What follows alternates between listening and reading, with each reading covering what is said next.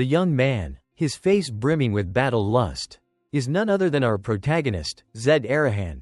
He is a descendant of a notorious mage family on the continent.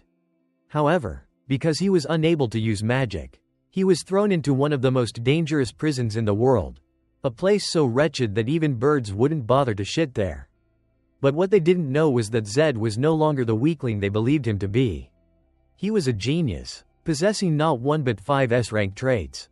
If he couldn't wield magic in the traditional way, then he would carve his own path with raw physical prowess. The plan to escape this godforsaken prison was about to unfold. But before we dive into Zed's journey, let's take a step back and explore the history of this world. The Divine Demonic War. 1,000 years ago. One day, demons suddenly broke through the front line and launched an assault on humanity. In a desperate struggle for survival, mankind fought back, igniting a fierce and unending war. Blood stained the earth as endless waves of monsters surged forth like a tidal wave, pushing humanity to the brink of extinction. But then, a mage appeared, riding a black dragon. He soared across the battlefield, unleashing earth-shattering spells that wiped out countless monsters in an instant. His overwhelming power sent the beasts cowering in terror, while the humans cheered as if witnessing the descent of a god. However, at the very climax of the Divine Demonic War, the great mage mysteriously perished. Then, a strange whisper echoed through the void. The chosen one, the strength-obsessed warrior, the one who resists the temptations of corruption. I have chosen another. A cryptic message, heralding an imminent shift in fate. Present day, South Korea.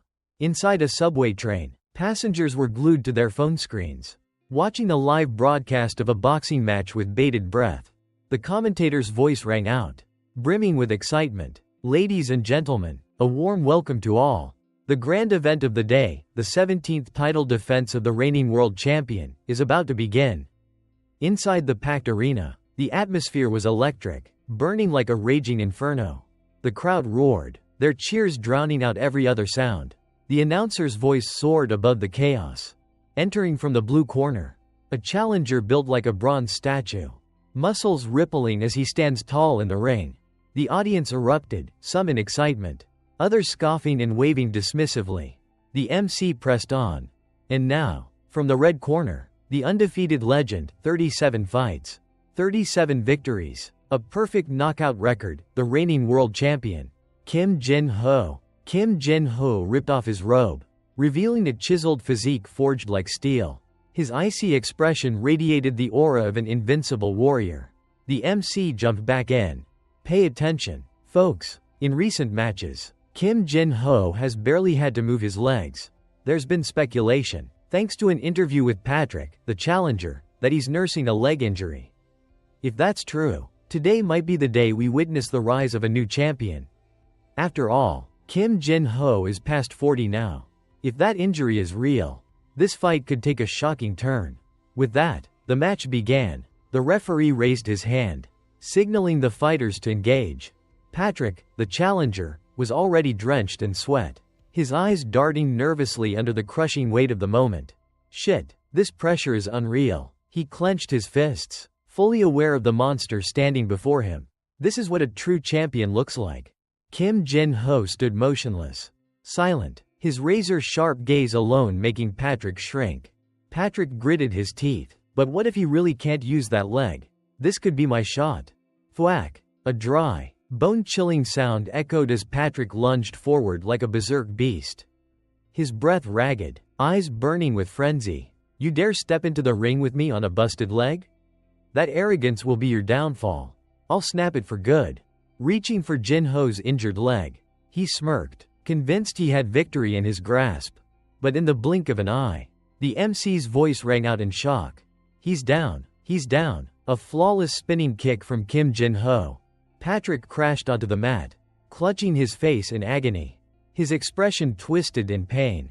His mouthguard went flying, and his eyes rolled back. There was no way he was getting up. The MC's voice thundered over the arena. Patrick isn't getting up. A shocking first-round knockout. Only then did Kim Jin-ho finally speak, his deep voice dripping with taunt. Do you get it now? That's why you don't rely on legs. The scene shifted to the locker room. Kim Jin-ho zipped up his jacket, slammed the locker door shut, and strode toward the exit. His coach called after him. Panicked. Hey, where are you going? What about the press conference? Jin-ho turned his head slightly, his tone ice cold. You handle it. The coach snapped, frustration flaring. Hey, buddy, like it or not, you need to do something today. Your fans are swarming the place. You don't care? Jin-ho didn't bother responding. He gave a small nod and muttered, Take care. Let me know when the next match is scheduled. The coach let out an exasperated sigh. How many times do I have to tell you? He stopped short when Jin-ho cut him off. Perfect. A traffic jam suits the weather.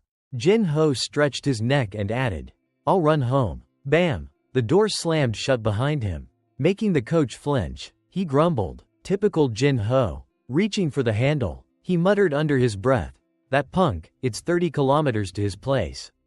But the moment he cracked the door open, a swarm of reporters pounced like starving sharks. A black-haired journalist fired off the first question. Coach, where's Kim Jin-ho right now?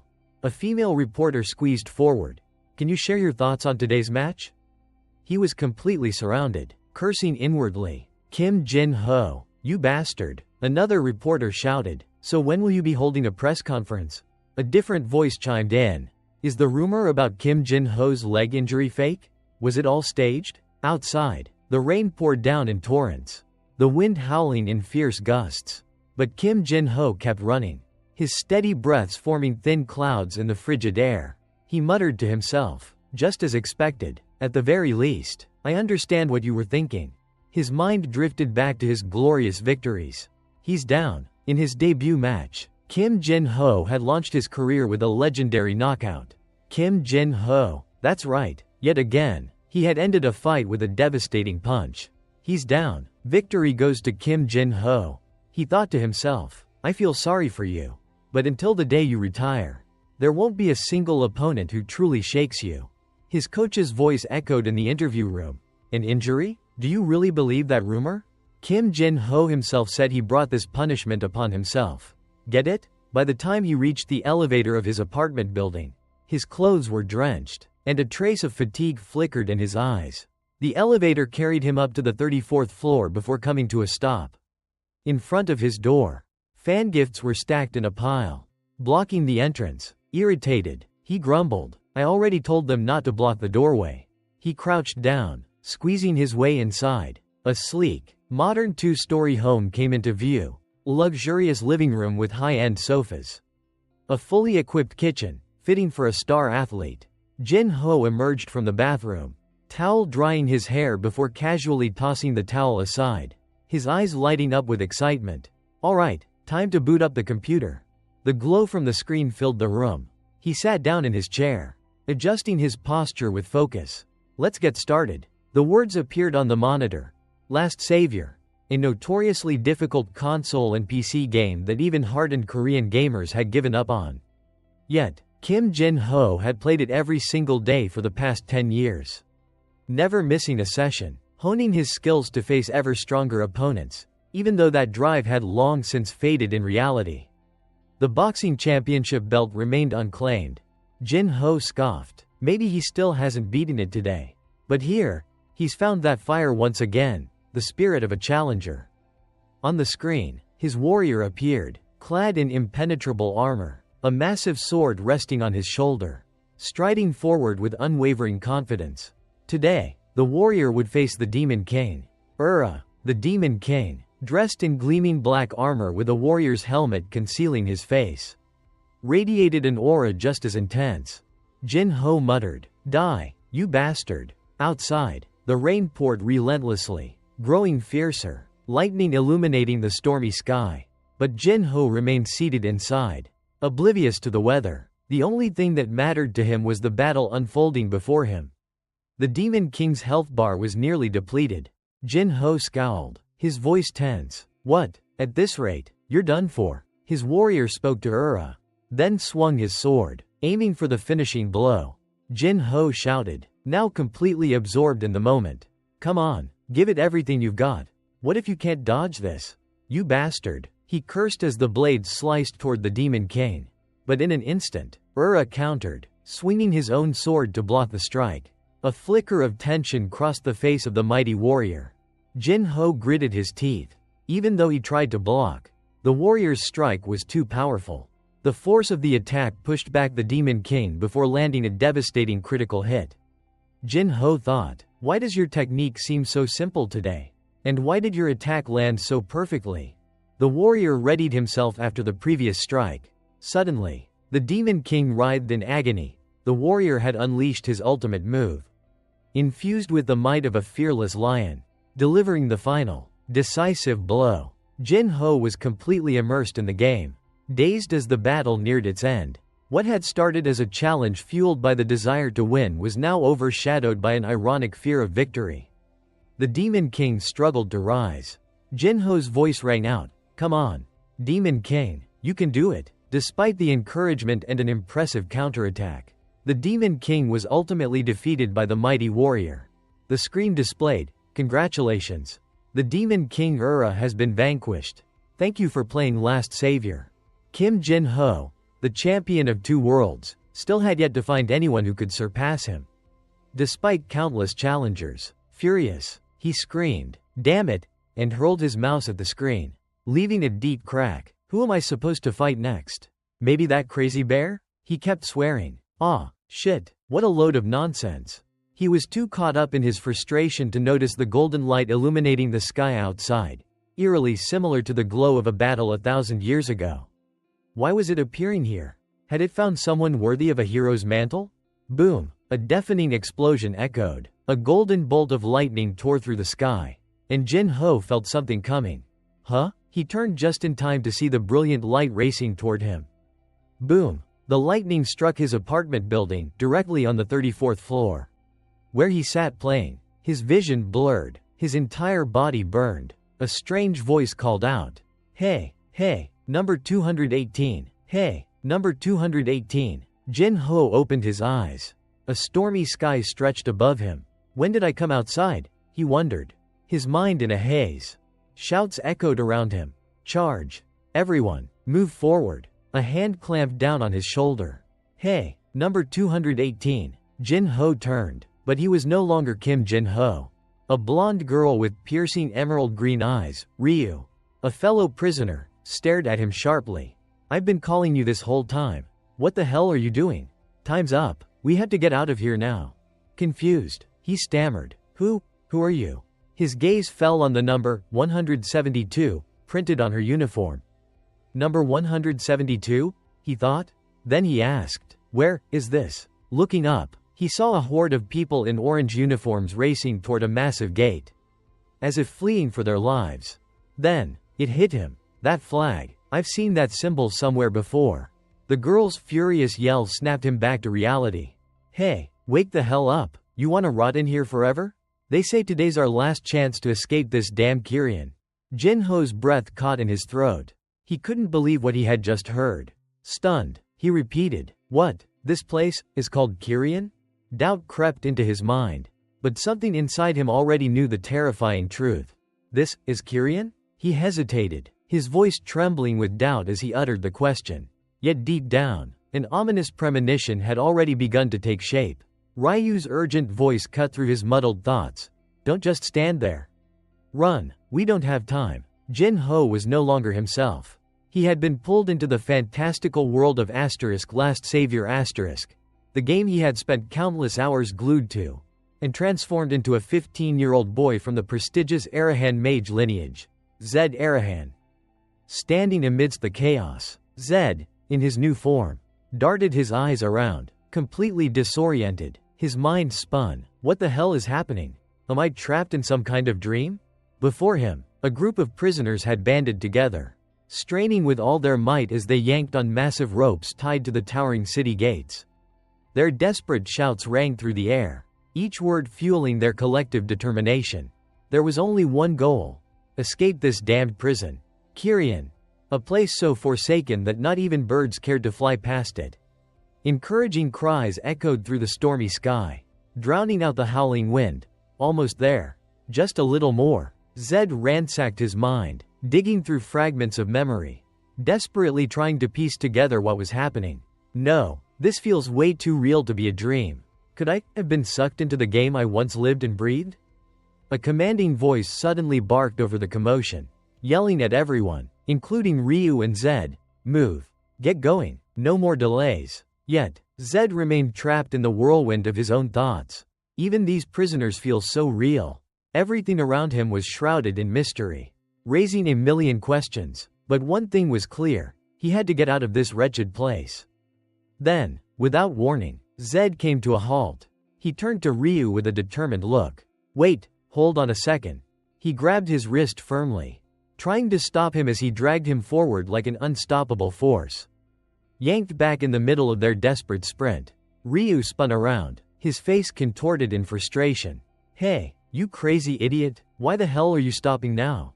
I wasn't done talking." Zed didn't give him a chance to catch his breath, cutting in sharply. "Don't you see? If this really is Kyrian, there's no way things would be this messy and disorganized. It's too careless, too irrational." Ryu fired back, his voice breathless from urgency. "That's because Chief Clark isn't here." Zed narrowed his eyes, his gaze turning ice cold. "Chief Clark? Who the hell is that?" "Exactly," Ryu affirmed with unwavering confidence. "He bailed out of here just moments ago. This is our once-in-a-lifetime chance." But before he could ramble any further, Zed suddenly grabbed his collar with both hands and yanked him forward so hard he nearly fell over. "Calm the hell down, and get out of here. Now." Without waiting for his reaction, he pulled Ryu along, practically dragging him across the dirt, deliberately steering them away from the gate and the frenzied crowd swarming toward it like a hive of disturbed wasps. Ryu flailed wildly, shrieking like a wounded animal. "What the hell are you doing? You crazy bastard?" Zed remained unfazed, his expression cold as steel. "Yeah, let's go with that. If what you're saying is true, then this whole situation does make some sense. But my instincts, the instincts of a champion, are screaming at me. Do not step through that goddamn gate, asterisk." Ryu shoved his hands off him, seething with fury. "Let me go, you piece of shit." The crowd erupted in triumphant cheers, their voices soaring with exhilaration.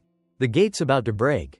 Just a little more. At that very moment, a blinding bolt of lightning tore through the sky, splitting the heavens apart like an omen of impending doom. The deafening roar of thunder sent tremors through the air as the prisoners surged forward, jostling and trampling over each other in a desperate frenzy to escape. Ryu kept struggling, his screams growing more desperate. "No, let me go. I had to get out of here." The other prisoners, their faces glowing with hope, eyes sparkling with the desperate belief that this was the day they'd finally taste freedom, had no idea they were about to step into a nightmare. Then, in a single instant, all their hopes were drowned in blood. Terror seized their expressions as fresh, crimson liquid splattered across the ground like a macabre fountain. A severed arm hit the dirt with a sickening thud. A prisoner collapsed, clutching the stump where his limb had been, his agonized screams slicing through the air. Panic spread like wildfire as every eye snapped toward the figure blocking the exit, Chief Warden Clark. He had never left. The rumors were a lie. Instead, he had been lying in wait, setting the perfect death trap. The moment they dared to open that gate, he had been ready to strike them down without hesitation. Clark grinned wickedly, his sword gleaming with fresh blood. "Hey, you miserable, brainless scum." With a flick of his blade, he pointed it at the huddled prisoners, his voice booming with sadistic glee. "Slaughter them all." Ryu's jaw hung open, his voice barely a whisper of disbelief. "What, Chief Clark? He was here all along?" Zed didn't waste time explaining. His tone was ice cold. "Are you blind? Look, it's a goddamn trap. Now shut up and run." And then, the massacre began. Clark and his men stormed forward, swords slicing through flesh and bone like scythes through wheat. Prisoners screamed in sheer terror, scrambling to flee, but it was futile. "Help me." Desperate cries echoed through the night. But there was no salvation, no weapons, no strength. They were nothing more than lambs led to slaughter. The rain poured harder, each drop mingling with the blood pooling on the stone, painting Kyrian in the hues of tragedy. Clark strode forward, his boots splashing through the blood-soaked puddles, his voice sharp and commanding. "Round up the survivors. Line them up properly." "Yes, sir," one of his men barked back, his voice brimming with authority. "Stand in formation, no moving." The prisoners who had miraculously survived were herded together. Forced into a rigid, military-like line, scattered across the ground lay the lifeless bodies of their fallen comrades. Their faces twisted in frozen agony. Ryu and Zed were shoved to the front of the line. Ryu's wide eyes darted over the grotesque scene before him. The sight of so many lifeless corpses, their blood pooling into the rain-drenched dirt, sent his stomach into violent convulsions. His face turned a sickly shade of blue. And then he doubled over, retching uncontrollably. He clamped a trembling hand over his mouth. But it was useless. His body was rejecting the sheer horror of it all. Tears streamed down his cheeks, mixing with the downpour and his uncontainable terror. A guard stormed over, fury blazing in his eyes. He grabbed a fistful of Ryu's hair, yanking his head back as he snarled. I said no moving. Then, turning to the rest of the prisoners, he growled a chilling threat. Listen up. If any one of you so much as flinches again, I'll gut you right where you stand. Zed stole a glance at Ryu, his mind racing. These bastards are weak. I could take them down in an instant, but if they start another bloodbath, there'll be no stopping it. If that happens, I'll have no choice but to gamble everything on one desperate strike. Suddenly, a looming shadow blocked the rain. Clark was standing right in front of him, towering over Zed like a living mountain. His presence alone was suffocating. Zed felt his throat tighten. I survived, but do I even have the guts to run now? Clark let out a low, derisive chuckle. Ha, pathetic little mages, he sneered, his eyes filled with contempt. Cowardly rats, the lot of you. The very thought of considering you my enemy is an insult to me. Then, without warning, he leaned in, so close that Zed could feel the heat of his breath. You should have died today, Arahan, and because you didn't, Clark smirked, his voice dripping with venom. You're going to pay for it. He knew exactly who Zed was. Zed stood frozen, his thoughts spiraling into chaos. He knows. Clark turned away, his boots sloshing through the rain as he walked off, his final words lingering like a death sentence. Just you wait. The prisoners remained utterly still, their breaths held in terrified suspense. Not a soul dared to move until Clark's silhouette faded into the storm. Zed lowered his gaze, staring at his own reflection in the pool of dark crimson blood on the ground. This was the first time he had truly seen his own form in this strange world. This face, this body, so I'm called Arahan, huh? A week had passed in the prison camp. Today, the sky was unusually clear. A deep, cloudless blue, bringing an odd sense of ease and even stirring a faint motivation to work among the prisoners. Zed was forced to carry massive stones, stacking them into towering pillars.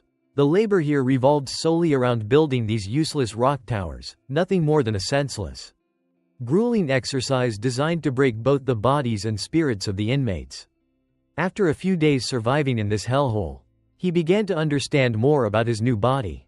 Panting heavily, sweat pouring down his face, he thought to himself, even though this body is as weak as a noodle, it can still reach levels of exhaustion that are downright pathetic. Just lifting a single stone like this is enough to make me want to pass out on the spot. Bit by bit, he started piecing together his identity and the reason he had ended up in this place. He was from a prestigious family, around 15 years old. As for magic, he had secretly tried using it at night, but the result was a complete and utter failure. Wiping the sweat dripping down his forehead, he muttered to himself in confusion. How can an Arahan not use magic? The Arahan family is supposed to be the cradle of elite sorcerers.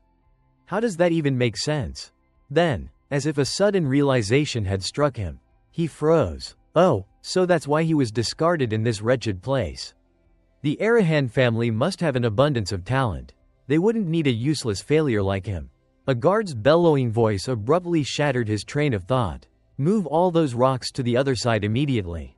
The man lounged lazily in a chair, pointing and barking orders like some self-proclaimed king. Why are you just standing there like an idiot? Get moving, you lazy bastard. Grumbling as he hefted another stone, Zed muttered under his breath. System overload in progress. Data synchronization at 78%. He let out a weary sigh. How much longer is this nonsense going to drag on? Meanwhile, in the mess hall, the prisoners were gathering for their midday meal. Some huddled together in groups, while others sat alone in isolated corners. The The meal was nothing more than a bowl of watery soup and a rock-hard loaf of bread. Zed mused to himself. Ever since I got here, I've been trying to train regularly every day. But with food like this, it's hopeless. No matter how much I work out, there's no way I'm getting any stronger. From a distance, Ryu called out sharply, "Number 218, skipping breakfast again?" As he approached, Zed responded calmly, "Oh, it's you." Without much thought, he pushed his only piece of bread toward him. "Eat it, don't go hungry." Ryu's face lit up, his eyes sparkling like twin stars as he grinned from ear to ear. "This is amazing." Zed took the opportunity to reflect. While every other prisoner here avoids me like the plague, this guy is different. He just keeps sticking around.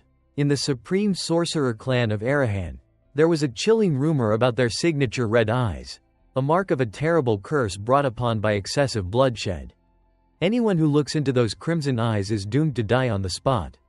Maybe that's why everyone here treated him like some kind of monster, keeping their distance as much as possible. Watching Ryu happily devour the piece of bread, he thought further. He's the same age as me and even shares my cell. It seems like before I was taken over, we must have been pretty close. I may be a complete mess, but how did a kid like him end up imprisoned in this wretched Kyrian prison? Ryu suddenly turned to him, his voice filled with concern. "Hey, you better be more careful." Zed blinked in confusion. "What did you just say?" Ryu continued, his voice steady as if he were simply narrating a story. "Lately, because of you, the workload has gotten way heavier. The other prisoners are starting to get restless. They're obviously pissed off. Why do you keep hauling those giant stones like a madman? Take it easy, will you?" Zed let out a quiet and thought to himself. No wonder lately, every time the prisoners walk past me, they've been giving me those murderous glares like they're ready to tear me apart. Lowering his voice to a whisper, Ryu added, "Be extra careful around number 589. He's the boss of the inmates here. Used to be famous in the arena. Word is, he got thrown in here for killing people like it was nothing." Zed shot him a skeptical look. "Then why are you sitting here with me? Sticking around me is dangerous, isn't it?" Ryu simply shrugged. "Well, I don't think you're that bad. I can't just leave you alone." Out of nowhere, Zed suddenly sprang up from his seat and blurted out something completely incomprehensible. "Yeah, whatever, but you're in my way. Move." Ryu gaped at him, utterly bewildered. "Huh? What the hell are you talking about?" A sudden rush of heavy footsteps echoed from the distance, growing louder with each second. Zed turned to Ryu, his eyes sharp. "Looks like the thing you were worried about is actually happening." Slowly turning his head, Ryu froze. His eyes widened to the point of nearly popping out of their sockets, and his mouth hung open in shock. "Number 589, the guy the first just warned you about. He's coming." Sure enough, leading a group of thuggish inmates, 589 stormed toward Zed, radiating an overwhelming aura of violence. His voice boomed first, laced with menace. "Hey, Arahan, I heard all this extra work is because of you."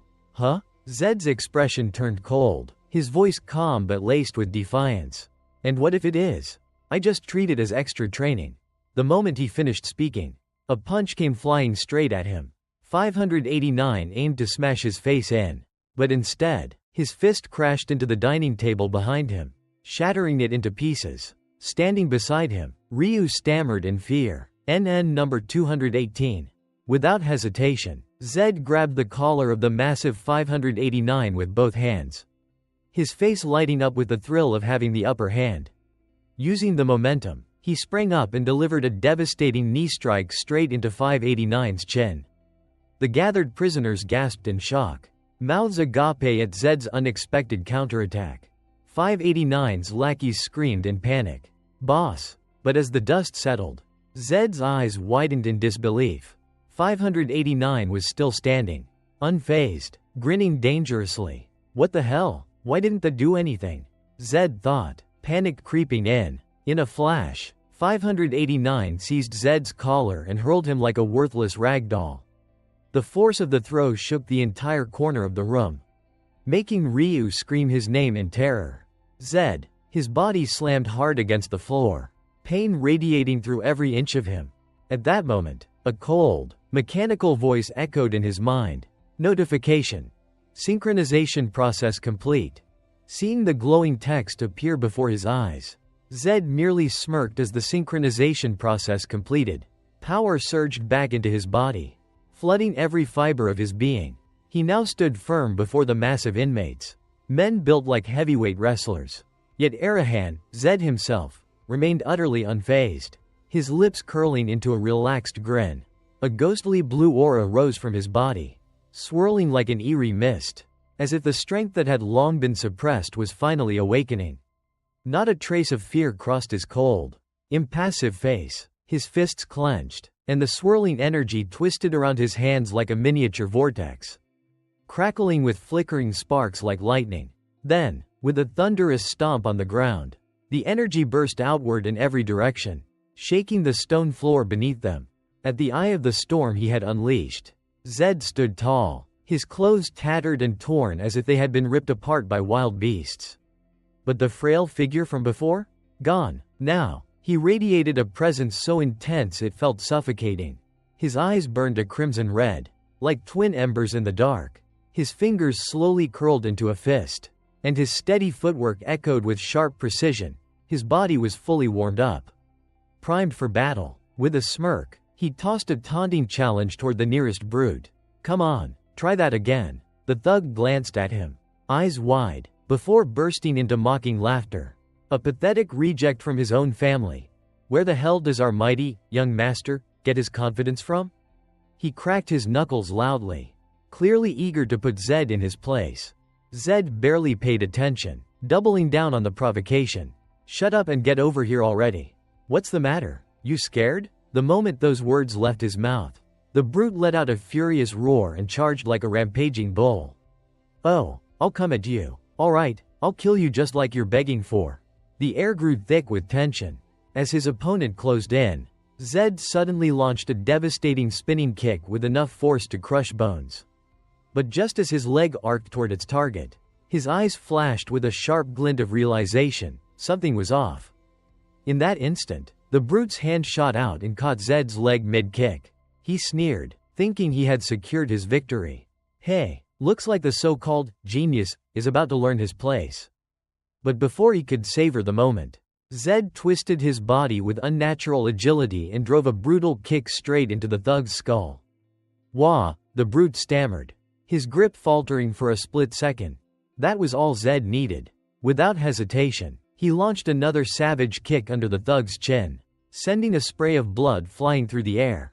And to finish, Zed leapt, spun mid-air, and delivered a crushing stomp directly to his opponent's face, slamming him to the ground, unconscious. Landing lightly, Zed turned to the onlookers, his crimson gaze sharp and laced with dark amusement. "And that's exactly why I didn't want to use my legs." Seeing their leader defeated, the remaining inmates roared in rage. "What the hell are you standing around for? Kill that bastard. We're gonna make him suffer before he dies." But before they could charge forward, Zed stepped onto the fallen brute's back, pressing down hard. "Don't move," he shouted. The prisoners froze in hesitation. His voice was cold and sharp. "One more step, and I'll make sure he spends the rest of his life begging for scraps." His hands gripped the brute's right arm tightly as if ready to snap it in half. "If you don't want that to happen, call the guards." The prisoners exchanged anxious glances, their faces pale. When they hesitated, Zed tightened his grip further and dug his heel deeper into the man's back, his tone even more menacing. "What, you think I'm bluffing? Fine. I'll rip his damn arm off right now." One of the prisoners, face drained of all color, turned on his heels and sprinted toward the door. Fine. I'll go get them," he stammered over his shoulder. Realizing Zed wasn't someone they could mess with, the others quickly hoisted their unconscious leader and withdrew from the cafeteria. But as they retreated, one of them snarled, "Zed, you little punk. Next time, you're dead." Zed only smirked. "Funny. That's exactly what I was gonna say to you." Once the brawl was over, he headed back to his cell. Prisoner number 172 was waiting there, eyes gleaming with excitement. "Damn, man, where'd you learn to fight like that? That was crazy impressive." Then, as he took a closer look at Zed, he frowned in confusion. "Wait, weren't we about the same height? You've always been this tall?" Not wanting to reveal too much, Zed plopped onto his bed and replied nonchalantly, "So were you." Now, get back to lifting rocks. You really think moving rocks around is gonna make you taller? Number 172 chuckled sheepishly and scratched the back of his head. Meanwhile, Zed sat in silence, deep in thought. Looks like this synchronization process converted my real-world stats into game stats. But even then, compared to my original body, this one still feels like a damn twig. He quickly pulled up his status window. The most important thing right now is my actual stats. This should be the real-life strength of Zed, fully synchronized with this in-game body. I've been waiting to see this for a while now. As he skimmed through the numbers, his eyes suddenly widened in shock. Wait a damn minute, this can't be right. 0 mana? What the hell? He was supposed to be a mage, right? Arahan was a sorcerer. How the hell does he have 0 mana? His excitement instantly turned into bitter disappointment. Who the hell designed these shitty stats? Then forced me into this body? He muttered to himself. But as frustrating as it was, the status window was visible only to him. Number 172, still watching, pointed at him and chuckled. Yo, what the hell are you doing? Zed ignored him, staring up at the ceiling, one arm resting over his forehead. It looks like the Banpanira clan completely abandoned you, he murmured. Not that it's anything new for Arahan. Whatever. First things first, calm down and analyze everything properly. Thankfully, his strength, agility, endurance, and perception were all maxed out at 100. But even with capped stats, how the hell was he supposed to fully utilize them in a body this damn scrawny? Lying there, analyzing his newly synchronized body, Zed wondered, is there a way to increase my strength faster? Physical training could help, but with these meager rations, I'd starve before seeing any results. And what's with all these bizarre traits I've never seen before? Plus, they're all S rank. Poison immunity, undying fighter. These are definitely game abilities. If my mana weren't 0, I'd be an absolute powerhouse. And not just for show. Lost in thought, he suddenly sat up, energized. Well, I'll figure it out later. There's still a way to fix the mana issue. Just then, a loud voice echoed from outside. From this moment on, all prisoners whose numbers I call, step out immediately. Before Zed could react, prisoner 172 sighed. There they go again. The guard continued. Number 114, number 456, number 890, number 2918, step forward. The selected prisoners trudged forward, their expressions empty, shackled wrists clanking with each sluggish step. They lined up like lifeless husks. Zed glanced at them, puzzled. Who are they? Prisoner 172 answered flatly. Death row inmates. They're going to have their last meal. Yeah, before you die. You can eat whatever you want. Zed smirked. Oh, I see. Interesting. Then, turning to his cellmate, he asked, by the way, what's your name? The other inmate blinked. My name? Huh, now that I think about it, I've just been calling you by your number. He stood up, grinning. It's Ryu. A wanderer like me has no family name. What about you? Zed nodded. Zed Arahan. For the first time, they properly introduced themselves. They spoke like old friends, as if they had known each other forever. After a while, Zed leaned in and asked, Ryu, do you want to get out of here? Ryu blinked in confusion. The hell did you just say? Then, after a moment, he added, I don't stay anywhere for long. I've got things to do. Zed raised an eyebrow. Oh, then have you figured out how to escape? Ryu frowned, thinking, the only exit is the main gate, and the warden has the keys. So, what, we take him down and steal them? Hearing Zed's question, Ryu's eyes widened. Are you insane? That guy might be retired, but he's a damn 5-ring knight. Clark, the warden, a knight whose hatred for mages runs deep. In the world of *Elos Savior, knights and mages despise each other like cats and dogs. Zed stroked his chin. A retired 5-ring knight. Huh? I don't know if I can take him yet. Then, after a brief pause, his lips curled into a smirk. But there's another way. We just steal from him. Ryu scoffed. You don't get it, do you? Wanderers learn to pickpocket before they learn manners. But the warden's always surrounded by eyes. The opportunity to lift something off him is almost non-existent. Zed considered his words, then slowly grinned. I see. I think I'm starting to figure out how to get out of here. Under the scorching sun, the prisoners toiled away under the warden's orders. He bellowed, Get to work. Then, with a sinister smirk, he added, by the warden's decree, the workload will increase starting today. No more walking, run. The prisoners froze in shock, then erupted in protest. What? Take it easy. How many more times do we have to do this? Just keep the workload reasonable. One particularly bold prisoner shouted back. The warden's voice dropped into a menacing growl. Are you defying an order from the warden? The murmurs didn't stop. Damn it, if only they'd just sit still and… Before he could finish, the warden drew his sword, pressing the cold steel against the man's throat. Huh? The prisoner gasped. The warden's tone was flat, almost bored. I'm simply delivering orders. If you've got a problem, take it up with him. Sweat dripped down the prisoner's face. What the hell? Isn't this going too far? What's the reason for this? The real reason? The warden glanced at Zed before turning away. You still don't know whose fault this is? The prisoners followed his gaze, and their faces darkened with rage. Clearing his throat, the warden muttered, Ahem, I need a smoke, and strolled off. Sensing danger, Ryu whispered, Zed, this looks bad. Zed turned to him. Stay away from me. His thoughts raced. That bastard Clark. He's inciting a riot because he can't take me out himself. He's using the prisoners to kill me? Don't tell me yesterday was the same. And this guy calls himself a knight? What a disgrace. Ryu hesitated for a moment before dashing off. As he ran, he shot one last worried glance at Zed. Even the wardens are in on this now. I can't let Zed die here. As soon as the warden disappeared, the prisoners closed in. One shouted, Kill that bastard. If we don't, we're all as good as dead. Zed let out a cold chuckle. I see how it is. I suppose this was inevitable. They charged. HMPH. Still acting like an Arahan? Kill him. Damn bonnet. The first one lunged. Zed's foot snapped up in a brutal kick, connecting with his chin and sending him sprawling. Unconscious. Zed exhaled slowly, eyes sharp. But I can't just roll over and die either. Can I? The second prisoner flinched. This bastard's lost his mind. Zed smirked, rolling his shoulders. Perfect timing. I needed to blow off some steam anyway. Has he gone crazy because he knows he's about to die? I'll end him myself. With his fists clenched and stance firm, Zed radiated raw energy. Nearly a dozen prisoners rushed him at once. It didn't matter. They fell like wheat before the scythe. Zed crushed them one by one, each movement swift, precise, and devastating. The more he fought, the more exhilarated he became. This is it. This is the dream I had back in the arena.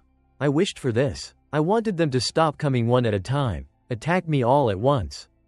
His voice was almost a laugh as he taunted them. Yes, that's it. That's what I want. Come at me with everything you've got.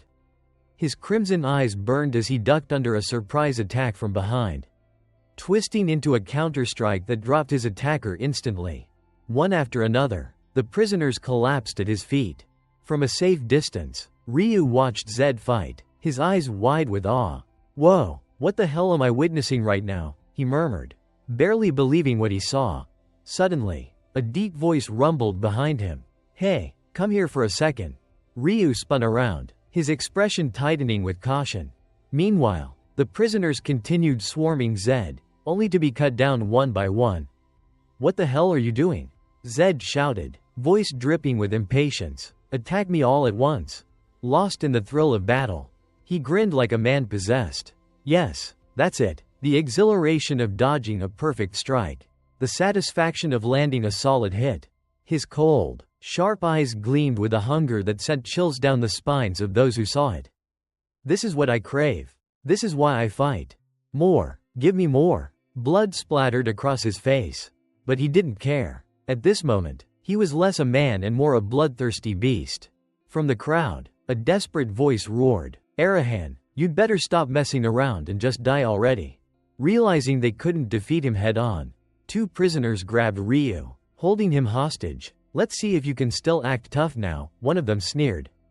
Zed froze, his expression darkening, his crimson eyes, previously alight with battle lust, turned glacial. You bastards, he whispered, but instead of hesitation, a slow, wicked smile curled his lips. Oh, now you've really screwed up. You've really brought this upon yourself now. Zed's voice was ice-cold as he scanned the prisoners with blood-red eyes. Listen up, you worthless trash. The lead prisoner sneered, unimpressed. Hey, big words. But what else do you have besides that loud mouth? With a cruel smirk, he tightened his grip around Ryu's neck. The boy gasped, his face turning crimson as he struggled for air. You should feel honored that I'm even bothering with you. The man continued, chest puffed with arrogance. After all, I am a second ring knight. Then, without warning, he leapt into the air, his dagger flashing as he dove straight for Zed. And you, a pathetic Arahan without a drop of mana?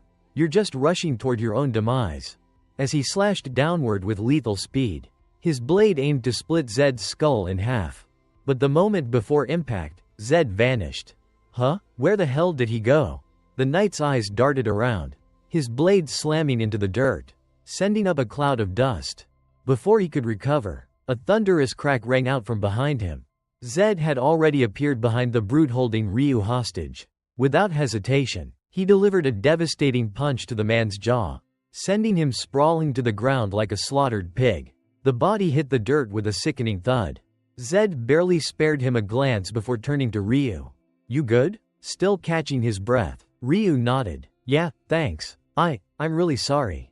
The knight, now wide-eyed with panic, screamed. What did you do? You can't use magic, can you? Zed tilted his head slightly, a faint smirk forming on his lips. That wasn't magic, that was. Before he could finish, he twisted his body and launched a devastating roundhouse kick. The knight barely had time to react before Zed's foot collided with his skull. The impact was so brutal that his neck snapped violently to the side, his entire body soaring backward before crashing to the ground like a discarded sack of meat. As the dust settled and the groans of unconscious prisoners filled the air, a new presence emerged from the distance. Clark, the warden, marched forward, flanked by several guards. Another figure stepped up beside him, the head jailer. Prisoner 218. Unlike Clark, he stood with disciplined precision, his face as cold as stone. He stared at the scene of battered prisoners strewn across the ground and spoke in a calm, measured tone. Explain yourself. Before Zed could speak, Ryu stepped forward. Wait, 218 was the victim here. Zed raised an eyebrow, surprised by the sudden defense. They took me hostage and tried to kill him. Ryu continued. He was only acting in self-defense. Clark's gaze swept across the battlefield. Bodies littered the ground, some twitching weakly, others fully unconscious. The sheer devastation left behind by a single man was undeniable. The warden let out a low growl. You useless bastards? After a long pause, he turned back to Zed, his deep voice carrying a strange weight. I have one question for you, Clark said. Have you unlocked your true strength yet? Zed simply shrugged, his expression unreadable. Who knows? The moment Clark unleashed his dark purple aura, the sheer weight of it crushed everything in its path. The entire prison block felt suffocating, an unbearable force pressing down on every living thing. Prisoners collapsed one after another, their bodies convulsing under the immense pressure. I can't breathe, one of them choked out, his voice barely a whisper. But Zed remained standing, completely unfazed. Clark's eyes narrowed in disbelief. You're unaffected by a head warden's aura? That's not something just anyone can withstand, not when it comes from a true 5-ring knight. Around Zed, a faint blue glow shimmered, invisible to all but him. Clark's mind raced. What the hell is going on? Little did he know, Zed's S-rank trait, Champion's Noble Soul, had automatically activated, granting him total resistance to Clark's spiritual suppression. Zed scoffed, murmuring to himself, is this some sort of mental immunity? What a ridiculous ability. But then again, in my world, I was already at the peak. A half-baked 5-ring knight like you could never hope to suppress me.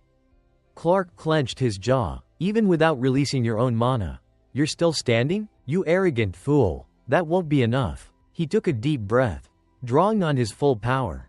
The prison trembled. Cracks splintered across the ground as his aura exploded outward, shaking the very air. Guards and prisoners alike tumbled over, gasping for breath. And yet, Zed didn't even blink. Clark's most fearsome ability, rendered utterly useless.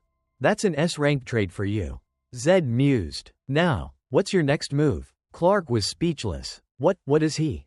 Meanwhile, his own guards, barely clinging to consciousness, pleaded, Sir, please, stop? realizing he was pushing even his own men to their limits. Clark clicked his tongue in frustration and withdrew his aura. Even so, the rage in his eyes lingered. I almost lost control and drew my blade back there. Straightening himself, he barked an order. Back to work, now. The guards and prisoners scrambled to comply. But before Clark could leave, a voice called out from behind. Wait, Zed said. Clark stopped in his tracks. What is it? Zed stepped forward. I'm sick of stacking stone towers. And I'm tired of looking over my shoulder, wondering when these prisoners will try to attack me again. So, I've decided to end it all. Ryu's eyes widened. Number 218. What the hell are you talking about?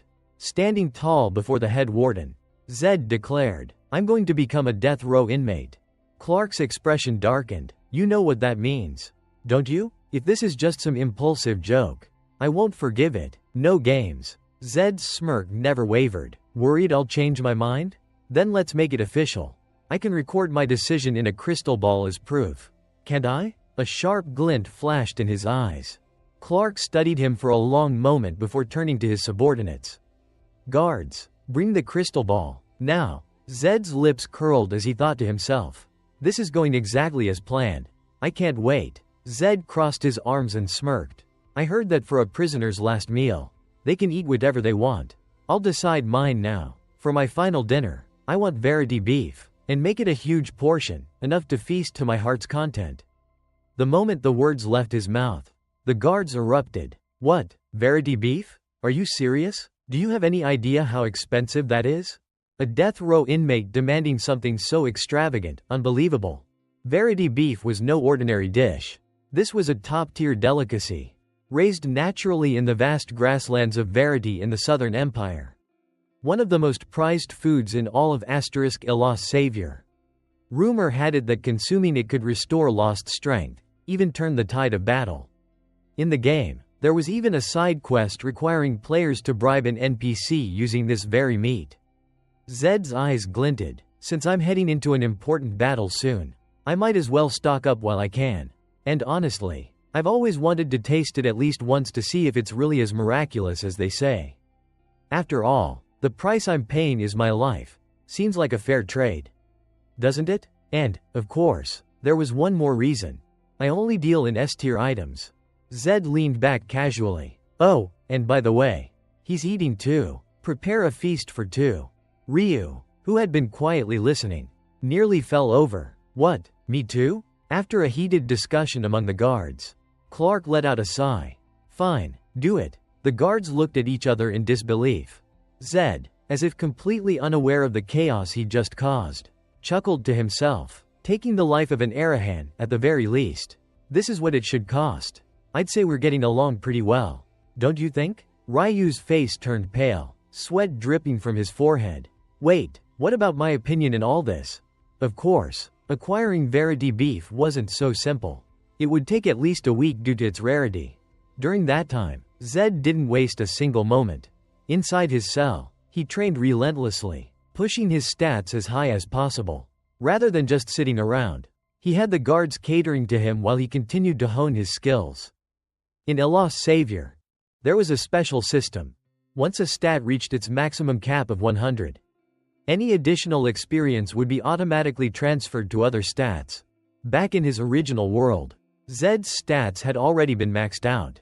However, after transferring into Arahan's body, many of his attributes had been drastically weakened. But that didn't matter. He would claw his way back to his peak. Day after day, his stats rose, except for one. Mana. Because every other stat had already hit 100. Every ounce of experience he gained now flowed into his mana stat. That means all the express I earn here can only be used to strengthen my mana. A slow grin spread across Zed's face. Perfect. A guard approached with a serious expression. Prisoner 217. Prisoner 218. Step forward. Zed rose to his feet, excitement flashing in his eyes. Finally, you're here. Meanwhile, Ryu clutched his head in panic. Oh no, is this really the end for me too? Inside the dining hall, plates of Verity beef were placed in front of them. The meat was juicy, glistening with rich juices, its tantalizing aroma filling the air. This meal was reserved exclusively for the two death row prisoners, Zed and Ryu. The moment Ryu took a bite, his eyes widened with sheer delight. This is the most delicious thing I've ever eaten in my life. Zed smirked. Don't forget, you have me to thank for this. But it wasn't just about the taste. After eating, a surge of energy coursed through Zed's body. Not only was the flavor unparalleled, but the meal had also triggered a noticeable enhancement in his stats. The high-grade beef seemed to dissolve whatever limit had been suppressing his experience gain. The influx of long-blocked experience points now flooded into him at an accelerated rate.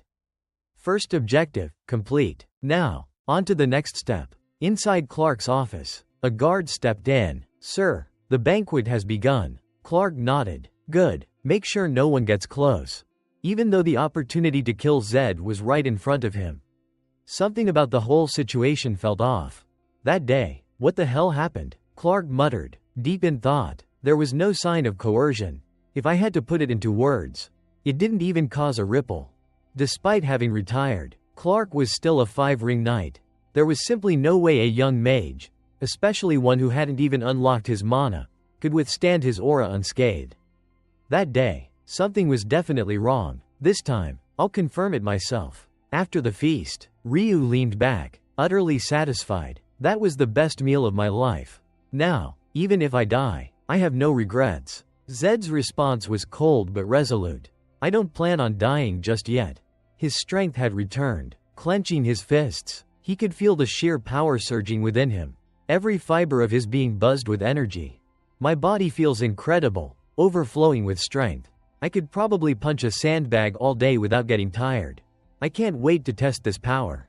Just then, the sound of a door creaking open broke the silence. Zed and Ryu turned towards the entrance, smirking. Well, Zed chuckled. You're finally here. Too bad, you missed out. The food's all gone. A guard stepped forward, his tone oddly calm. Prisoner 218. No, Zed Arahan. Zed raised an eyebrow, his smirk deepening. What's this? Upset that you didn't get a share? But the guard's expression darkened, and the killing intent in his eyes surged. A spoiled brat like you. Who thinks he can rely on his lineage? Reaching into his coat, the guard pulled out a bracelet embedded with a mysterious, ominous gemstone, placing it on Zed's shoulder. A cruel grin spread across his face. I'll make that arrogant face of yours writhe in agony. Clark placed a firm hand on Zed's shoulder, his expression dark with murderous intent as he locked eyes with the young prisoner. Arahan, the name of the most elite magical bloodline. A family so powerful that even a mere sliver of information about them could be traded for mountains of gold. Depending on its value, a sinister thought crept into Clark's mind. If I can extract something useful from this brat, I might finally get out of this godforsaken place. As that greedy desire took root, the artifact on Clark's wrist flared to life. Power burst forth from the bracelet, crackling like wild lightning, tearing through the very air. Zed's gaze flickered toward it, instantly recognizing its quality. There it is, a high-tier artifact. But before he could fully process it, Clark unleashed his aura. A suffocating pressure filled the space. The sheer force of it made the air tremble, heavy enough to crush weaker beings. The ground beneath them quaked as Clark amplified his power, a sneer of arrogance curling his lips. What do you think? He taunted. Even you, no matter who you are.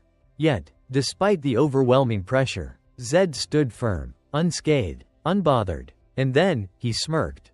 Clark's eyes widened. What? Before he could react, Ryu suddenly stumbled forward, his body collapsing as he clung desperately to the hem of Clark's coat. A mere commoner, he had no hope of withstanding Clark's terrifying aura. And yet, there he was, clinging on with everything he had. His face flushed red from suffocation.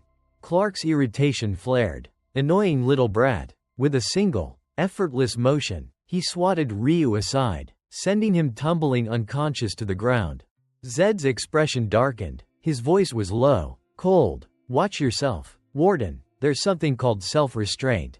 Before him, Clark seethed with rage, but Zed remained utterly calm, completely unaffected by his overwhelming strength.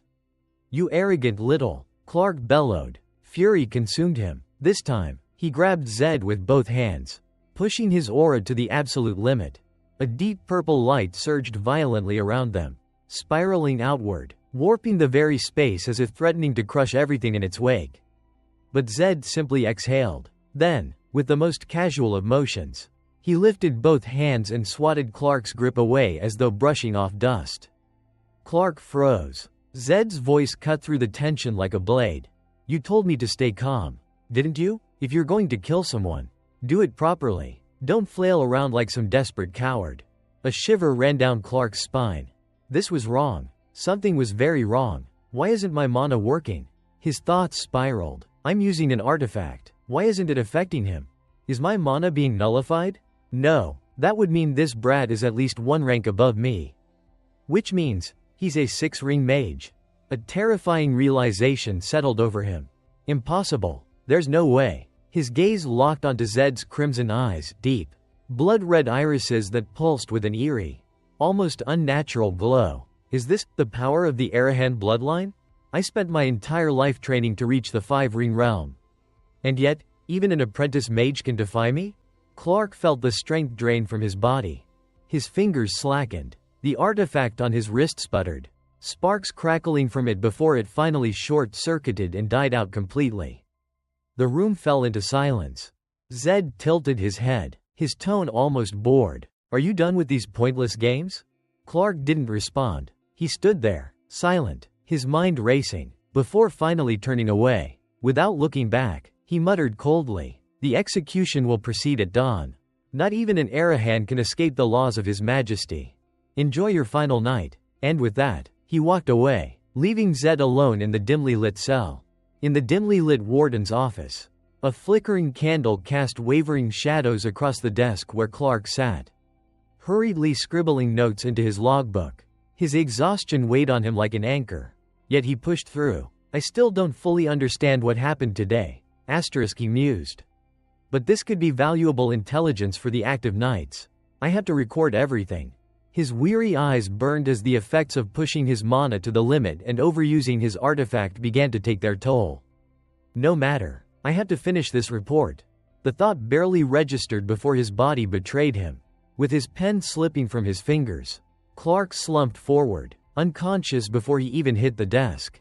Back in the prison cell, Ryu stirred, his body aching as he slowly regained consciousness. "You awake?" Zed's voice broke the silence. "How do you feel?" Ryu groaned, rubbing his temple, "Like I'm about to throw up." Zed chuckled. "Still, I've got to admit, you've got some real talent with those hands." A sly grin spread across Ryu's face. "Hey, you noticed, huh?" With a triumphant flourish, he pulled out a ring of keys, twirling them between his fingers. "What do you think of my skills?" Zed gave an approving nod. "Nicely done. That was risky for a normal person. But you're surprisingly resourceful." Ryu smirked but quickly sobered. "It only worked because he was too focused on you. But seriously, are you really okay?" Zed's response was immediate. "I'm perfectly fine." Ryu squinted at him, skeptical. Something's not adding up. Sensing the suspicion, Zed deflected, changing the subject. "You should keep working on lifting more of those stones." While they spoke, Zed discreetly pulled up his status window. His stats had increased dramatically. Strength, agility, and endurance had each risen by 10 points.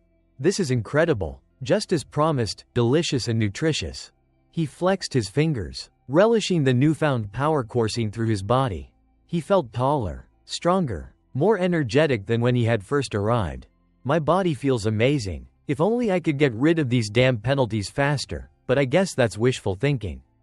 Snapping back to reality, he turned to Ryu. "We're leaving tonight. As soon as you recover enough, we move." Ryu hesitated. "Right now? The warden could wake up at any moment." "Don't worry about that," Zed cut in confidently. "He's definitely out cold." Ryu frowned. "How can you be so sure?" Zed smirked. "That bracelet he was wearing, it's so rare that I don't even remember its exact name. But I do know this.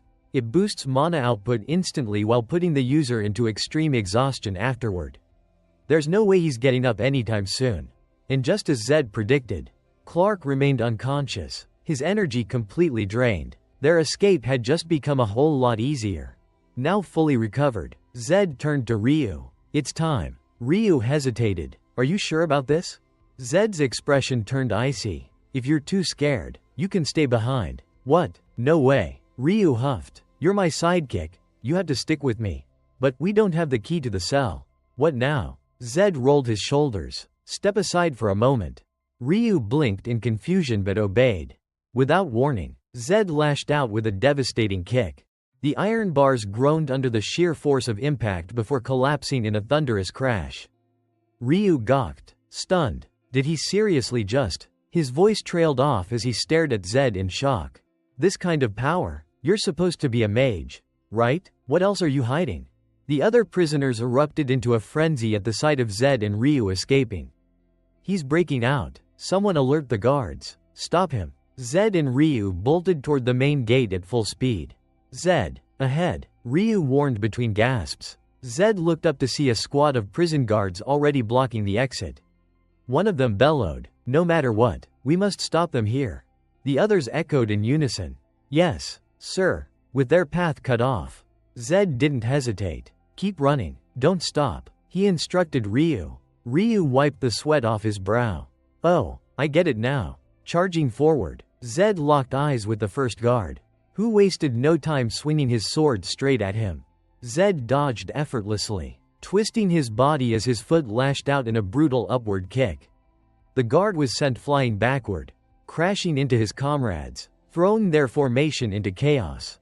Another guard, enraged, lunged at Zed, but before he could react, Zed struck him in the throat with precise force, leaving him gasping for air and collapsing. Undeterred, Zed continued pressing forward, a blur of motion as the guards scrambled to regain control. Kill him, they roared, raising their weapons in a last-ditch effort to hold the line. Their swords formed a barrier, a desperate attempt to corner him. Zed didn't slow. He flipped forward, both feet slamming into the face of the nearest guard. The man stumbled backward, eyes wide with shock and pain as his sword slipped from his grip. Zed landed smoothly, immediately pivoting as another guard took a reckless swing at him. The blade slashed through the air, missing by inches as Zed ducked, his movements calculated and composed. With a sharp spin, he delivered a devastating roundhouse kick. The sheer force of the impact sent his opponent crumpling to the ground. One after another, the guards fell, completely overwhelmed by his strength and speed. Zed leapt into the air, his fist crashing down on the last remaining guard, knocking him unconscious. The others hesitated, trembling. They knew they stood no chance. Zed, his breath steady, grinned, a sharp, almost dangerous smile.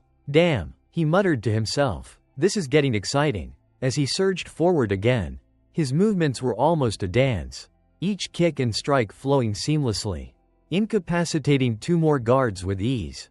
Ryu, watching from the sidelines, was frozen in shock. This is insane, he whispered.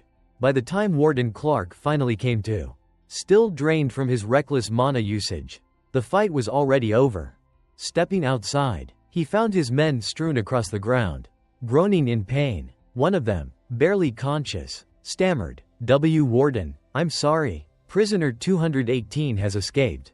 Clark's face twisted in fury, veins bulging. Find him, now, he roared. Under the cover of night, deep in the village of Murata near the prison, Zed and Ryu crouched behind stacks of wooden crates in a narrow alley. Peering out cautiously, Ryu exhaled. I think we lost them. Zed frowned. Where exactly are we? This is Murata, Ryu explained, the only village close to the prison. Zed nodded. Which means the guards will search here first, right? Ryu rummaged through an old wooden crate. We don't have a choice. The next town is too far. But if we blend in with the locals, we might be able to lay low. Zed considered this for a moment. Fine, I'll go along with your plan for now. But what exactly are you looking for? Ryu pulled out a set of tattered old clothes and handed them to Zed. This is perfect. Put it on. Zed eyed the ragged garments with mild distaste. This is exactly the kind of junk a beggar would pick up off the streets. He muttered, looking around at the town's numerous vagrants. He sighed. Guess blending in as a drifter is our safest option. With that, both of them changed into their new disguises. Ryu straightened up, adjusting his sleeves. I'm going to gather a few essentials. You stay put, like a mouse. Don't move an inch. Zed raised a brow. And how exactly do you plan to do that with no money? Ryu smirked and flexed his fingers like a magician about to perform a trick. Who needs money? Zed narrowed his eyes. This guy, his way of thinking is really something else. Before dashing off, Ryu added, I'll be back soon, so don't wander off. You're my assistant, after all. Zed watched him leave, scoffing. Assistant? Yeah, right. An hour or two later, Ryu returned. I'm back. Zed glanced up. What did you get? With a grin, Ryu revealed a set of colored contact lenses. Put these on. Zed did as instructed, his fiery red eyes shifting to a deep, enigmatic blue, concealing the unmistakable mark of the Arahan bloodline. Ryu inspected the result and nodded in approval. All right, that should do it. Red eyes scream, Arahan. You'll need to be careful. We're in Bahanan territory now, deep in the southern lands. Lucky for us, blue lenses are all the rage among the nobility. Those weird aristocrats treat eye color like jewelry. Zed fell into thought, analyzing the situation. Bahanan, a prestigious family. My last protagonist was Torres Behan, also the one I used for the final ending.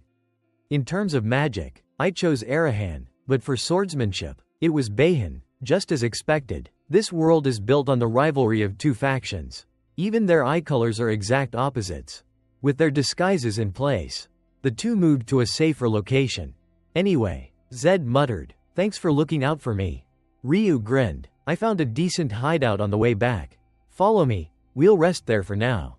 Nestled deep in a dense forest, they came across an old stable once used for housing horses. Now abandoned, it made for the perfect refuge.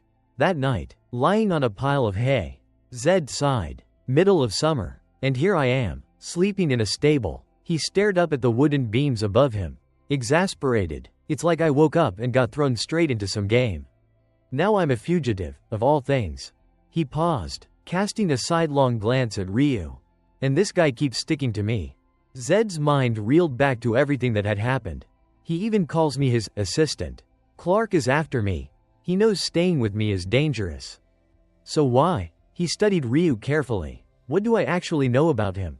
A street kid, a pickpocket at best, but right now, I need him. For the time being, I'll keep him close. His fingers curled slightly. But can I really trust him? Even with doubts lingering, exhaustion took over, and both eventually drifted off to sleep.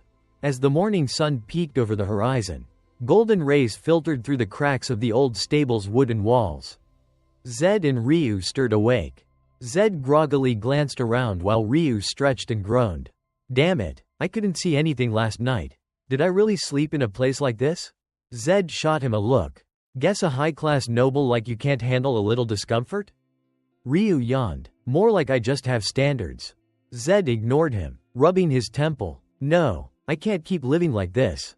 I need to start making money. But first, we need food. Ryu crossed his arms. Easier said than done. Just avoiding the guards is already a pain. Why not learn some pickpocketing skills? It's quick, easy cash. Zed glared. Forget pickpocketing. Just take me to the place I mentioned. Ryu raised a brow. Huh? What place? The arena. The underground arena. A brutal battleground where warriors fought daily for staggering prize money. The air reeked of sweat and blood, and the deafening roar of the crowd filled the underground space. Warriors clashed in fierce combat, their weapons colliding with deadly precision. Stepping inside, Zed and Ryu took in the sight. A place of chaos, risk, and fortune. Zed's eyes gleamed with determination. Ryu smirked. This was where everything would begin. In the underground arena, Zed and Ryu were fixated on the ring, where two famed fighters were locked in a brutal showdown. Icas, the strongest warrior in the arena, and a tenacious challenger. The atmosphere was electric, with the crowd roaring in excitement. Their cheers so deafening it felt like the whole arena might collapse from the sheer intensity. Ryu, watching the gruesome spectacle, turned pale, sweat trickling down his forehead.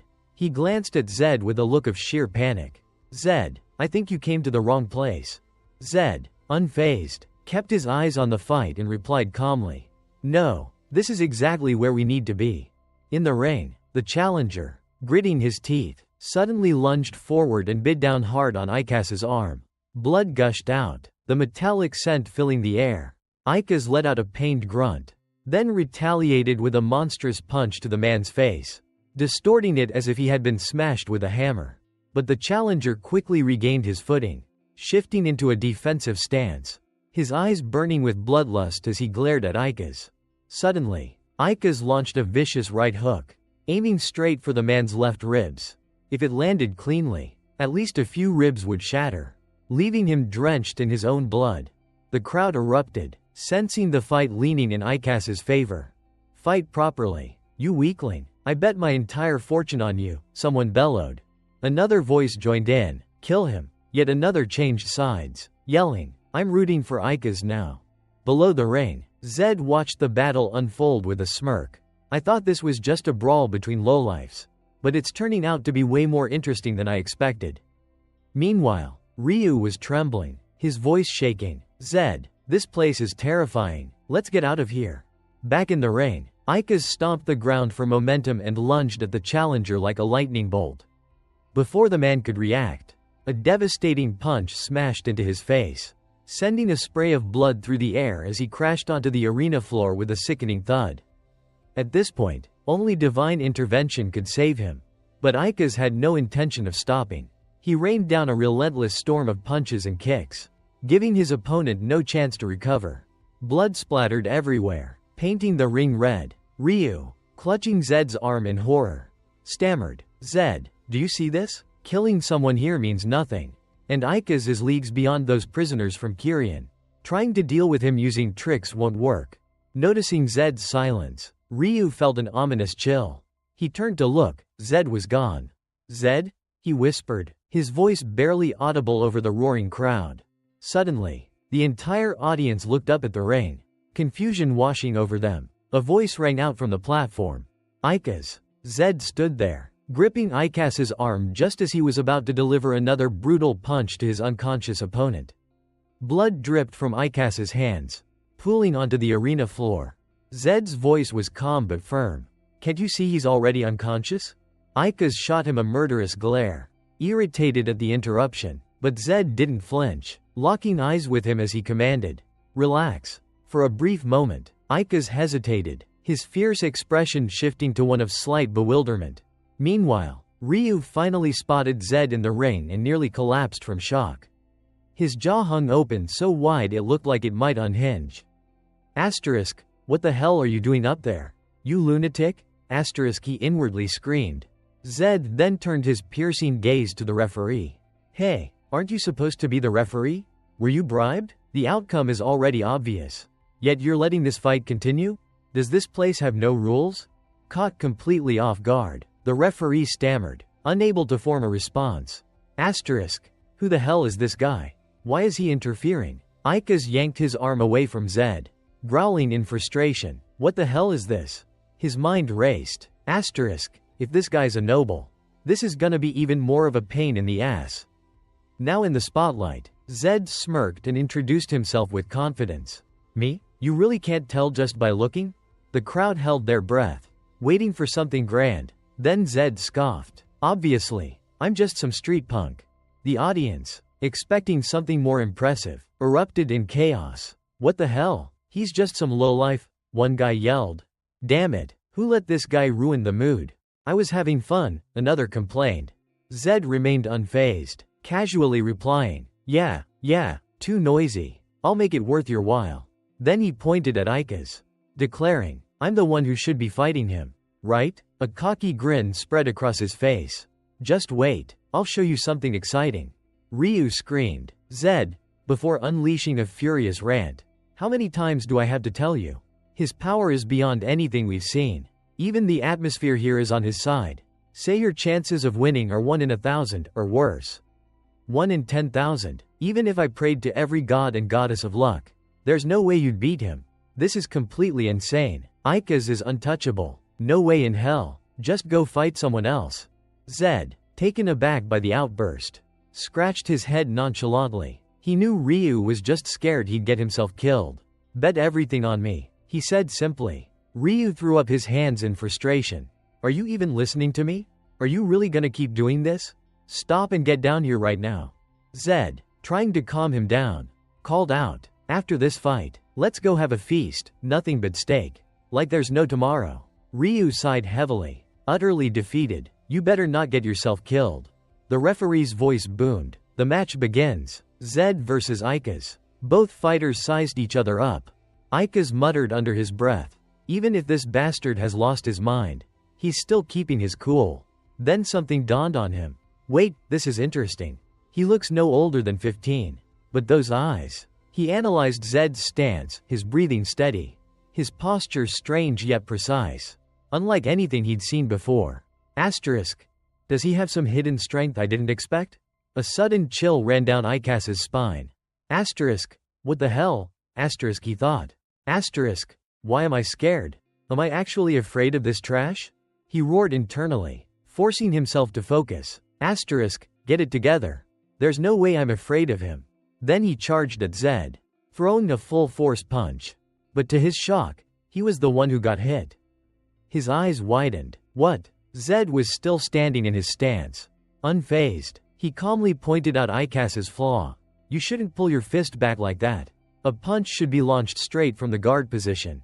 Right into your opponent's face, short, fast, clean. As he spoke, Zed unleashed a flurry of punches, each faster than the last, pummeling Icas relentlessly. The champion couldn't even catch his breath, overwhelmed by the sheer speed and precision.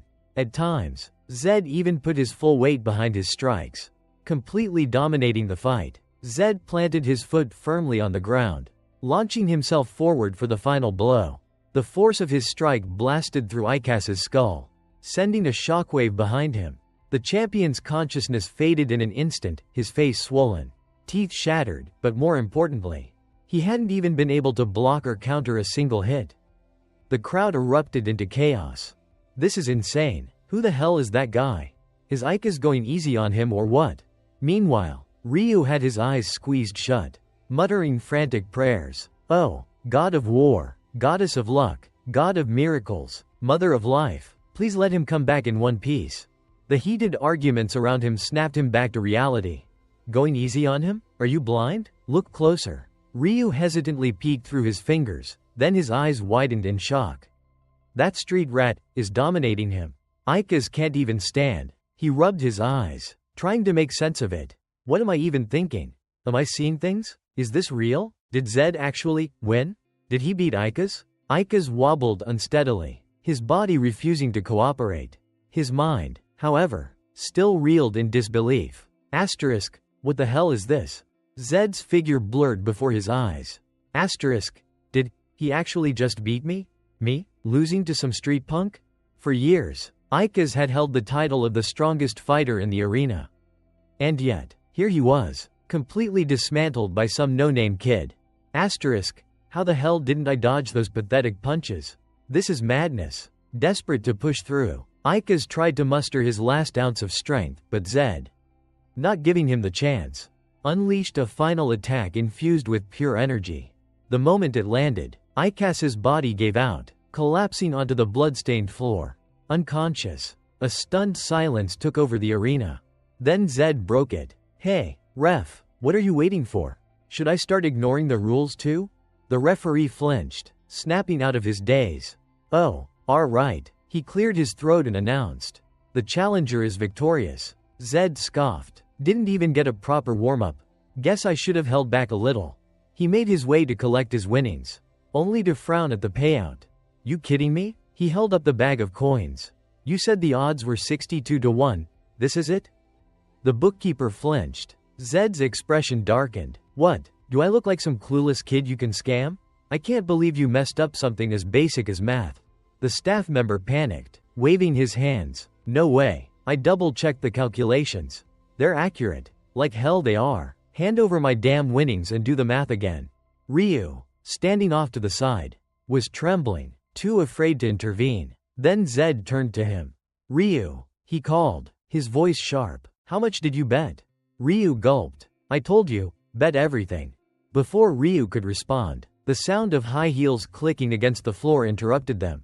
A pair of slender legs, clad in striking red heels, stepped into view. Meanwhile, Ryu, on the verge of tears, desperately tried to explain himself.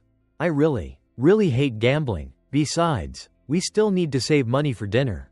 The cashier, fearing a full-blown brawl was about to break out, quickly stepped in. Please, Take this somewhere else. The woman spoke up. Hello. She was Herna, the owner of the arena, who had come down to see for herself who had the guts to take down her strongest fighter.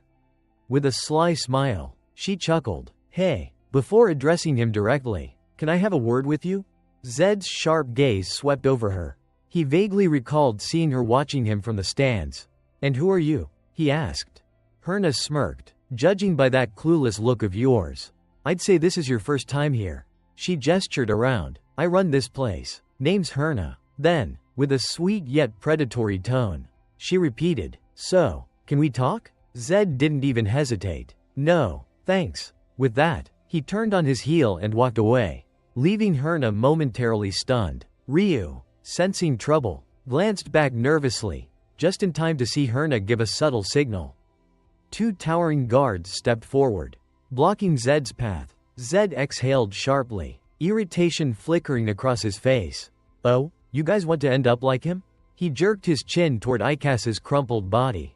Should I let you take a nap for a few days too? The guards didn't so much as flinch.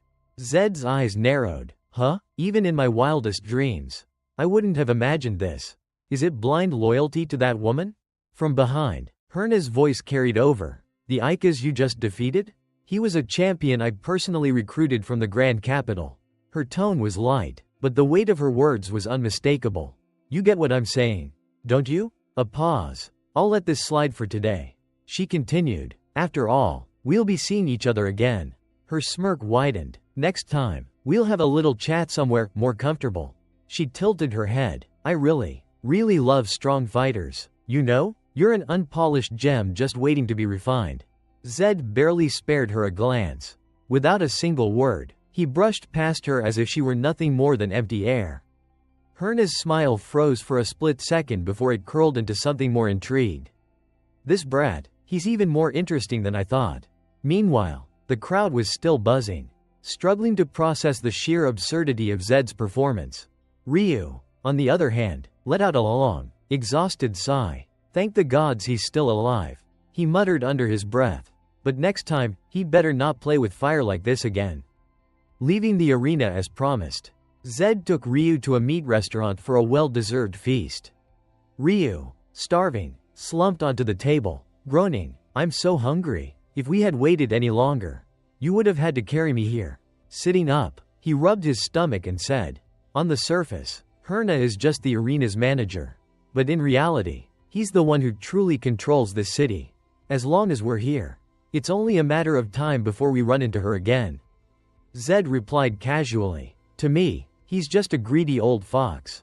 Ryu burst into laughter. Exactly. People even call him the vixen. Hearing that, Zed thought to himself, she must have approached me to use me. It's just like when I first stepped into the martial arts world. The moment I started to stand out, all sorts of factions came knocking. Most of them only saw my talent as a tool to make money. Back then, I got tricked so many times. I was just a hopeful rookie from the countryside. Meeting my current manager was pure luck. He's the one who made me a champion. Zed's thoughts drifted to his old manager. I wonder if he's doing okay now? It was thanks to that man that he was no longer a naive kid being exploited. I've been through it all. I climbed to the top. A vivid image of Kim Jin-ho, wearing his championship belt, flashed through his mind. I am the champion. Then his thoughts shifted to Herna's invitation. He smirked. A fox? Huh? Just wait. Someone even more cunning is bound to appear. A waiter's voice snapped him back to reality. Your order of meat is ready. Ryu's eyes lit up. Oh wow. Verity meat. The dish was neatly arranged on a plate and placed before them. Ready to be devoured. Ryu drooled, eagerly reaching for a piece. But Zed stopped him. Ryu, wait a second. Huh? What's wrong? Ryu asked, impatient. Zed's sharp gaze locked onto the meat. This is fake. The color and marbling are completely off. Examining it closely, he continued. Ryu, look at this. If it were real Verity meat, the marbling would be finer, and the color much deeper. Ryu blinked in surprise. What? Fake? But what exactly is marbling? Then, a realization struck him. Something's not right. Even prison wardens take a whole week to get their hands on this stuff. Zed nodded. If they could just get it from a nearby city, it wouldn't take that long. And besides, Verity meat is extremely rare. Right? There's no way they could serve it to every customer here. He gestured toward the table next to them. Look at that. It seems like lower grade meat. Even if it's just one grade below. The difference is huge. First of all, just check the price. Ryu, still starving, groaned in frustration. Seriously? But whether it's low grade or Verity, isn't it all the same once it's in my stomach? He clutched his belly, practically begging, I'm starving. But Zed wasn't letting it slide. If I'm paying for Verity meat and they're serving me a fake, isn't that straight up fraud? Besides, we don't have that much money. As customers, we have the right to get to the bottom of this. He waved over a waiter. Hey, over here. Seeing their shabby appearance, the waiter sneered, you've been bothering us long enough. Just eat and get out. Will you? Under his breath, he grumbled, what a hassle. You only ordered one plate. Yet you're wasting our time. Zed wasn't fazed and responded firmly. This is fake. I ordered Verity meat. Shouldn't you at least serve me what I paid for? Though he kept his composure. Deep inside, he was fuming. I hate these fraudsters who act so high and mighty while selling fakes. The waiter scowled and scoffed. Huh? Do you think this is some street con? Zed had enough. That's it. Get the owner out here. The waiter's mask slipped. This brat really has no fear. Huh? Zed smirked, unfazed. Yeah? Then let's see how much this brat has to say. The surrounding customers started murmuring. Whoa, is this about to turn into a fight? Not wanting to make a scene, the waiter clicked his tongue and grumbled. Shut up and follow me. Zed and Ryu were led to another room, likely the owner's office. The waiter knocked respectfully and announced, Boss, I brought him. Inside, they were met with a burly, mustached man lounging between two towering butchers armed with cleavers. The air was thick with arrogance. One of the henchmen sneered. So, you're the troublemaking scumbags? Zed didn't flinch and corrected him. The real scumbags here are the ones selling fake goods. The owner roared with laughter. Ha, I gotta say, I like a brat with guts. He jabbed a finger at Zed. But you should learn to read the room.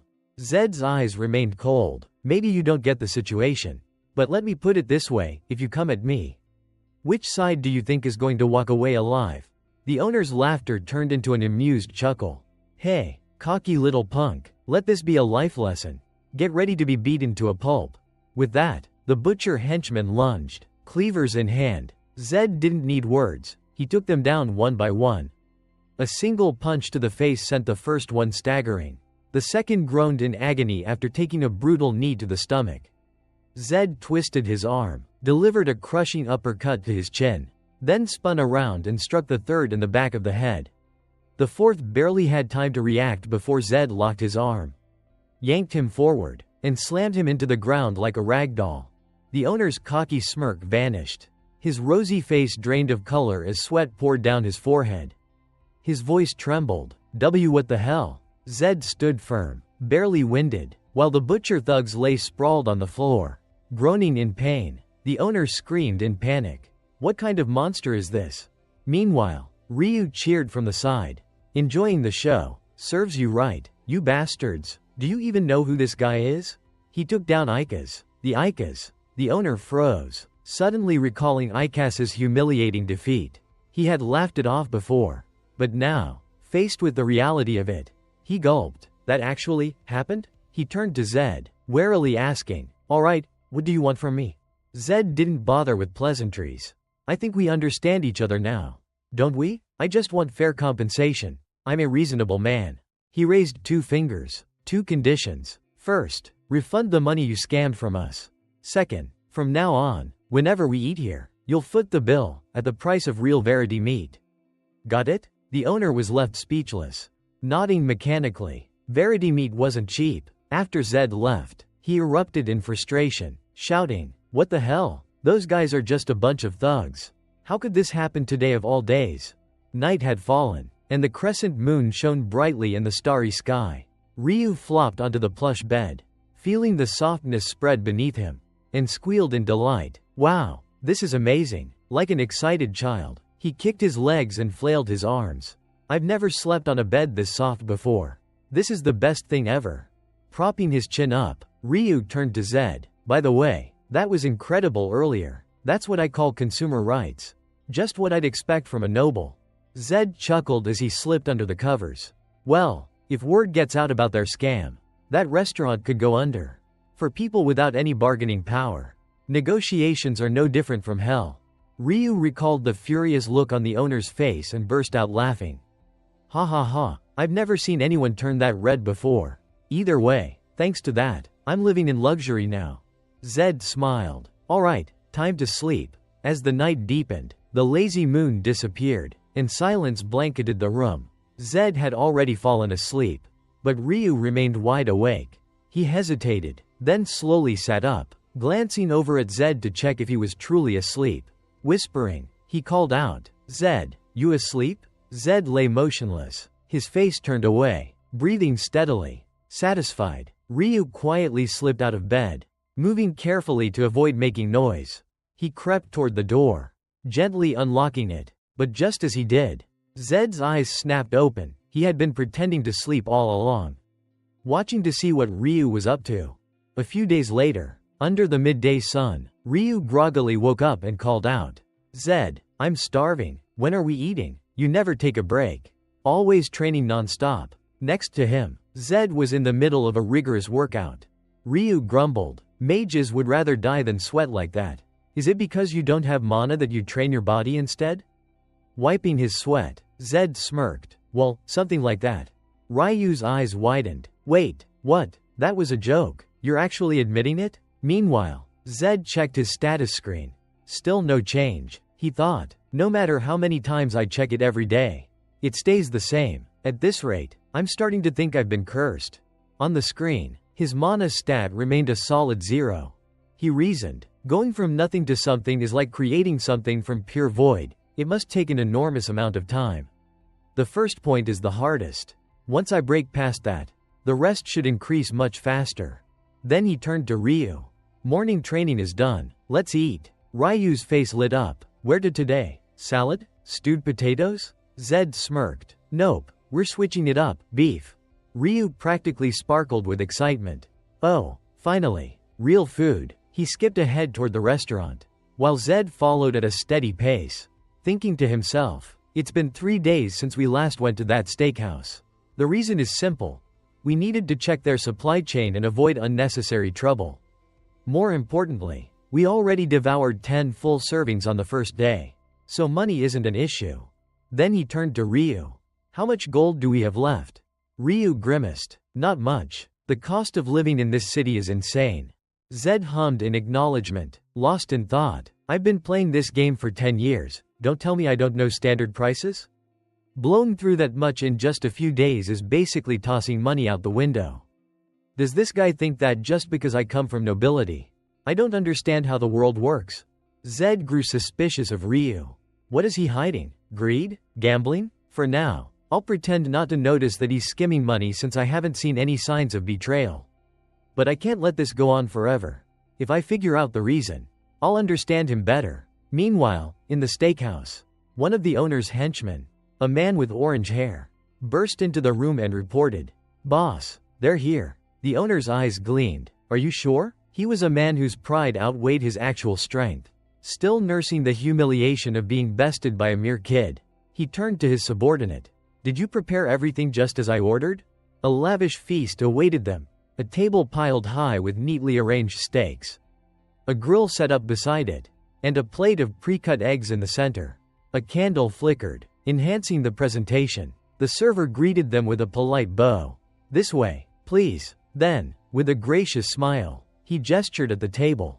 I prepared plenty of steak. Please, enjoy to your heart's content.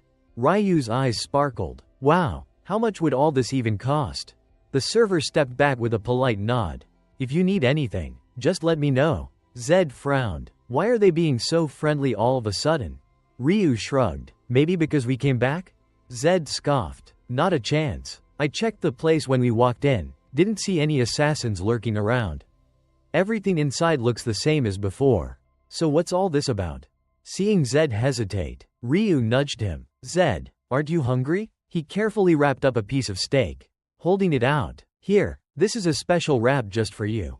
One bite, all in one go. Zed accepted it with a quiet, thanks, but his mind kept racing. Alright, for now, We need to watch carefully. He took the food from Ryu and put it in his mouth. If we observe closely, we'll figure out what they're planning. Then, something clicked in his mind. His eyes widened in alarm. Ryu, spit it out, now, he shouted. Zed's sharp yell made Ryu freeze mid-bite. Don't eat that meat. Startled, Ryu immediately gagged, coughing violently as he realized something was wrong.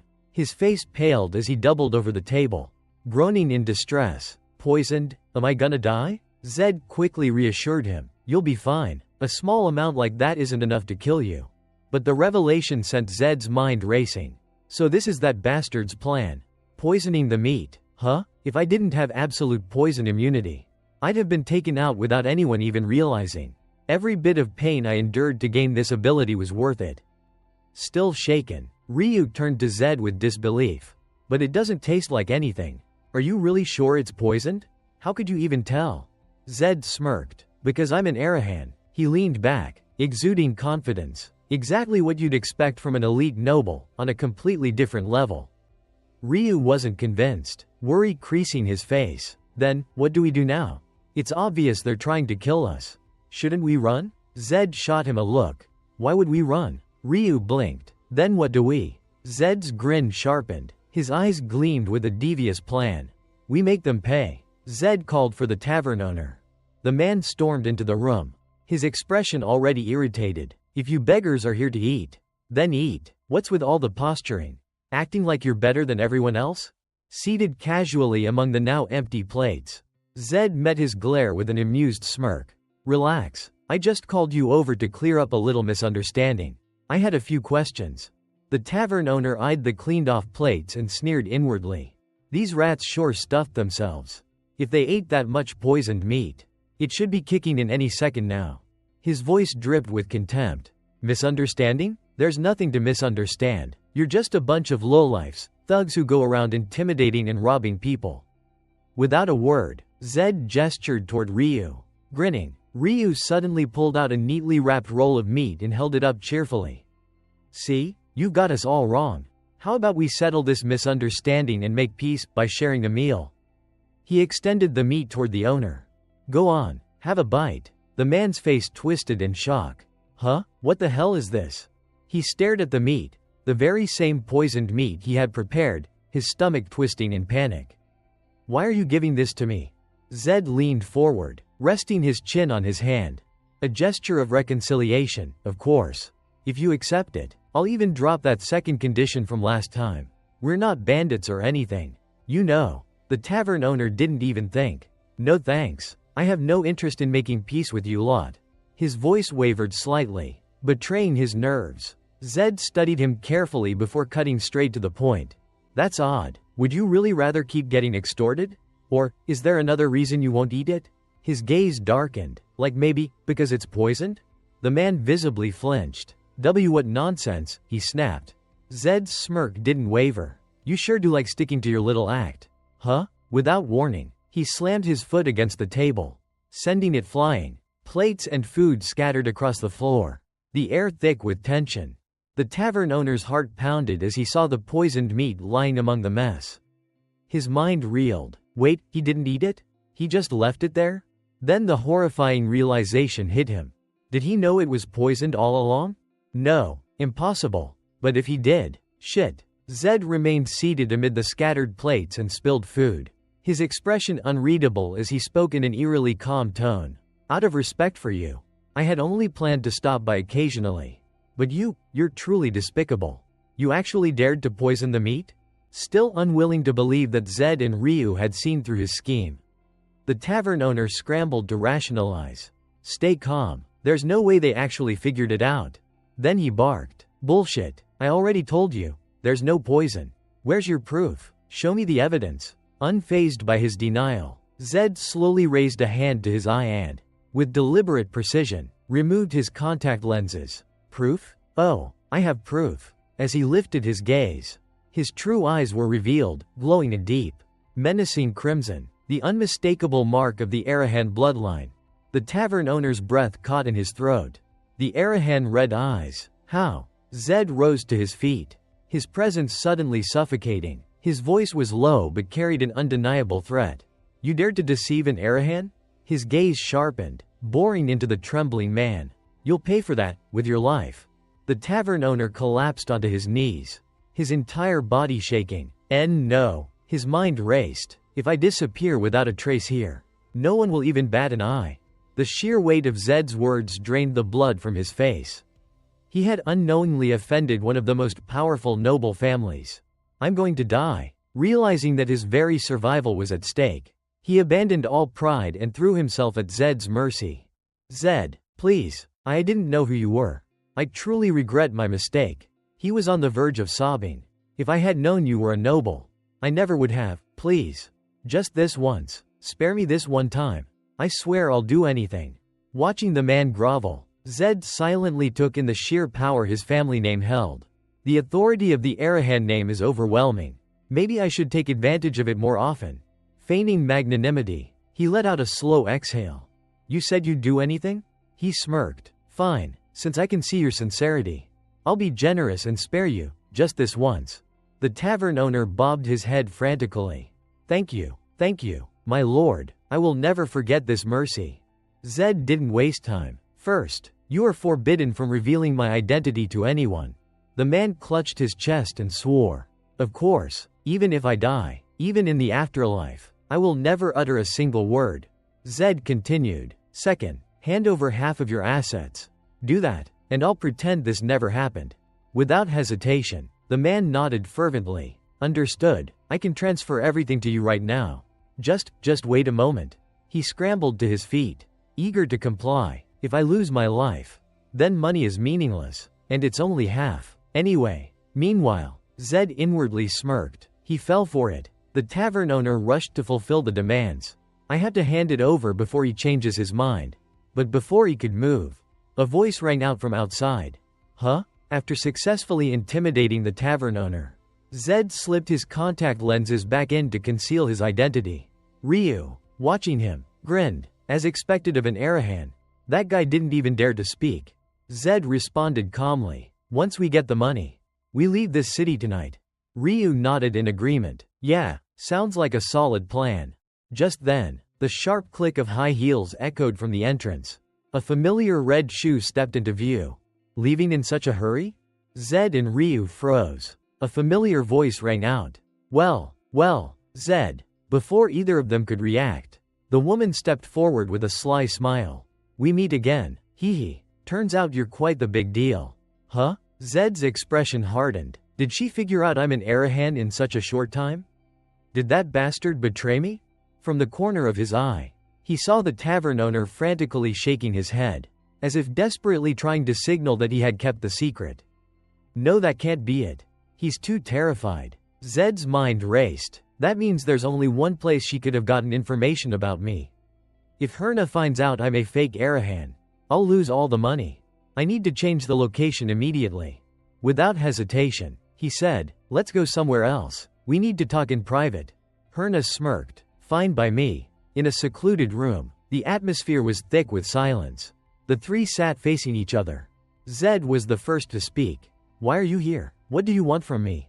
Herna chuckled, then turned her gaze toward Ryu. Oh, Zed, you've got it all wrong. I'm not here for you. Today, I came to see my client. Zed's head snapped toward Ryu. Client? No way. Ryu. You. Ryu stiffened, his face pale with guilt. I'm sorry. I didn't mean to keep this from you. But, before he could finish, Herna cut in smoothly. I followed up on your request. Ryu. But it turns out, I'll need more money. What? Ryu shot up from his seat, slamming his hands on the table. No, that wasn't the deal. Do you have any idea how much I've already paid you? Herna leaned back, unimpressed. That amount wasn't even enough to cover my meals. Do you think tracking down a missing person is easy? Someone whose whereabouts are completely unknown. Someone who might not even be alive. Ryu clenched his fists. His frustration boiled over, but there was nothing he could do. Tears welled in his eyes as he choked out. How could you do this? This was my last hope. At last, Zed finally understood why Ryu had been sneaking out at night so often. So this is what's been going on. Wanting to help his friend, Zed turned to Herna. Wait, how about this? You said you had business with me, right? Let's combine these matters. Herna raised an eyebrow, intrigued. Oh, so if I grant your client's request, you'll agree to mine? I like the sound of that. And my request is simple. She leaned in slightly. Fight Icas again, that's all. Sensing trouble, Ryu immediately protested. Wait, Zed, this is obviously a trap. But Zed didn't hesitate. Fine, I accept the rematch. Zed, Ryu called out in distress, knowing full well this was Herna's scheme. Zed confirmed. So you'll carry out Ryu's request as well? Herna's lips curled as she licked them lightly, her eyes gleaming with hidden intentions. Of course, I always keep my promises. The appointed hour arrived. Zed and Ryu walked slowly toward the meeting place, their footsteps heavy, even though Ryu knew Zed had agreed to this rematch for his sake. He couldn't shake his sorrow. Zed glanced at him and nudged. Why do you look so down? You just made a fortune, didn't you? Ryu sighed. I'm really sorry. I never meant to deceive you. Zed's response was calm. I know. Ryu hastily tried to explain. I secretly hired that woman. I know it was stupid, but I had no other choice.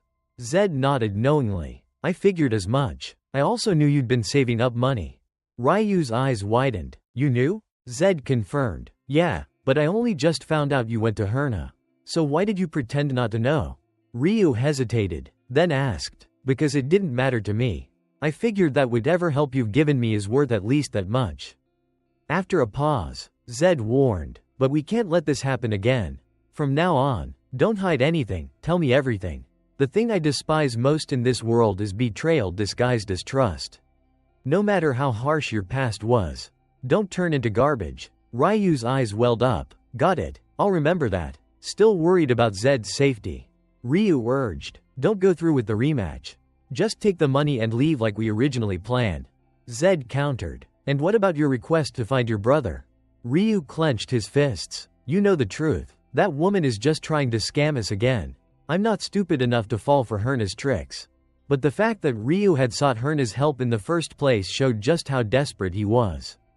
He was so desperate that he clung to a rotting rope, even knowing it could snap at any moment. And Herna, she's the kind of person who wouldn't hesitate to betray a child in despair. Feeling a pang of sympathy, Zed made up his mind. I know, I was planning to leave, but I've changed my mind. Ryu's eyes widened in shock. What, you're seriously going through with the rematch? I believe in your skills. But this time, Herna is going all out to take you down. Zed smirked. That just makes me want to fight even more. Ryu was dumbfounded. What? Why? Zed chuckled. When I see trash, I want to clean it up. And beating an opponent at their full strength is the most exhilarating feeling. Isn't it? Meanwhile, at Kirian prison, a squad of guards scrambled into formation, preparing to hunt down Zed and Ryu. A commanding officer barked out orders. All personnel are assembled. Good. Move out immediately. The vanguard will take point. Understood? Sir. Yes, sir. The guards responded in unison. In the warden's office, the prison chief sat fuming.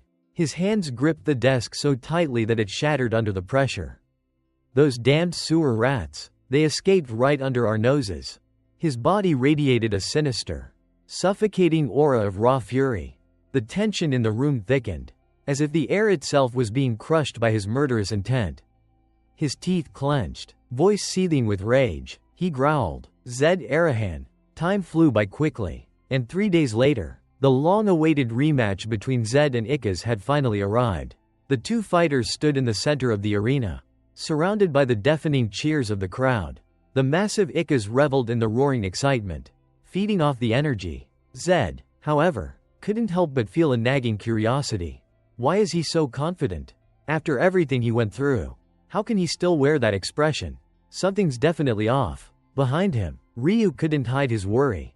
His face was tense as he whispered, Zed, if things get dangerous, promise me you'll stop immediately. Zed remained silent, merely staring at the arena floor in deep thought. Before the audience could grow impatient, the referee's voice echoed across the stadium. The rematch between Icas and the beggar officially begins. The moment the announcement ended, the spectators saw Icas take an unusual stance, causing murmurs to spread through the crowd. Wait a second, is he using that stance? Ryu's face darkened as he clenched his fists. That bastard, he's copying Zed's stance. On the other side, Ikaz smirked inwardly, adjusting his position. Herna guaranteed victory in this fight, so I agreed to step into the ring. But an Arahan without mana? That doesn't sound right. He was abandoned in prison. So maybe it's true. I'll see for myself. With that thought, he clenched his fist and pounded his own chest before launching forward with breakneck speed. His right fist shot out, aiming straight for Zed's chest, a powerful, thunderstrike punch. Zed instinctively tilted his head to the side, narrowly dodging the attack. However, his eyes flashed with a hint of surprise. Seeing this reaction, Ikaz felt even more triumphant.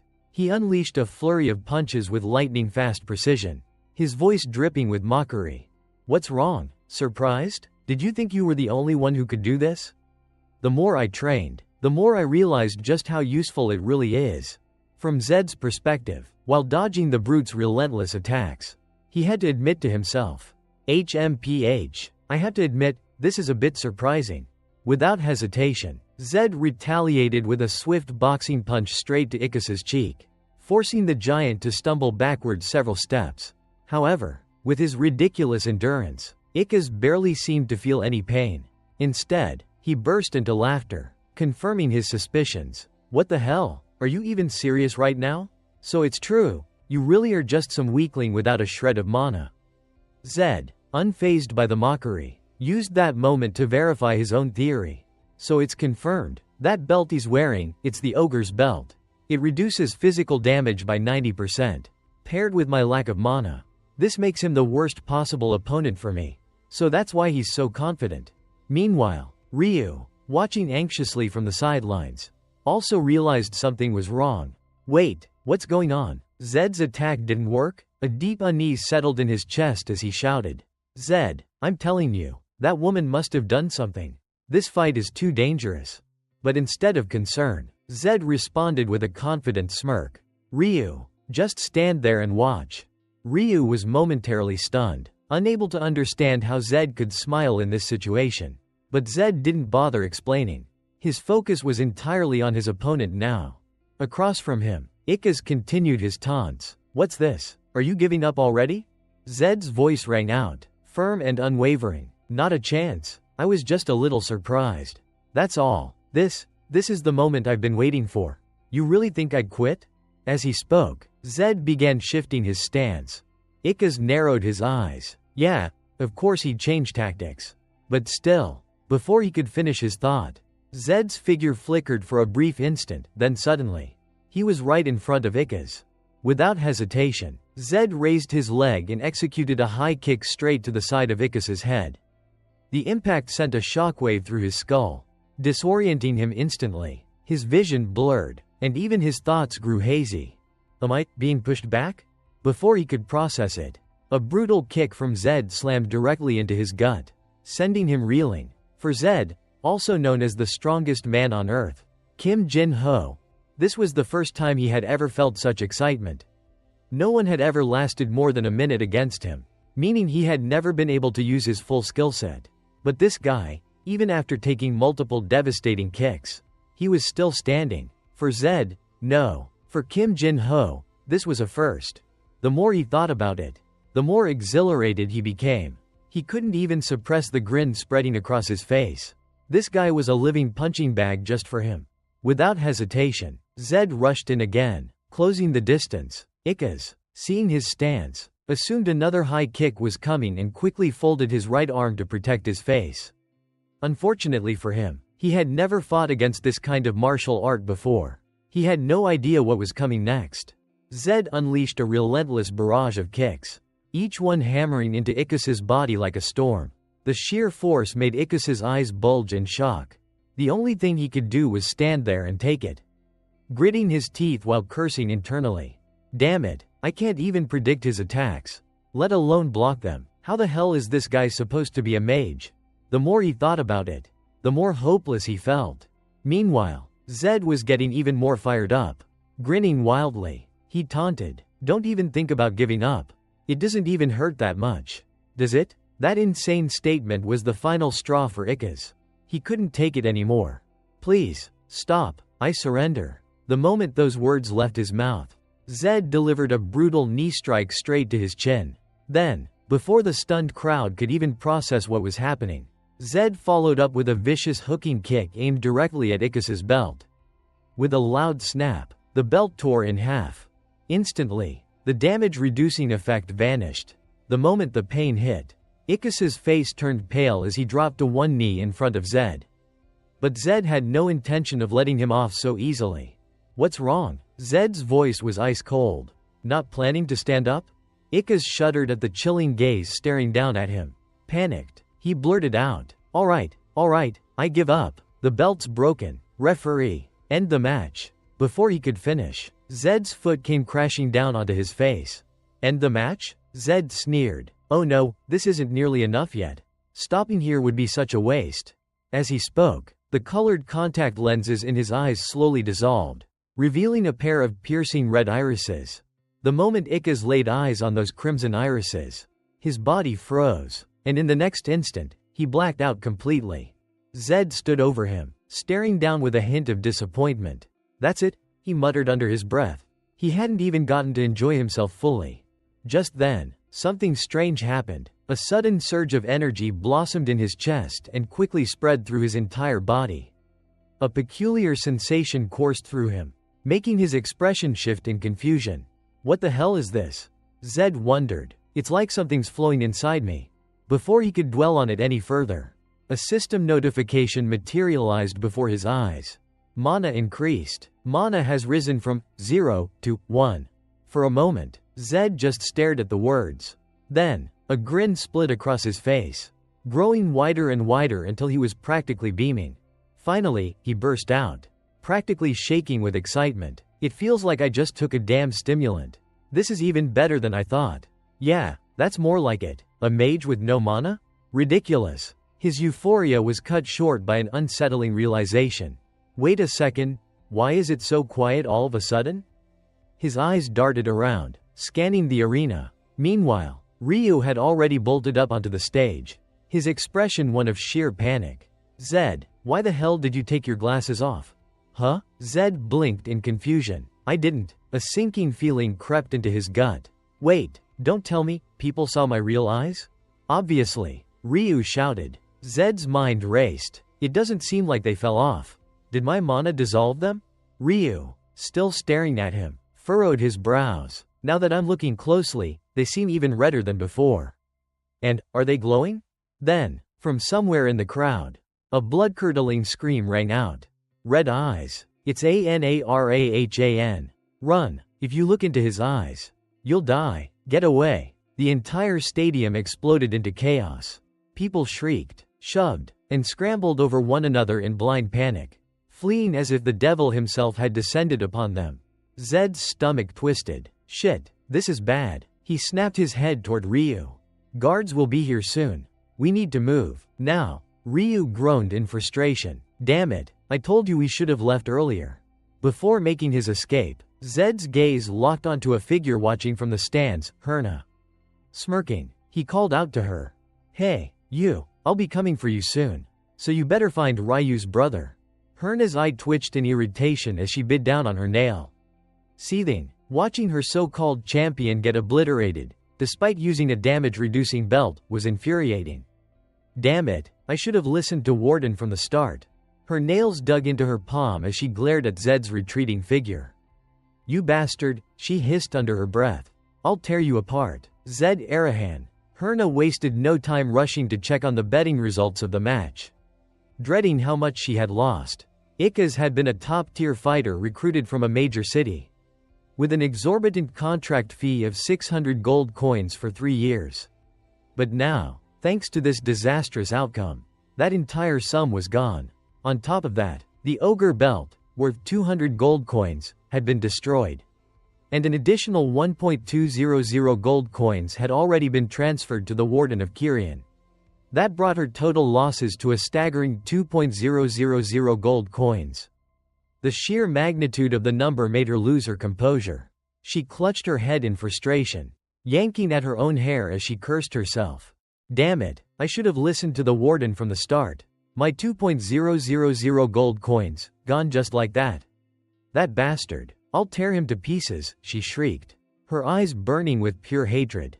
Meanwhile, Zed had already grabbed his winnings and retrieved his contact lenses before making a swift exit. However, he and Ryu barely made it a few blocks before being forced to take cover in a narrow alley. The streets were now crawling with prison guards, all actively searching for them. With no other options, the duo resorted to their usual tactic, hiding inside wooden barrels. They stayed there for hours, only daring to emerge when the city had quieted down past midnight. After cautiously scanning the surroundings and confirming that no one was in sight, Ryu let out a long breath of relief. That was way too close. "All right, stay here. I'll go borrow a carriage and come back for you," he whispered. But before he could leave, a well-dressed servant suddenly approached them, guiding a horse-drawn carriage. "Lady Herna has sent me," the man announced in a composed voice. "She has information to share and wishes to meet with you both. Besides, you won't find any other carriages at this hour." Zed narrowed his eyes, immediately suspicious of the offer. But as much as he wanted to refuse, the man wasn't wrong. They had no way of securing transportation this late at night. Left with little choice, he and Ryu reluctantly climbed into the carriage. As they settled in, Ryu leaned over and whispered, "Zed, are you sure about this? Does this seem safe to you?" Without missing a beat, Zed replied nonchalantly, "No, this is obviously a trap. They're probably waiting to toss us into a dungeon." Ryu gaped at him. "Then why the hell did you tell me to get in?" Zed smirked. "Because we were gonna have to deal with them eventually. Weren't we? Besides, escaping right now would be a pain." Ryu let out a long, defeated sigh, slumping back in his seat. "Great, this is it. I'm really gonna die this time, aren't I?" Time passed quickly, and soon, the carriage carrying Zed and Ryu had ventured deep into the forest. Before either of them could even step down, a sudden, powerful slash from the distance sent the entire carriage shattering into pieces. The attacker, none other than Chief Clark, had struck with overwhelming force. Luckily, Zed's reflexes kicked in just in time, allowing him to grab Ryu and leap to safety before the attack could reach them. As the dust settled, Clark's cold voice rang out. "Huh? How the hell did you escape that?" Ryu, still reeling from the near-death experience, quickly scanned the number of enemies surrounding them. Panic set in as he turned to Zed. Zed? What now?" Before Zed could respond, Clark's voice thundered from across the battlefield. "You really thought you could steal my key and just walk away? You're nothing but a pathetic, rat-like excuse for a mage." From the back, the sly woman, Ika's, peeked out with a mischievous smirk, her tone laced with mockery. He, what a shame. If only you'd worked with me from the start, things wouldn't have ended up like this." Despite the overwhelming danger, Zed remained unfazed. His gaze was cold and unwavering as he fired back at them. "Even if you gave me 1,000,000 years, my answer would still be no.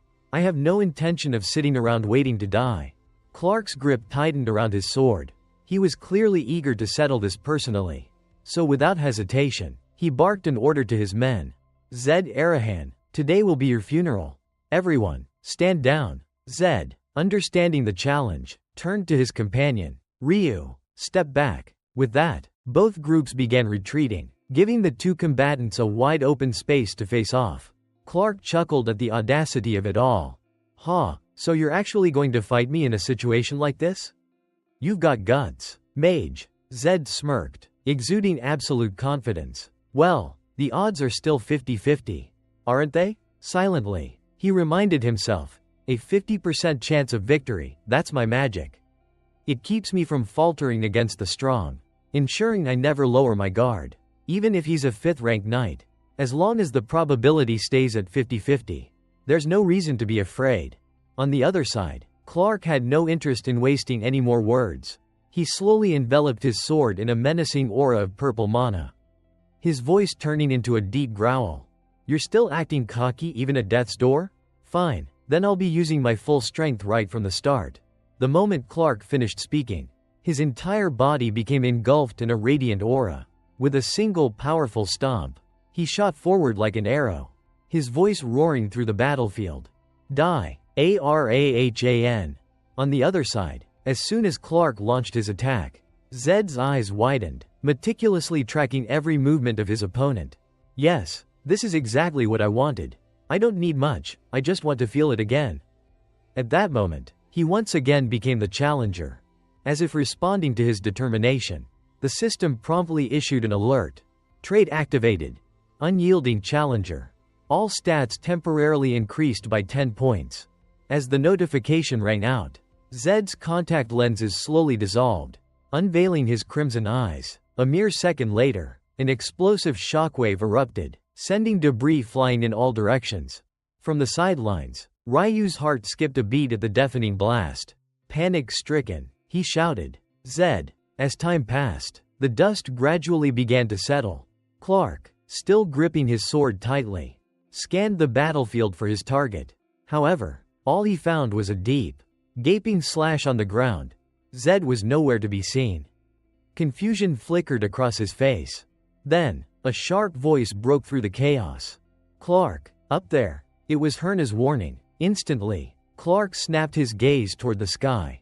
And there he was, suspended in midair. Zed hovered with an almost divine presence. His hair had turned a brilliant gold, his entire body enveloped in crackling golden lightning.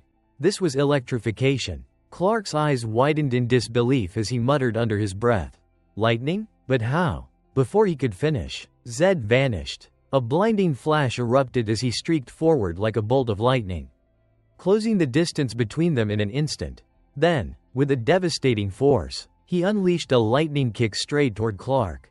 Forced to react, Clark hastily raised his sword, positioning it in front of his chest to block the blow.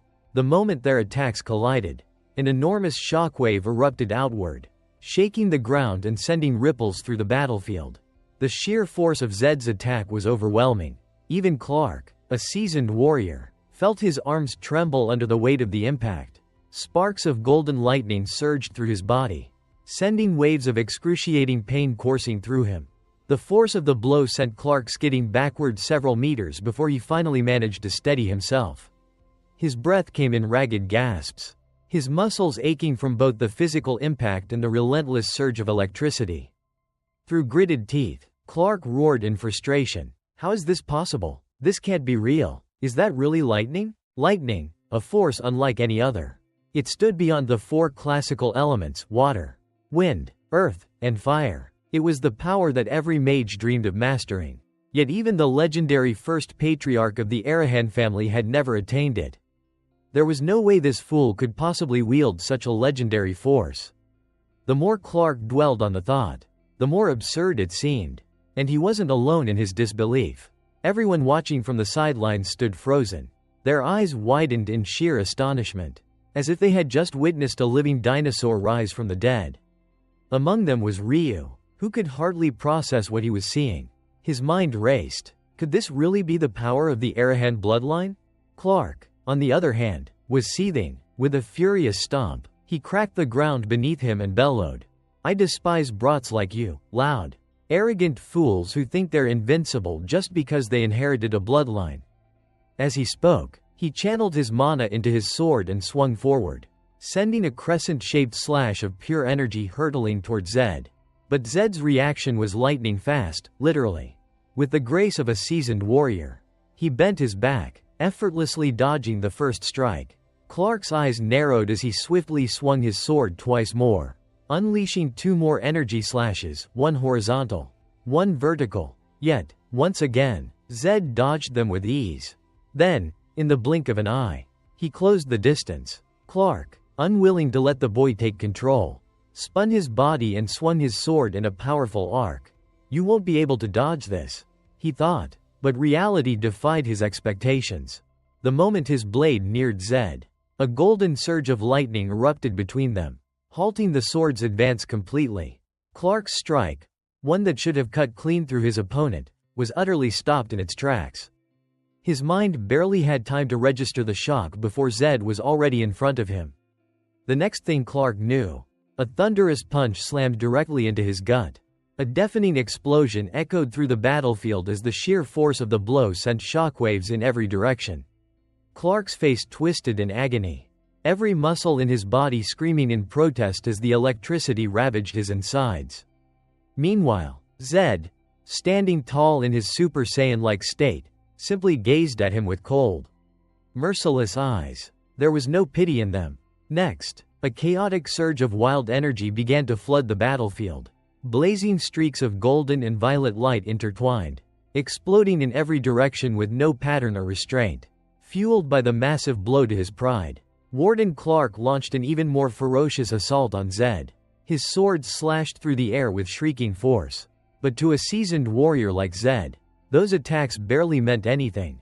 After swiftly dodging one of Clark's strikes by leaping backward, Zed immediately lunged forward, catching Clark in the brief moment before he could pull back his sword to defend. Zed drove an uppercut straight into the warden's chin. The force of the blow sent Clark's entire body flying into the air. The punch landed so hard that Clark's mind went blank for a second. What the hell? He's supposed to be a mage. Why is he charging in and fighting head-on like this? The warden questioned internally. Rattled. And his confusion wasn't baseless. Normally, mages rely on spells to keep their distance from knights, while engineers are the ones who close that gap. That's just how the system works, an unchanging rule etched into the history of this world. So why was this guy brawling up close? Still shaken, Clark instinctively raised his sword in front of him to block Zed's next punch, this one crackling with lightning. The moment their clash landed, electricity surged through Clark's body, and he had to mentally steady himself. I can't treat him like an ordinary mage anymore. I need to create some distance, if I can just get enough space to swing properly.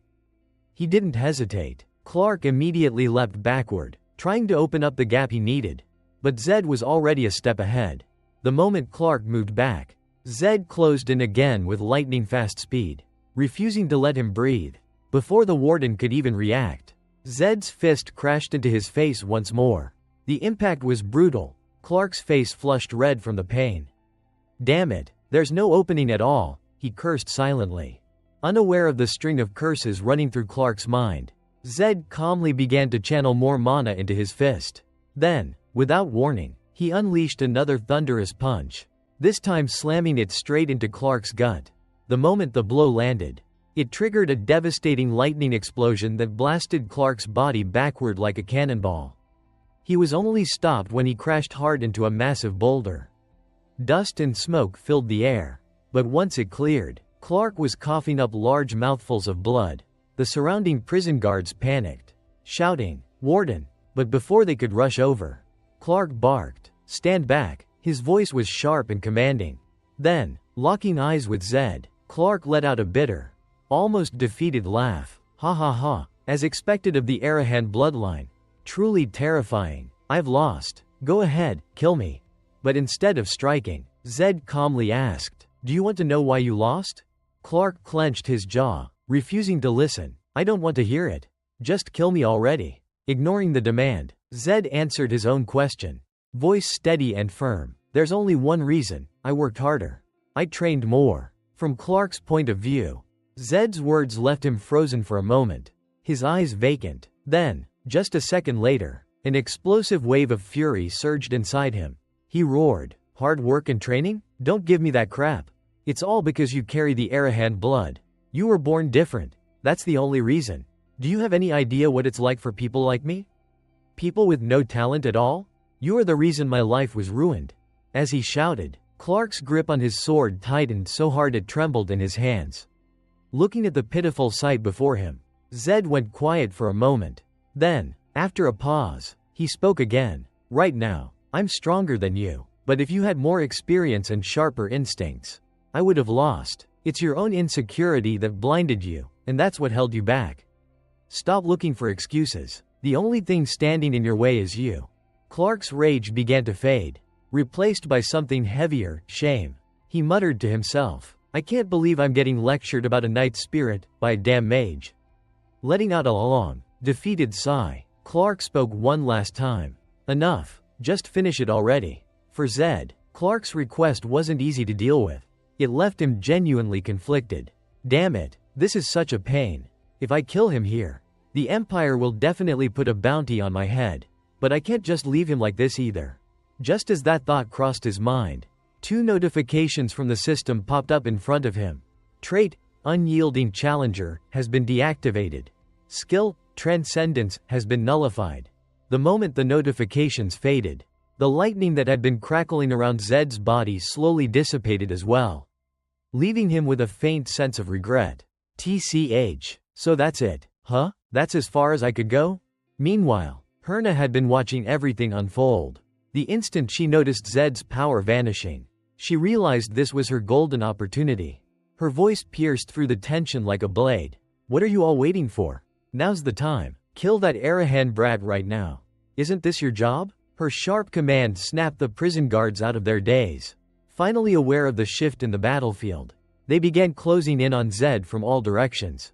Still, they didn't dare rush him recklessly, not after witnessing how brutally their warden had been beaten. From Zed's perspective, he quickly scanned the number of enemies and thought grimly, this might be a serious problem. They've got numbers. And before he could come up with a proper response, a sudden white gust swept across the battlefield. It was like a blizzard had erupted out of nowhere, clouding everyone's vision with thick, swirling wind. Thanks to his ability to sense mana, Zed immediately caught on. Magic. Someone's casting a spell nearby. There's a mage in the area. Damn it. This isn't good. Where is the enemy? I've got to get out of here. He frantically scanned his surroundings, trying to pinpoint the caster's location, but the wind was just too strong. His eyes darted in every direction, but nothing, he couldn't see a thing. Then, just a few seconds later, the storm began to settle. The roaring wind turned into a gentle breeze and vanished altogether. Zed, who had already dropped into a combat stance, froze for a moment in confusion. What? The storm's gone? His eyes widened as he took in the scene in front of him. In that brief window of time, mere seconds somehow, all the prison guards had been taken down. They were now lying motionless in pools of their own blood. Even Herna couldn't escape her fate. She too was sent straight to the afterlife without so much as a scream. The sight sent a cold shiver racing down Zed's spine, his hairs standing on end. A disturbing thought crept into his mind. They're all dead, not even a chance to cry out. Even Herna. Could she have been the one who helped me? No, that doesn't make sense. If this goes south, I might end up taking the blame for all of it. From Zed's point of view, the realization struck him hard. Forget the grunts, Clark. The prison warden, the one standing closest to me, even he was silently killed. Pushing those thoughts aside, his mind suddenly jumped to his friend. Ryu, he shouted. Hey, Ryu, are you still alive? Where are you? Say something. Moments later, a head popped out from behind a nearby bush. It was Ryu. Seeing his blonde-haired friend still breathing, Zed let out a heavy sigh of relief. You're safe, thank God. Ryu emerged from the bush, his eyes immediately falling on the bloody chaos ahead. His expression twisted in fear. Zed, what the hell happened here? Did you do all this? Zed quickly shook his head, looking as confused as Ryu. No, I think there's a high-level mage nearby. We have to get out of here, now. Without wasting another second, Zed turned and started moving. But as Ryu's eyes scanned the battlefield, something on the ground caught his attention, a small white card. He bent down and picked it up. Hey, Zed, look at this. It's a card, it looks brand new. Like someone just dropped it. Something's not right about this. They didn't have time to examine it. Without another word, the two of them took off, leaving the dangerous scene behind.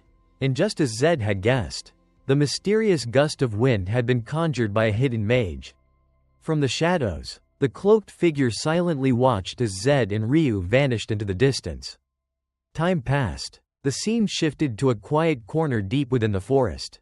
Ryu was already fast asleep, his breathing steady. Zed, meanwhile, sat silently, staring down at the white card in his hand. Deep in thought. A white card? What happens if I channel mana into it? He decided to try. Slowly, he pushed a bit of his energy into the card. And sure enough, it reacted. The pristine white surface began to fade, dissolving away like mist, revealing a symbol beneath, a leaf-shaped insignia. Just as I thought, it's a magic card, a type of encrypted message card used by underground organizations. And that emblem, that's the black flame of the Arahan family. His eyes narrowed. The Black Mirror Core, the Arahan family's shadow force. They answer only to the family head. Their size, their missions, everything about them is hidden behind a curtain of secrecy. They're the Empire's most elite, most secretive unit. With that thought, Zed flipped the card over. On the back was a single symbol, the number 4. The moment he saw it, memories of his past training rushed back into his mind. If I remember correctly, 1 means acceptance or approval. 2 stands for rejection or denial. 3 signifies negotiation or a proposal. And 4 means observation or protection. So, Arahan is protecting me? But why now? They cast me aside because I had no mana. And now they've changed their mind? As the idea lingered in his mind, a sudden realization struck him like lightning. His eyes widened. Wait, that's right. After defeating Clark, part of the curse was lifted. My mana increased by 2 points. This world has an experience system, just like a game? The skill, Transcendence, that was a physical enhancement spell with a protective shield. And right now, it's deactivated, just as I suspected. It must be because my stats are still too low. Do I need at least 5 mana points to activate it? Or maybe 10? It'd be amazing if I could stack it up to 5 levels. Right then, Ryu's voice cut through his train of thought. Hey, Zed. Zed quickly stashed the card away and turned to his friend. Huh? You're still awake? Ryu nodded, looking a little restless. Yeah, I couldn't sleep. Zed, what are we going to do now? Zed tilted his head slightly. What do you mean, what are we going to do? We're going to Prilda, remember? You said you got separated from your brothers there, didn't you? Ryu hesitated, even though Zed sounded confident. He couldn't shake the unease in his chest. But Zed, earlier you mentioned the carriage driver's body was never found. That means the rumors are already spreading. It won't be long before the Empire puts a bounty on us. And more importantly, we can't just walk to Prilda, it's way too far without a carriage. Zed chuckled quietly, an almost mischievous smile spreading across his face. Ah, right, I was just about to bring that up. We'll have to make a little detour. We're heading to Tamaya. Time skipped forward. The scene shifted once more, this time to Tamaya village, a southern outpost at the edge of the Empire's front lines. Somewhere deep inside the village, a glowing magic circle flared to life. And within seconds, several figures suddenly materialized inside its luminous perimeter. They were a group of knights from the Bahal family. At the front of the group, a strikingly handsome knight stepped forward and barked out a command. Then let the search begin at once. I, Torres Bahal, will hunt down those shameless Arahan dogs and execute them myself. To explain why Torres had shown up in the first place, we have to rewind a bit, back to when he was summoned by the head of the Bahal family. Upon entering the Grand Hall, Torres dropped to one knee and respectfully said, "You summoned me, Lord Bahal?" A tall, imposing man sitting ahead responded in a deep voice. "That's right, you've been given a new mission. An Arahan, one who had been imprisoned in Kyrian prison several years ago, has escaped confinement. He is now on the run after killing several wardens and guards from Motor. I'm entrusting this matter to you. As the heir of House Bahal, it is your duty to pass judgment and uphold the honor of our family."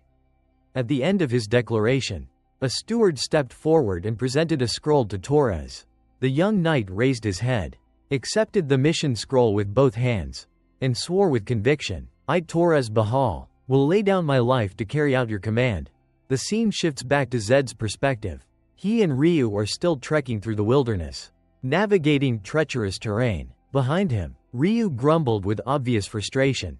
"Zed, the more I think about this, the crazier it sounds." Before he could finish venting, Zed sighed and cut in. "You've been saying that for 5 days now. How much longer are we gonna do this?" But Zed's reply only made Ryu more annoyed. He glanced around nervously, taking in the scattered monster skulls and the remains of some unlucky souls, and shouted, "Seriously? We're probably the only idiots marching straight through the front lines." To explain, on the outskirts of the Empire lies a military front designed to keep magical beasts at bay. Each noble family is assigned a region to guard, and the southern region falls under the Bahal family's jurisdiction. The place we're heading, Tamaya, is a village located right on the edge of that front. It's frequently visited by monsters, practically a forward outpost, but the reason we're headed there, despite the danger, is because Tamaya holds something very rare and very valuable, a teleportation gate. It's so expensive that even most nobles can't afford to use it, but hey, we've got money to burn. Back to the present, Ryu continued grumbling as he walked. "You'll only realize how insane this is after a beast tears you apart." Zed responded with a chuckle full of mischief. Haha, you know this was our best option. Time passed swiftly until nightfall. Sitting around their modest camp, Ryu tossed a piece of jerky at Zed and muttered, "Here, bastard, eat up. Who knows how much longer you've got to live." "Ah, yeah, you too, buddy, hee hee," Zed replied with a grin. But just as he was about to take his first bite, the ground around them began to tremble. At first, it was subtle, but the vibrations quickly intensified. Startled, both of them instinctively scanned their surroundings. The tremors grew stronger and more violent by the second. Reacting fast, Zed and Ryu kicked dirt and debris over their campfire, smothering the flames in haste. "Ryu, something's coming," Zed muttered with a furrowed brow. Still annoyed about his unfinished meal, Ryu snapped, "Unbelievable." Without wasting time, once they were sure the fire was out, the two scrambled into a nearby bush and crouched low, holding their breath. "I swear, if that's a magical beast," Ryu whispered nervously. Zed replied in a hushed but strangely hopeful tone, "I'd prefer that, honestly." In truth, Zed already had an inkling of what might be causing the tremors. This isn't a one-off tremor, it's a series. No way that many magical beasts slipped past the southern front without the Bahal family noticing. If that's the case, then there's only one real possibility. Tensing up, Zed peered through the leaves. Sure enough, a moment later, a group of knights rode into view. A white stallion with piercing blue eyes. That's the Bahal family's cavalry. There must be at least 50 of them. Please just keep moving, right on. Don't stop here, he prayed silently. Unfortunately for Zed, these knights had sharp senses, especially their noses. As they passed near the extinguished fire pit, one of them suddenly shouted, "We found signs of a camp." Zed gritted his teeth and cursed silently. Damn it, to even qualify for the knight division, a mage has to be at least level 5. That means there are over 50 knights here, each at Clark's level or higher. If we keep hiding like this, it's only a matter of time before they catch us. We need to run, now. Even Ryu, timid as he was, could grasp the gravity of the situation. He knew just how powerless he truly was. If I keep clinging to the protagonist like this, I'll only increase the risk of us both getting caught. With that thought in mind, Ryu whispered urgently, "Zed, you have to run. You can do it. They might let me go. But you're an Arahan. They'll definitely try to kill you." His voice trembled with uncertainty as he added, "But maybe they won't actually kill us. Right?" His small frame began to shake uncontrollably. Seeing this, Zed shook his head and replied with a smirk, "You're trembling like a leaf. Man, don't worry. I've got a plan." He narrowed his eyes, focusing on the knights ahead. Time passed quickly as the knights of the Bahal family began to spread out, fanning through the area in search of them. But before the search could gain any momentum, Zed boldly stepped out of hiding and announced, "Took you long enough to find me. I'm Zed Arahan." Of course, Zed wasn't stupid enough to simply hand himself over. He had already formed a plan based on the white card he'd picked up earlier.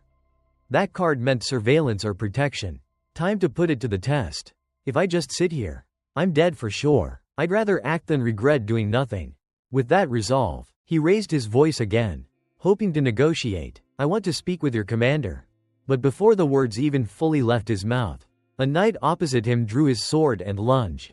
Luckily, Zed had anticipated some level of hostility and managed to dodge back just in time. Still, the knight was far quicker than Zed expected. "Wait, just talk for a second," Zed shouted, but it was no use. The knight didn't hesitate, closing the distance in an instant and slashing his blade straight toward Zed. Instinctively, Zed twisted his body to escape. At the same time, a glowing magic circle appeared at his feet. And just as the sword was about to slice through him, it suddenly stopped, completely blocked by an invisible barrier. Zed blinked, startled. Why did it stop? No, not by choice. It was stopped, blocked by something. Then, a chilling voice rang out, "Stand down." The sound cut through the air like a blade, cold and sharp, carrying an overwhelming pressure that made the attacking knight pale with fear and instinctively leap backward. He regrouped with the other knights and barked out, "Who are you?" Standing protectively in front of Zed was none other than the mysterious mage from before. Zed's eyes widened in recognition. So they weren't just watching from afar. They were this close all along? Even with my sensory stats maxed at 100, I couldn't detect a thing. That's the Black Mirror core of the Arahan family. From the surrounding shadows, more mages in black cloaks emerged, silently encircling the knights, forming an unbreakable perimeter. The captain of the mage unit stepped forward and stated coldly, "Return, leave now, and no harm will come to you." But Torres wasn't about to back down. His voice rang out with fiery pride. "Who dares block the path of the Bahal family?" The captain cast a sidelong glance at him and replied with calm precision, "You must be Torres Bahal, the heir of Bahal." Zed's heart skipped a beat at the mention of that name. Looking at the man standing just a few feet away, his breath caught in his throat. Torres Bahal, it feels so familiar, like a part of me. The character I was closest to. The one who stood by me until the very end. I know this isn't the time, but seeing him here in the flesh, it's almost nostalgic.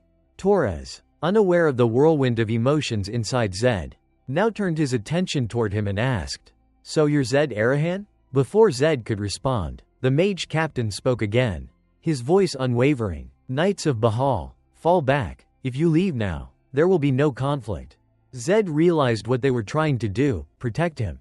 But why? Why would the Black Mirror Corps go this far to shield me? On the other side, Torres narrowed his eyes as realization dawned. "So, you're the secret force of the Arahan family I've only heard whispers about. And despite knowing who I am, you dare act this boldly? The Arahan family has crossed the line. You'll pay for this insult with your lives, for daring to provoke the Bahal family."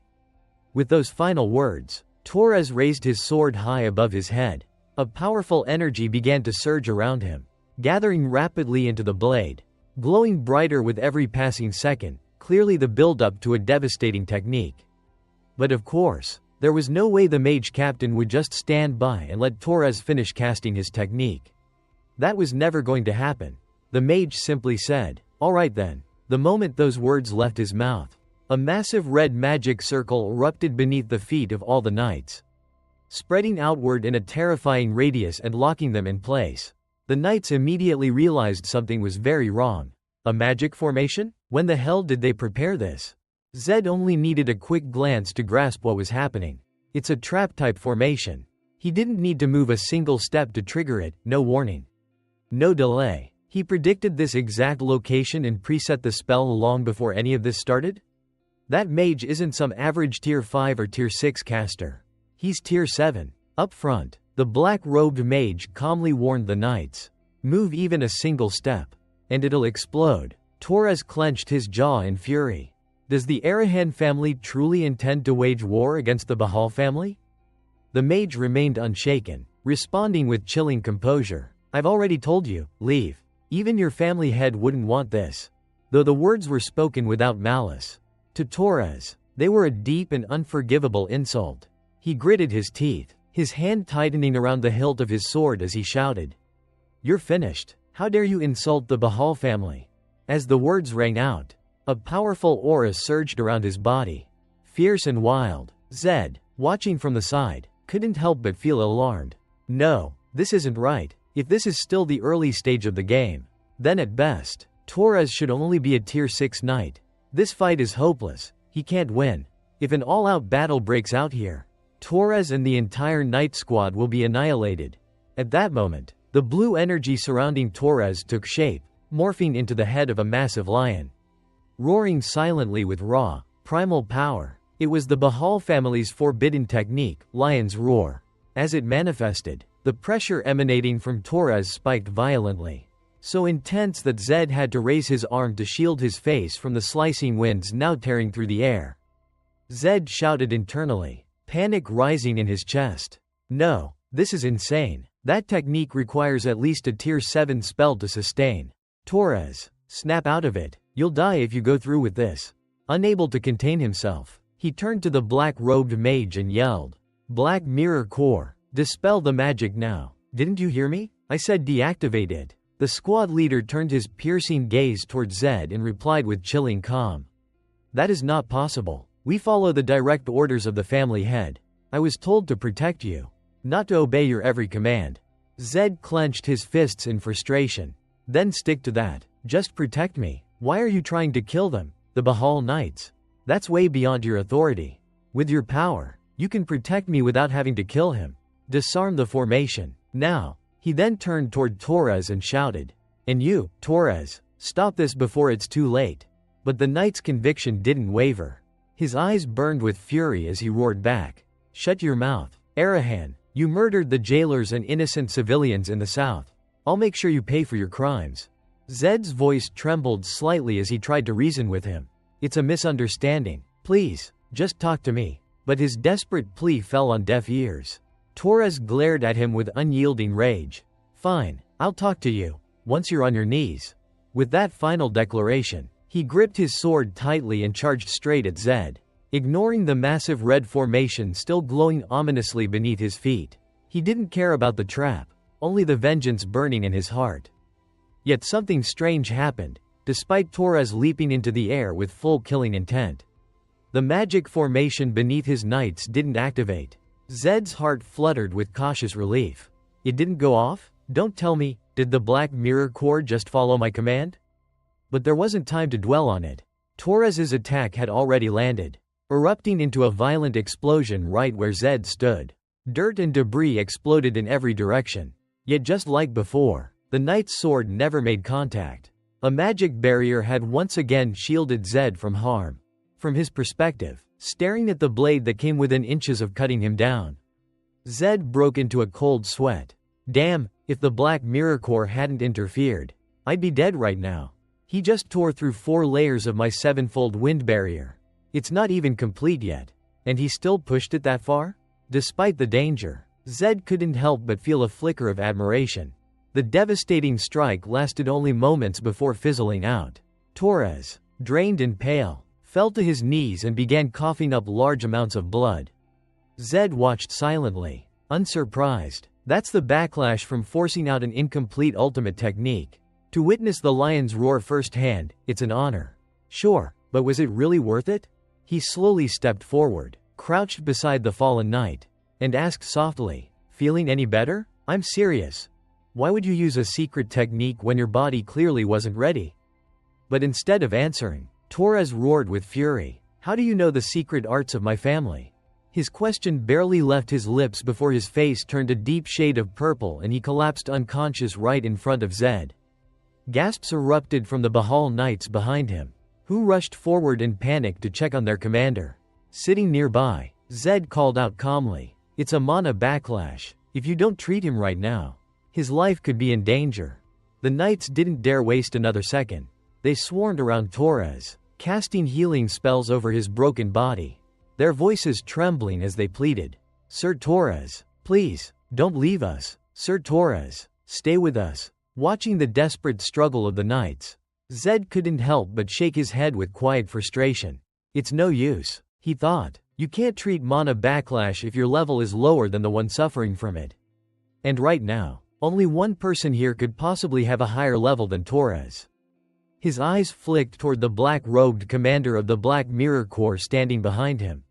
Without wasting another second, he spoke up. "Hey, Black Mirror, heal him." The sudden command made the stoic mage's expression twitch with surprise.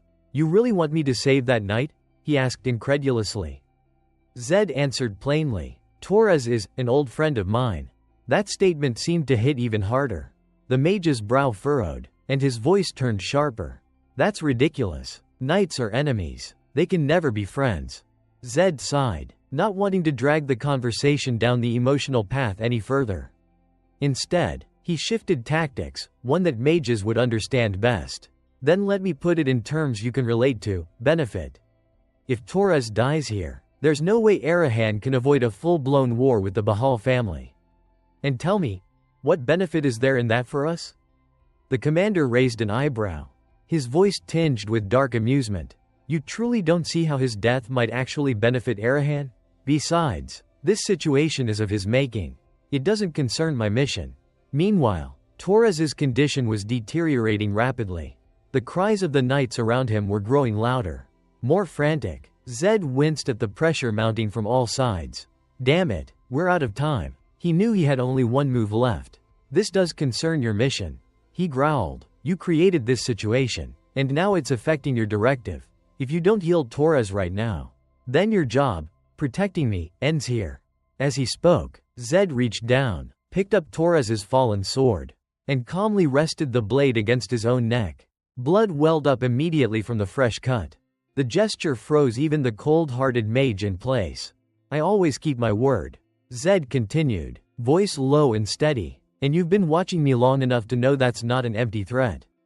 The silence between them was thick, charged with tension. The commander narrowed his eyes, grinding out a warning through clenched teeth. If the patriarch finds out about this, he will not be pleased. Zed responded with a calm face. That's my burden to carry. Just heal him now. Left with no other choice, the black-robed mage, despite his obvious reluctance, stepped forward in silence to carry out the treatment. However, the knights still hadn't lowered their guard. One of them quickly stepped in and barked. Stop right there. You'd let a mage lay hands on the young master?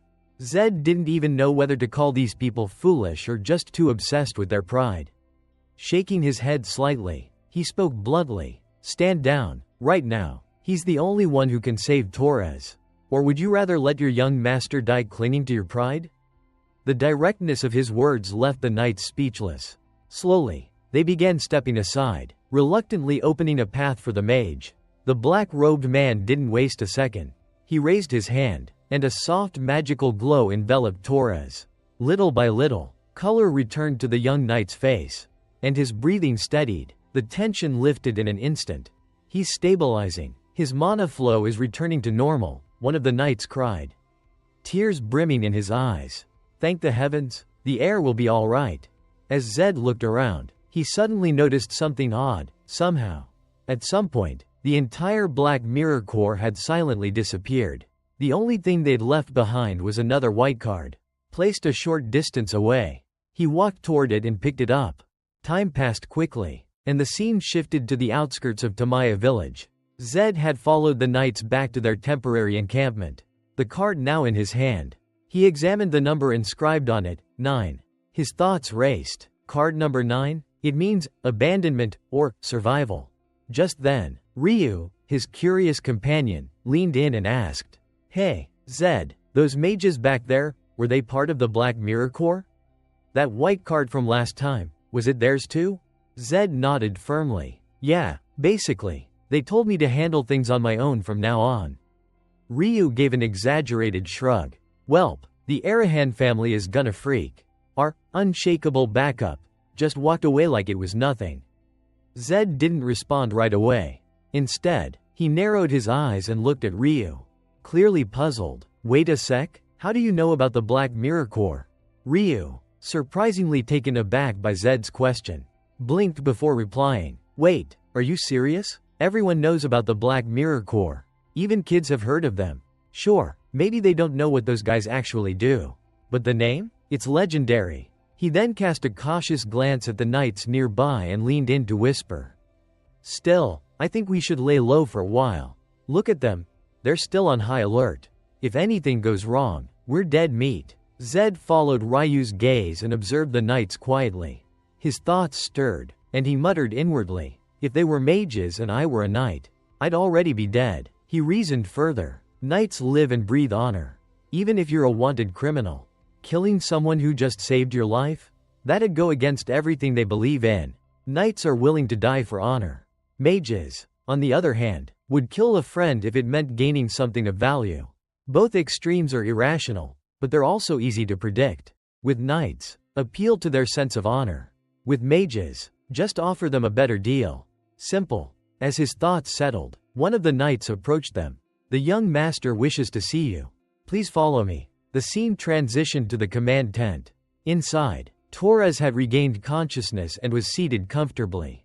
He gestured for Zed and Ryu to sit and poured each of them a cup of tea. This is Manar tea, he said with pride. It's grown exclusively by my family. The aroma is truly something special. Zed took the cup without hesitation, completely unbothered by the possibility of poison, and took a sip. The pleasant fragrance lingered on his tongue, and he smiled. You're right, it's got a nice kick to it. By the way, how are you feeling? Torres nodded with a grateful smile. Much better, thanks to you. Zed waved off the formality. Save it, I'm not a fan of stiff politeness. Let's keep it casual, alright? You're 17 this year, Yeah? I'd rather we talk like equals. Torres paused for a moment, visibly thrown off by the sudden shift in tone. After a few seconds, he asked curiously, "Then, how old are you?" Zed grinned. "This body's probably around 15. Torres blinked, then laughed. "So I've got 2 years on you." Huh? Zed raised a brow playfully. "What, you want me to call you big bro now or something?" Torres quickly waved his hands, chuckling. "No way. Getting called big bro by a mage? That's pushing it. Haha." He burst out laughing, and for a moment, the tension between the two sides melted away. Zed grinned from ear to ear and shot back. "Relax. I had no intention of calling you that anyway. Haha." Their playful banter brought a puzzled look to Ryu's face. He glanced between the two and thought to himself, "Wait, are Arahan and Bahal really talking like old friends? What kind of alternate universe am I living in right now?" Setting the small talk aside, Torres soon shifted into a more serious tone. "Alright, before we move on, I should thank you properly. You saved my life, so thank you." There was sincerity in his voice, the kind that didn't need dramatic gestures to feel genuine. It made Zed silently reaffirm his earlier decision. He's really thanking a mage, he thought. If he's truly the heir to the Bahal family, his pride should be sky high. But I know Torres well. And honestly, that's exactly what I like about him. Torres continued without missing a beat. "Alright, no more formalities. Let's get to the point. You said the incident involving Commander Torres's death was a misunderstanding. What did you mean by that?" Zed's expression shifted, growing solemn. "Just like I said, I'll explain everything." He then laid out the whole story, from the prison incident all the way to how he ended up here. Of course, he left out certain details, like his mana awakening or the lightning-based skill he had acquired. There were things better kept secret for now. To sum it up, Zed concluded, "That's how it happened. As you probably know, the Arahan family doesn't shy away from a fight. They tried to kill me first, so I just defended myself." Torres listened carefully, nodding slightly but not fully convinced. "If what you're saying is true, then yeah, it could be considered legitimate self-defense. But the key question is it true?" Zed crossed his arms, wearing an expression of pure confidence. "If I had anything to hide, if I really wanted to cover this up, I wouldn't have saved your life back there. From where I'm standing, there's no clearer way to prove my sincerity. Am I wrong?" Torres held his gaze for a moment before finally nodding. "Fair point. In that case, maybe I was the one who misjudged the situation." He reached into his pouch, pulled out a small cloth bag, and placed it gently on the table. "Please accept this. It's freshly ground manar powder. A small token of apology for my misunderstanding." But instead of being impressed, Zed made a face. His expression turned long, unimpressed. If this is your idea of an apology, I'd rather you repay me by doing me a favor instead." Torres raised an eyebrow, clearly intrigued. "You have a request? Well, if it's within my ability, I'll grant it." As soon as Torres finished speaking, Zed didn't hesitate to make his request known. "Of course it's doable," he said confidently. "I want you to help find Ryu's missing younger brother." The statement caught Ryu completely off guard, his eyes wide in shock. Meanwhile, Torres arched an eyebrow, casting a skeptical glance toward Zed. "That doesn't benefit you in the slightest. That's not something a mage would usually ask for." Zed simply shook his head. "I don't care about that. I made a promise to help Ryu find his family. That's all that matters." Time passed quickly, and morning soon arrived. Zed was already up and sweating, fully immersed in his physical training. Ryu stood off to the side, silently watching, his mind drifting back to the conversation from the night before. Who would have thought? He used the favor of the Bahal family, something most people would kill for, just to ask them to help a no-name like me find my brother? Ryu smiled faintly. This guy, he's really something else. With that thought, he called out to Zed, cheerful and lighthearted, "Hey, you hungry? They've got Bertie beef around here. Want me to go grab some?" Zed paused mid-push-up, glanced over, and grinned. "Haha, let me finish this last set and then we'll eat together." Unbeknownst to the two, just outside the tent, Torres had been quietly listening to their exchange. He leaned against the canvas, deep in thought. What is he doing? A mage, drenched in sweat from physical training? A mage from that elite group that treats sweat like savagery? He clenched his jaw. I've heard Zed Arahan has no mana. For a mage, That's like a knight without a sword. And yet, he still hasn't given up. He's still pushing forward. The image of Zed, persevering despite everything stacked against him, stirred something inside Torres. That's admirable. If I were in his shoes, would I have been able to hold on to my pride the way he has? Determination flashed across his face as he clenched his fist tightly. I've made up my mind. That mage, he's braver than any knight I've ever known. He will be my friend.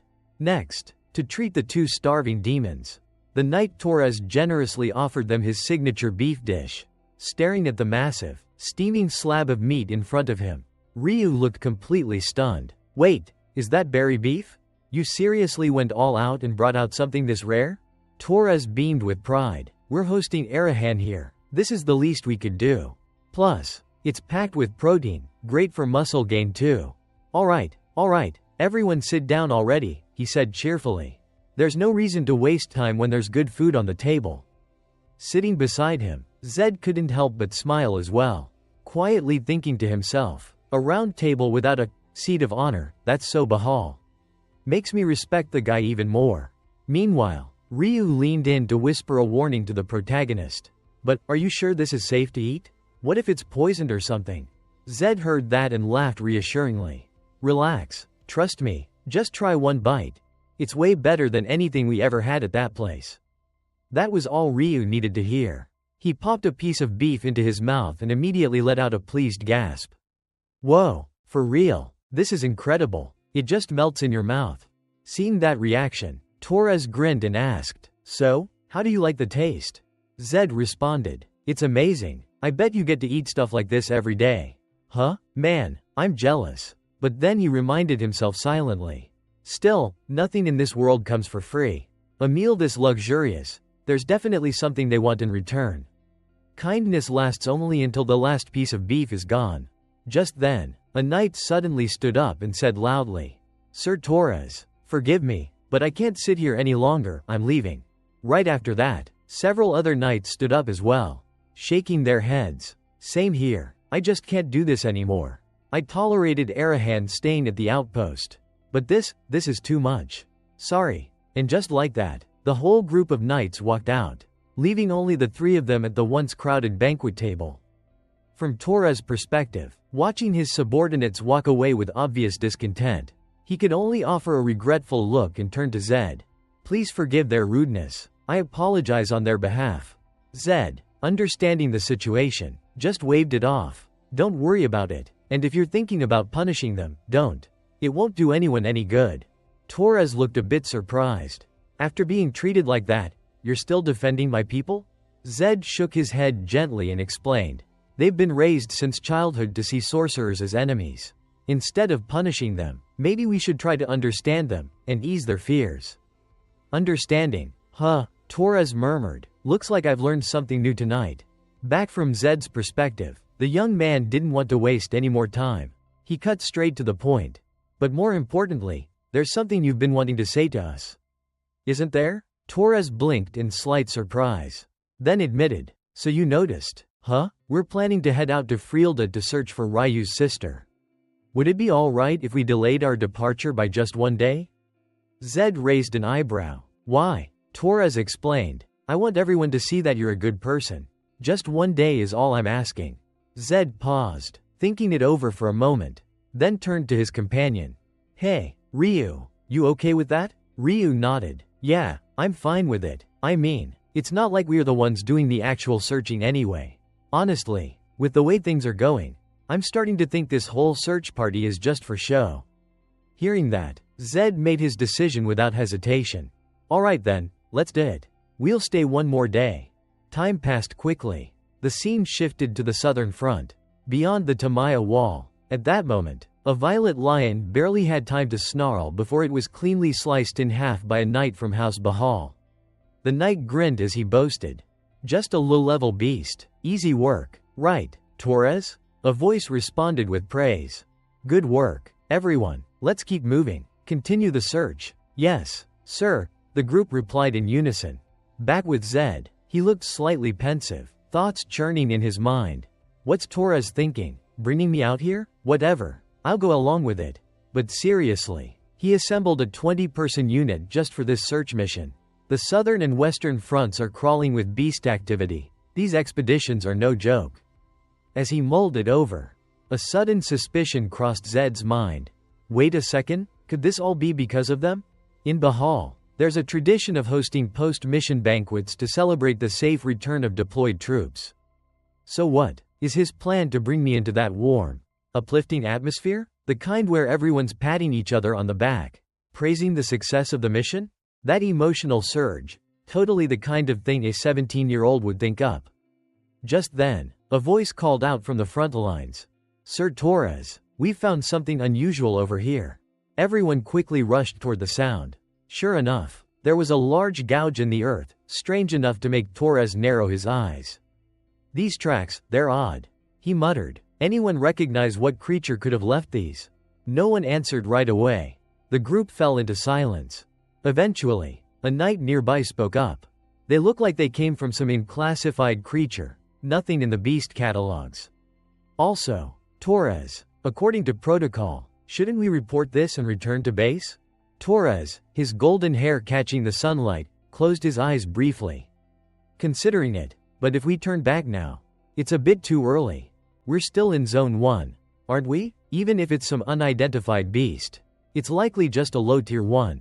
Seeing the tension rise, another knight quickly stepped in to voice his concern. But, even if it's low tier, we don't know what it is. That alone makes it dangerous. Zed completely agreed with that logic.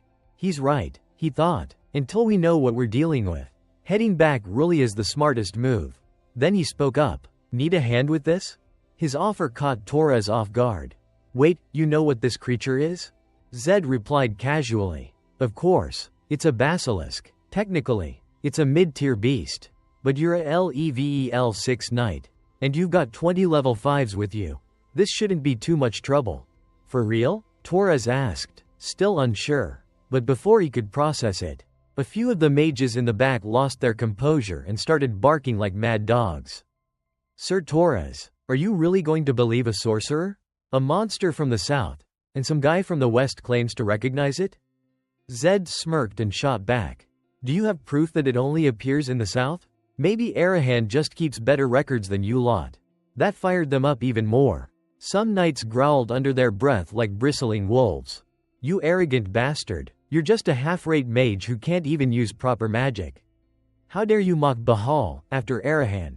No less. Zed's expression cooled. His voice dropped a level. You're the ones doing the mocking. Is this how you normally speak to the heir of a noble house? From the side, Torres quickly stepped in to defuse the situation. That's enough. All of you, silence, unless I give the order. Then, turning back to Zed with an apologetic tone, he said, Zed, I'm sorry for their behavior. I really hope we could get along, but things clearly aren't going the way I imagined. Right as he said that, as if to validate Zed's earlier words, a thunderous scream tore through the air. A massive serpent suddenly burst out from beneath the ground. Torres reacted instantly, drawing his weapon in one swift motion, and shouted, Everyone, battle positions, spread out now. Quote, just as the words left his mouth, the Cerberus whipped its tail straight toward Zed's position, splitting the ground beneath it into jagged fragments. Luckily, Torres had fast reflexes. He leapt to the side just in time to avoid being crushed. He quickly turned back to check.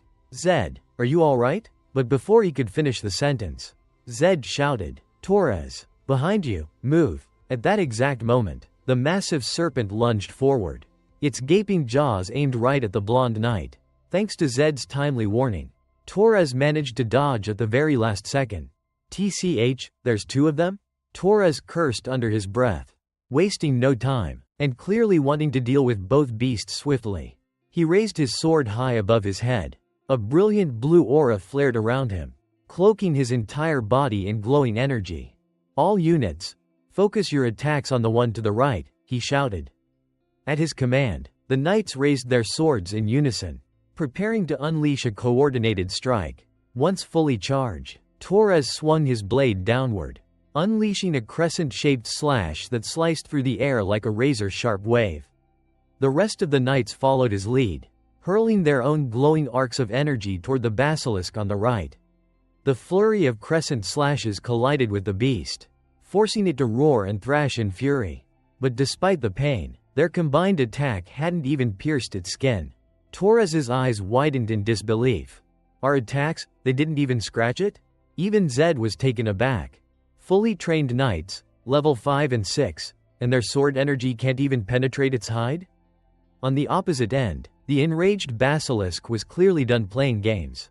It twisted its body and aimed its massive, spike-covered tail toward them.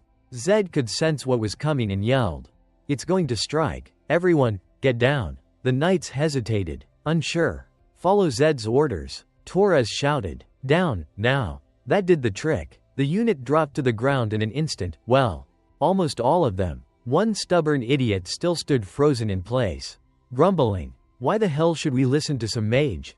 Zed snapped, furious. "I said get down, you dumbass." But the basilisk wasn't waiting for them to finish arguing. With a violent lash of its tail, it launched a barrage of sharp spikes, hundreds of them, shooting through the air like a storm of lightning-fast arrows. Thankfully, the knights had all hit the ground in time, otherwise, they would have ended up just like the tree behind them, riddled with holes like a chunk of Swiss cheese. The tree, once a natural brown, was now a sickly shade of dark purple. Torres felt his whole body go numb as he looked at it. A toxic spike barrage, launched in all directions. He muttered, but not a single one hit the ground. It only targets above-ground objects. Meanwhile, at the height of that danger, Zed had grabbed the black-haired knight by the collar and yanked him down just in time. "Those spikes hurt like hell. You know that?" he barked. "I just saved your damn life." Then, turning toward Torres, Zed warned, "Torres, their next attack's gonna be lower. It'll be harder to dodge." Torres nodded. "Then we'll just have to finish it before it attacks again." Zed followed up, "Torres, can I leave the one on the left to you and your knights?" The knight blinked, a little doubtful. "What, are you planning to take the other one alone? Do you actually know its weak spot?" But Zed didn't give him time to finish.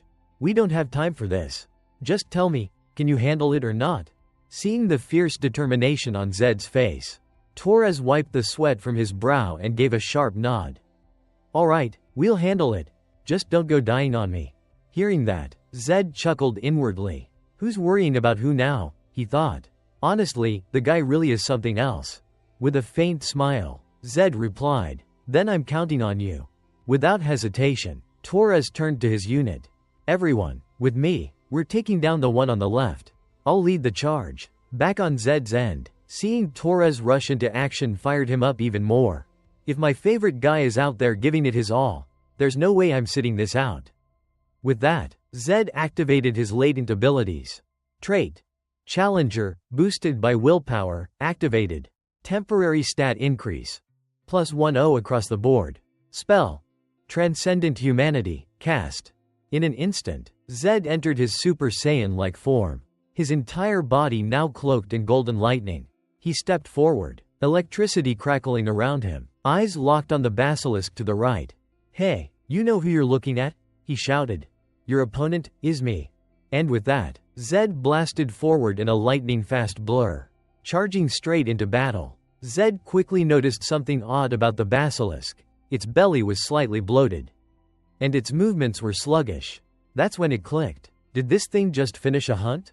Am I really this lucky? Without wasting another second, he took off, dashing between tree trunks at breakneck speed. With a final leap, he launched himself high into the air. The reason? The basilisk had only one known weak spot, right at the top of its head.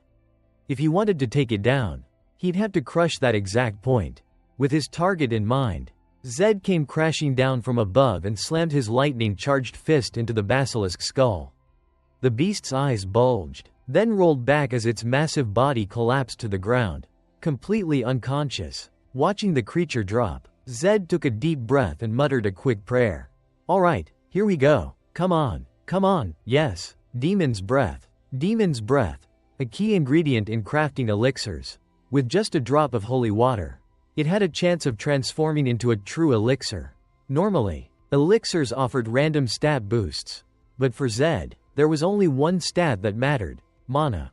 So for me, this stuff's basically a 100% pure mana potion. And I just got it for free. Thanks for the donation, big guy. He grinned. Alright. Time to go help the others. Scene shift. Back to Torres and the Night Squad. They were still locked in a brutal struggle with the second basilisk. Torres raised his sword just in time to block a direct charge. But the force sent him skidding backward, his arms trembling under the pressure. Damn it, I've fallen too far behind the other knights. We're out of time. Before he could recover, a sudden flash of golden lightning streaked down from above, crashing right into the top of the basilisk's skull. The beast reeled, its jaws flung wide open in pain. Naturally, the one who just arrived was Zed.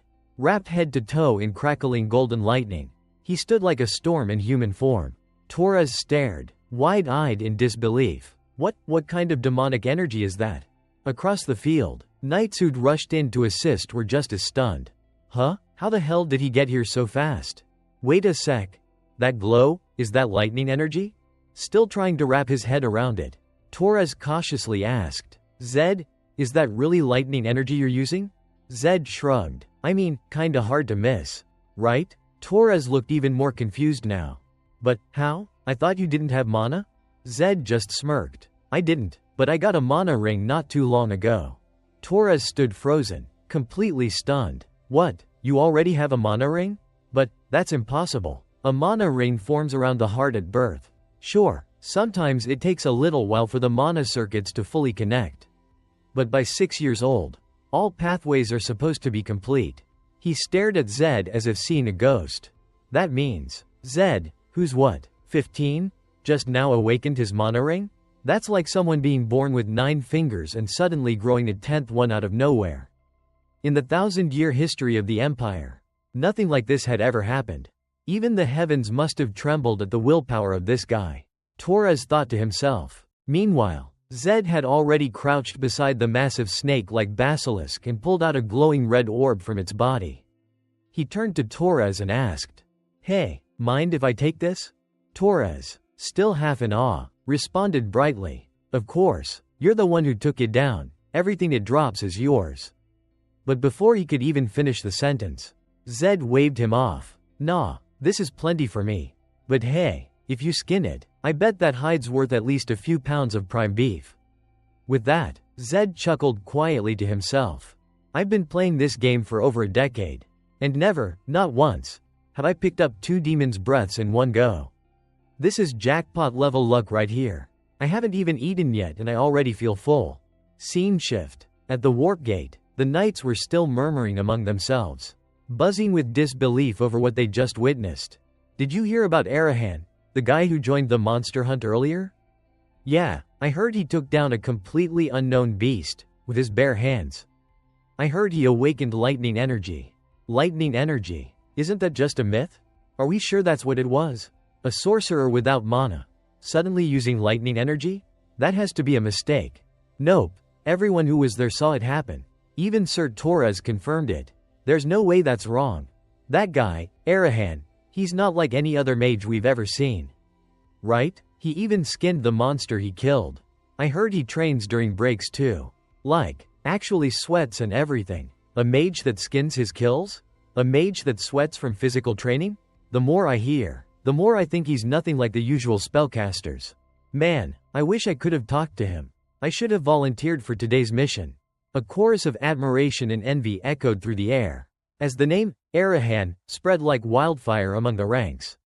Scene shift, celebration banquet. That evening, at the celebration feast, the black-haired knight, whom Zed had saved earlier, stepped forward and bowed his head. Zed, thank you for saving me today. Zed turned to him with a small smile. Oh, you're all right though, yeah? No injuries? The knight shook his head. No, I'm fine, but I still can't believe I hesitated like that on the battlefield. As a knight, that's unacceptable. I'll reflect on it seriously and push myself to do better. His voice was filled with conviction. Watching the sudden shift in behavior among the knights, Ryu couldn't help but raise an eyebrow. Haha, what exactly did you do out there to change their opinions so fast? Zed grinned and shrugged. Guess they like me now. I'm betting tomorrow they'll actually mean it when they help you search for your sister. Just then, Torres walked over with a more serious look. Zed, Ryu, can you step outside with me for a moment? Both of them looked a little surprised. But they followed him out without hesitation. Once outside, Torres turned to Zed. You did great today, Zed. Seems like the Knights' attitudes toward you have changed completely. Everyone who joined the mission said they'll head to Frielda tomorrow to help. Zed, though he had expected it, still couldn't hide his happiness. They must be exhausted after a day like this, but still. That's amazing. Thanks, Torres. Torres shook his head with a modest smile. For a knight, doing our duty even while tired is just how it is. Besides, we owe you a life debt. We're comrades now. Then, more thoughtfully, he added, I think I should visit my family tomorrow. Leadership's probably having a heart attack after hearing what happened today. Zed smirked and teased. Getting scolded already? I mean, you did hang out with a member of House Arahan. Torres had seen it coming. He didn't seem fazed. I've already made peace with that. First, I'll report to the higher-ups, then I'm heading straight to Frielda. Ryu, I'll do everything I can to help you find your sister. We will find her. Zed turned to Ryu with a big grin. Look at that. The heir of House Bahal himself is going to help you out. Talk about reliable, huh? At that, Ryu couldn't hold back anymore. His eyes brimmed with tears. Thank you both. So much. The two waved it off. No need to thank us. We're friends, aren't we? Scene transition, the next day. Frielda. Time flew by, and by morning, they had arrived at the port city of Frielda, the commercial hub of the south. As they walked through the bustling streets, Ryu began to explain. Her name's Lisa. She's my little sister, 13 years old. She has long blonde hair, down to her waist, and was about this tall. He lifted his hand to demonstrate her height, eyes full of memory. She's probably grown since then. Though, Zed listened, then blinked, skeptical. That's it? That's all we've got to go on? He sighed. Well, sounds like she's cute. At least. Torres had just made a comment that left Zed speechless. After a brief pause, he turned to the group and said, all right then, let's ask the Knights for help. That's all we've got to go on. After all, we don't know where she went, but we're sure she's somewhere in Frielda. Try checking the slave registries, household records, and around the city. You guys can dig that deep, right? The Knights nodded confidently in unison. Yes, sir. Encouraged by their determination, Zed offered another idea. Let's start with the merchant group you used to work for. Ryu's eyes widened in surprise. They're not far from here. Zed gave a firm nod. Perfect. Also, is there a clothing shop nearby? Scene skip. Later. Ryu had just led Zed to the location. There it is. That's the Hamel Trading Guild, the last place I worked. They accused me of theft and kicked me out. Back in Zed's perspective, he gave Ryu a quick nod. Alright, they might recognize you, so I'll go in alone. As he spoke, Zed straightened his freshly bought outfit. It shimmered under the sunlight, catching Ryu's attention. Whoa, sorry. But, dang, you really look like a noble in that outfit. Ryu muttered. I know you are one. But still, it's kinda shocking seeing it for real. Zed waved the comment off and headed straight toward the guild. Outside, a neatly dressed gatekeeper spotted him and quickly bowed. Welcome, sir. Thank you for visiting. Are you looking for something in particular today? Zed didn't answer the question. This is the Hamel Trading Guild, right? The man chuckled. Haha, you must be mistaken, young master. This is a slave market. But what he didn't realize was that Zed had already caught something in his phrasing. Zed tilted his head and calmly replied. A slave market, huh? That's odd. Didn't you just ask if I was shopping for goods? The gatekeeper's smile vanished instantly, replaced by a colder expression. Listen here, punk, you're not actually a noble. Are you? What kind of scam are you pulling? Huh? Zed remained composed and replied with mock innocence. What if I am a noble? What then? The bouncer nearly doubled over laughing. Ha, you trying to scam a merchant? Listen, kid, merchants survive off sharp instincts. Nobles see slaves as inventory. Nothing more. And one thing's for sure, no noble shows up alone. The second I saw you, I knew something was off. What is this? Some kind of prank? Did DeVito send you? Zed's eyes narrowed, his voice suddenly colder. So, are you insightful? Or just plain stupid? That was the last straw. You little brat, looks like someone needs to be taught a lesson, the man snarled, raising his massive fist. Cut to moments later. The bouncer's face was swollen and bruised. and he was on his knees, groaning in defeat before Zed. "If you don't want to get hurt worse than this," Zed growled, "you'll start answering my questions right now." As he spoke, he slapped the man hard across the face, sending his head snapping sideways. "This building used to belong to the Hamel Trading Guild, didn't it?" Zed demanded. "Then why are there people locked up here?" The bruised thug quickly complied. The previous owner went bankrupt, so we took over the place." Zed narrowed his eyes. "And DeVito? Who is he? Another slave dealer?" The man nodded furiously. Yes, he runs the biggest slave market in the entire southern region." "Got it," Zed thought. "DeVito, he's my next target." Before leaving, Zed had one more question. "And where is everyone else? Tell me, where did they all go?" The thug hesitated. "Everyone else? You mean, the, merchandise?" That was the wrong answer. Zed immediately delivered another stinging slap. "Merchandise? You sick bastard. Want to try saying that again?" No. I meant, not merchandise," the thug yelped, panic in his voice. But it was too late. A storm of open palm slaps rained down on him. The brute's face was thrown left and right, a blur of bruises forming as Zed let loose. Only when he felt the lesson had sunk in did Zed stop. Breathing evenly, he spoke coldly. "Slaves are still people. You think it's okay to treat human lives like property? Just try being decent. It's not that hard. Got it?" The thug nodded desperately. "Now," Zed continued, voice like steel, "take me to them, right now." The thug couldn't agree fast enough. Yes, this way, sir," he stammered, practically stumbling over himself to pull back a curtain and reveal a doorway. "Right here, young master." Zed stepped forward and fell into silence. Before him stood a barred iron cage. And inside was, imprisoning people in a place like this, Just the sight of it made his blood boil all over again. Then, turning back to the thug, he asked sharply, "Is there anyone else being held here?" The thug shook his head and replied, "No, that's everyone." That left Zed a bit disappointed. No one with blonde hair. And no trace of any child slaves either. Young slaves are expensive. Lisa was probably already sold off or taken somewhere bigger. He clenched his fist. "Next, we need to track that slaver DeVito. But before that, with a colder tone, he said, I'm giving you one last chance to act like a decent human being. Bring me all the coin from your vault, and the keys to these cells too." With that order, Zed freed all the captives from their cages and, without hesitation, shoved the hulking thug into one of the cells himself. "Stay put in there for a while. It's about time you got a taste of what it feels like."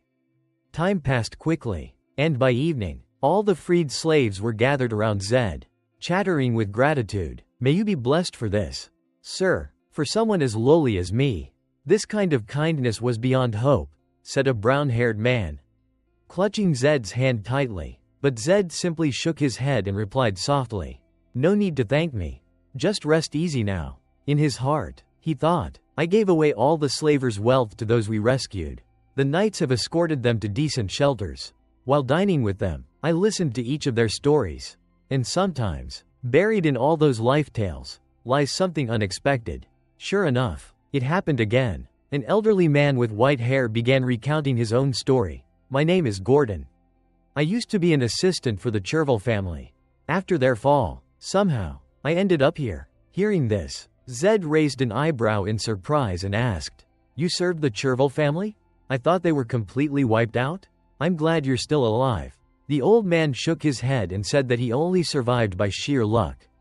Then, he went on about the Chervil family. If the Arahans were famous among mages, the Chavils were revered among blacksmiths. At their peak, people came from all over just for the chance to own a single artifact crafted by them. But then, the Empire branded them traitors and crushed them. Now, their name is little more than a whisper in the annals of history.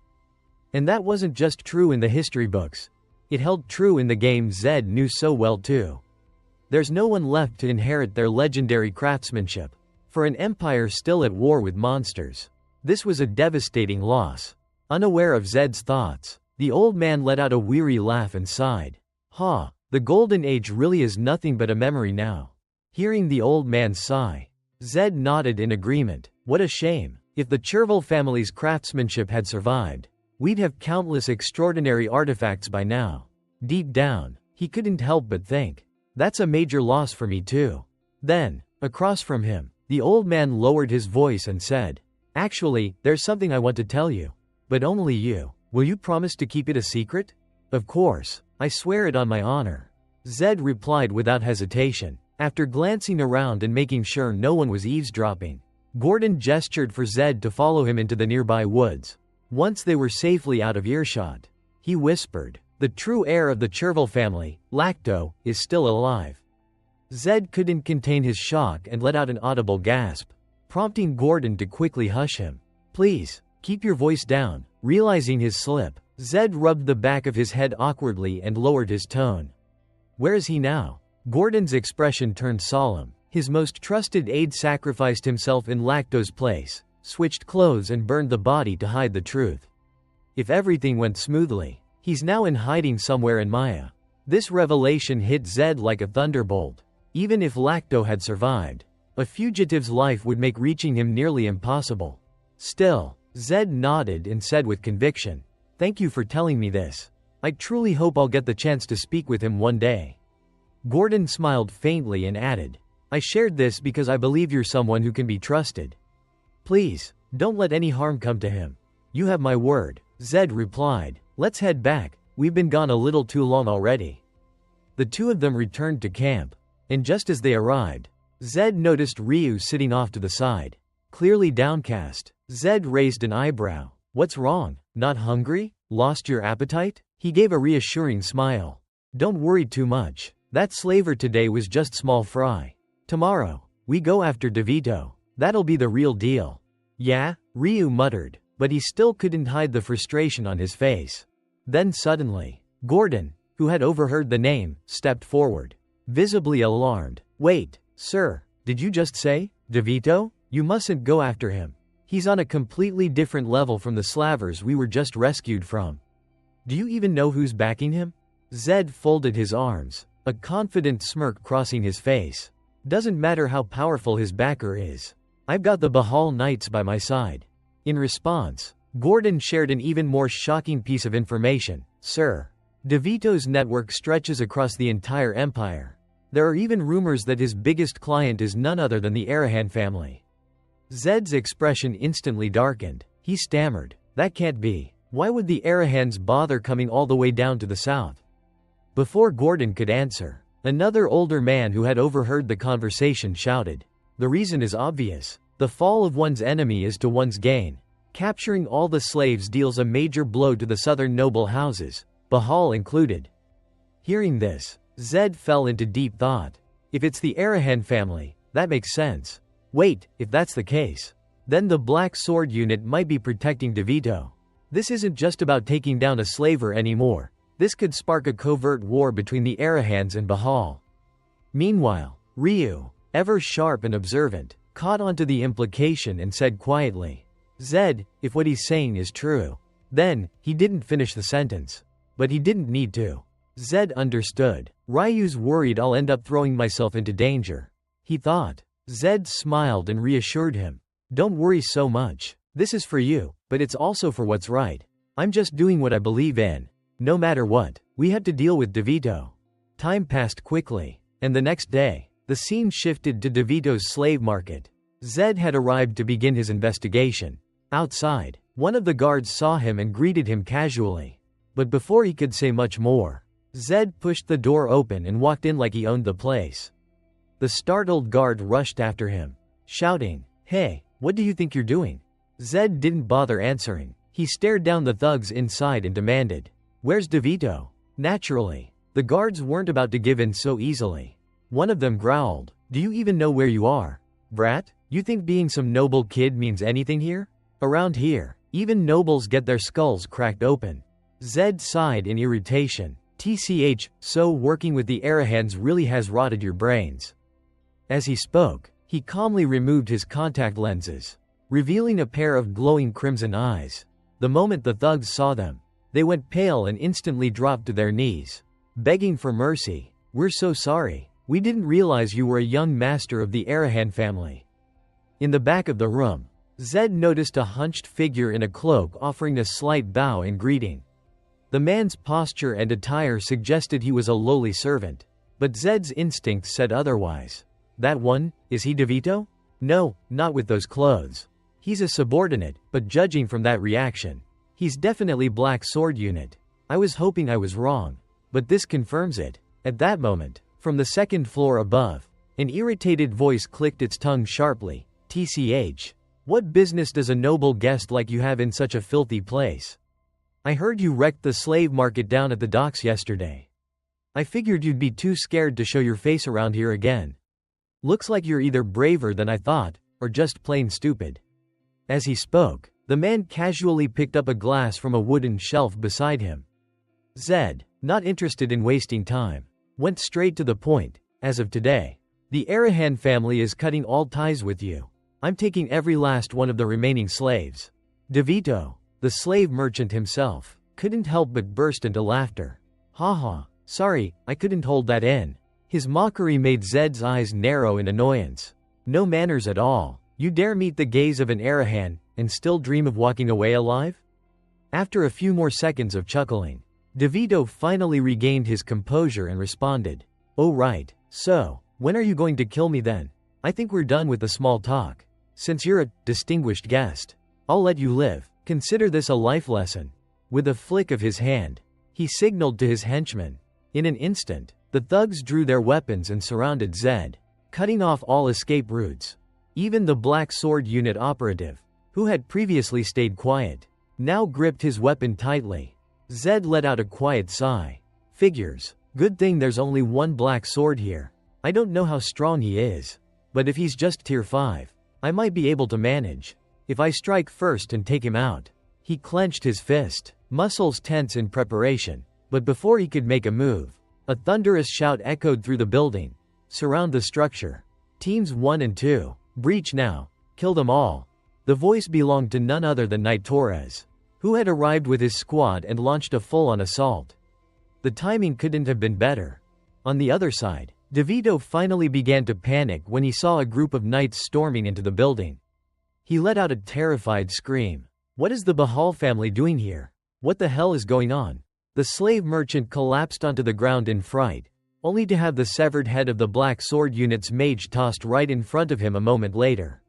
His eyes widened in horror as he stumbled backward in a daze. Torres stepped forward, his voice firm and resolute. DeVito, you are under arrest for illegal abduction, unlawful imprisonment of the powerless, and for tarnishing the reputation of House Bahal with your filthy deeds in the south. As the Lord of Bahal, I will sever your limbs as a warning to others. With that, Torres began to draw his sword. DeVito looked up and saw two cold, unflinching gazes bearing down on him, one from a man with piercing blue eyes, the other glowing red, the sheer contradiction of the two men, who should have been enemies, standing united in judgment, filled him with even greater fear. Those eyes, they should be glaring at each other in hatred. Why are both of them staring at me? This doesn't make sense. Desperate, he shouted out, please, my lord, spare me. I swear I'll never. But before he could finish his plea, Torres's blade flashed, severing one of his arms. DeVito froze, dumbfounded. A moment later, the second swing came, and his other arm fell to the ground. Now armless and in agony, DeVito finally understood that Torres wasn't bluffing. Wait, please, have mercy. His begging was in vain. Another swift strike came, taking both of his legs. And finally, with one clean motion, his head was separated from his body, ending his miserable life. Torres looked over the bloody mess and muttered, ground floor secured. Zed, watching from nearby, looked a bit surprised at their timely arrival. Perfect timing, but what was that imperial decree you mentioned earlier? Sheathing his blade, Torres gave a slight nod and replied, exactly what you heard. The emperor has issued a decree to eradicate all slave traders.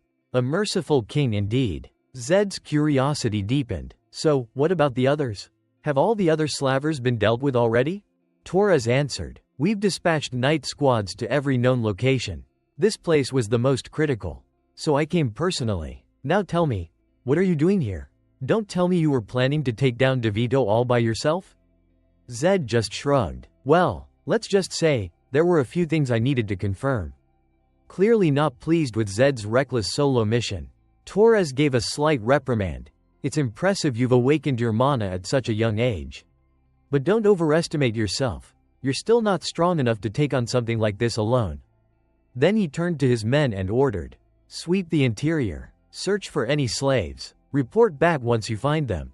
While Zed stood off to the side with his arms crossed, his thoughts wandered to the Emperor's sudden decree. So this imperial edict, the timing really is suspicious. Still, House Bahal won't let this slide so easily. His gaze drifted toward the severed head of the Arahan mage. Unlike the others, he looked accepting. Did he not resist because he couldn't? Or because he didn't want to?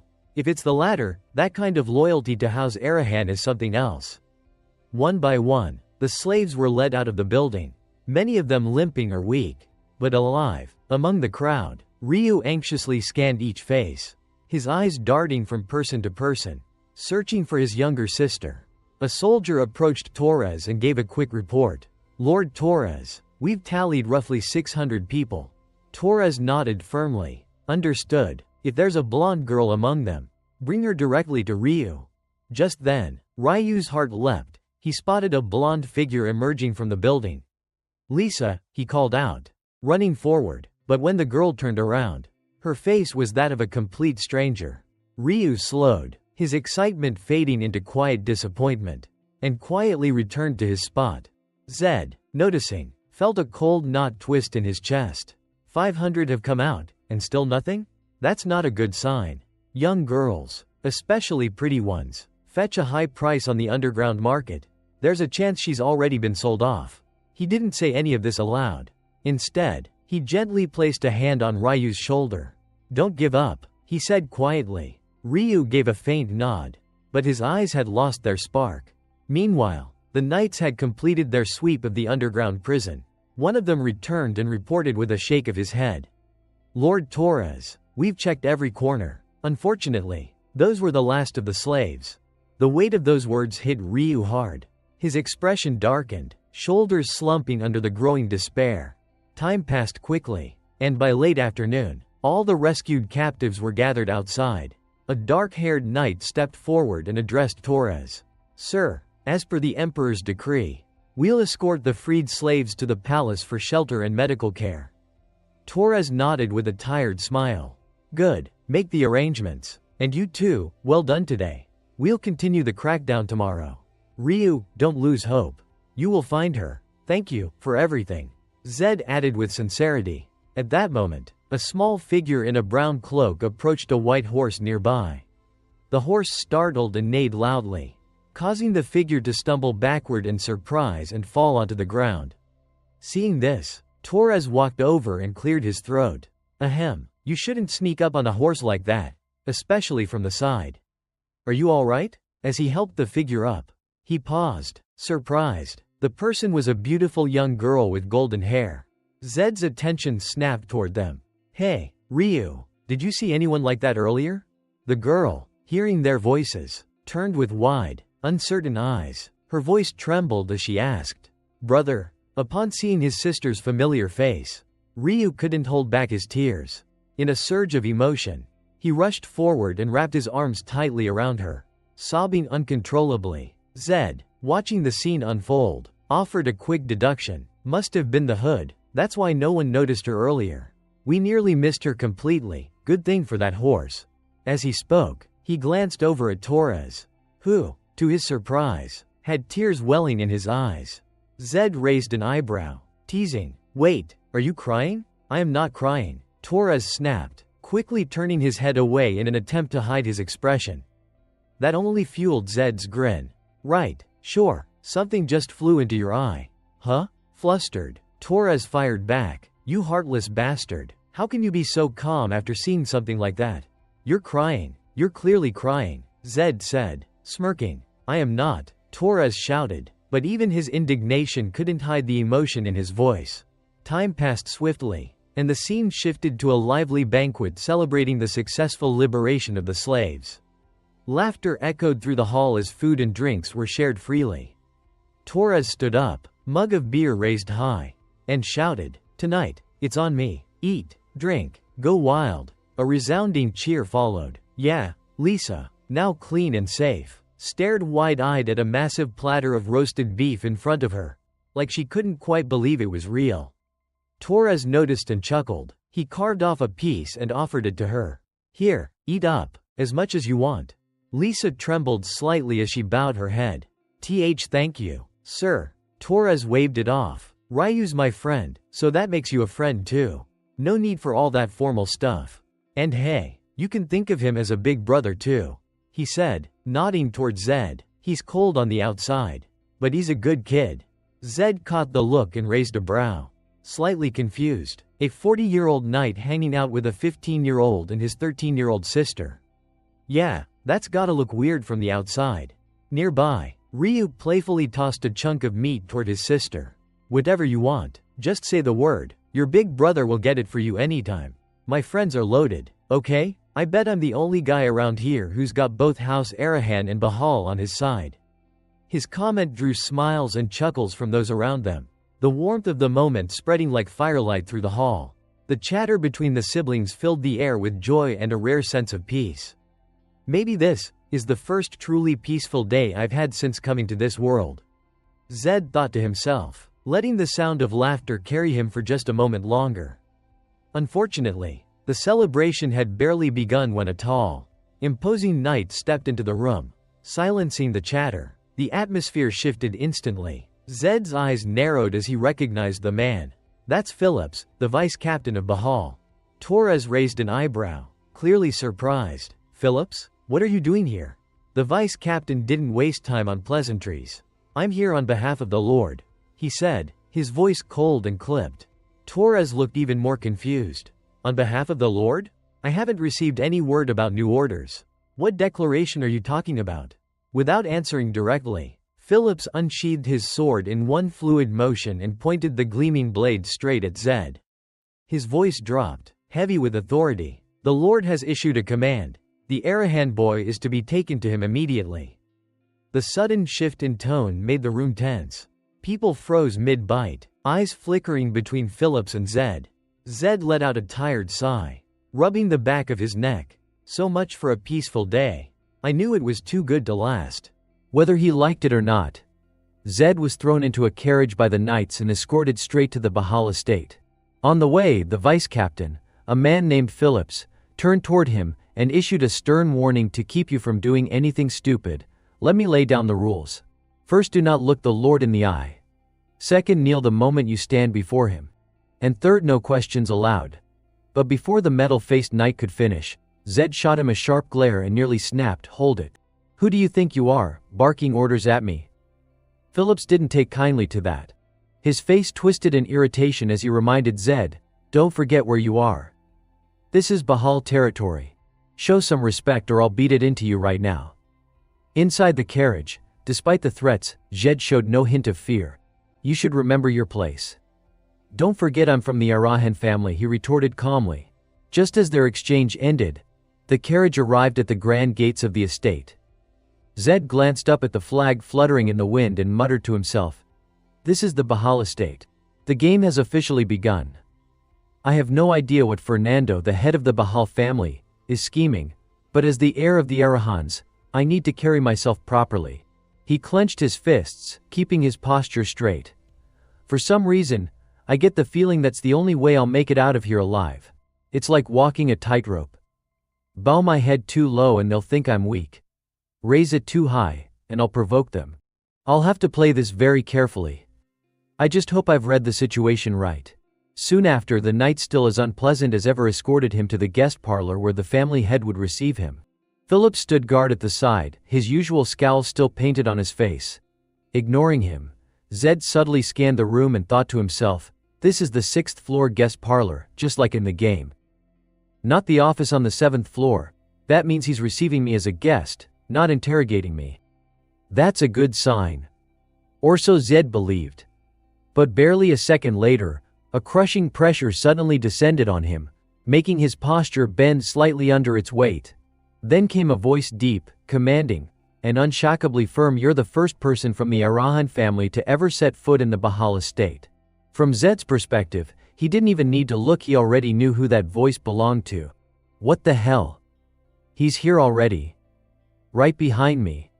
The head of the Bahal family didn't even need to raise his voice. Just sharing the same space made it nearly impossible for Zed to focus. He didn't dare turn around. He's not using mana pressure. If he were, Zed's core would have reacted immediately. This is pure presence. The kind of presence that comes from someone who's broken past the 10th threshold. A true swordmaster. Zed's inner turmoil was of no concern to the man across from him. At that moment, a massive figure strode past Zed, and calmly took a seat in the chair reserved for the head of the household. He was a towering man with golden hair and a thick beard to match his sheer size, and presence resembled that of a wild bear. Just by sitting there, he radiated an overwhelming pressure that made Zed gulp hard, his throat tightening. Still, he bit his lip and refused to show any fear. After a few seconds of silent scrutiny, Fernando gave a subtle nod. I'll admit you've got guts, Arahan. But this is the Bahal estate. Conduct yourself accordingly. With his words, the weight in the room seemed to grow even heavier, as if the atmosphere itself had thickened. Yet Zed stood firm, repeating a single thought to himself over and over: I can't kneel here. Kneeling before the strong is shameful. If I show even the slightest sign of submission, he'll never take me seriously. So instead, he gave a slight bow, just enough to show respect. Thank you for inviting me, sir. Inviting you? Fernando echoed, his tone laced with a hint of challenge. Zed replied quickly, yes. I was brought here in a carriage and escorted into the guest parlor. That's how one treats a guest, isn't it? I came here as a visitor.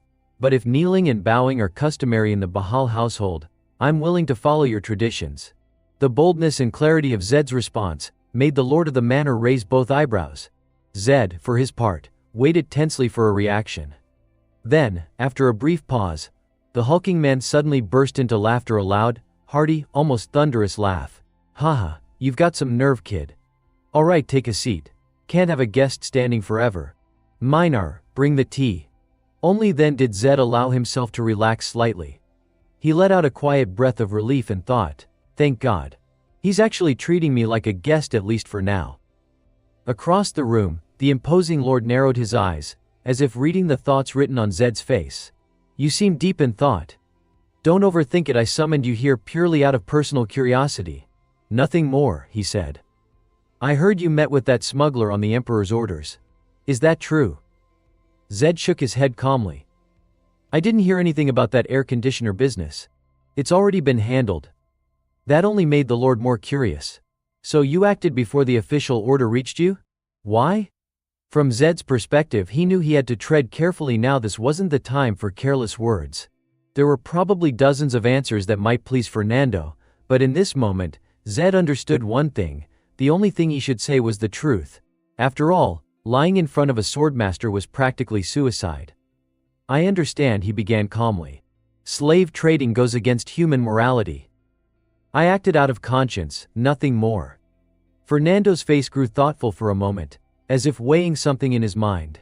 Then, without warning, he asked, You really didn't know DeVito had ties to my family?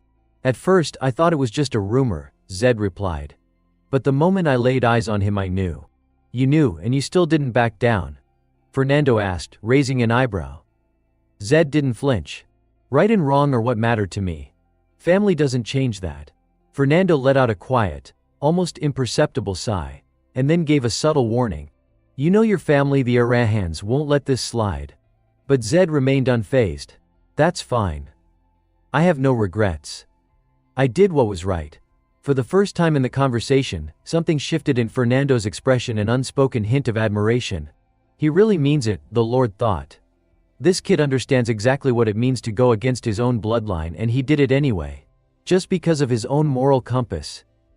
And now, just because I was curious, I might have dragged him even deeper into this mess. Taurus was right. This one's a mage who truly knows the meaning of honor. With that thought lingering in his mind, Fernando brought the conversation to a close. That's enough for now, Zed. Stay the night. If you don't mind, I'd to invite you to breakfast tomorrow. Across the room, Zed could hardly contain his relief. It was like being thrown a lifeline. Thank you for your hospitality, he replied gratefully, placing a hand over his chest in a respectful gesture. Fernando blinked, then chuckled in surprise. That's the knight's salute. Huh. I didn't expect a mage to greet me like that. This whole day's been full of surprises. Soon after, Zed was escorted to his quarters, a luxurious guest room reserved for VIP visitors of the estate. The moment he sank into the soft chair inside, he let out a long, exhausted breath. Whew, thank God. I survived. That man drained everything out of me. Slumping deeper into the chair, he muttered. If Fernando hadn't acted exactly like he did in the game, I might have blown it. Looks like being honest instead of dodging questions actually saved my life this time. Man, I'm starving now. Just as he groaned in hunger, there came a knock at the door. Moments later, a servant entered, pushing in a lavish table loaded with an elegant meal. Please enjoy your stay, the man said with a courteous nod before quietly taking his leave. Zed's eyes were already locked onto the feast, unable to hold back his amazement. Now that's what I call hospitality. Zed's voice had been filled with joy just seconds ago, but that feeling didn't last long. His expression froze as his eyes landed on something on the dinner plate, a small, white card. His heart sank. It hadn't been there before. Somehow, without him noticing, a white card clearly marked with the insignia of the Black Mirror mages from House Arahan had appeared right in front of him. Zed sat there stunned, his breath caught in his throat. What? Snapping out of his daze, he shot to his feet, flung the door open, and rushed out into the hallway, hoping to catch sight of the servant who'd brought the meal. But the man was gone. Completely vanished. He just left a second ago. How the hell did he disappear like that? And how did Black Mirror manage to get all the way here? Zed muttered, panic and confusion racing through his mind. After a quick glance around and seeing nothing unusual, he hurried back into the room, clutching the white card tightly in his hand. Channeling mana into it, he focused, trying to read the meaning hidden within. A glowing mark appeared, one simple, ominous number, 0. In the code of the Black Mirror, a 0 didn't mean retreat or mission failure. It meant, stand by.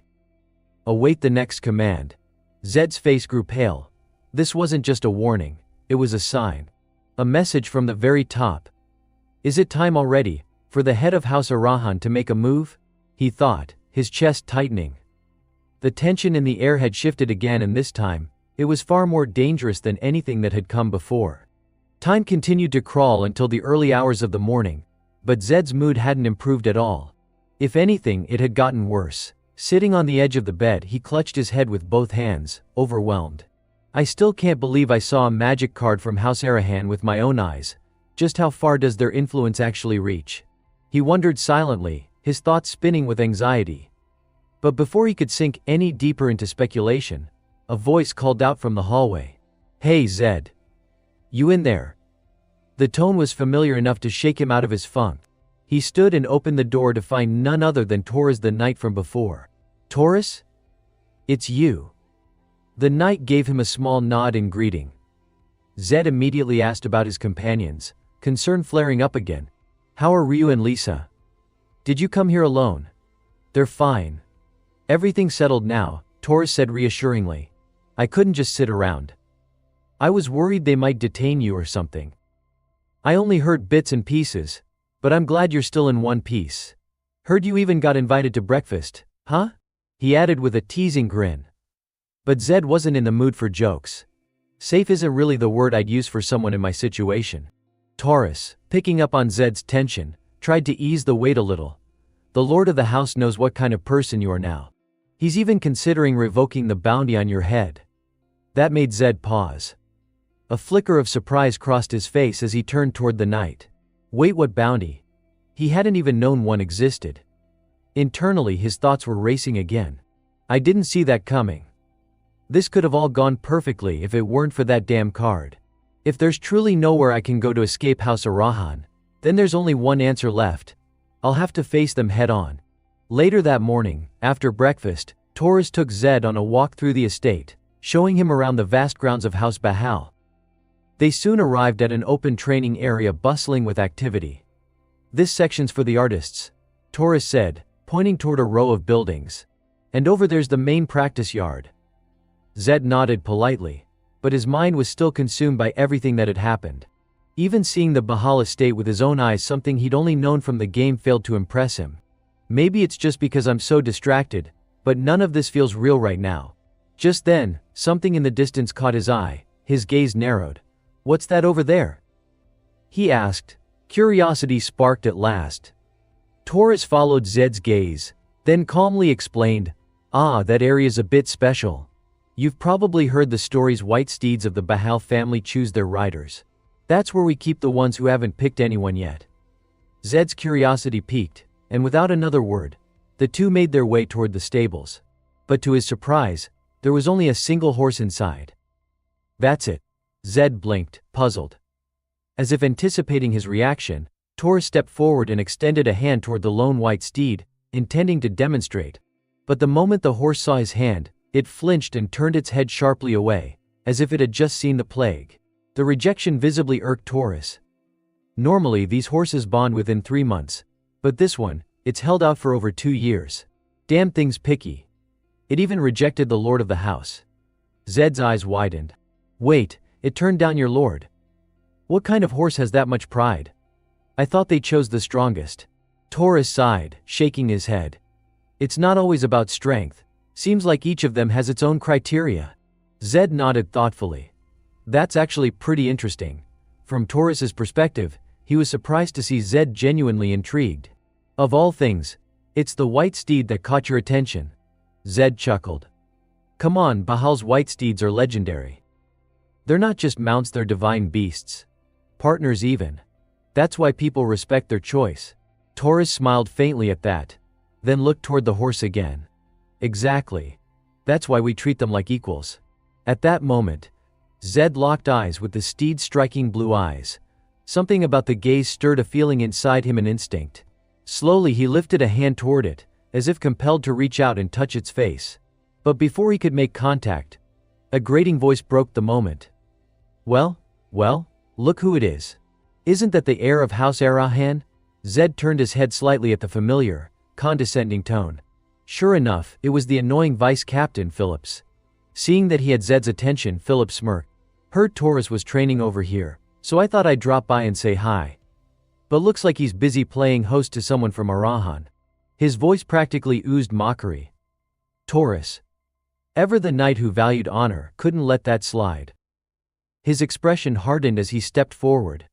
"He's here as a guest under the Lord's invitation. Show some respect." But Taurus's words rolled off Phillips like water on stone. He nodded with feigned politeness, but his sneer remained firmly in place. "Oh, of course.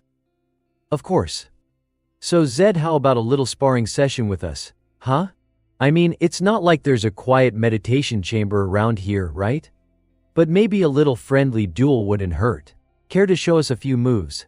His voice was smug, chin raised, eyes narrowed in clear provocation. Hearing that ridiculous challenge, Taurus furrowed his brows and snapped, "Do you even realize what you're doing?" But Phillips had already come prepared with an excuse, playing the fool with a smug grin.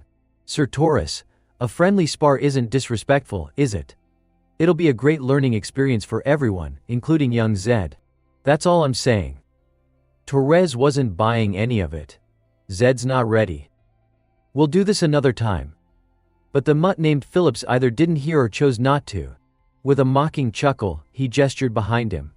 "Come on now, it's just a light spar. If you're worried about the level difference, we've got a rookie who just joined a few days ago. Heck, if that's still too much, the rookie can even go easy on him." From Zed's perspective, watching these idiot knights bark like dogs for the 5th damn time, he couldn't hold it in any longer. "To hell with this, I'm in. You want this? Fine. Let's spar, right now," he barked back, pointing straight at the blonde-haired rookie behind Phillips. And just like that, the group made their way to an open training ground, ready to greet each other the knightly way with a couple of love taps. The rookie, still radiating confidence, spoke first. "Since this is just a friendly match, I'll be using a wooden sword." Across from him, Zed was warming up, stretching his shoulders, eyes sharp. "You're gonna regret that. You'd better give it everything you've got." But the rookie just chuckled, brushing off the warning. "Let's hope your skills aren't just talk." Meanwhile, Taurus stood at the edge of the field, watching it unfold with increasing concern. He didn't understand what the hell Zed was thinking. "Zed, what's going through your head? This guy spars with seasoned knights, and you're not even at level 1 yet. You know you can't match a level 5 knight." Back on the field, The rookie tightened his grip on the wooden sword, stepping into stance. His eyes locked onto Zed with a smirk. "Let me ask you something, do you really think you've got a chance?" Zed calmly replied, 50-50. "That's probably about right." For some reason, that answer struck a nerve with the rookie. His face twisted with irritation. "Huh? 50%? You sure are an optimist, aren't you?" As he spoke, his body flared with aura, cloaking him in a powerful glow. At the same time, our main character let his own mana erupt, crackling lightning wrapped around his entire body as he growled. "I just hope you last long enough to get me warmed up. Ending this too fast would be boring." Off to the side, Phillips watched the stormy energy dance around Zed and raised an eyebrow. "So that's the lightning attribute I've heard about. Definitely lives up to its reputation as the element of dreams. It feels wild, intense, stronger than anything I've seen before. Still, the amount of mana he's putting out, not even at level 2. No matter how impressive it looks, this match'll be over quick." With that thought, he raised his voice. "Match begin." The rookie charged instantly, throwing all his weight into his legs as he lunged toward Zed. But strangely, Zed didn't move a muscle. He just stood there. What the hell is he doing? The rookie thought. He's a mage, shouldn't he be trying to keep his distance? He's not even chanting. Wait, don't tell me I'm so fast he can't react. That'd be disappointing. I mean, I can't go all out on a guest, right? With that in mind, he pulled back slightly, holding back some of his strength. But what happened next left everyone speechless. Zed effortlessly sidestepped the attack with the grace of a leaf drifting in the wind, then turned his head to scold him. "I'm warning you, give it everything you've got." Before the rookie could even process the words, Zed's foot slammed forward with stunning force. The blonde knight managed to raise his wooden sword in time to block, but the sheer power of the kick still sent him flying back several meters, his boots scraping furrows into the dirt. What the hell kind of strength is that? He thought, stunned. He barely had time to recover before Zed's figure flashed and appeared directly in front of him. Panicking, the rookie slammed his foot into the ground to halt his momentum and swung wildly in a desperate attempt to defend himself. But Zed moved like lightning, too quick, too fluid. His strikes never even came close. From Zed's point of view, it was almost laughable. He toyed with his opponent for a few more seconds, then took a deep breath. Lightning surged once more, now focused into his clenched fist. Mana sparked violently as he drew back, then drove a crushing punch straight into the rookie's gut. The poor guy nearly threw up on the spot. But he didn't even get the chance. A second punch followed immediately, this time to the face, snapping his head back and sending him sprawling onto the dirt, completely out cold before he even knew what hit him. The entire arena fell silent. Taurus and Philip stood frozen, too stunned to speak, unsure how to process what had just happened. And not far from the chaos, the white steed stood watching the battle, its gaze suddenly different. A few seconds later, the rest of the knights snapped out of their daze and rushed over to check on the fallen rookie. To their horror, the guy was foaming at the mouth like someone suffering from food poisoning. "Hey, snap out of it," someone shouted. "I think he's unconscious. Damn it, get a healer over here, now." Meanwhile, one of the other knights, clearly not the brightest, started acting like a thug. He pointed his wooden sword directly at Zed and barked, "You bastard. Fine, then I'll fight you next."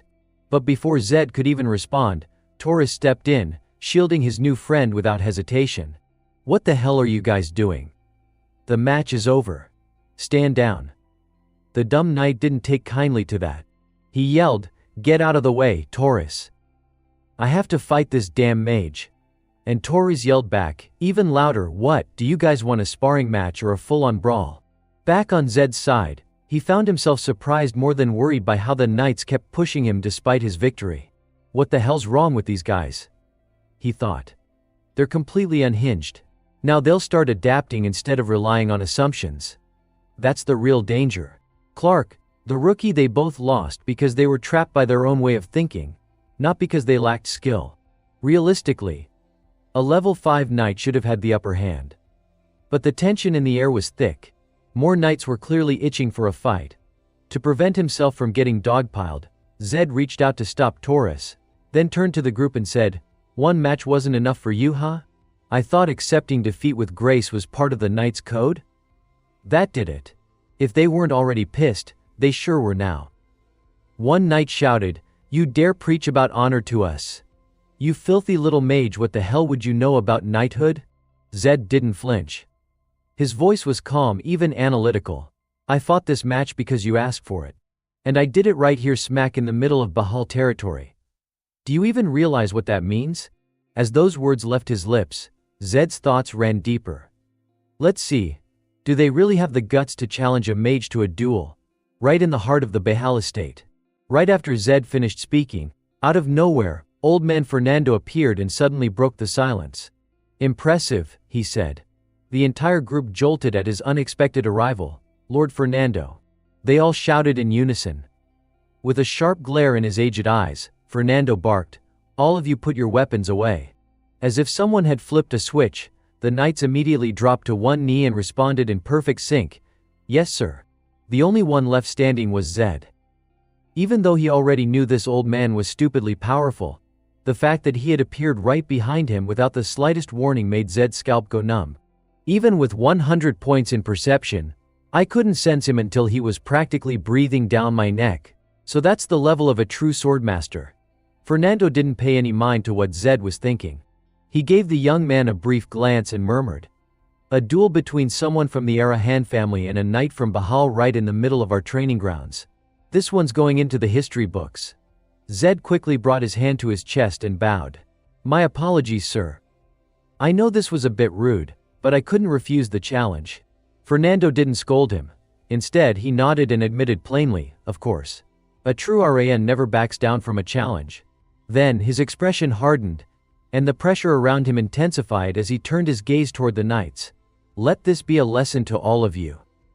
This is why you can't afford to slack off in training. Rising through the ranks is important, but experience is more important. Learn from this, and make those lessons your own. Understood?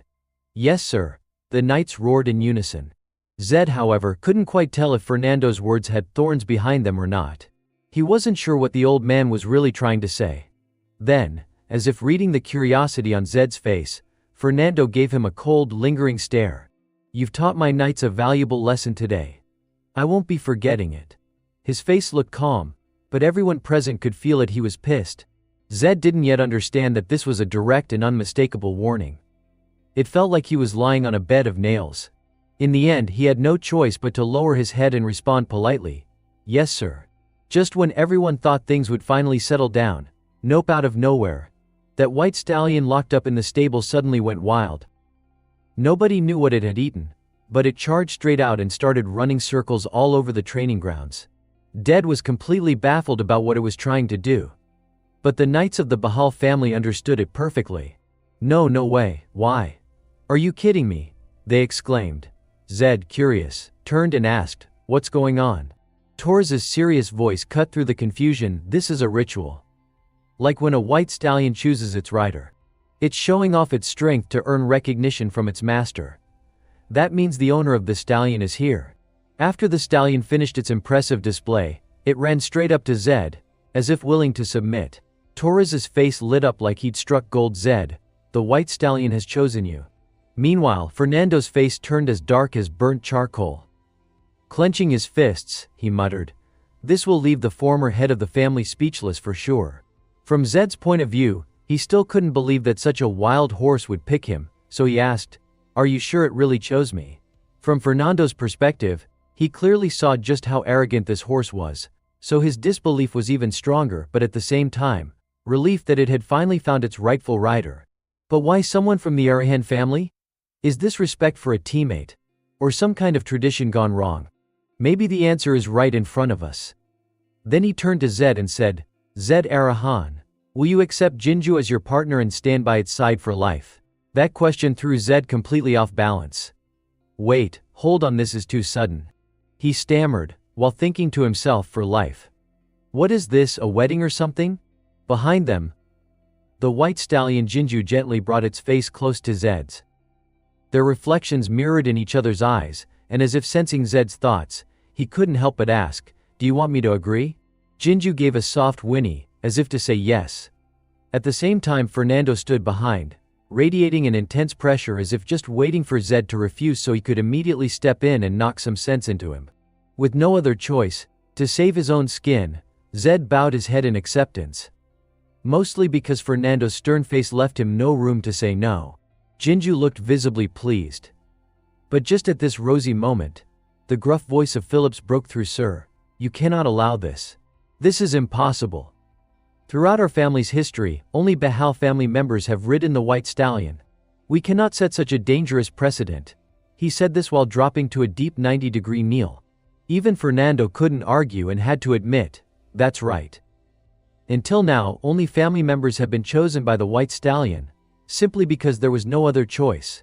Hearing this, for some inexplicable reason, Phillips grew bolder and looked up to directly confront his lord. Have you forgotten the crimes the Arahan family committed against our Bahal's white stallion? They treated them like pigs to devour. How can you trust our comrade with such a beast? Mages lie as easily as they breathe. How can we ever trust them? Phillips's words grew more and more enraged, verging on madness. To calm things down, Fernando promised firmly, then I promise you, Deputy Captain, if Zed Arahan mistreats our white stallion as a comrade, I will personally take his life. His voice was serious enough to send chills down Zed's spine. Still, Philip seemed unsatisfied with the outcome and wanted to say more. But Fernando cut him off sharply. Phillips, Robert, I have never doubted your loyalty, but on this matter, I will hear no further advice. Faced with that, Phillips, though still bitter, had no choice but to accept. I understand. Time flew by quickly until evening. Right now Zed was riding Jinju, testing the speed of the mighty warhorse. In his mind he thought, I left because I felt staying put might be dangerous. But this is honestly exciting. I like you a lot. You've exceeded all my expectations. Let's go faster. We'll head straight to Frilda. Zed spoke with exhilaration, and at lightning speed, he soon caught up with Ryu and Lisa, leaving them wide-eyed in amazement. What am I even seeing? Not only did you survive inside the Bahal territory, but you even brought back a white stallion. You must be blessed by the gods. It's a pleasure to be your friend. Hearing that, Zed smiled softly and replied, let's go inside and talk. There's a lot we need to discuss. Once they were in a private room, Zed recounted everything that had happened, from the magic card from the Black Line Army, the demonic energy, to the story of Lactoshirville. After explaining everything, he kept his next goal to himself. Right now I have to go to the Arahan clan. It's unavoidable, and I have no other choice. Before Zed could finish, Ryu cut in, if you're going to the Arahan clan, then I'm coming with you. Zed. You said before you'd never abandon your comrades. Think about it, since you were exiled. You probably have no close allies left. And the Arahan clan fights dirty. Is there anyone trustworthy there? Zed was stunned by these words. After all, he wasn't exactly in the Arahan clan. He'd been thrown into prison as soon as he arrived in this world. Ignoring Zed's puzzled look, Ryu turned to his sister and said, Lisa has already done a lot of hard work, so she can handle her part. If you hire us as your companions, we can be a big help. Just watch. Zed still felt a bit uneasy inside.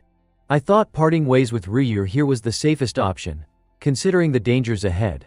But then, looking at the two in front of him, he nodded and said, all right, thank you. Let's go to the Arahan clan together.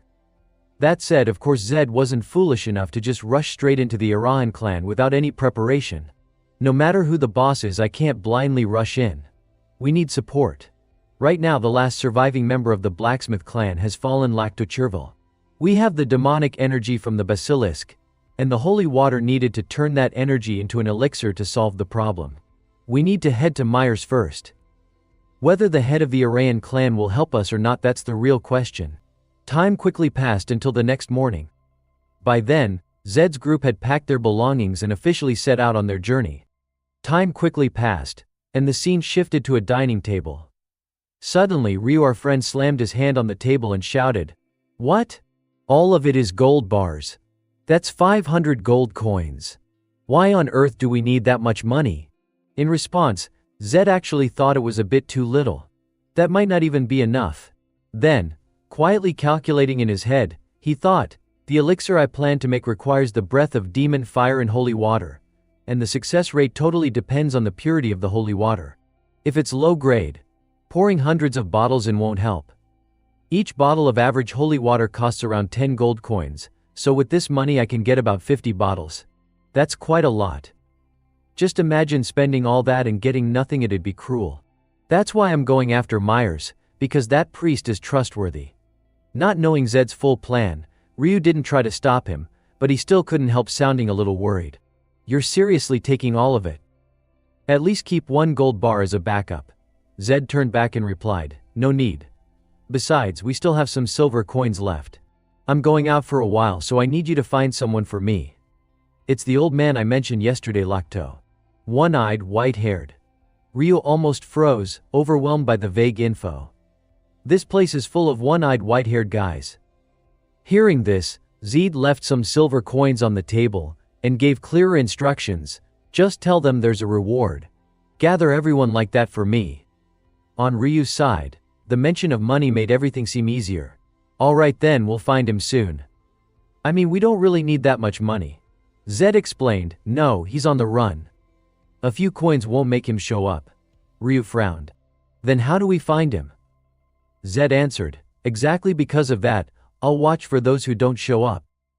He won't be using his real name either, so don't call him Lacto or anything like that. At that point, our blonde friend didn't ask more and nodded. Got it, I'll do my best. And so, Zed left the task of finding the man to Ryu, grabbed the suitcase full of gold coins, and quickly stepped outside. As he walked, he pondered the next steps. Originally, I planned to use this money to buy magical tools, but after Gordon mentioned Lacto, I changed my plan. I'll use this money to make Ellers and pull Lacto to my side to commission him to make the tools. That's my ideal scenario. If everything goes well, it could greatly compensate for my pitifully low mana stats. At that moment, suddenly there was a loud commotion ahead, grabbing Zed's attention. Alright. Please keep orderly, no pushing. Move toward the front of the temple. It doesn't matter if you're nobles, merchants, or commoners, first come, first served. Hey, I said no pushing. The hurried voice of a security guard rang out. Curious, Zed moved closer to see what was going on. What's happening here? This is a church, right? But why is it so crowded? Wait, don't tell me news about Johan's divine power has spread already. No way, it's too early for that. Wanting answers, Zed asked a brown-haired man nearby. Excuse me, what's going on here? The man kindly turned around and replied, they're selling holy water at half price, so everyone's crowding in. Hearing that, Zed's eyes went wide as he exclaimed, wait, half price? Seeing Zed's surprised expression, the brown-haired man guessed something. You look like a noble's kid, huh? Well, let the commoners have their share. He even clicked his tongue in annoyance, clearly irritated by the nobles coming to grab all the goods. What he didn't realize was that Zed wasn't bothered by that at all. Instead, Zed grew worried, would he be able to buy enough holy water to make his potion? This is serious. With this deal I could turn both breaths of demon fire into elixirs. But here's the problem, holy water needs to be infused with divine power. And usually they only produce 1 bottle a day. Knowing Johan doesn't care much about money, a half-price sale is plausible, but in such quantity, and with production so slow, something feels off. The more Zed thought about it, the more he sensed something fishy. After a while, it was finally Zed's turn to buy. Inside the temple, a man dressed as a priest greeted him. Welcome, son. Zed stared at the man, calculating in his mind.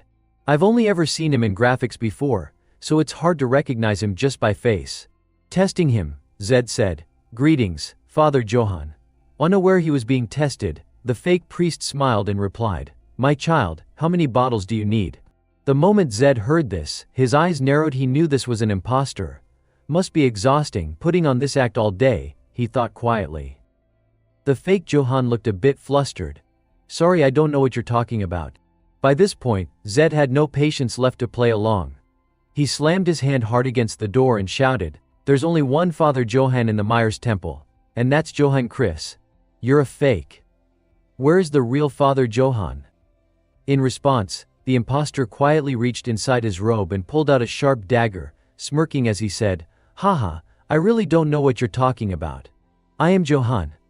If you have nothing else to say, then please leave, there are people waiting right behind you. Just as he said, some of the bystanders, unaware of the situation, grew impatient seeing Zed stand his ground. One shouted, hey. The line's already packed. If you're done talking, then get out of the way. My child is seriously ill, we don't have much time.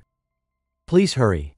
Hearing this, Zed glanced at the pile of holy water and gold coins stacked nearby, then warned, "You really think you can mess with the church and get away with it? I'll be reporting this to the provincial army immediately."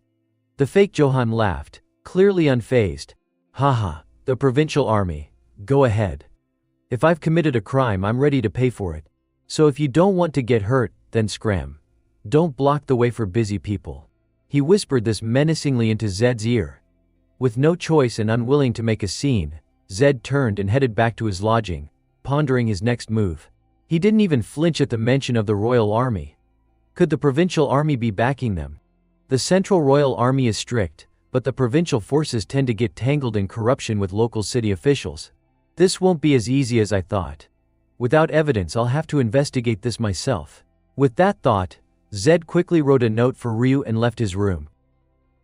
His goal was to report this matter to the provincial army stationed in Myers. There's a fortress for the provincial army, it has to be there.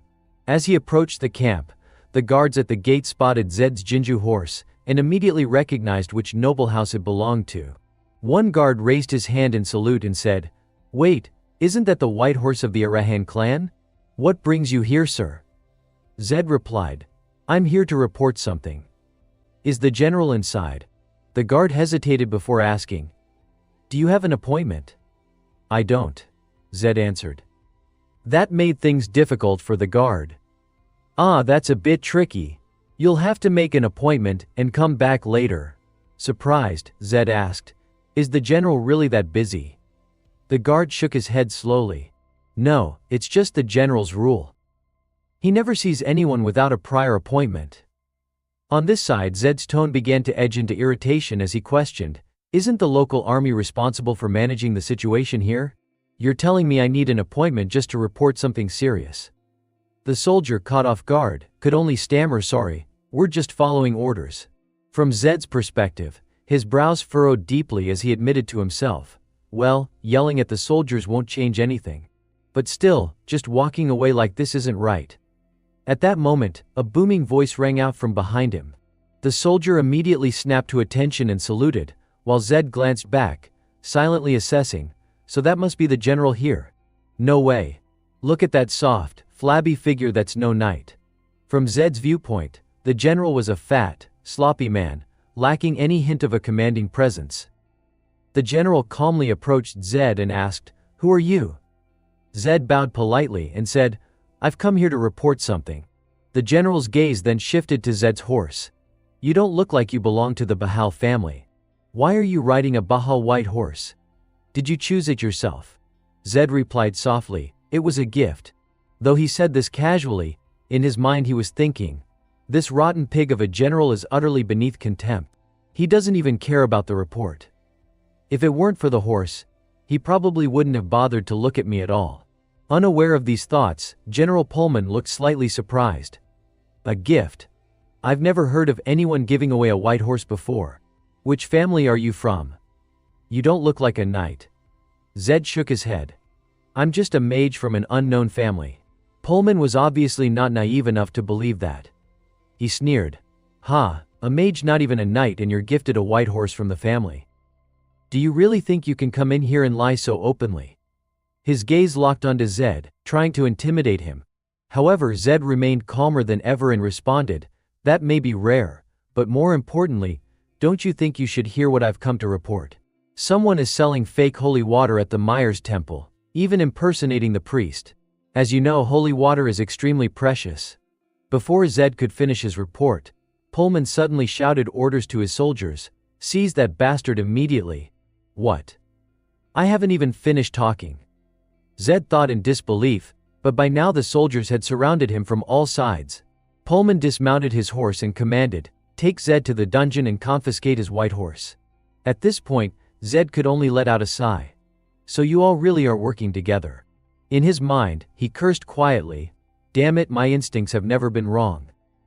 Across from him, Pullman continued arrogantly, lecturing the young man, "You'll regret opening your mouth, kid. What are you waiting for? Drag him away." Without hesitation, the soldiers quickly tied Zed's hands behind his back and began to lead him away. But before being taken off, Zed didn't forget to warn him, "You're the one who'll regret this." His threat made the general laugh heartily, like a grave being disturbed. Haha, let's see if you're still so loud-mouthed after we break all your bones. At that moment, Zed no longer bothered to argue. He just smiled slightly, as if he already had a way to handle the situation. Meanwhile, at the Bahal family estate, the head of the family, Fernando, was talking with the knight Taurus. The emperor has announced a large reward. Taurus immediately asked straight to the point, "Is our family the biggest contributor?" Fernando took out a list and replied, "Yes, among the imperial citizens rescued from slave traders, the Bahal family saved 3,720 people. Next was the Arahan family with 2,580 people. The emperor always values balance and harmony. Knights and mages rarely encourage competition like this, so he really cares about this mission. For the Bahal family to take the lead is a meaningful achievement. You'll receive a reward too. The journey is long, don't waste any more time. Start preparing." At this moment, Fernando's voice suddenly faltered, and his eyes fixed carefully on the list in front of him. At the same time, a knight stepped inside and reported, "Sir, a boy has come to the estate asking to see you. We intended to send him away, but he said he was a friend of Sir Taurus and Zed Arahan, so I came to verify." Hearing this, Taurus turned and asked, "Is the boy's name Ryu?" The knight nodded in confirmation. "Yes, sir." "Do you really know him?" Taurus showed a hint of concern as he looked toward the family head before replying, "I do. But why would he come here?" Fernando's expression grew serious, prompting Taurus to quickly add, "Sir, I'll handle it myself. You don't need to worry." Before Taurus could finish, Fernando interrupted, "No need. Bring him in. Zed Arahan must have sent him. If he says he has something to discuss with me, it's better to hear him out." Inside the document Fernando held was a note. The royal family commends Zed Arahan's efforts in helping imperial citizens regardless of their status. All noble families are expected to follow his example. Faced with Fernando, Ryu was overcome with fear. Trembling, he stammered, "I'm just a lowly servant. My deepest respects to the Grand Lord of Bahal." The head of House Bahal sat regally on his throne, peering down at Ryu before asking, "So, what brings you here?" The blonde young man quickly bowed, thanking him for the honor. Then, he offered a crimson envelope. Well, Zed left behind this letter. He wrote that if night fell and he still hadn't returned, I was to deliver it to Lord de Wahal. Taurus took the letter from Ryu and handed it to Fernando, who extended his hand to receive it. As he did, thoughts raced through his mind. The imperial decree ended with Arahan's name. Bahal may have won the battle, but lost the war. And now, a letter from Zed Arahan, the boy once praised by the emperor himself. Even if it's nothing important, I ought to read it myself. Slowly, Lord Bahal opened the red envelope and unfolded the letter within. The moment his eyes landed on the contents, his expression shifted to one of visible surprise. The letter contained documented crimes of a member of the church. A priest from the Myers Cathedral used the church's name to sell counterfeit holy water, exploiting the faithful and deceiving the people. Even after repeated warnings, he clung to power, suspected of conspiring with the local military and accepting bribes. Upon reading this, Lord Bahal grew deeply contemplative. So he wrote all of this, hoping I'd read it myself. Could these truly be the thoughts of a 15-year-old? At the bottom of the letter, Zed had left a final note. If I don't return by nightfall, Ryu must give this to Lord Bahal. After finishing the letter, Fernando nodded thoughtfully and murmured, "Now I understand why he wrote it this way." Ryu remained kneeling, trembling as he tried to speak. "Why, yes. I was afraid something terrible might have happened to Zed. I know I've overstepped my role, but I still came here anyway. I'm so sorry." From his throne, Fernando's voice rang out with an awe-inspiring presence. "You must have been terrified, and yet you came all this way for your friend. That is an act truly worthy of respect." Startled, Ryu looked up, confused. "Huh?" Though his tone was sharp, the meaning behind the words was full of warmth. The Lord of Bahal raised his golden arm and gestured behind him. "It's getting late. Go find something warm to eat. While you do, I'll write a letter for you. So eat in peace." Ryu watched his figure walk away, deeply moved. He bowed repeatedly, shouting, "Thank you. Truly thank you so much." He froze for a moment, thinking back on what Fernando had just said. He called someone like me worthy of respect. Knightly men really are something extraordinary. Ryu was quickly treated like an honored guest. A servant presented him with a warm pastry and smiled politely. "Please enjoy your meal." "Grateful," Ryu replied. "Thank you so much." As he bit into the delicious pastry, savoring every bite, tears suddenly streamed down his cheeks, completely beyond his control.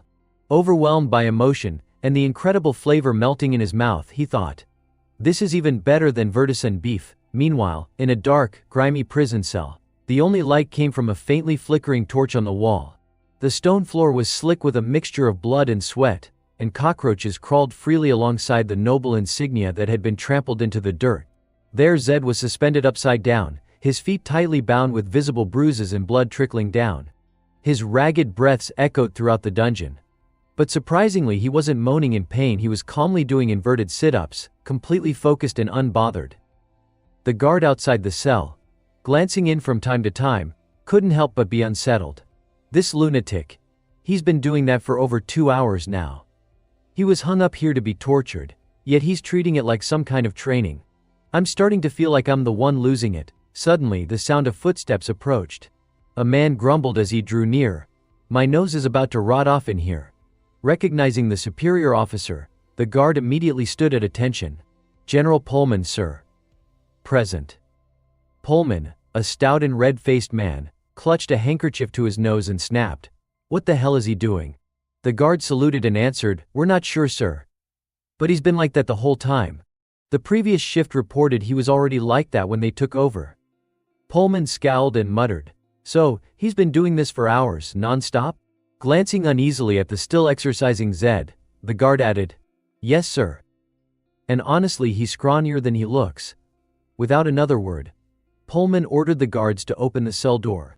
Zed was lowered to the ground, collapsing into a kneeling position, flanked by 2 guards. Pullman's voice rang out, cold and commanding, "Depending on your answer, I might let you go, or I'll personally take the torture to the next level.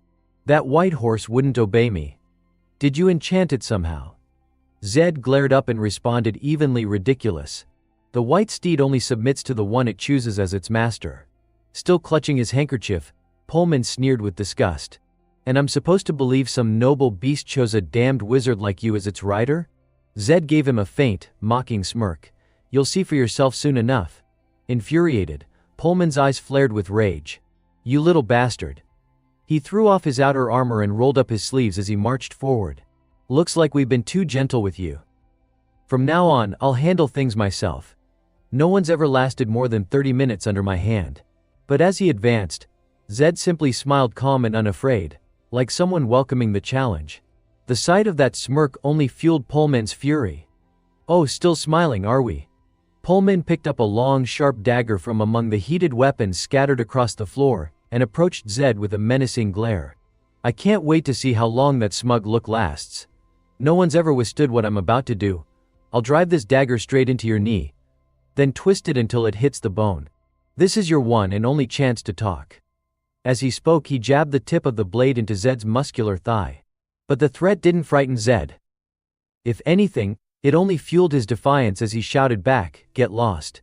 Pullman, already on edge from being ignored, lost his temper and roared, "You little bastard." Using every ounce of his strength, he lunged forward and thrust the dagger toward Zed's thigh, fully intending to begin a brutal torture session. But just before the blade could pierce his skin, stopping barely 3 centimeters away, a soldier burst in. Breathless and frantic, "Sir, urgent news. A letter has just arrived for Bahal." The sudden interruption completely killed Pullman's momentum. Enraged, he flung the dagger in the soldier's direction and snapped, "Damn it. What the hell is wrong with you? I told you never to interrupt during an interrogation. Didn't I make that clear?" The panicked guard bowed and hurried to explain, "I'm sorry, sir. But this is urgent, it's a message from the head of House Bahal." Pullman stormed over, snatching the letter from the soldier's hands, and growled, "If this isn't important, you'd better start digging your own grave." He ripped open the envelope and began reading aloud, his voice growing more tense with every word.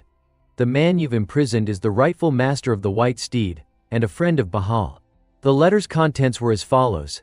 "The person currently in your custody is the master of the White Steed, a trusted ally of Bahal, and a son of the Arahan family. Due to suspicions surrounding your involvement in a corruption case, you are hereby ordered to relinquish command, and await an investigation by the Central Military Authority. He muttered the final lines under his breath. Should you disobey this order, you will face judgment from Bahal. Pullman was seething. In a fit of rage, he tore the letter to shreds and shouted, "What the hell is this? An investigation? Judgment." He spat the words like venom. He thinks he can say that to a general appointed by the Emperor. He turned toward Zed, eyes blazing. "You orchestrated all this, didn't you? That smug face. This is what you've been waiting for from the start. You still don't get it, do you? Even if he's the head of House Bahal, he can't just trample over an imperial general like this." But Zed simply smirked, his voice calm and cutting. "He can. And the reason why is obvious." Pullman's fingers clenched around the hilt of his blade as he spun it threateningly, his gaze sharp as a predator's. "The reason? Don't make me laugh. If I kill you and that fake priest, there'll be no witnesses. No proof. No trail." Suddenly, arcs of lightning erupted from Zed's body, burning through the ropes binding his wrists. His voice dropped into a cold, ominous tone. "People like you only learn when they've felt real pain." In one fluid motion, he rose to his feet, his entire body crackling with electricity. The sheer force of it made Pullman flinch as he cried out, "What?" Before he could react, a sudden gust of wind surged through the room. A metal chain snapped forward and wrapped itself around Pullman's ankle. "What the hell is this?" he shouted in shock. Even Zed looked stunned, staring at the unfamiliar force that had appeared out of nowhere. Despite Pullman's furious scream, "You bastard!" the white chains continued to coil around his body, slowly tightening until they consumed him completely.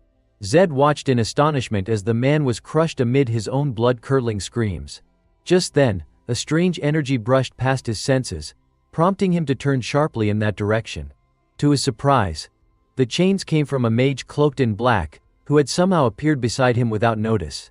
But the man showed no hostility whatsoever. In that instant, Zed realized the man's identity. He narrowed his eyes in suspicion and muttered silently, "A shadow guard, infiltrated among the low-ranking soldiers. Just how deep does this organization run?" While he was still trying to piece everything together, a voice snapped him out of his thoughts. "Young master." The commander of the black-clad unit stepped forward and continued, "The family head has ordered your immediate return. We'll escort you back. Please come with us." Zed's eyes widened in disbelief. When did they even get here? Damn it, just how far does this web stretch?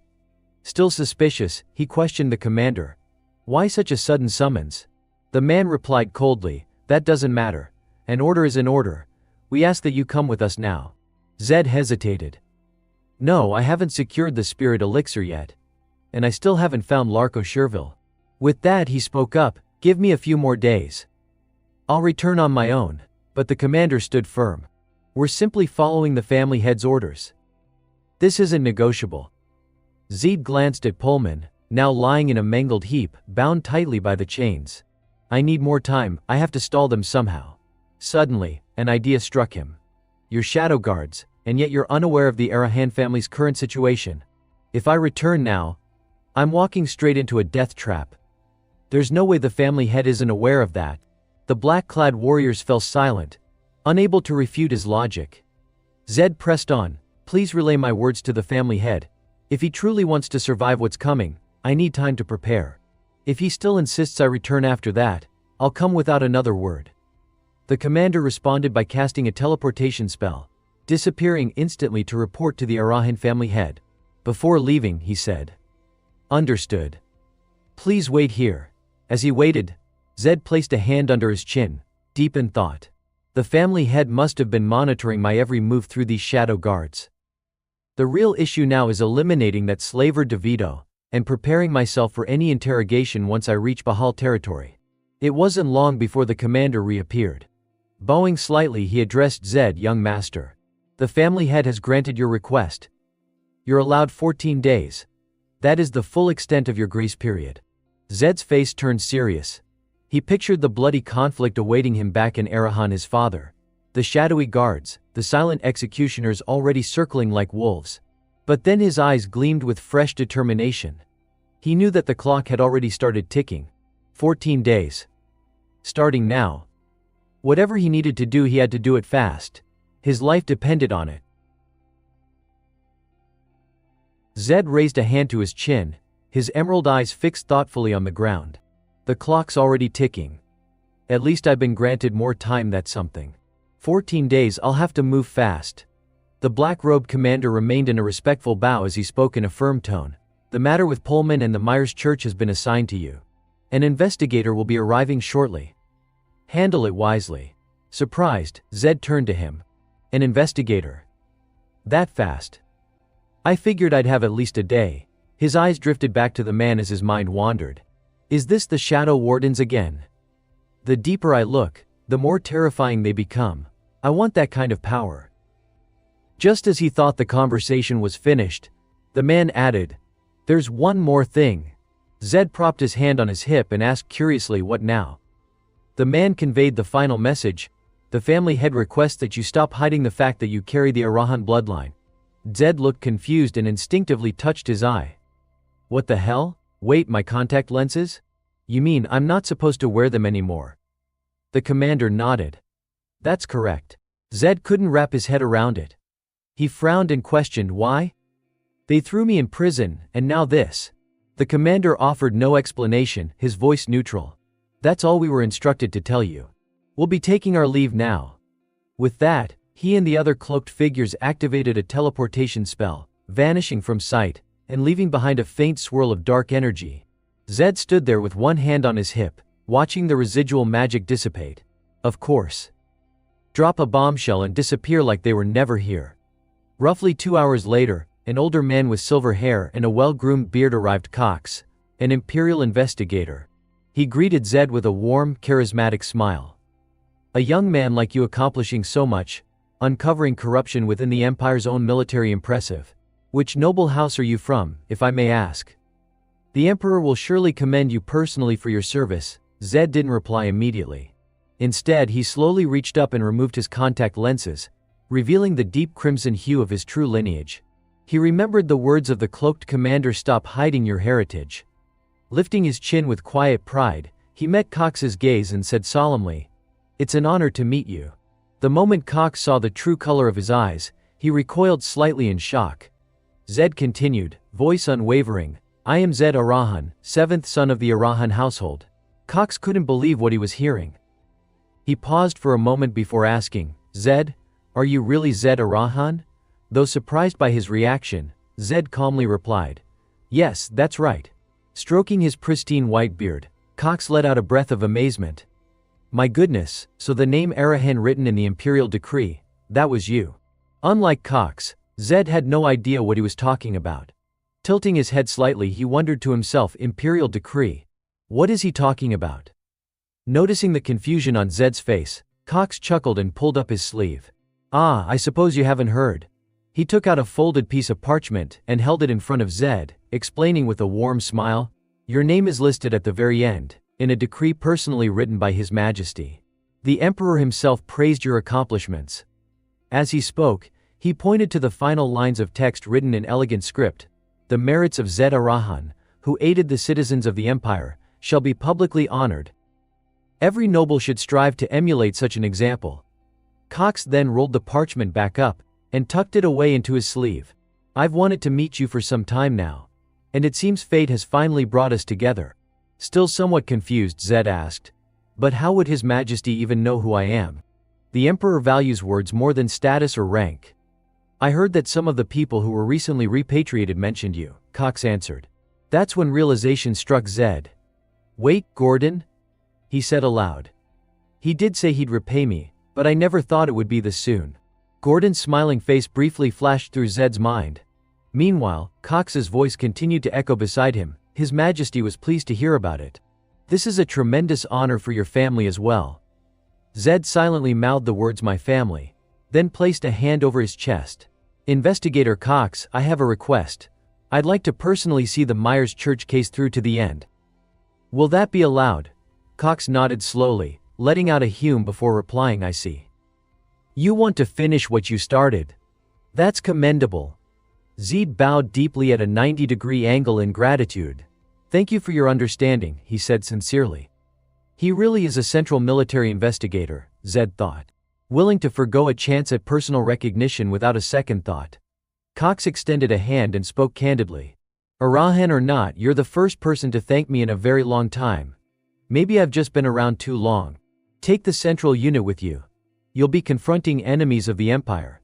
If they resist, you have full authority to execute them on the spot. And if anything goes wrong, I'll take full responsibility. With that, he placed a firm hand on Zed's shoulder, giving it a few reassuring pats. Zed looked at him in disbelief, blurting out, "Your generosity exceeds all expectations." That made Cox burst out laughing. He slapped Zed on the shoulder and teased, "You really are nothing like the other Arahans so polite. I like you already." Zed stared at him with a baffled expression, mouth slightly agape. Wait a minute, are all the other Arahans actually insane or something? Moments later, the banner of the Central Army was raised high into the wind, its elegant emblem embroidered with precision, radiating authority and pride. The entire military force had assembled in front of the church. Two separate units took their designated positions, lining up neatly. At the forefront stood the commander Zed. Sensing something was about to unfold, nearby townspeople gathered in a crowd, murmuring with excitement and speculation. What's going on between the Central Army and the Myers Church? You haven't heard. General Pullman's been arrested. Word is he had shady dealings with the church.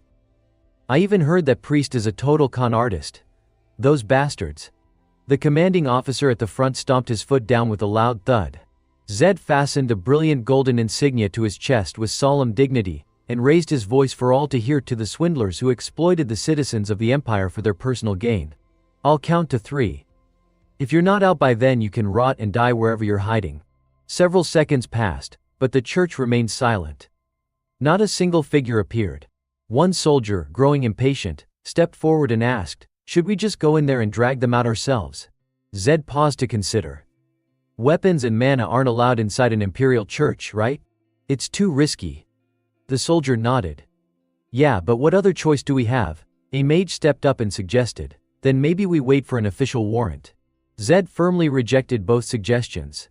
He stepped forward and declared, "No. I'll handle this myself." Both of them were visibly stunned. What? Zed turned back with a cold gaze and explained, "I'm running out of time. I'll take care of it personally, just wait here." The soldier, clearly uneasy, tried to stop him. "You can't.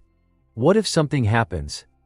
Zed continued toward the church doors without hesitation, calmly assuring him, "I'll be fine." The soldier exchanged a worried glance with the mage. "But he doesn't even use magic. What's he planning to do in there?" Someone else chimed in, "Shouldn't we follow him?" At that moment, Cox arrived, holding a white sheet of paper in his hand. As soon as the troops saw him, they called out, "Mr. Cox. That's the authorization form in your hand, isn't it? Let's just say it is." Instantly, the soldiers reached for their swords. One of them spoke with determination, "We've got the clearance now. No more waiting. Let's head in and arrest every last criminal in there." But Cox firmly refused. "No. Stand down." Everyone turned to him in confusion, asking, "What?" He calmly explained, "When I handed Zed the command seal, it meant I had entrusted him with full authority over this entire operation. That's what he wanted after all." The seal in question was the very same badge Zed had pinned to his chest, the golden command token, granting him the right to mobilize Imperial troops at will. As the soldiers watched Zed calmly stride toward the church doors, they grew agitated. One of them shouted in frustration, "But there's an armed group inside that church. We can't just stand here. If something happens to him, we'll be held accountable too. Please, sir, give the order to move in." Without waiting for permission, Zed drove his foot straight through the heavy wooden doors, shattering them open. From behind him, Cox's aged voice rang out steadily, "You really know nothing about the Arahan family, do you?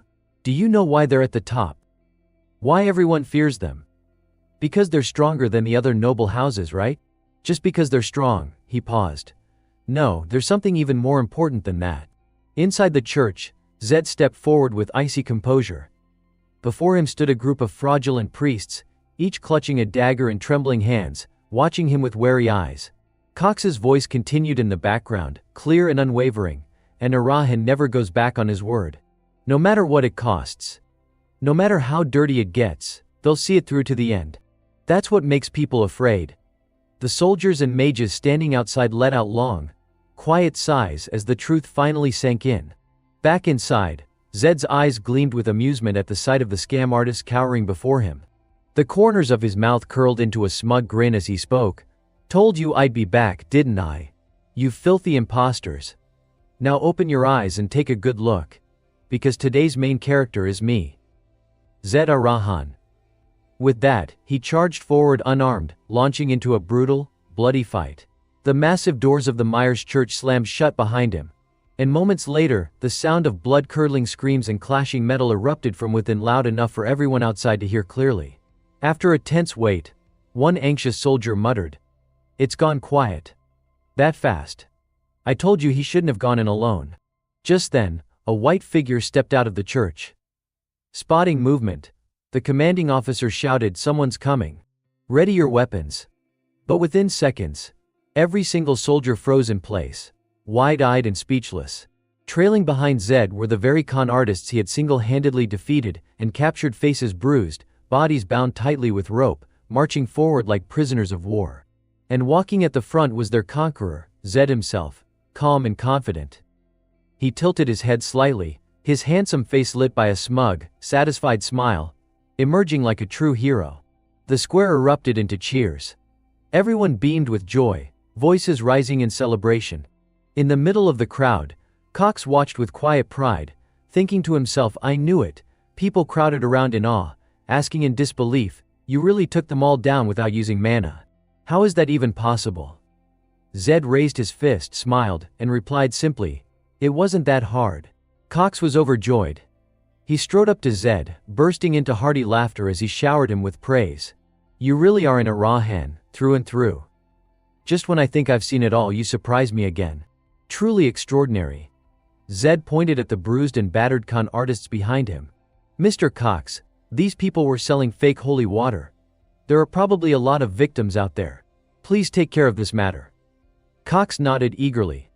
"Of course, I'll personally see to it. That's my duty as an investigator, after all." Zed tilted his head slightly, drawing out his next words. "One more thing," he turned and called out loudly. "You can come out now, Father." Curious, Cox followed Zed's gaze toward the church. A timid figure in white robes stepped cautiously outside. Just then, a shocked voice rang out from the crowd, "Wait a minute, that's a..." Sunlight spilled across the priest's graceful face, and instantly, the entire square erupted in joyful shouts. "It's Father Johan, he's alive." One woman even broke into tears, clasping her hands in prayer. "Oh, thank the Lord, thank you God."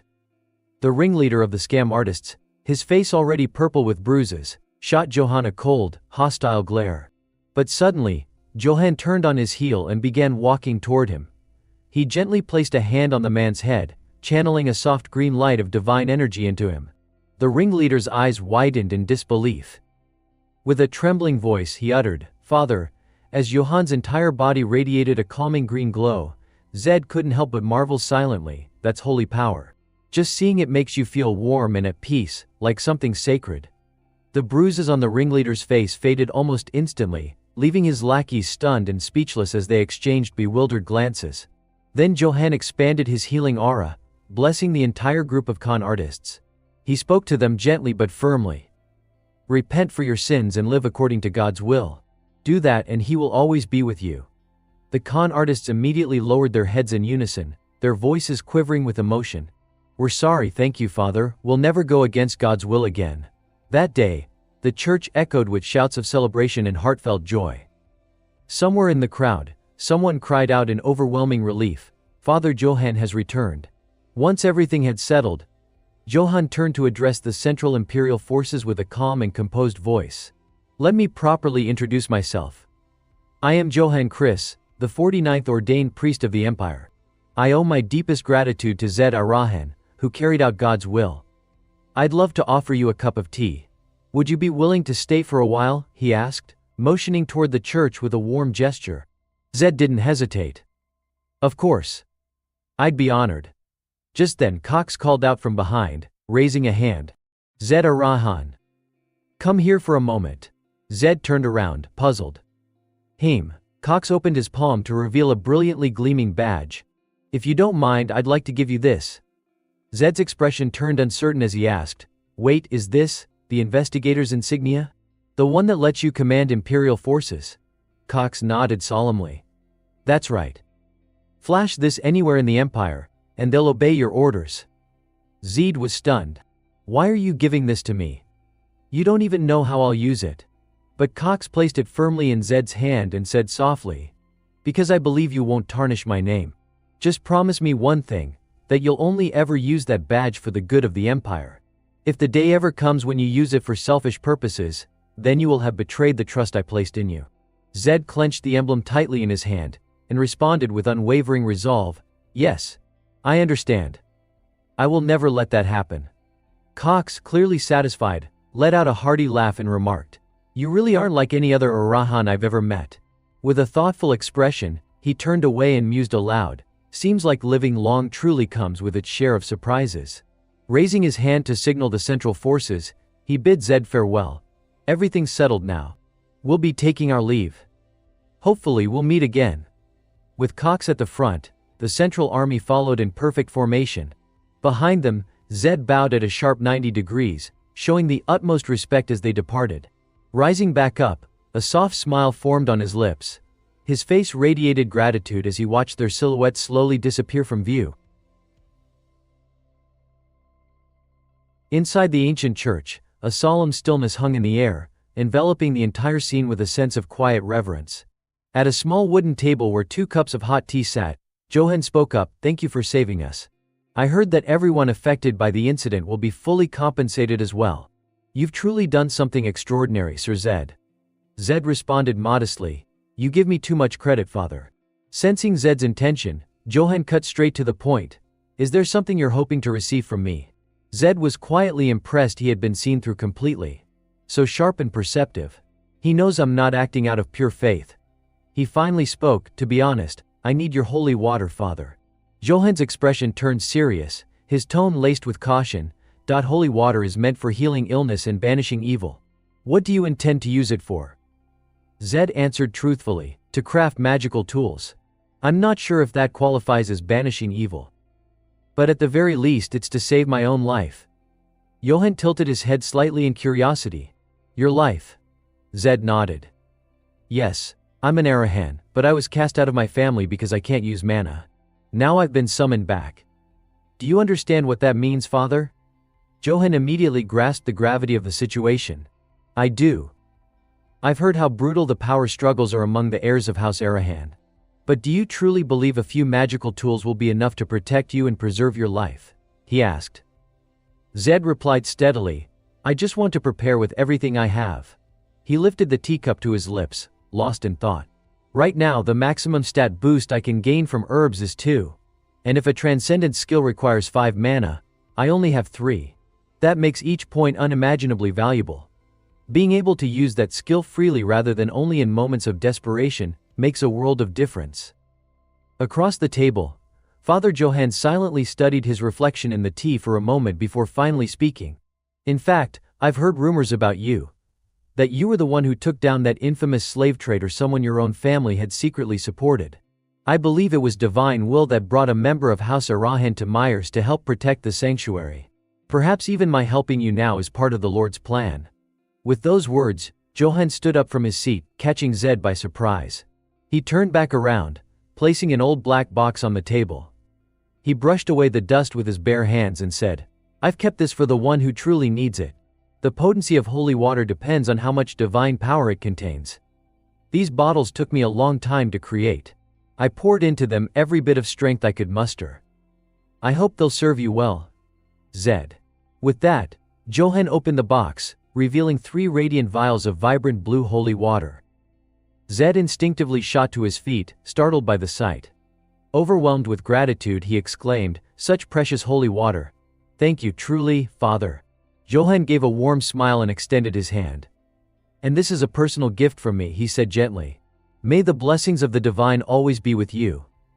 After their meeting concluded, Zed was assigned a room within the ancient cathedral. Sitting alone in the small chamber, he took out the items he had just received and quietly examined them. Holding the most recent gift in his hand, Zed murmured in disbelief, Am I dreaming? I can't believe I finally got my hands on something I've been craving since I started playing this game. The priest's emblem.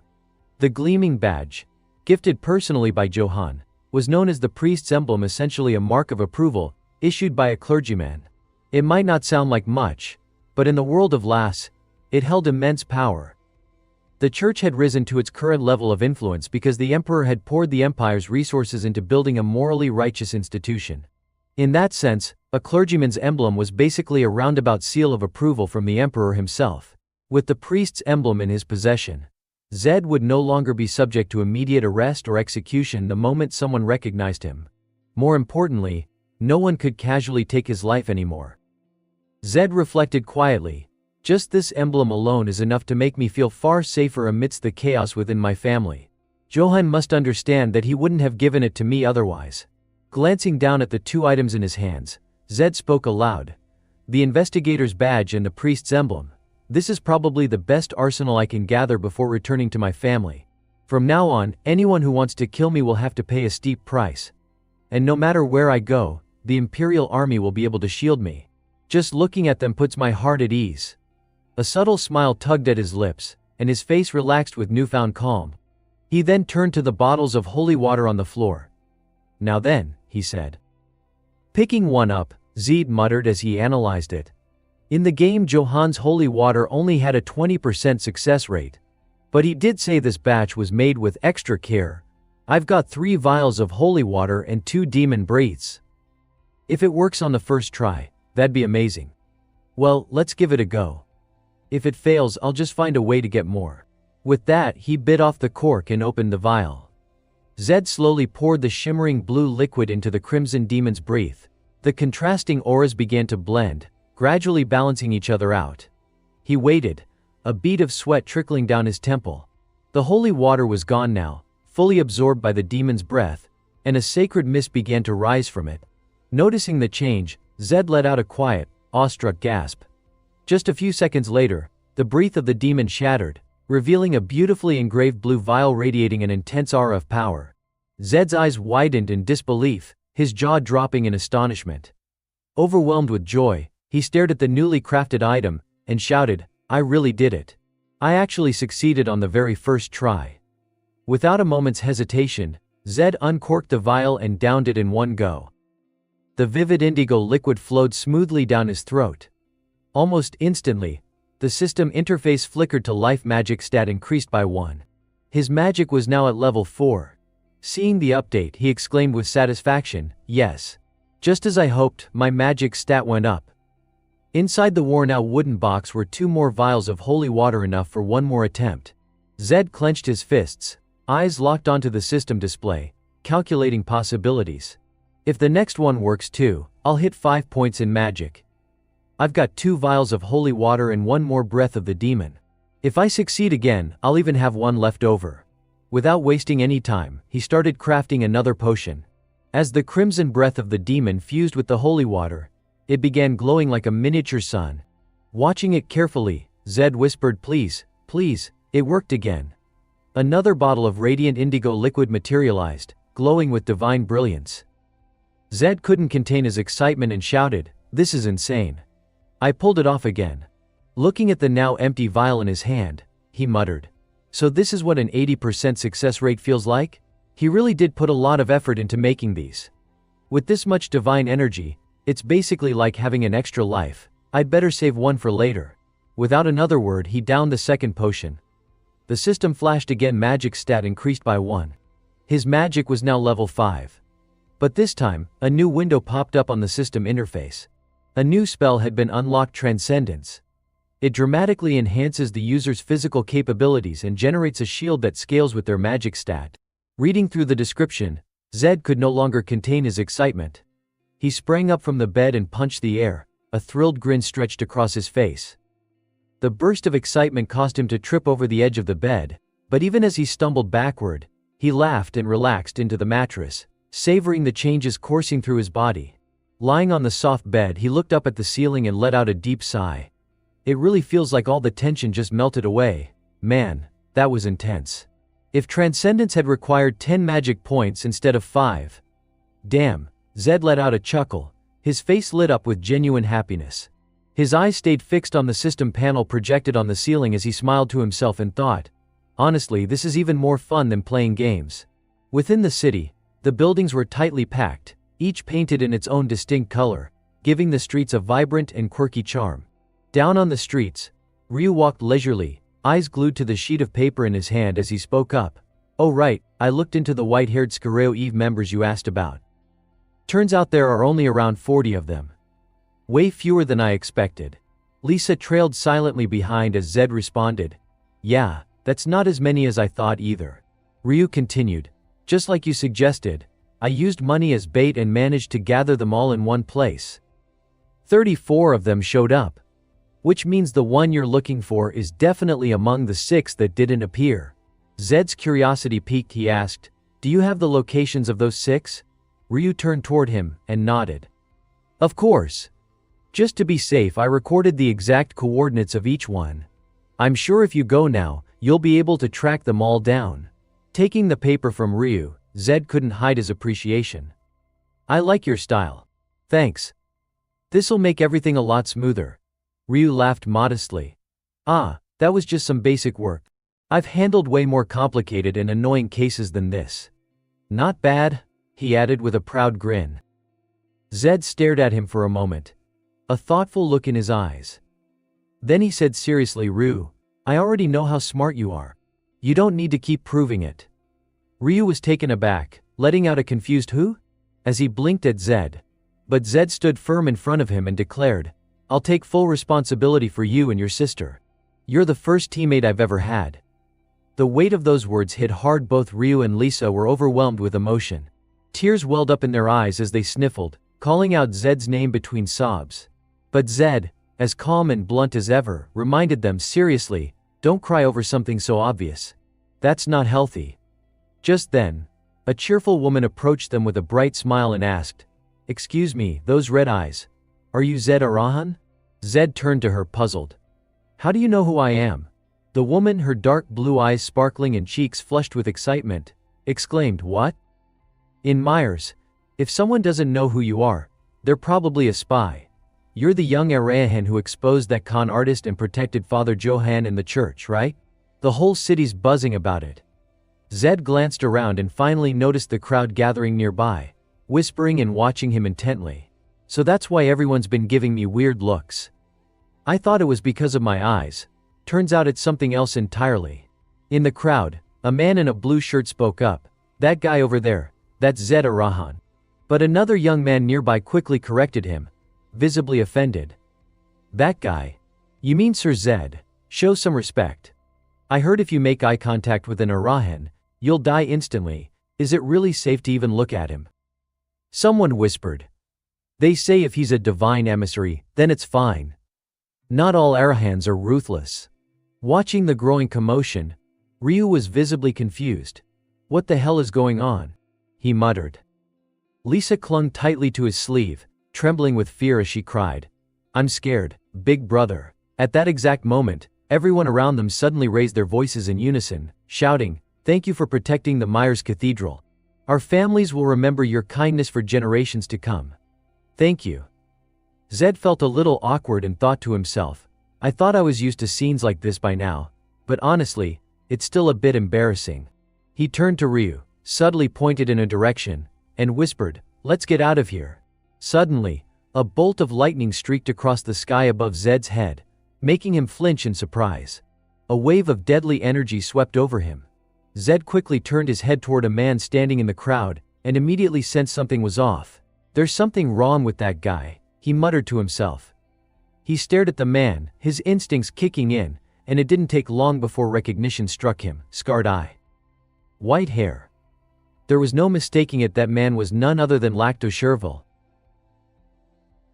Zed's eyes were locked onto the figure slipping away through the crowd, and he shouted urgently, "Wait. Stop right there." He pushed through the tightly packed people, weaving his way toward the man. "Excuse me. Let me through," he called out, forcing his way forward. But by the time he broke free from the cluster of townsfolk, the figure had vanished. He scanned the empty street in front of him, only passers-by going about their day. No sign of the man. Frustrated, Zed muttered under his breath, "Damn it." Seeing Zed rush off, Ryu chased after him, his voice full of concern. "Zed, what's going on? What happened?" "It was him," Zed replied coldly. Him? You mean the guy we've been looking for? Ryu asked in disbelief. Zed nodded, his expression hard. He was right here but he got away. Without wasting another second, he turned to Ryu and pressed urgently. Tell me the closest location out of the 6 you mentioned. We have to move now. Got it, Ryu replied with a sharp nod. Moments later, the 3 of them were dashing through the streets, following Ryu's directions. At the end of this road, take a left, he shouted. As they ran, Zed's mind raced. He might be trying to escape through one of these exits. If he's truly committed to hiding, we might lose him for good. Following Ryu's instructions, they soon reached the end of a narrow alley. That stone building up ahead, room 203. Ryu called out.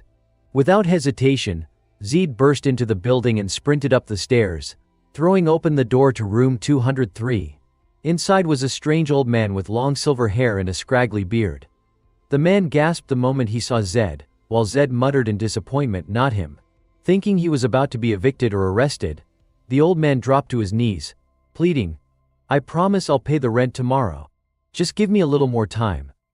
But Zed ignored him completely and darted toward the window. He leapt straight out of the second-floor window without a second thought. Ryu, next location, he shouted mid-air. Seeing him jump from such a height made Ryu cry out in shock, you maniac. But Zed didn't slow down. One after another, he stormed through various rooms based on Ryu's intel, slamming open each door and checking every occupant with meticulous urgency. Eventually they arrived at a grim, dark and filthy location. The hallway echoed with Ryu's nervous voice. Next one's over there, first basement floor, room on the left. Zed reached for the doorknob, gripping it tightly as he felt a powerful pressure radiating from the room within. Sensing that something was off, Ryu quietly called out to Zed, but Zed cut him off with a cold command, Ryu, go upstairs. He offered no explanation, only a hardened look as his mind churned. We need to move fast, but what is this unease I'm feeling? Our target this time is the greatest blacksmith alive, and he's a fugitive. If this really was one of Locto's hideouts, Zed couldn't afford to hesitate any longer. He immediately triggered a trap spell, lightning flame magic, causing arcs of electricity to flare and crackle across his body with intense power. His strong hands slowly pushed the door open, only for a blinding flash of light to burst from within.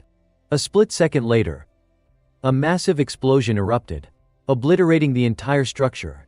The ground split and debris flew everywhere in a violent burst. At that moment, the system announced that lightning flame magic had been nullified, and the challenger's talent, Undying V, had been activated. Eyes wide with disbelief, Zed stared at the blazing blue fire now raging in front of him. This is blue fire. Hearing the explosion, Ryu rushed over in a panic. What just happened? Zed. Are you okay? Zed didn't answer, eyes fixed forward as he growled through clenched teeth, damn it. As the dust settled and the blue flames slowly faded, the devastated scene brought a whirlwind of thoughts. Blue fire. An advanced fire attribute. Even regular fire magic rarely reaches this level of destruction without a catalyst. But he managed to set this up with just a trap. Is that even possible? Zed looked up at the sky, murmuring with frustration, damn it, everything's been blown away. He thought grimly, if it weren't for the Undying talent just now, I would have been dead. The Undying Challenger is a trait that allows you to survive an otherwise fatal hit. I know that very well, used to rely on it all the time in the game. In short, it means no one can one-shot you. I figured the blast would be level 4 or 5 at most. But for it to actually trigger the Undying effect, I trusted that trait. But dying even once doesn't exactly feel good. I have to find him. I have to make him my ally no matter what. Later, everyone regrouped in Zed's room. Ryu's voice rang with frustration. This is ridiculous. Why are we the ones under suspicion? We're victims too. This is totally unfair. Zed slumped in his seat, exhausted, and replied dryly, well, we were the only ones on the scene. If we can't prove it was a trap, we're the perfect scapegoats. Especially since Arahan's from a fire-wielding noble family. Remembering the charred ruins of the room, Zed thought grimly, just in case I tried to find any proof left from the blast, but everything was incinerated, nothing remains. Ryu glanced over anxiously and asked, so what do we do now? Shouldn't we run before the Imperial troops show up? Should I try calling in a favor? What about the Bahal family? The Lord there seems decent. If we explain everything, maybe he'd help. Zed sat up properly and shook his head. Best not to involve Bahal any further. Ryu nodded in realization. Ah. Because of the Black Mirror Army, right? Zed confirmed with a quiet, yeah. They didn't exactly take it well last time. Outside the room, the flag of the local military outpost fluttered in the wind, raised high and proud. A small unit of soldiers stood in formation, fully armed, stationed right in front of the inn. At the front of the group, the commanding officer cleared his throat and shouted, "Local military outpost Myers. General Maiden speaking. Zed Arahan, step outside immediately." Upon hearing the order, Zed sat up straight and said calmly, "They're here." Ryu, who was sitting next to him, flinched in alarm. "Zed? Are you really just going to walk out there like that?" Beside them, Lisa whimpered in fear, "I'm scared." Zed, in contrast to their anxiety, Zed remained composed. He pinned a cleric's emblem onto his chest and softly reassured them, "Don't worry. You two stay here. I'll handle this on my own." Ryu panicked and shouted, "Alone?" "Wait, Zed." Without hesitation, Zed opened the door and stepped outside. The commanding officer immediately acknowledged him. Zed Arahan has exited the building. This man was none other than General Maden of the Myers outpost. He pointed ahead and barked out an order, "Restrain him immediately." But the moment he caught sight of the emblem on Zed's chest, Maiden froze in his tracks. He stared at the gleaming insignia with a startled expression and quickly raised his hand to halt his soldiers. "Hold up. Everyone stay where you are." Approaching Zed with a more cautious tone he asked, "Mr. Zed, is that truly the insignia of a cleric?" Zed nodded calmly and replied, "Yes, it was granted to me by Father Johann of the Myers Cathedral." Upon hearing such a revered name, Maiden cleared his throat and said with newfound respect, "I see. My apologies for not recognizing it sooner." Zed offered a polite smile. "It's all right. Misunderstandings can always be cleared up." Maiden straightened his posture, regaining the authority of a military officer. "I am Maiden, successor to General Pullman at the Myers outpost. There was a large explosion in town recently, and your name came up in witness testimonies. Were you present at the scene?" Zed answered honestly, "Yes. I was caught in the explosion." Suspicion lingered in Maiden's voice as he pressed further, "Caught in it. So you're claiming to be a victim, not a suspect?" Zed responded firmly, "That's correct. I had nothing to do with it." Maiden paused in thought. Then continued, "May I ask why you were there? This is just a routine question, you're free to decline if you prefer." With unwavering composure, Zed replied, "I have no reason to refuse. I was searching for someone and happened to enter that place, but it had already been rigged with traps. I was just as surprised as anyone else." Maiden let out a long, doubtful "ah." "I see." From the look on his face, Zed quietly smirked to himself, thinking, "Thanks to the priest's insignia, no matter how suspicious I seem, he can't just treat me like a criminal. Maybe this is a blessing in disguise." With support from the local military outpost, finding Lacto, who's completely gone underground, would be much easier. With that thought, Zed decided to make his move. "General Maden, would you be willing to help me?" Maden refused without hesitation. "I'm sorry, but the Imperial military cannot get involved in personal matters. We are not allowed to abuse our power without a valid reason." As if he'd anticipated this response, Zed calmly reached for something at his side. "A valid reason? Huh. Then how about this?" he asked as he held up a gleaming badge in his hand. Maden's eyes went wide, and he shouted in shock, "An investigator's badge. How do you have that, Zed?" the general demanded. Zed remained calm and replied, "It was given to me by Investigator Cox. I heard that simply presenting this badge is enough to request support from Imperial forces, isn't that right?" Maden nodded vigorously. "Of course. According to Imperial law, we're required to provide full cooperation with any request from a certified investigator." Still, a sense of unease lingered in his mind. A priest's insignia and an investigator's badge, just what kind of monster is this Arahan guy? Zed seized the moment and gave his order. "Excellent. And this isn't just a personal matter, this also involves pursuing the person responsible for the explosion. That makes it your official duty." Maden and his troops snapped to attention and saluted with utmost respect. "Yes, sir. Please give us your orders. From this moment forward, the Myers military outpost will fully support you, Zed." Seeing this, Zed couldn't help but marvel internally. The investigator's badge carries so much more weight. If the priest's insignia is a license of immunity, the investigator's badge is a license to command. With that, he issued his first directive. First, we need to create a sketch of the perpetrator. Find someone capable of doing that. Madden responded immediately, yes, I'll see to it right away. Just then, a faint sound from upstairs caught Zed's attention. He glanced up and asked, something wrong? Ryu quickly shook his head to brush it off, but inside he was silently screaming, this guy is terrifying. By the next morning, a wanted poster featuring a rough sketch of the criminal had been pinned to the town's bulletin board.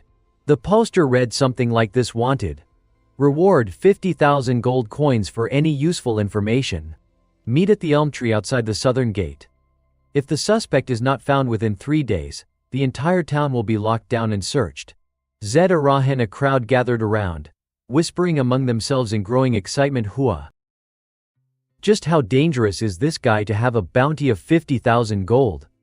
I should try reporting something. That's the guy from the bombing, right? Meanwhile, Lacto, disguised as someone else, had blended into the crowd. Staring at the sketch, he frowned in confusion. Did he misremember my face? No, that can't be. He knows exactly what I look like. He changed the drawing on purpose. But why? Then, a realization crept in. Wait, could it be? He's trying to draw me out. Meanwhile, the townspeople kept talking about the freshly posted sketch. These wanted posters are plastered all over the city. Looks like he's serious about catching this guy. Another person added with a sigh, Tech, if luck runs out, we might be in for a bloody showdown. After reading the notice, Lacto lowered his head and quietly slipped away from the crowd, deep in thought. Once I meet him, I'll know exactly what he's planning. I can't even remember how many cities I've drifted through anymore. I'm tired of this fugitive life. Maybe it's time to end it all. I've lived long enough. There's nothing left for me to regret. Suddenly, Lacto noticed a dense crowd gathering ahead. He thought to himself, that's a lot of people in one place. First, I need to blend in and observe. Out of nowhere, Zed appeared right behind him and whispered, that's one hell of a disguise you've got there. Lacto jolted in alarm at the sound of the voice. Sensing his panic, Zed calmly warned, just act natural. One wrong move and the guards will be all over us. Unizi. Lacto glanced sideways and asked cautiously, who are you? Zed responded without hesitation, Zed Arahan. I've been waiting to meet you. Lacto, puzzled, asked, why are you looking for me? Zed glanced around briefly before suggesting, let's change locations first. Come with me. Once they reached a more secluded spot, Zed pulled back his hood and spoke in a serious tone. This is our first time meeting. I am Zed Arahan, 7th generation heir of the Arahan bloodline. Lacto didn't say a word. He silently removed the magical mask from his face, revealing his true identity. Seeing this, Zed continued, I've known your name for some time now. Am I right? Lacto's expression grew cold as he demanded, kid, if you knew who I was, why did you come looking for me? Zed gave a knowing smirk and replied with a question of his own. Why wouldn't someone seek out a living legend, right? I came here because I want you to become the exclusive blacksmith of the Arahan family. The blunt declaration stunned Lacto. His eyes widened in disbelief. He couldn't believe what he just heard. Games and reality truly are worlds apart, and one of the most obvious differences lies in how you equip items. In games, all it takes is a double click, but in real life, you have to physically put everything on yourself. You don't just compare stats, you have to think about comfort, weight, and fit too. Most magical equipment sold on the market is made for adults, which adds a whole layer of complications. No matter how powerful an item is, if it doesn't fit, it's useless. That's exactly why I need to recruit Lacto. Lacto can craft magical tools that fit my body perfectly, and I could get new ones every time my stats increase, even extra gear tailored to different situations. I have to make him an ally. Thinking that, Zed declared with absolute certainty, warhorses are born to run, and swords are meant to be wielded. As the last remaining heir of the Sherville bloodline, tell me, sir, what will you live for? Hearing those words, Lacto lowered his gaze to the ground, silent, lost in thought.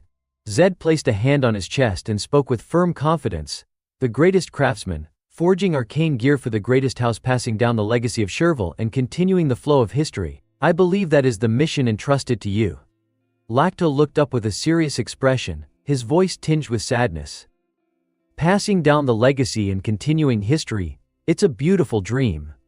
Just imagining it is overwhelming. But my family, before he could finish, Zed interrupted with something that left him stunned. I know it was all a lie. I, as a member of House Arahan, will work to clear the false charges brought against Chervil. With Arahan's help, we can make that happen. Lacto raised an eyebrow and asked, do you even know the full story behind the Chervil massacre? Zed answered honestly, I don't know the details. Scoffing in disbelief, Lacto replied coldly, you're trying to help Chervil without knowing the circumstances. Then how can you be so sure it was a false accusation? Zed fell silent for a moment, locking eyes with him, his red eyes glowing with resolve. The Chervil incident was just a side story, something that happened long before the game's main storyline began. From what little could be pieced together through NPC conversations and scattered lore, the official account simply stated, they plotted treason and were wiped out by the Imperial Army. But here, Zed finally said with a soft smile, even if I don't know the details, I do understand House Chervil. Lacto eyed him with suspicion. You know about us? Zed gave a slight shrug and replied without hesitation, that's right. Chervil was a family dedicated to the creation of top-tier magical tools. They had absolutely no reason to rebel. Then he thought to himself, not to mention, the Emperor has reached both Sword Saint and Grand Archmage levels of mastery. He stands alone at the pinnacle of power. Beneath him is the Central Army elite knights and mages. At that level, even if Arahan and Bahal joined forces, they couldn't take him down. And the Emperor is an immortal and undying sovereign who rules this world with absolute authority. There's simply no reason for Chervil to have attempted a coup. With a gaze full of empathy, Zed said with conviction, please tell me the full story of what really happened. I truly believe it was all a lie. Lacto closed his eyes tightly, letting out a long, weary sigh, hesitating for a moment. Lacto suddenly remembered something and asked, hey kid, you know the Martin family, right? Zed nodded and replied, of course. They're the second most powerful family among mages. Lacto continued, exactly. They were also our primary business partner. Martin always wanted to surpass Arahan. Zed held out his hand slightly and added, yeah, though in reality, that's basically impossible. Lacto nodded in agreement. True, Arahan really is that formidable. The trouble started when the Billy family got involved. Zed muttered the words Billy family under his breath, his eyes fixed on a distant void as memories surfaced. They were just a bunch of average mages at first, and yet somehow they suddenly rose up. By the end of the game they were even rivaling Martin. Curious, he asked, what happened to them? Lacto looked down at the ground and spoke with a quiet sadness. There's no time left to explain, and no opportunity either.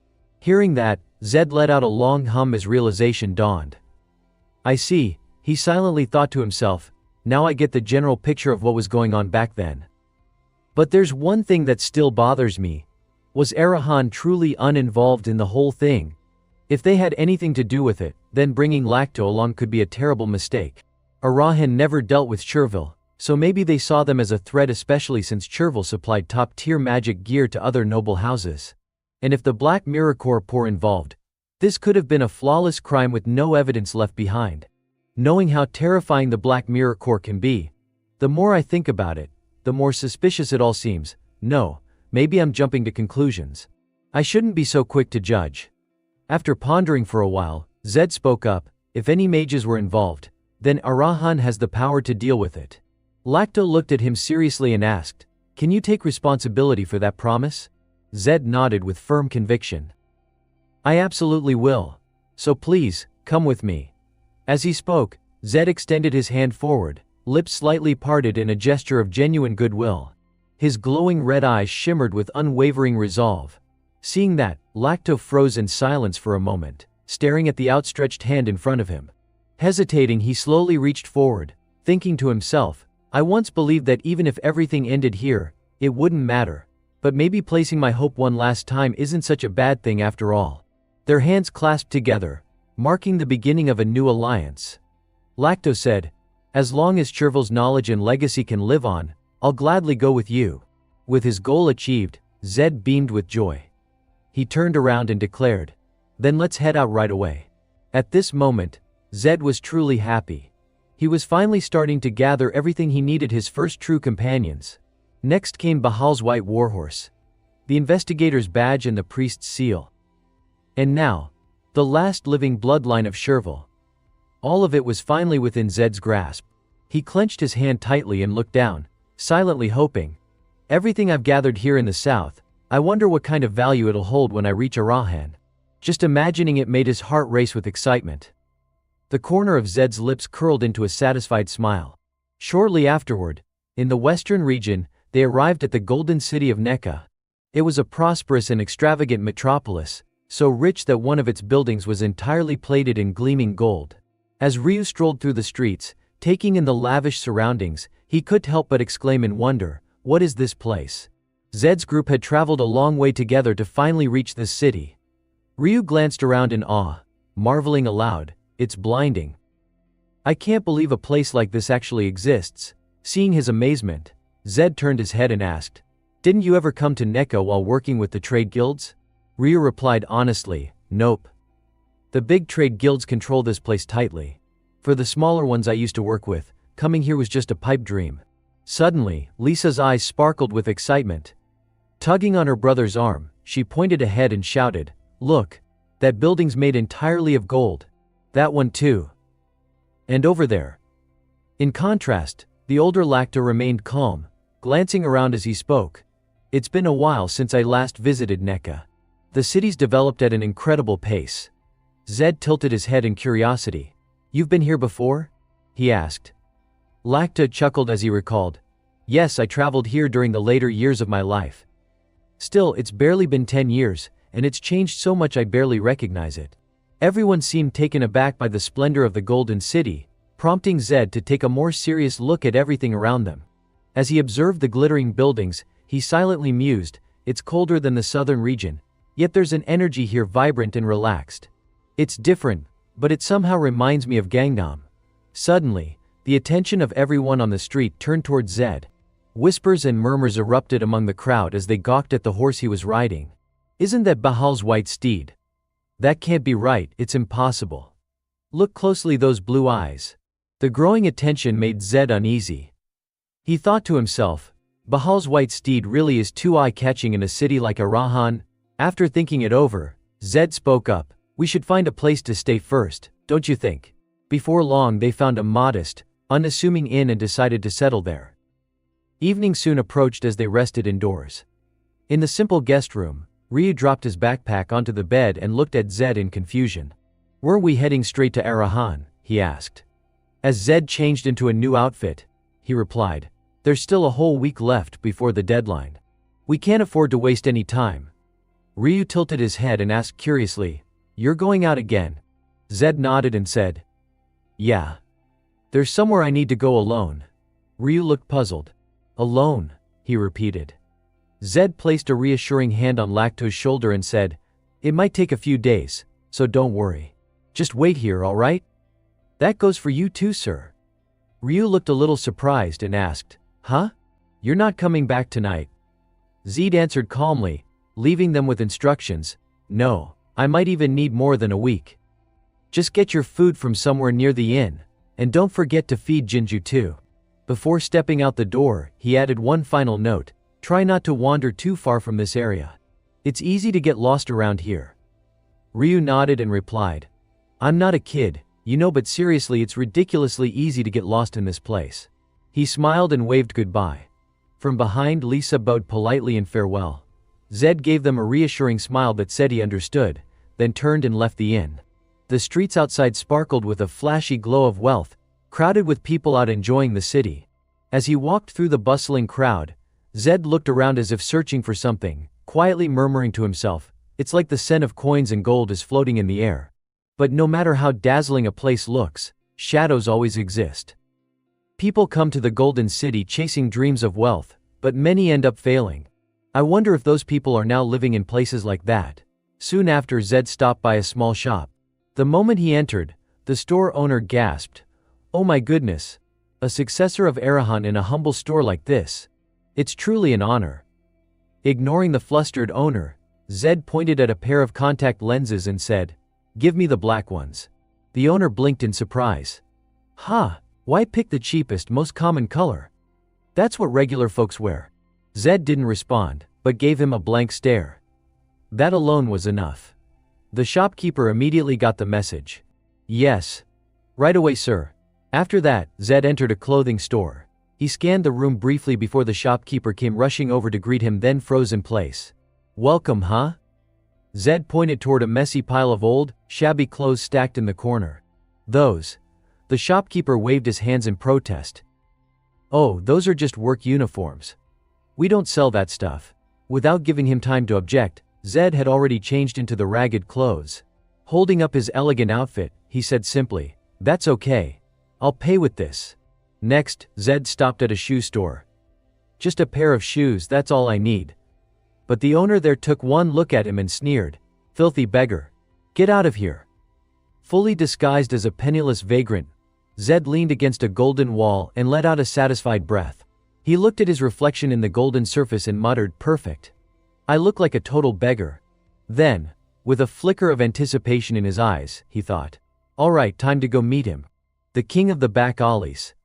Just thinking of that name sent a thrill through him, and Zed dashed forward, excitement coursing through his veins. In a filthy, poverty-stricken district drenched in gloom, the atmosphere was soaked with a sense of danger and despair. Down a foul, stinking alley where grime ruled and flies buzzed freely, Zed sat quietly in one corner, disguised as a beggar, lost in thought as he strategized his next move. He glanced up at a decrepit building and sensed the time was right. "All right, guess it's time to move," he murmured to himself, and without hesitation, he stepped forward. His eyes stayed low, fixed on the ground, unaware that a bald thug had already locked eyes on him from a distance. That thug wasn't alone, he had a partner, and both of them were watching Zed intently, waiting for the right moment to strike. But it didn't stop there. Even more figures loomed nearby, keeping a close eye on him. With his sharp instincts, Zed didn't need to look. He closed his eyes briefly, and could already sense the setup. They're just standing there watching. 7 of them, surrounding me. I can barely see more than a few feet ahead in this darkness. Guess it's time to make my move. His stomach grumbled, the hunger gnawing at him. I probably should have brought some jerky. But then those guys would jumped me already. Holding his rumbling stomach, he trudged forward. Suddenly a muscular man stepped out and blocked his path. And just as expected, more thugs moved in from behind, cutting off any chance of retreat. Zed, unsurprised, thought to himself, so it begins. The bald thug cleared his throat and barked out, "Where the hell did you crawl out from, scum? Cat got your tongue. If you're new here, act like it. Otherwise you're not gonna last a day." Zed could only sigh internally. Classic intimidation play. But instead of showing fear, he simply asked, deadpan, "Got any food? I'm starving." The lowlifes were clearly insulted. Their teeth clenched in rage as the first bald thug snapped, "Did you hear that? This bastard opens his mouth and begs for food. What's he hiding?" Another bald goon jumped into the fray, yelling, "Don't worry. We'll kill you before you even starve to death." But just as the guy threw a punch, Zed effortlessly ducked without even turning his head. The thug was briefly stunned, then let out a giddy laugh. Not bad for a rat. That moment seemed to trigger the rest of the gang. All of them lunged at Zed like a pack of hungry hyenas. The first bald guy leapt into the air with both arms raised, ready to slam Zed from behind. Zed didn't flinch. A single glance from him was enough. He surged forward, ramming the airborne thug mid-air and sending him crashing into his own crew. One unlucky thug took the full hit, mouth agape from the impact. Another rushed in, but Zed was already a step ahead. He popped up in front of the man and swung his elbow toward his head. The thug screamed in panic, eyes squeezed shut, arms flying up in a clumsy attempt to block. But the elbow was a feint. Zed changed direction at the last possible second, just inches from the man's face. Zeb's hands extended with swift precision and struck the redhead's neck in a fluid motion, catching him completely off guard. His seamless flow between grace and brute force left the rest of the street thugs stunned, their jaws dropping as they realized this wasn't someone they could mess with. Fear washed over them, and they instinctively took a step back, shaken by the realization that the man before them was no ordinary vagrant but a devil in disguise. Yet Zeb had no intention of letting them off easy. A faint smirk tugged at the corner of his lips, a clear sign he was only getting started. Moments later, the dark alley echoed with the sounds of fists pounding flesh, followed by sharp, painful cries. One by one, The lowlifes fell, unconscious and broken, scattered across the filthy ground. One thug, barely clinging to consciousness, muttered a bitter curse under his breath. Damn bastard, recalling his own stats. Zeb mused to himself, my strength's already at 70. I was barely even trying. And they still couldn't handle it. He crouched slightly, looking down at the chicken-haired thug with a hint of mock concern. You good? That hurt a lot, huh? The man pushed himself up and screamed in frustration, what the hell are you? Some kind of lunatic. Zeb let out a sigh, as if lecturing a child. See, this is what happens when you mess with the wrong guy. All I wanted was a piece of bread, and now I'm even hungrier than before. The bald thug rushed over to help his comrade up, glaring daggers at Zeb. You think you'll just walk away from this? You're a damn rookie. Our crew's gonna wipe you out before anyone even notices you're gone. But Zeb just scoffed, unfazed. Oh yeah? Then I guess I'll just take over your crew too. The chicken-haired thug, still lying on the ground, gasped in disbelief. What? What the hell is this lunatic talking about? Suddenly a dagger came flying from the shadows, aimed at Zeb's back. Though the ambush caught him slightly off guard, he easily dodged the incoming blade. A new figure stepped forward, a wicked grin playing on his lips as he muttered, he dodged that? Looks like this guy's not just some street rat. The moment the thugs saw the man with the undercut, they instantly shouted in unison, Captain. They all scurried behind him like ducklings to their mother, clearly holding him in high regard. Hearing the word captain made Zeb grin with excitement. Caught a big fish on the first day, huh? Might just speed things up after all. The rooster-headed thug proudly sneered and shouted, do you even know who this man is? He's the legendary assassin who once shook all of Nekka to its core. The one and only Kinzura. If you want to live, you'd better get on your knees and beg for mercy. Faced with a complete stranger head never even heard of, Zeb assumed a defensive stance and mocked, legendary assassin? Huh? Then what's he doing leading a bunch of back alley rats? Kinzura was visibly enraged. Moving like a gust of wind, he slashed at Zeb with a razor-sharp dagger, yelling, you arrogant bastard. But Zeb's agile reflexes allowed him to dodge again with ease. Still attacking, Kinzura smirked in admiration and said, dodged me twice now, young, but impressive. If you survive long enough you might actually become powerful. What a shame. Zeb found himself entertained by the remark, thinking, getting praised by a supposed world champion. Fancy that. Suddenly Kinzura's tone shifted. But this next move, this one's different. A dark, greenish-blue aura burst from Kinzura's body, thick and foreboding, engulfing the entire alleyway in its eerie glow. Seeing the ominous mana swirling around him, Zeb's eyes widened in surprise. That's mana, he realized. Kinzura's stance tightened, clearly preparing a powerful technique. Watching closely, Zeb had to admit, he's channeling mana. At the very least he's at the fourth ring. I thought the legendary assassin stuff was just hot air. But maybe not entirely.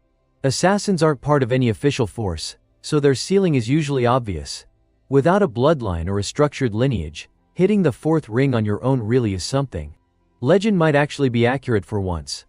Noticing Zeb's change in expression, Kinzura gave a cocky smirk and said, surprised, aren't you? This is what happens when you act tough without realizing how vast the world really is. With that he vanished in a flare of glowing green mana. The entire alley echoed with Kinzura's manic laughter, and in that moment he began darting around Zeb with such speed that his position was impossible to track. Not seeing any reaction from his target, Kinzura let out an amused noise. Not even flinching. What, frozen in fear? Let's find out. Without warning, he launched a strike from directly above. Sensing the killing intent bearing down on him, Zeb instinctively reacted. Above. But a second later his expression turned to shock. No way, 3 of them. Just as he sensed, 3 separate Kinzura figures attacked from all sides at once. Zeb ducked low and shot forward, narrowly avoiding the incoming strikes. The spot where he'd been standing exploded violently with a compact but powerful blast. The next instant, the metallic clang of 3 daggers rang out in the alley. All 3 attackers turned to where Zeb had landed, stunned. You dodged our combo attack. One muttered in disbelief. Who the hell are you? Asked the one on the right. A knight? A mage? Zeb didn't answer. Instead he asked himself silently, triplets? These weren't illusions, these were the infamous assassin trio known as the Kinzura brothers. The one with the dash-shaped scar was Diki, the one with the 2 marks across his eyes was Dra, and the one with no markings at all was G. After observing them for a while, Zeb thought to himself, looking closer, they might look alike, but each of them has a distinct mana signature.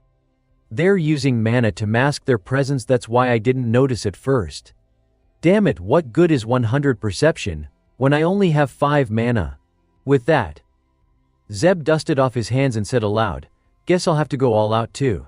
No sooner had the words left his mouth than all 3 Kinzura brothers lunged at him simultaneously. Dra sneered, he's just bluffing. G scoffed. That last dodge was pure luck. He won't pull it off twice. Zeb's face hardened as he activated the spell Lightning Morph.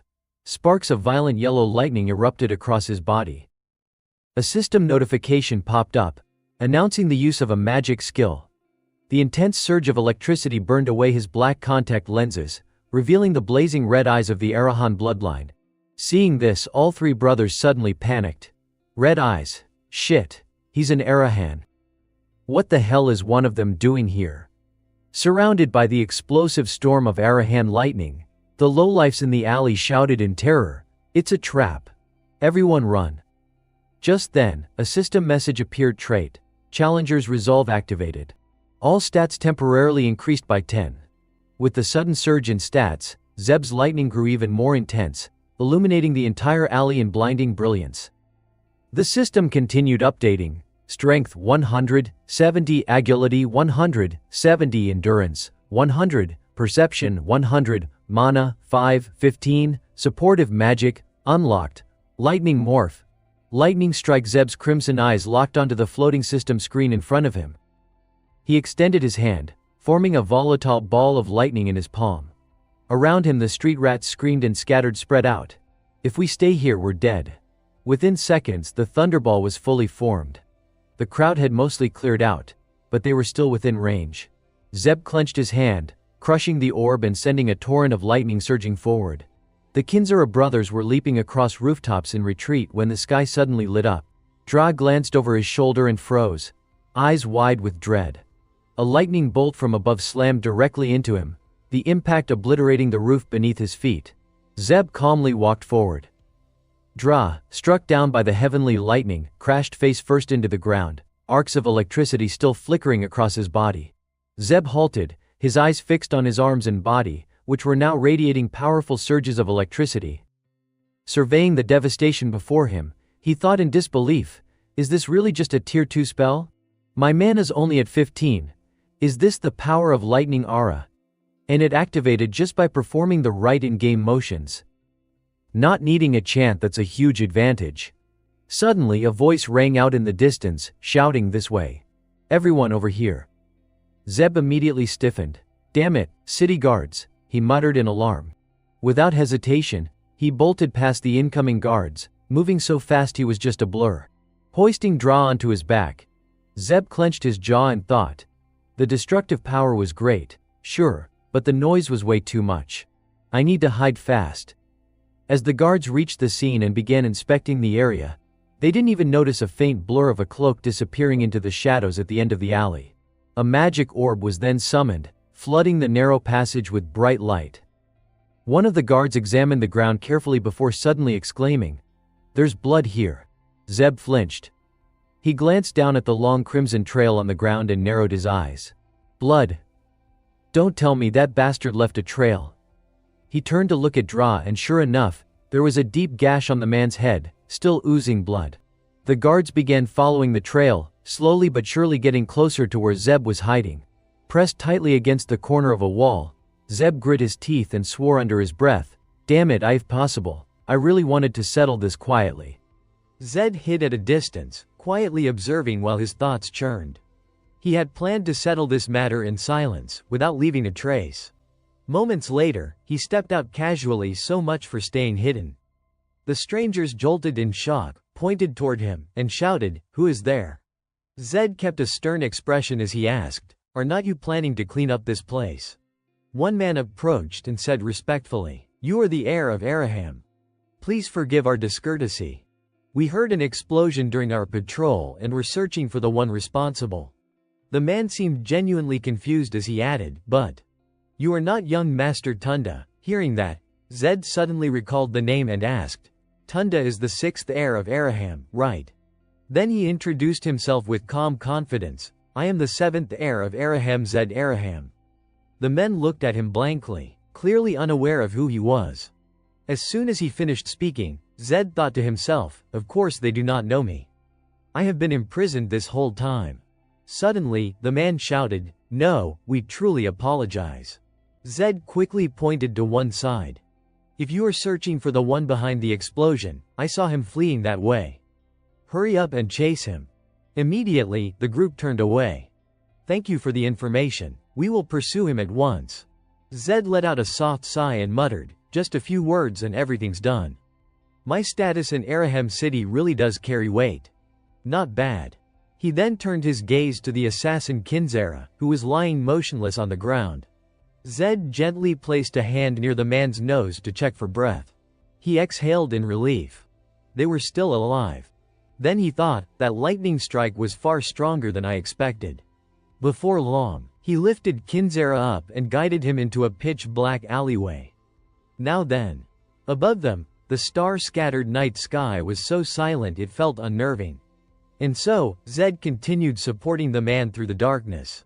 Suddenly, a voice emerged from the shadows, heir of Araham. You have finally arrived. Zed lifted his head and replied bluntly, show yourself. Standing before him now were 2 of Kinzera's brothers. They lowered their heads in remorse. Please forgive our rudeness earlier. We deeply regret revealing murderous intent toward the heir of Araham. Could you be generous enough to spare our brothers' lives? At once, both men dropped their weapons and prostrated themselves, begging for mercy. Seeing this, Zed was genuinely taken aback and a faint smirk tugged at his lips. One of Kinzera's brothers was already in tears, begging desperately, please. Nothing like this will ever happen again. I am begging you spare our brothers. Zed raised a brow, surprised. Assassins. Shedding tears. He replied with a dry note of amusement, how funny. Assassins with such deep brotherhood. You take others' lives without hesitation, yet you want to save your own. The man quickly protested, we only learned to kill to survive. The other, his face streaked with tears, shouted, it is true. We only kill the scum who torment common folk like us and commit atrocities. I swear I have never killed an innocent person. Zed's voice turned cold. And yet, moments ago, you tried to kill me. One of them stammered, that is because. This is our territory. Sometimes people try to take these alleys from us, and many of our comrades have died because of it, the other added. So we overreacted. We have committed a grave sin. Zed fell silent for a moment, sinking into thought. Right. Besides me, there must be plenty of others trying to seize control of Nika's underground. He then asked sharply, what you said earlier, was it true, that you have never killed innocents?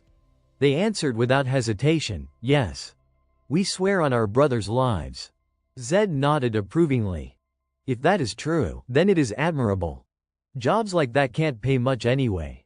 They looked utterly pitiful as they replied, what we really want is for our family and our brothers to live in peace. The 2 of them briefly recalled their childhood. Our master drilled that into us when he taught us assassination. Zed considered it for a moment. Killing was indeed evil, but for the ordinary people crushed by nobles, perhaps the Kinzera brothers were their only hope. Cutting into their words, he said, I have one condition. Both looked up nervously. Yes.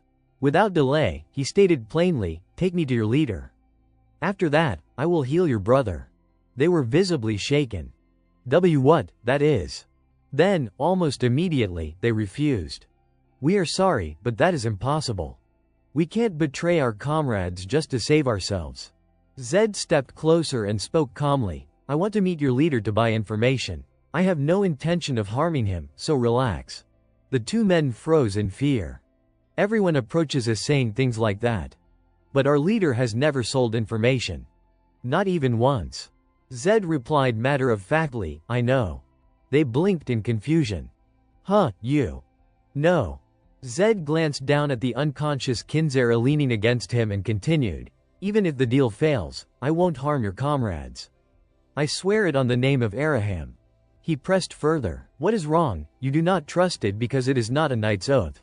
One of them answered anxiously, voice trembling, it is just. People like us have a hard time believing a noble's words. Zed fell silent again. Fair enough. If they agreed too easily, he would be the one doubting their sincerity. With a quiet sigh, he lowered Kinzera gently onto the ground. Looks like there is no other way. Then he lifted both hands and said, tie me up. They gasped, stunned. What? Zed raised his hands higher, as if surrendering. You can press a sword to my neck. Blindfold me if you want. Seems like this is the only way you will believe me. They hesitated, torn. But, seeing that the situation still was not moving in a favorable direction, Zed played his final card. If even after all this you still do not trust me, he said sharply, then I won't hand this man over to you. His tone hardened. I trusted your words. The least you can do is show me a bit of trust in return. The two brothers exchanged nervous glances. Then, as if finally reaching a decision, they nodded. Understood. We will take you to our leader. And then we will blindfold you. No sooner had they spoken than a black cloth was pulled over Zed's face, shutting out all light. They tied his hands as well and left him standing there. Behind the darkness of the cloth, Zed's eyes widened slightly. Now then. Time to meet the king of the underpass. 2 hours passed. The world outside grew even darker, thick with gloom. Zed walked with heightened caution, feeling as if they had been looping around endlessly. Suddenly he spoke up, you're trying to shake off the Black Mirror Corps, are not you? He cut in again before they could respond. If that is the case, stop wasting your strength, just take me straight there. Do you really think the Black Mirror Corps does not know where your leader is? One of them insisted, even the Black Mirror Corps could not possibly know our leader's location. Zed replied calmly, it seems you know nothing about Araham. The Black Mirror Corps I have encountered not only know your leader's hideout, they know the exact limits of your influence. Now keep going. Someone behind him muttered anxiously, do not tell me. The Black Mirror Corps is nearby. Zed answered, I do not know. But one thing's for sure, no matter what scheme you are cooking up, you won't even graze the heel of the Black Mirror Corps. He continued bluntly, I am not looking down on you. They are simply on an entirely different level. The man sighed in resignation.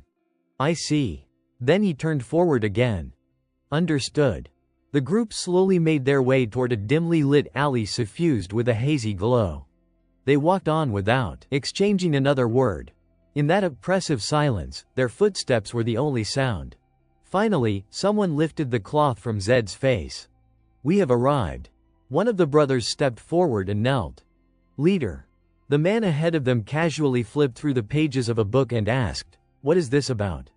Still reading, Eddie added, did you forget the rules? That man is the king of the dark alleys. Eddie. Kinzera's brothers bowed low in apology. Forgive us. He said he wanted to trade with the leader. From a short distance away, Zed watched the man. So that is the king of the dark alleys. The leader's expression soured. Stop spouting nonsense. Drag him out of here. Now. Kinzera's brother stiffened in alarm the moment he saw Zed pull out a small vial filled with shimmering blue liquid. Zed held the vial out to them. Wait. Give him this first. The assassin's brother gaped, stunned. This is. Zed replied calmly, holy water. If he drinks it, he will recover quickly. You kept your word, so I should keep mine. A brief thought flickered across his mind. What a waste. But there is no other way. This is the only thing that can heal him instantly. The man accepted the vial and bowed deeply. Thank you, sir. Immediately afterward, Zed stepped up to Eddie. I want to negotiate. Eddie snapped irritably, do not bother me. Get lost. Annoyed, Zed yanked the book straight out of Eddie's hands. Eddie shot to his feet in a fury. You bastard, who the hell do you think you? Then he froze, eyes widening.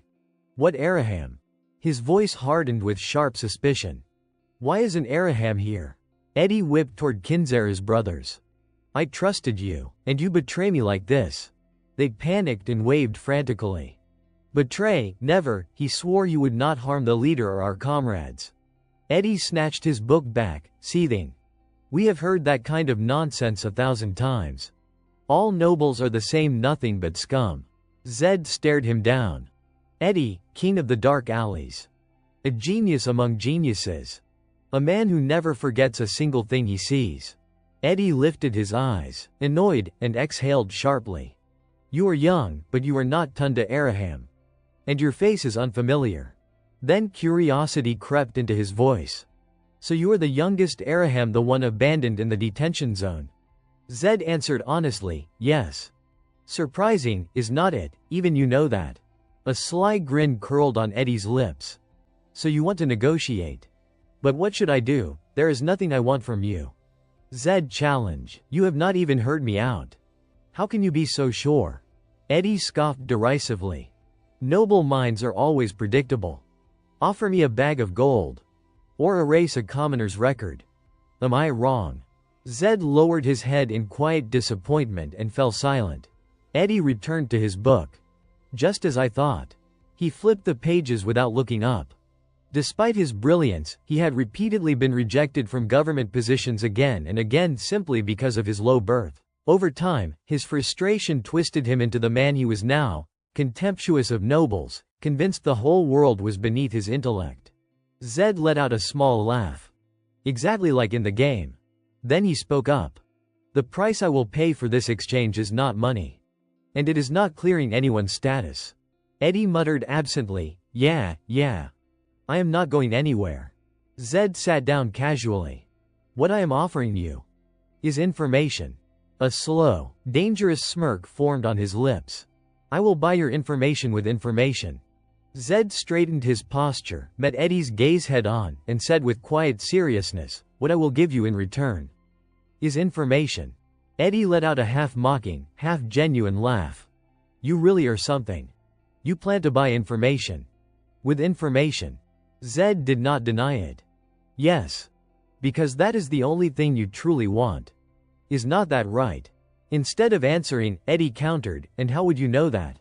Zed did not respond. He only smiled subtle, knowing, almost conspiratorial. How could I not know you?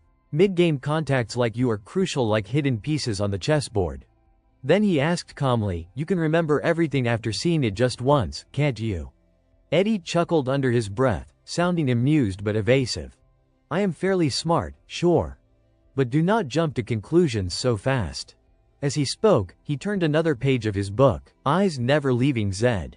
Zed gave a small nod, as if acknowledging something Eddie had not said aloud. His attention drifted to the book Eddie was reading, then to the small stack of volumes piled haphazardly nearby. After a moment of quiet analysis, Zed remarked, you like reading. But there is only one book here now. Which means you discard every book once you have finished it. Eddie barked out a short, dry laugh.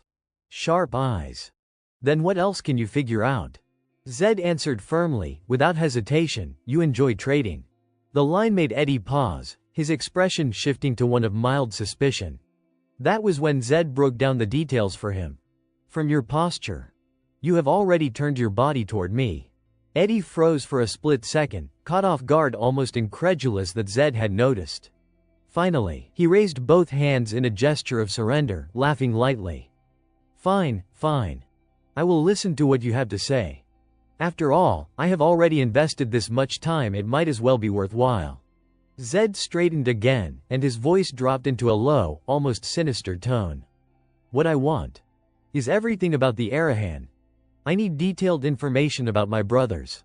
Hearing that, Eddie's interest visibly sharpened. He leaned slightly toward Zed and mused aloud, because of the civil conflict, information can be money, weapons, and sometimes a shield. Then he tilted his head and threw the question back. But you are leaving out the most important part. What information will you give in return? Zed crossed his arms and leaned back in his chair. Information you do not know yet. Eddie clearly did not like that answer. His brows drew together, and his tone grew stubbornly inquisitive. And I won't know whether that is true until I hear it. As you can see, I know almost everything. Zed's expression remained completely flat, not a single word offered. I am not telling you, he said coolly. Eddie bristled with irritation, snapping back, what kind of deal is that supposed to be? Your information might be completely worthless. Zed did not flinch. His voice stayed calm as he countered, "Same goes for me. When it comes to the Arahan, do not I know more than you?" Eddie let out a sharp laugh, mocking him. "Ridiculous. You came to me because you were scared." But Zed's attention shifted to Eddie's fingers tapping rhythmically on the armrest, hesitant, conflicted, half agreeing and half refusing. Zed struck exactly at that weak point, his tone light and indifferent. "I came here thinking I might find something I did not know yet. But if you won't accept this kind of trade, then forget it." He did not add anything else after that. He only watched Eddie's tapping grow faster and faster. Inside, Zed assessed the situation with precision. The foundation of any deal is understanding what the other party wants. "I know you thoroughly. You know nothing about me. A man obsessed with information.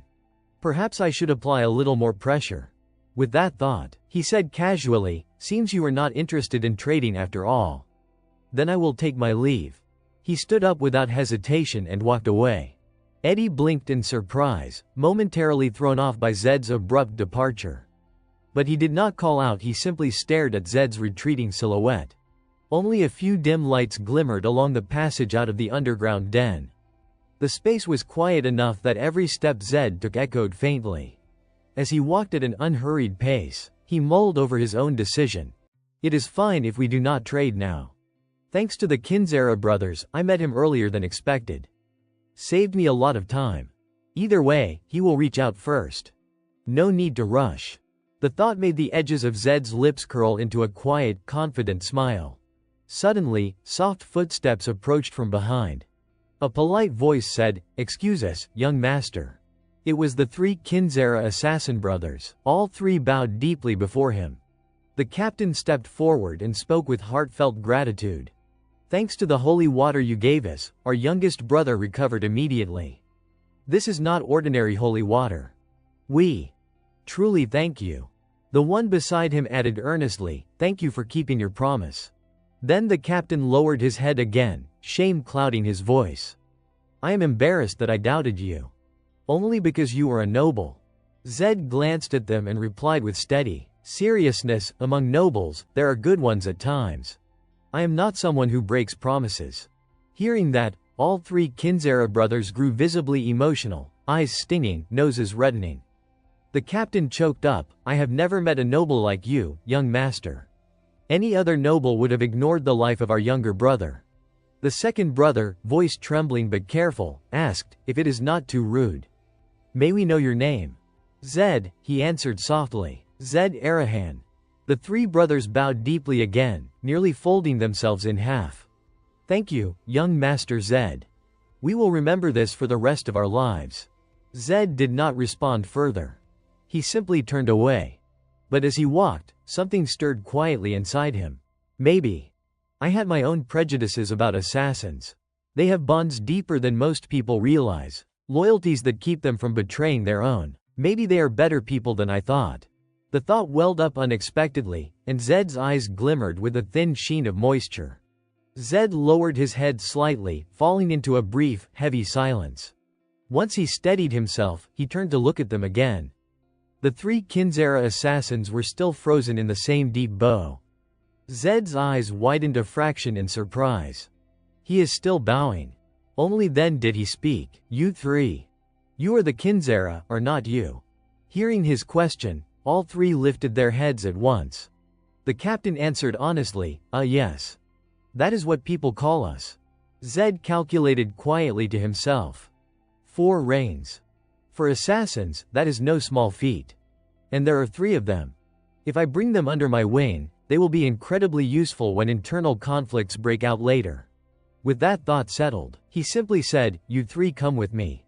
Not understanding at all, the 3 assassin brothers exchanged confused glances, blurting out an unconscious, "Huh." Back in Eddie's room, Zed sat down and met the man's gaze with complete seriousness.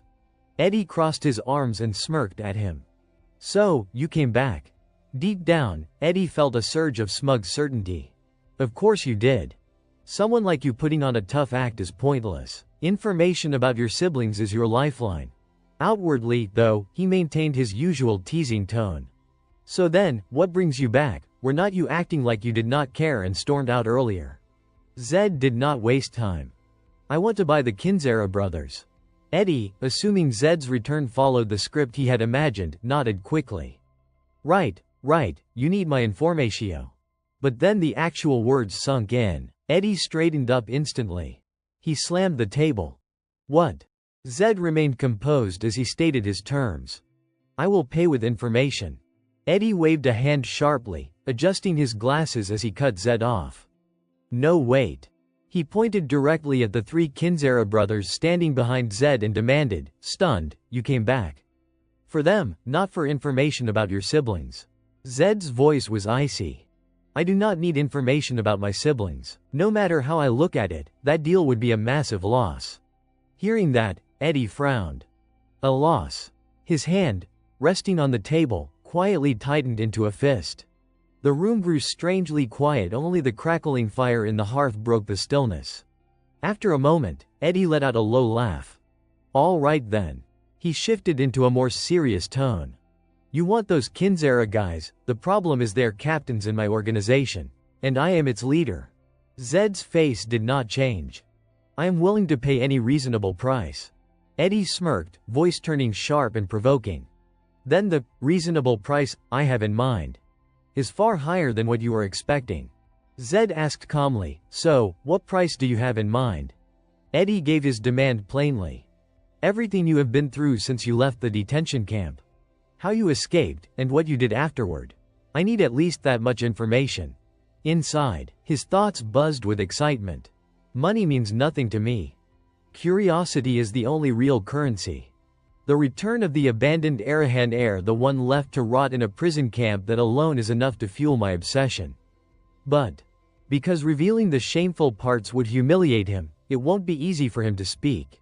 Sensing the emotions simmering inside Eddie, Zed exhaled softly, his tone flat and almost bored as he murmured, your tolerance is weaker than I expected. The comment hit Eddie like a slap. He shot up, slamming the table and kicking his chair aside as he roared, what weak tolerance, me? Even as Eddie stormed toward him, Zed did not flinch. His voice stayed calm, almost lazily provoking, I thought you would demand something grander. But I suppose people can never exceed the limits of their own nature. That only enraged Eddie further. He closed the distance in 2 strides, grabbed Zed by the collar, and hissed through clenched teeth, you little bastard. I have been holding myself back. Then came the outburst, harsh, breathless, bitter. Damn you, do you think you are so impressive, bastard? You were born into a prestigious family. You do not even need talent, your blood alone is enough to carry you. Throughout the barrage of insults, Zed's expression stayed unreadable. He met Eddie's glare without blinking, without a single word escaping his lips.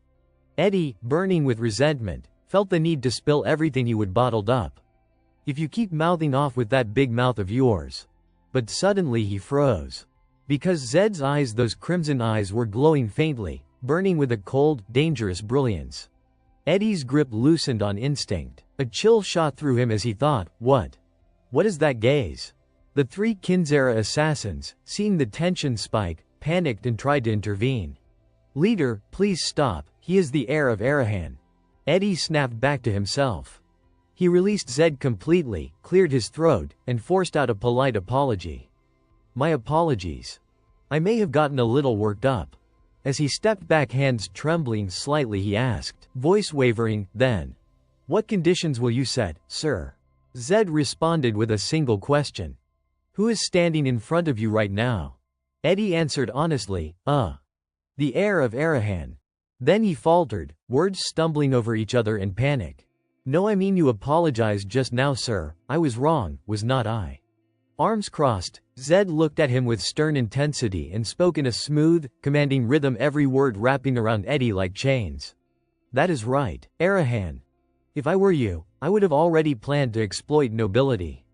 Now is the perfect time to do so. Eddie blinked, bewildered. Exploit? How are you telling me to exploit you? Zed continued, voice low and steady. I know you are obsessed with information. But the information you can gather from the shadows has limits.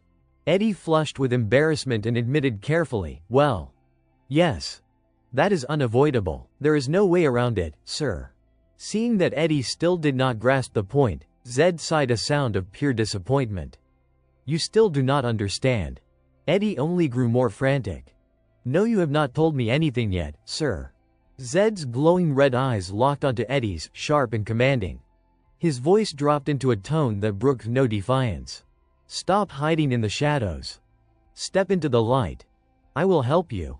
But Eddie's instinctive fear and resistance kicked in. He shook his head quickly, stammering, No, that is impossible. You do not know what you are saying. Zed continued to press in, steering Eddie's thoughts with calculated precision as he painted a far more enticing picture. I will give you a building in a prime location to open your detective office, he said, his tone smooth, persuasive. Nobles are the ones who truly run the world, so you need to work with them if you want access to better information. Is not that right? Hearing that, Eddie immediately snapped back in protest. No, do not assume I can't rise up just because I do not have the money. Commoners can't just buy and sell buildings. Zed calmly laid out the rest of his plan. I will own the building, not you. You will rent it and run your business from there. Eddie's eyes flew wide open, and an involuntary shout slipped out of him. What? Zed leaned in, half offering, half challenging, and I will assign Arahan's mage squad to secure the place. Is that still not enough for you? Note: a mage squad is the elite force of a mage family, equivalent to a knight order in knightly families. Eddie let out a faint awe. As the pieces began to fall into place, Zed stood up slowly, continuing to negotiate in that steady, coaxing voice. I am telling you to become my partner. I will help you accomplish everything you want out in the open, under the light. In return, you will give me information. We help each other. Is not that wonderful? Something inside Eddie stirred. He drifted into a hazy, hopeful vision of what his future could be. I would be able to get the information I need. And even have mage squad members on site. Could that really be true? After wrestling with his own doubts, he finally asked, hesitant but tempted, really, you will actually provide a building? And assign members of a mage squad? Zed answered with unwavering confidence. I will. I do not break promises. Behind him, all three Kinzera brothers nodded vigorously in agreement. But Eddie's mind was still spinning. This is a once-in-a-lifetime chance. All major events happen among the nobility. Information from beggars is mostly scraps, and if he is even assigning mage squad members, a greedy thrill ran through him. This is a diamond fortress. I absolutely can't afford to miss this. In an instant, his attitude flipped. He grasped Zed's hand, nodding eagerly. All right. I will cooperate with you. Zed let out a sly, knowing smile. He offered praise but followed it with a pointed question. Good. You are making the right choice. But you understand that every deal requires a deposit, yes? Eddie blinked in confusion. A deposit. Zed gently reminded him, information about my brothers and about the Kinzera trio. Eddie froze, stuttering, unsure how to respond. Then Zed smiled brightly, the red glow in his eyes sharpening as he locked his gaze with Eddie's once more. This time his words were firm, inevitable. That is the deposit you will offer. After moving for some time, Zed finally exhaled a quiet sigh of relief. At last. Before them stood the Arahan mansion. Noticing the slightly pale expression on his face, Ryu asked with concern, Zed, you did not sleep last night either, did you? Are you alright? Zed could not resist teasing him. You were not much better yourself, Ryu. Ryu blushed and laughed awkwardly. I was just too excited, that is all. Meanwhile, he thought silently to himself, he had stayed up all night to record every piece of information he had gathered from Eddie. Each detail, meticulously written down, was shocking enough to leave anyone stunned. Everything from the allied forces of his siblings in the city, to their financial ledgers, even personal information about their servants. What he could never understand was where or how Eddie had obtained all of it. If he were given wings, he would soar even higher. Truly, it was reassuring. For now, the priority was to buy time to grow stronger within Arahan territory, and to survive the internal power struggles among his siblings. Zed understood this very clearly. Today was a crucial day. How he handled it would completely reshape his standing. With resolve, he commanded, let us go in. Inside the mansion, the pillars were covered in strange, intricate carvings.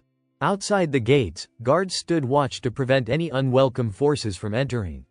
As the group approached, the guards shouted, "Halt, dismount and state your names." Upon seeing Zed's face clearly, one guard recognized him. "You are young Master Zed. We have been notified in advance." Zed nodded in acknowledgement. "I have returned at the family's command. Lead the way." However, the guards hesitated. "Wait. Those behind you cannot enter." Stepping forward, Zed vouched for them. "They are my companions. I guarantee their identities." Yet the guards remained firm. "Sorry, but outsiders cannot enter without the family head's permission." The defiance made Zed's chest tighten with irritation. Damn it. Trouble already on the first step. He could have forced his way in, but he knew better. Breaking the rules within Arahan territory would be far from wise. So Zed had no choice but to relent. "Understood. Please wait here. I will return shortly." The elderly guard advised, "Do not worry about us. Take care of yourself first." At the same time, a lingering unease troubled the old man. His instincts were unreliable, yet he had a premonition that something was amiss. Zed reassured him calmly, "Do not worry. Nothing will happen." Then, turning to his companion, he entrusted a task with quiet gravity. "Kinzera. I am counting on you." Seeing that everything had been arranged smoothly, the guards urged, "Let us go, young master. The family head is waiting." Zed did not waste words. He led the way, silently reminding himself that the responsibility he carried was immense. He told himself to stay clear-headed, to remain calm. He had prepared as much as possible. Zed understood the core principle: what drives a mage is pragmatism. He had to focus solely on that. Perhaps he had inadvertently stepped into the role of an Arahan, but from this moment on, he needed to act meticulously, like a true Arahan, surviving without making mistakes. After all, everyone knew that the seventh youngest son of the Arahan family, a mage who valued pragmatism above all, had to embody these traits and win the favor of the family head. Finally, despite his own reluctance, Zed had to face the moment when the doors to the family head's chamber opened. The man inside spoke coldly, "Enter, youngest son." Before him sat the family head, perched on high, his gaze sharp and assessing. Zed knelt, bowing deeply with respect. "Greetings, family head." He silently urged himself, "Calm down now, body. Stop trembling." The family head, feigning indifference to his shaking, asked casually, "How does it feel, returning to the family after all this time?" Zed reported the situation. "It is just as before." The family head's brow furrowed. "Just as before, what do you mean?" Zed clarified. The aura of the family head remained as overwhelming as ever, and the cutting chill was exactly the same. As soon as he finished speaking, the man let out a deep, resonant laugh. The sound shook the room instantly. Zed's mind quivered. Just a single laugh and he felt disoriented. His ears rang, and his vision blurred. The family head regarded him carefully. "It sounds as if you were saying you can sense my aura." At that moment, Zed realized he had been careless in voicing that thought. The man moved with the calm, deliberate grace of a cat playing with its prey. How could you possibly gauge the level of a grand mage? Zed tensed, sweat forming on his brow, staring unblinkingly at the man before him. This was no ordinary figure, one of only 2 grand mages in the Empire, the one who had eliminated all his siblings to claim the Arahan title, Zenodin Arahan. Suddenly, Zenodin remarked, "You have changed a great deal since the last time I saw you. In my memory, you were a frail child." Zed immediately retorted, "Frail does not suit an Arahan." The response pleased Zenodin immensely. "Exactly. No son of mine would ever be a weakling, unable to sense mana. I have heard you have awakened lightning energy." Zed became immediately alert, bracing himself for what Zenodin would say next. The family head inquired sharply, "And what do you know of that power?" Zed hesitated, then spoke cautiously. "I know it surpasses the 4 basic attributes currently recognized." As expected, Zenodin was genuinely surprised. In the entire history of the Arahan line, there had never been a precedent of anyone possessing a power outside of fire. "How did you obtain lightning energy?" he demanded. Zed had not anticipated a question like that. The man's interest in lightning energy was beyond anything he had prepared for. After a moment of thought, he answered, "I do not think it is too surprising. The Arahan bloodline holds limitless potential. That response made Zenodin suspicious. You are not the least bit shocked about awakening lightning energy. Zed remained calm. I have heard that power appears perhaps once in a century. Not only that, Zed firmly believed that a blessed force like lightning energy naturally belonged in the hands of an Arahan. The moment he said that, Zenodin burst into another booming, joyous laugh. He praised him enthusiastically. You say nothing but the right things. Meanwhile, Zed was inwardly groaning. Every time he laughs like that, I feel like my organs are twisting. Please. Stop laughing. With a cheerful tone, Zenodin instructed, it has been a long time since I have laughed like this. I summoned you here because of your lightning energy. Study it. Develop it. If you reach a meaningful level of mastery, its value will surpass any accomplishment imaginable. Zed now fully understood the man's intention. So that was it. Zenodin wanted to make this rare power, lightning energy, part of his own legacy. Even his youngest son, who had just barely returned alive, was a tool to be exploited. Still, there was a silver lining. If Zenodin wanted something from him, he would not kill him immediately. Zed bowed respectfully. I will obey the family head's command. He had barely released a quiet sigh of relief before Zenodin shifted to the very issue Zed had been worried about. But before that, I must address your misconduct. The family head interrogated sharply. Tell me, did you not know that the slave trader DeVito was connected to our family? Zed answered calmly, I knew. This attitude sent fury blazing across Zenodin's face. And yet you executed that slave trader, and even relied on those disgraceful Bahal. From the man's posture and tone, Zed recognized it clearly. The madman was revealing his true nature now. Good. The real game begins here, he thought. He remained composed as he explained, I did nothing that would harm the family. Slave traders are ultimately people who must be eliminated. Zenodin waited, watching intently to hear how he would justify this. Seeing that the man had calmed slightly, Zed continued, they act against the Emperor's objectives. I believed they would bring long-term harm to the family. After hearing this, Zenodin judged coldly, your words contradict themselves. Slave traders bring enormous long-term benefits. They will drain the southern region of its resources. This was exactly the point Zed had anticipated. I knew it would come to this. Now I need to persuade him by choosing words that align with his values. After careful thought, he spoke, family head, I believe that within pragmatism, there is illegitimate profit and legitimate profit. The statement immediately displeased Zenodin. Are you saying the profit gained from slave trading is illegitimate, absurd? Profit is simply profit. Zed tried to calm himself. I am only 15. Naturally, I am being stubborn like any 15-year-old. Zenodin will see this as the kind of mistake a young person can make. With that in mind, he stubbornly held his ground. Why should the leading family of the empire accept tainted money? Arahan should only ever have the purest, most radiant gold, even if it is the same currency. Zenodin remained silent for a moment, then finally delivered his verdict. Utter sophistry. He probed further. Very well.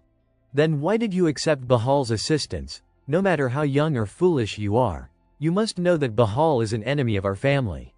Zed recounted calmly, Bahal came under the Emperor's orders. Our paths merely coincided by chance. I did not accept any assistance. By now, Zenodin's patience was wearing thin.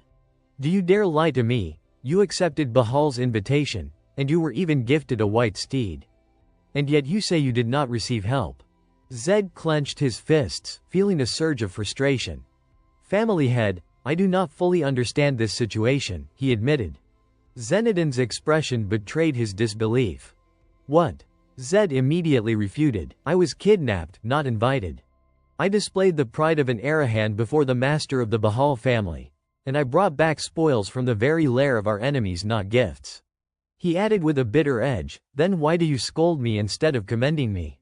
Zed reminded him of the gift. Zenodin had mentioned the white steed, which the Bahals considered their exclusive property, had now been taken by him. Not only that, he argued further, the act of an Arahan riding the Bahal white steed elevated the prestige of our family, did it not? Inwardly, he silently pleaded, believe me. Please believe me.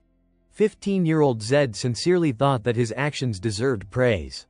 It seemed that a single glance from Zenodin could see straight through his intentions. Thus, Zenodin warned him sharply, "Youngest son, do not try to deceive me with your silver tongue." Zed's mind went into full-blown panic. Damn it. Zenodin glared at Zed. "Do not try to deceive me with that slippery tongue of yours." Seeing that expression, Zed tensed up. Damn it. It does not work on him at all. Zenodin added, "If you lie to me one more time, you will pay the price for every word." Zed stared at him in shock as the man continued, "Even so, you are not entirely wrong. About deserving praise rather than punishment, you presented a fairly reasonable point." That only made Zed more confused. He knows I am lying. He is completely aware of it. So why is he letting it go? Why?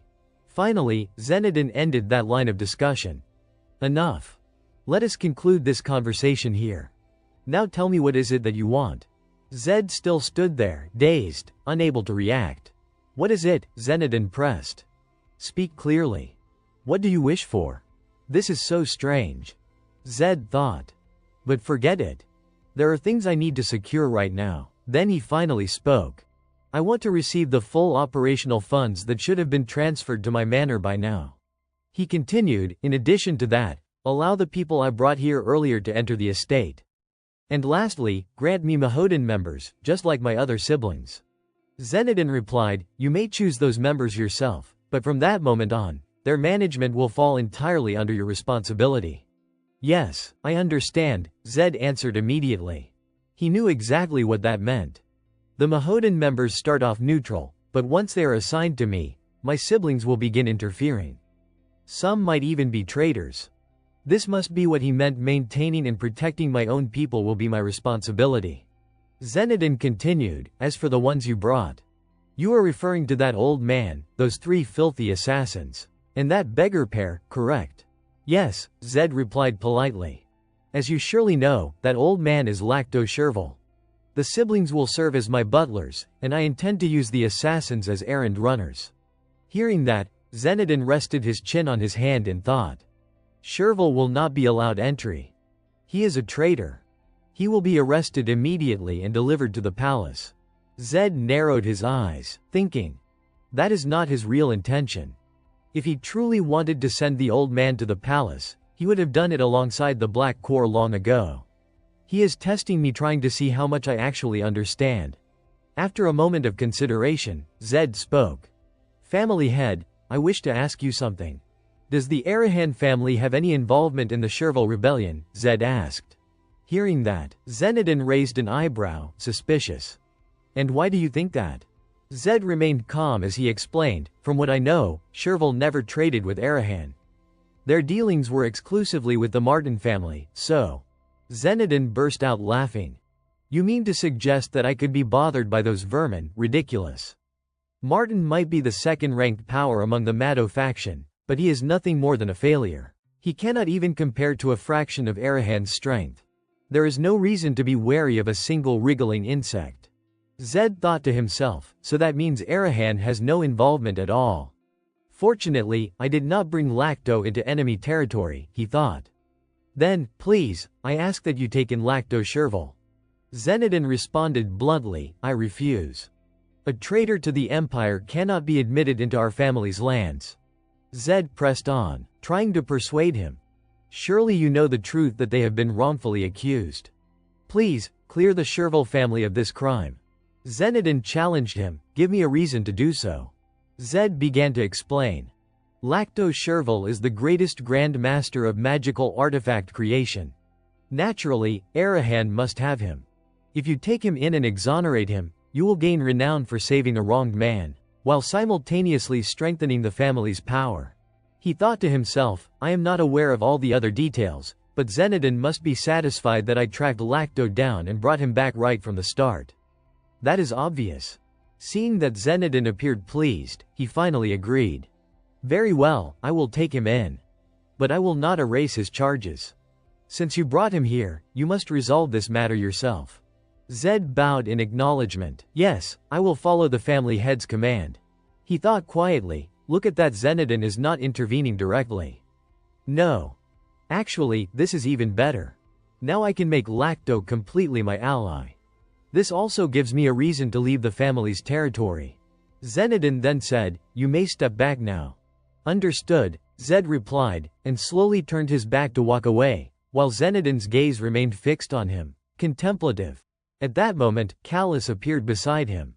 He raised a hand in greeting. "Family head, Mahodan Captain Callus Rule." Zenodin asked, "What do you think of him?" Looking toward Zed as he walked away, he continued, "We are thinking the same thing. That boy is rather suspicious." Callus was taken aback. "Indeed, suspicious. He appears as a child on the outside, but inside. Even the Crown Prince himself has never displayed such confidence." As if anticipating Zed's maneuver, Zenodin asked Callus, "Did you notice how cunning that brat was in trying to deceive me? He is truly audacious." Callus asked, puzzled, "Then why did you let him be? I thought you would punish him." He recalled the look in Zed's eyes moments earlier and let out a soft laugh. It was because of that boy's desperate gaze. That way he carried himself. That certainty that he would obtain whatever he sought. Zenodin thought quietly.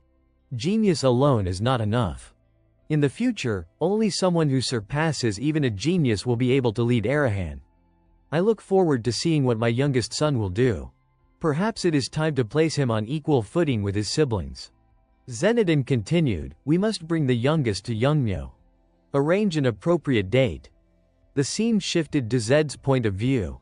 The sky was gray and heavy with gloom. Leafless trees stood like skeletal fingers, and murky clouds circled overhead as flocks of crows scattered in a chaotic, ominous swarm. Zed's entire group stood before a dark, abandoned-looking manor. Jinju trembled a little at the sight.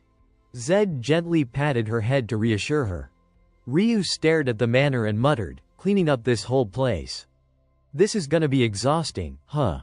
The three Kinzera assassin brothers spoke with confidence. "My lord, please go rest. We will handle everything here." Zed muttered under his breath, "No matter how many times they call me, my lord, I still can't get used to it." Inside, everyone got to work, some scrubbing windows, others sweeping floors. The Kinzera brothers polished the wooden floor until it gleamed. Outside, Zed was busy wiping the window panes when a voice called out, "Greetings, young master." He turned, surprised. The Mahodan members, 20 of them, stood before him. Good. That is a decent number, he thought. He asked, "How long have you all been part of Mahodan?" The one who seemed to be their leader responded, "All of us joined recently within the past 3 months." Zed assessed them and concluded, "Then you must be a 5th circle, right?" "Yes, that is correct," the young man replied. Zed looked over the group, a little disappointed that they were all newcomers. Still, it made sense. All the seasoned members had already been recruited by his siblings, leaving only the rookies behind. He glanced at their anxious expressions and thought, "It looks like every single one of them is thinking, we have chosen the wrong side." Zed spoke up, "In any case, it is good to meet all of you. From now on, let us work well together." "Yes, sir." "But what were you just doing?" the leader asked. "Cleaning," Zed answered plainly. "The estate is a mess." The young man looked puzzled. "Yes, but why is the young master doing it himself?" Zed replied calmly, "I am cleaning my own home. Were you expecting me to sit around and do nothing?" The boy hesitated. "Well, tasks like these should be handled by your subordinates." Before he could finish, Zed tossed the broom into his hands. Perfect timing. "You all come here and help." They froze in surprise. "All of us, sir." Zed turned back and said, "Of course. You belong to this estate now too, do not you?" The young man hesitated. "That is true, but how are we supposed to?" Zed shot them a contemptuous glare. "Oh, so what you are saying is you can't do the same work I am doing. I am sick and tired of this whole noble versus commoner nonsense." No, sir, we will do it right away," the boy stammered. Inside, Zed seethed. "Of course you will, you damn idiots." He raised his voice. "Who here is a water attribute mage?" 2 people immediately raised their hands. "I am, me as well." "Good," Zed said. "You 2 clean the floors with water." "Thoroughly." "Yes, sir." "And who is the wind attribute mage?" Another person raised his hand. "I can use wind magic." "Then you," Zed ordered, "go outside and blow the dust off the roof." And control your power break nothing. As the mage began using wind magic to sweep the roof, he muttered irritably, I did not study magic for this kind of work. Zed snapped, shut it. Hurry up unless you would like to complain and scrub everything twice. Terrified, they all obeyed. Why yes, sir. After some time, the entire manor was sparkling clean, shining like it was newly built. From the outside, the place looked impressive, almost like a polished high-rise. Zed then assigned rooms. Lou, Lisa, you two can use this room. Elder, your room is the one over there. Lisa squealed with excitement and bounced around. Brother, our room is amazing. Lacto Sherville chuckled lightly. Far too luxurious for an old man like me.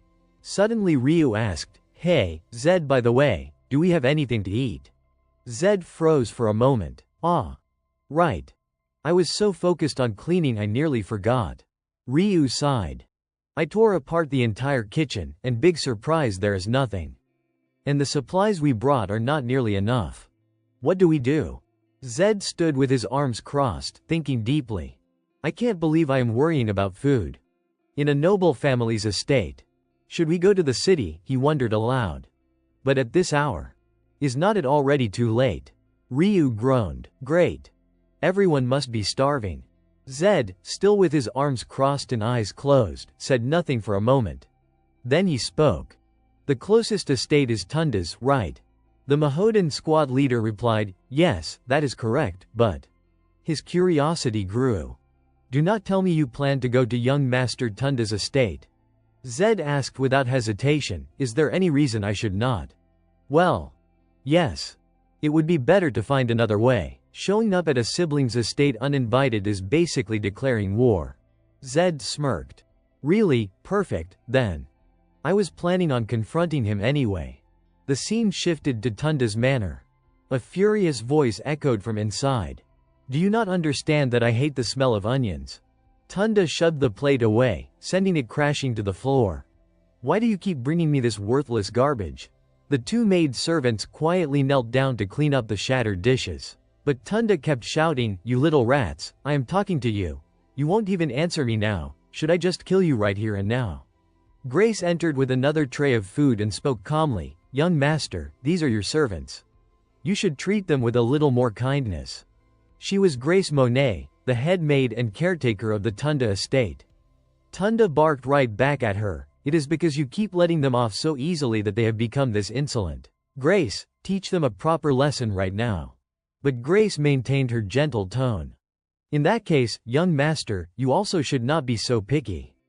If you only eat what you like, your health will deteriorate. Tunda protested with childish indignation, But I hate onions, if you bring me that garbage again, I will kill those wretches. Grace sighed inwardly, exhausted. Handling this spoiled kid is such a headache. Has the illusion spell worn off already? Looks like I will need to cast a stronger one tonight. At that moment, a maid burst into the room in a panic. Miss Grace, something big has happened. Grace turned back, irritated. What is it? The maid stammered, Outside young Master Zed is here. Grace slammed her hand onto the table, furious. What? He came at this hour without an invitation, that is a declaration of war. Gather every member of the household now. How many people did he bring with him? The maid hesitated, then admitted, Young Master Zed came alone. Outside, Zed approached atop Jinju, his expression brimming with unshakable confidence. The maid was so frightened she could barely speak. He is. Young Master Zed is. He is alone. Grace clearly did not believe her. Alone, are you sure? Being pressed like that only made the maid more flustered. Well. He is outside right now. Right then, Zed stepped through the doorway, startling everyone in the room. He greeted them with an easy smile, as if he would simply dropped by for a friendly visit. Having dinner, are we? Without waiting for a reply, he strolled casually toward the dining table, completely unconcerned by the ring of guards surrounding him. Suddenly, he scolded them with annoyance. Look at you people. You see me walk in and none of you bother to greet me. One guard mustered all his courage and stepped forward. Good evening, young Master Zed. May I ask? What brings you here tonight? Zed ignored him and fixed his attention on a single person. You must be Grace the steward here, right? Seeing her frozen in place, he added sharply, "What is wrong? You are not planning to greet me either." Even though he was speaking directly to her, Grace remained silent, standing still without a hint of respect. Inside, she scoffed, "What is this kid so confident about? He is just a snot-nosed brat." But then she sensed the pressure in the air. Her expression shifted ever so slightly. That aura. Do not tell me they allowed him back after he awakened his mana. Zed continued, calm but unyielding. "So that is it, you still refuse to greet me." Seeing that he was not backing down, Grace found herself cornered. She finally bowed with reluctant politeness. "I am Grace Monet, steward of young Master Tunda." But inside she was seething. Damn it. I, someone who actually runs this entire household, have to lower my head to this half-grown idiot. But Zed was not done. He gestured toward her in a casual, dismissive way. "The way you carry yourself. You must think you are very important, huh, throwing your aura around, acting like someone with real authority." Her face froze. His words hit too close. Grace realized, with a sinking feeling, that he was not the easy target he used to be. What in the world happened to him? Not only did he come alone, but that attitude. He must have something to rely on. Then her eyes caught a brief glint light reflecting off a badge. A cleric's emblem. Tunda, who had been ignored this whole time, slammed his hand on the table in fury. "Hey, look at this bastard, are not you going to greet your older brother?" His voice rose to a hysterical pitch. "Have you lost your mind? Do you even know where you are right now, barging into my house like this?" Zed responded with a long, bored sigh. "I have nothing to say to you. You are just a puppet, after all."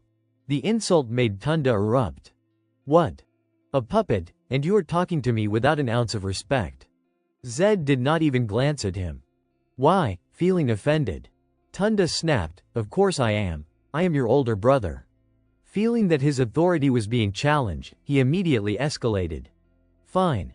If you have come here, then consider this a declaration of war." Tunda even boasted, "I just learned a new spell.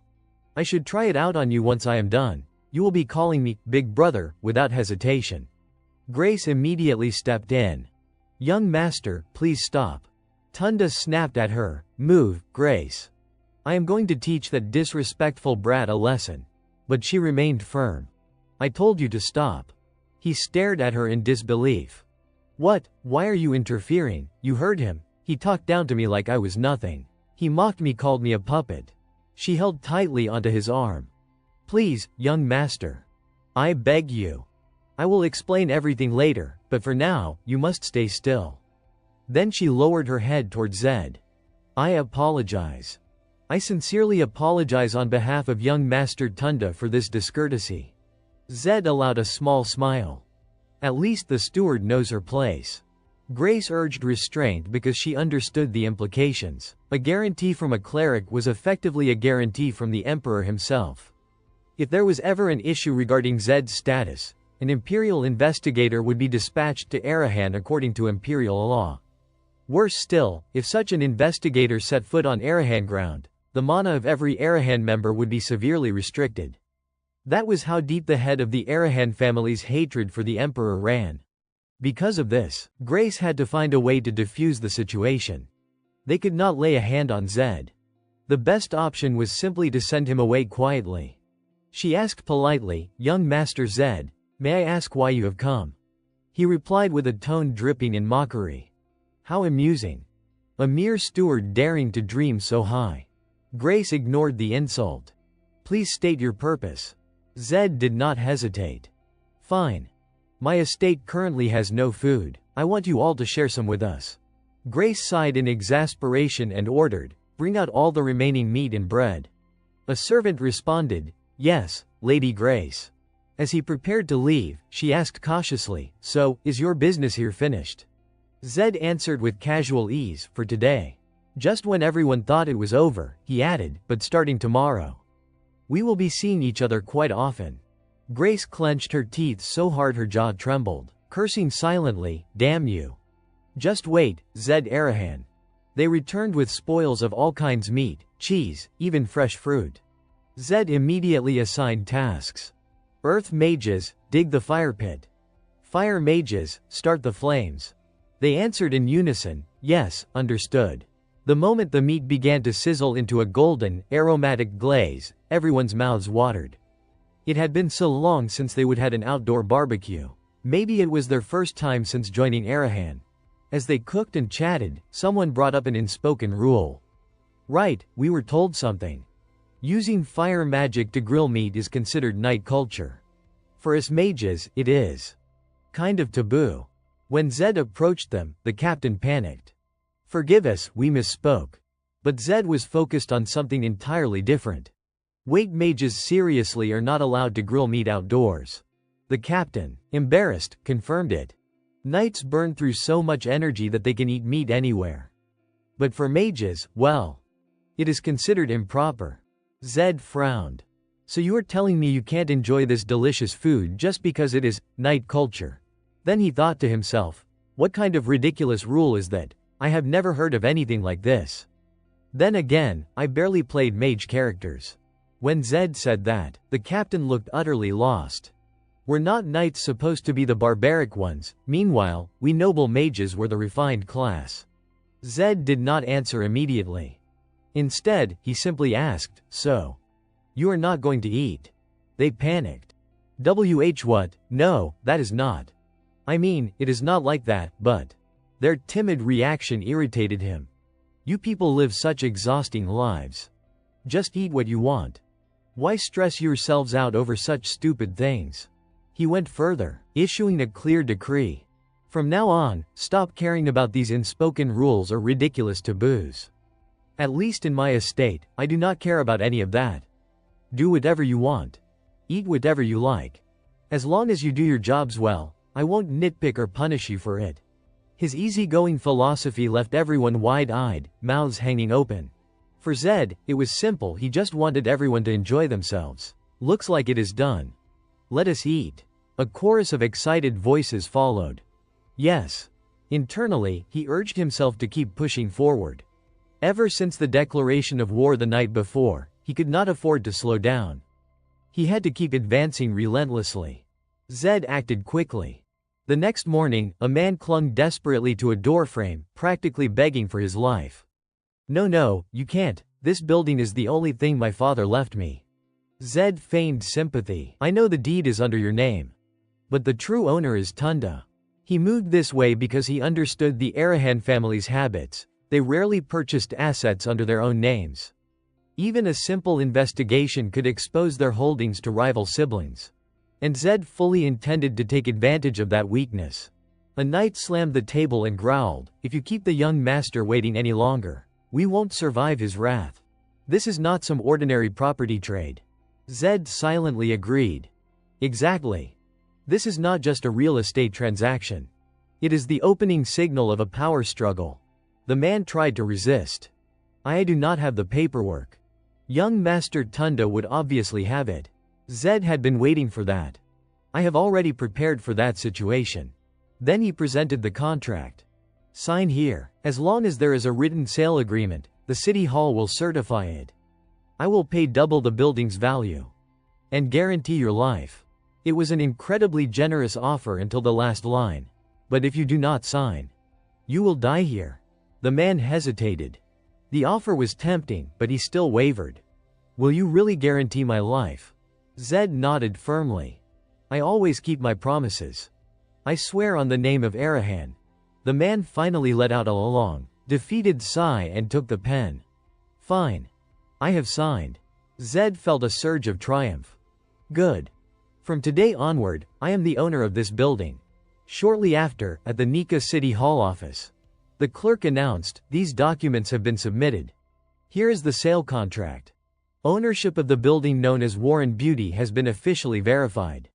Zed waited patiently, as if he had all the time in the world. Will you be processing the notarization right away? He asked. The man considered it for a moment before deciding, yes. Since this is a legally valid transaction, there should not be any issues. As long as the remaining balance is paid in full. Zed nodded in approval. What a wonderful system, he thought to himself. The person Zed met was none other than Mayor Nika Douglas Hooper. The mayor began proudly listing the strengths of the City Hall office. Yes, the property certification process as well. Because there have been many thefts and fraudulent claims, we need a dual management system to ensure no one is taken advantage of. Listening to the man boast, Zed quietly mused. Someone is definitely going to be taken advantage of today, but that is not my problem. Douglas Hooper, however, eyed him curiously. But you are a bit unusual, young Master Zed.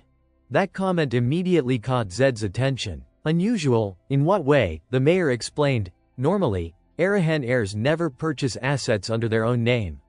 Are you unaware of the reason? Zed nodded calmly. I am aware. But that does not concern me. In his mind, he had already decided there was no reason to create vulnerabilities by using a proxy. Just then, a commotion erupted outside the room. Let go of me, do you even know who I am? Get out of my way, move. As expected, the person who would suffer from today's transaction had finally arrived. Grace stormed into the mayor's office with fury written across her face. Douglas Hooper immediately scolded her. Grace, you know mana use is forbidden here. She shot back sharply, oh please. Is not the one breaking the rules right now the mayor himself? Zed rose from his seat, suspicion flickering in his eyes. Rules, he asked. Grace glared at him. You are asking because you do not know, that building belongs to young Master Tunda. She bombarded him with accusations, voice escalating. Do you expect me to sit quietly and endure this betrayal? Zed countered evenly, I have no idea what you are talking about. The property owner written on record is Warren Beatty. Grace's rage spiked. You are making a massive mistake. How do you intend to deal with the consequences? Are you that confident? Zed responded with deliberate calm. You are the one who is mistaken.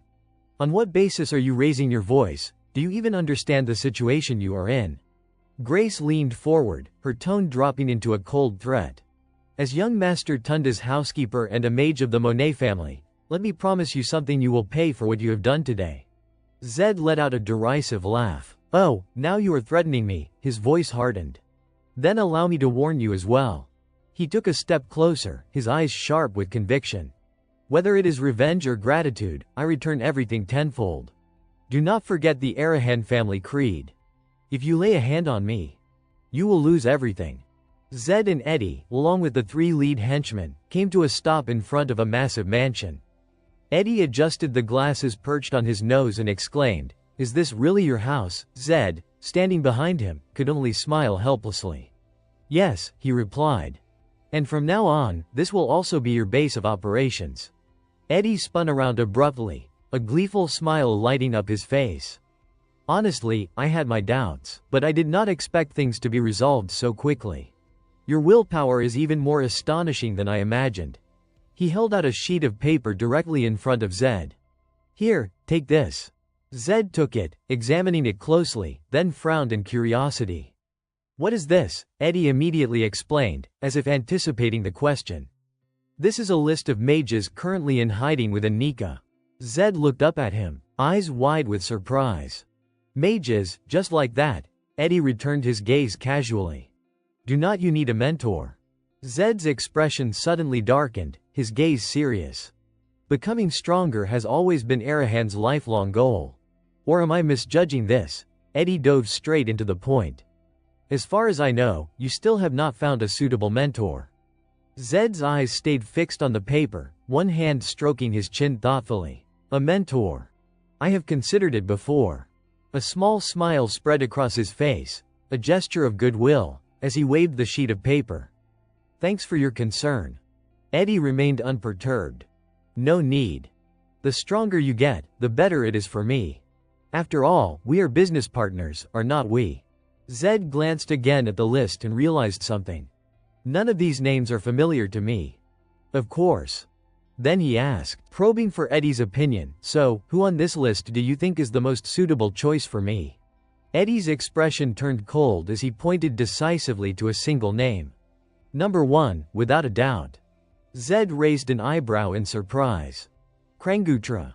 Eddie leaned a book against his side and calmly assessed the situation. Yeah. Honestly, there is no need to look any further.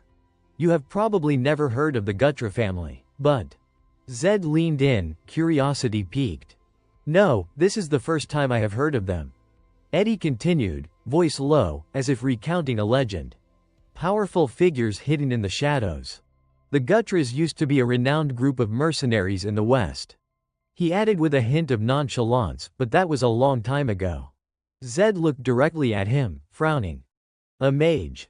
Working as a mercenary, that kind of proud. High-born mage, Eddie patiently explained. Honestly, for a medium-sized family, there is no better way to make money than mercenary work. The reputation they have in the eyes of the world. Well, it is rather insane. Suddenly, one of the henchmen standing behind interrupted the conversation. I have heard of the Gutras too.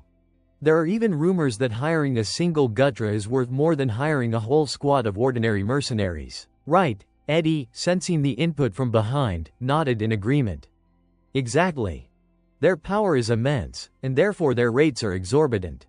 Only wealthy nobles dare to employ them. Zed rubbed his chin thoughtfully, staring intently at the paper in his hand. A mage. And yet a mercenary. The realization left him deep in contemplation. Suddenly, a thick stack of old documents thudded onto the table. You have learned a great deal from the Gutras. Honestly, you are not just any ordinary mage, Eddie remarked casually. He leaned back in his chair, swinging his legs, and spoke loudly. These bums are exceptional fighters now. Zed's expression betrayed a hint of disbelief, his movements slightly hesitant. If they had truly been mercenaries, they must have accumulated a vast array of experience. Eddie, adopting a scholarly tone, confirmed, of course. They have likely mastered reconnaissance and assassination, and honed survival skills forged through enduring countless hardships. Eddie rested his elbows on the table, crossed his legs, and chuckled calmly. From my perspective, they are the perfect choice to be your mentors. Compared to Krangutra, there is no need to look any further. Zed held up the sheet of paper in his hand, raising a question. Then why did you list so many candidates? For the first time, Eddie seemed slightly uneasy, his words hesitant. Well, actually. At that moment, a sudden, powerful punch struck the wall with a resounding thump. Tunda appeared, eyes blazing with fury, his teeth clenched. That bastard, I will kill him. How dare he touch my building without knowing his place? His anger flared as he scanned the room and immediately turned his wrath toward Grace. Grace, what did you do to let things get this out of hand? He continued his tirade, voice rising. Do you even realize how much money that building brings in? Was not it you who insisted we needed funds to expand our influence? Grace winced, wincing at the barrage of blame.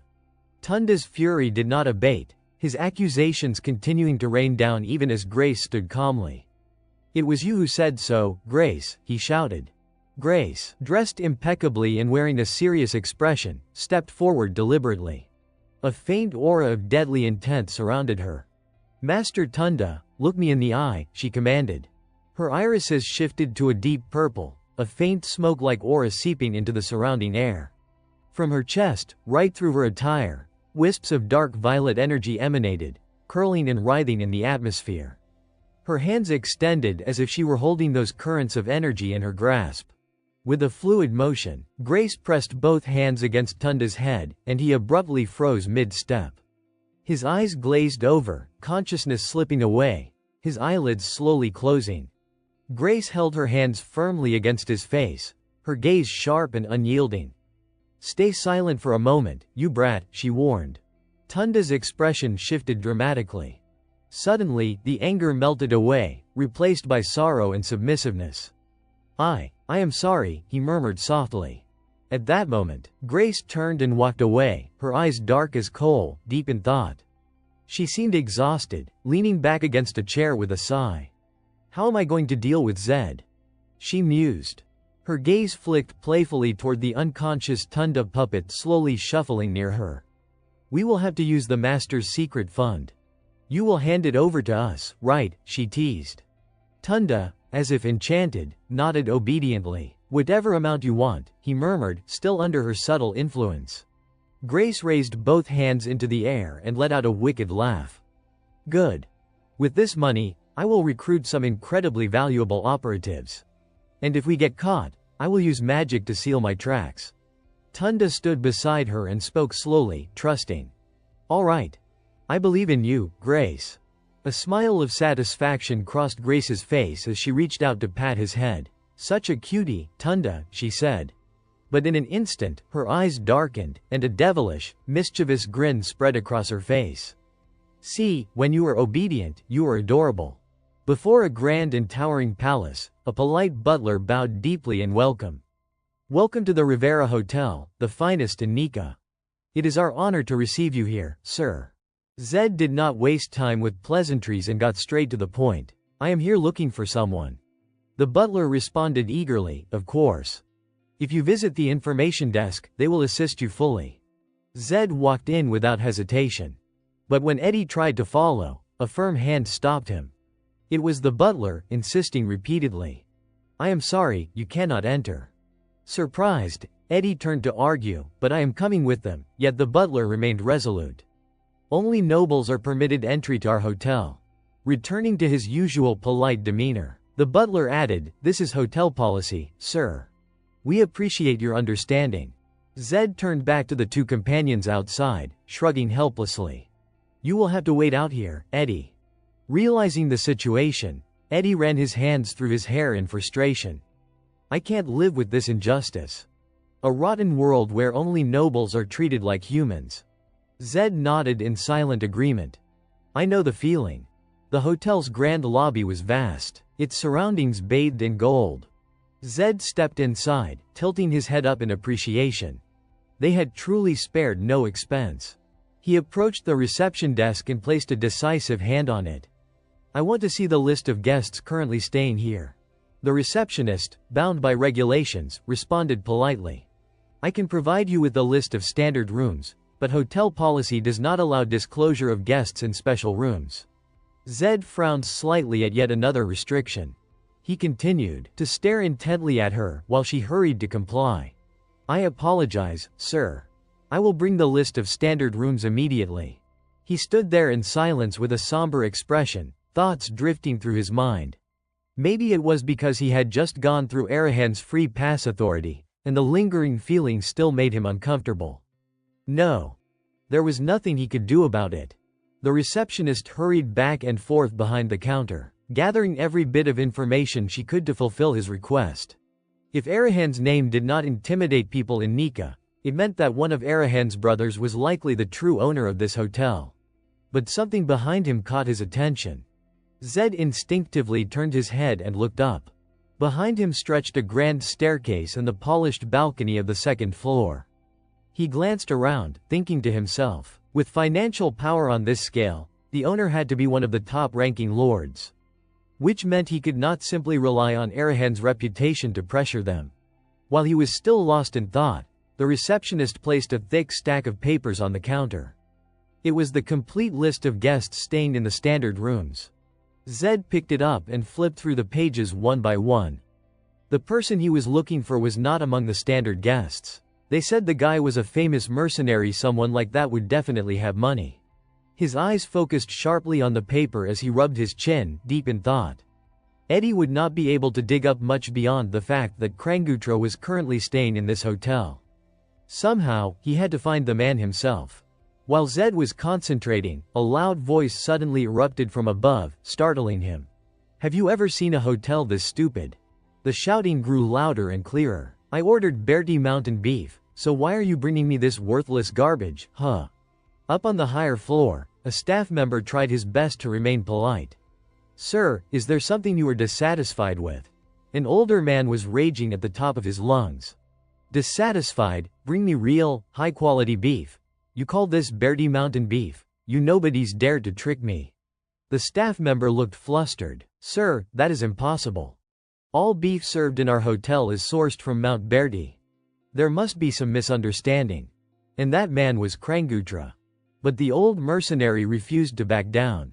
"Silence, you think I have only started eating beef yesterday, you think I can't tell the difference." Hearing all this, Zed clicked his tongue in annoyance and cursed silently to himself. What a deranged tyrant. But suddenly his eyes widened. There was something familiar about the figure, thin, bony, and bald. Zed recalled Eddie's enthusiastic praise and the words he had said back then, because he is too eccentric. If I can't recruit him, someone else has to take his place, right? From the back of the lobby, Zed began ascending the steps slowly. Krangutra was still causing a scene, shouting, "If you do not bring me real Berti mountain beef, I am not paying for this hotel, figure it out yourselves." Zed hesitated internally. That was not eccentricity. It was arrogance. Krangutra turned his head in confusion when he heard a voice behind him. "Excuse me, sir." The moment his eyes landed on the boy, he recognized him and his expression turned serious, though not the least bit surprised. "So that strange aura I sensed earlier. It was coming from you, Krangutra. So it really was you." Zed blinked, puzzled. "Huh." Krangutra showed no hint of hospitality. His face went cold as he stood up, brushing past Zed with clear irritation. "To think I would have to see Arahan's face first thing in the morning. Today's going to be a disaster." Zed was left standing alone on the second-floor balcony, staring down at the man's frosty expression. He could not make sense of it. What is that old man even talking about? No matter how insane he is, how could he dare speak of Arahan with such disrespect? Glancing downstairs, Zed hesitated as a thought crossed his mind. Do not tell me. He actually hates Arahan. The moment he descended into the lobby, Eddie came rushing toward him at full speed, shouting breathlessly, "Zed, did you see him just now? That old man that was Krangutra." "I know," Zed replied without hesitation. Seeing Zed's weary, fed-up expression, Eddie let out a resigned sigh. "So you have met him already? I told you, did not I? His personality is extremely eccentric." Zed shook his head slightly, correcting him. "That is not eccentricity. That is just irritability." Eddie fumbled awkwardly, trying to justify himself. "Well, you know. Reclusive masters tend to have odd tempers. So, does that mean he is not suitable? If you do not like him, we can always choose someone else." Zed lifted a hand to his forehead and exhaled deeply in frustration. "The other candidates are mostly retired mages, 5th ring or 6th ring at best." Eddie nodded sympathetically. "Yeah. They are all just typical, standard-issue mages." Zed shut his eyes for a moment, his brows tightening with strain. A wave of discomfort washed over him. "I have been training non-stop. Dieting. Yet my magic stat is still stuck at 5. I have to find a solution. But I am not the kind of person who just sits and meditates all day to refine mana quality or output." Then, all of a sudden, Zed spun around and dashed forward. "I am going to lose my mind." Seriously, which way did he go? Twilight had begun to settle, and Zed, walking briskly, suddenly spoke up. "Hey. He does not actually hold a grudge against Arahan, right?" Eddie's voice came from behind, strained from the chase. What do you mean?" He was running hard, gasping for breath as he replied, "He is a mysterious figure. If it were not for the tattoo, I would not even know he belongs to the Gutra clan." Zed's eyes widened in surprise. The tattoo on his forehead. Eddie's chest rose and fell with the effort of running, his face contorting slightly with exhaustion. "Yes. The claws and fangs. That is the Gutra symbol. That is him right there." After a while, Zed finally came to a stop. Earlier, Krangutra had complained about the Bertizan beef, and yet now he was happily eating it. A memory flickered through Zed's mind: Torres and the red cuts of beef. Wait. Torres said he would give me the premium Bertizan beef, reserved only for the Bahal clan. If I use it carelessly, it could ruin the whole atmosphere. At that moment, Krangutra was enjoying his meal with the attendant, fully satisfied. "I am not the type of mage who trains through meditation. Of course, the kind of master I need won't be a conventional mage either." Zed's expression darkened slightly, his eyes narrowing. "All right, let us try talking to him one more time. Though I am already irritated."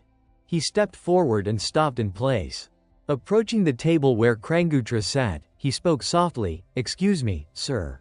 Krangutra, however, was clearly not in a good mood. He slammed his hand down on the table, growling in frustration. "Damn it, you keep ruining my meal." He spun toward Zed angrily.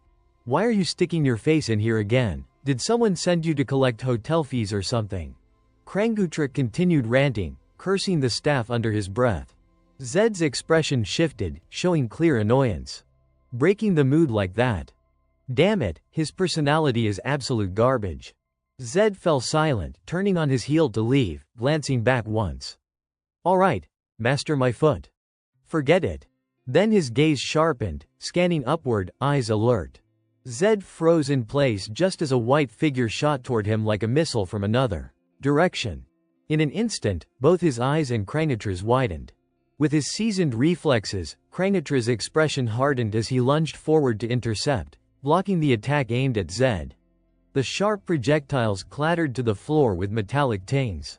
Though clearly irritated, Krang'atra calmly dusted off his hands. What are these things, anyway? Zed, initially bewildered, slowly glanced at him with a touch of admiration. From behind, a voice spoke up.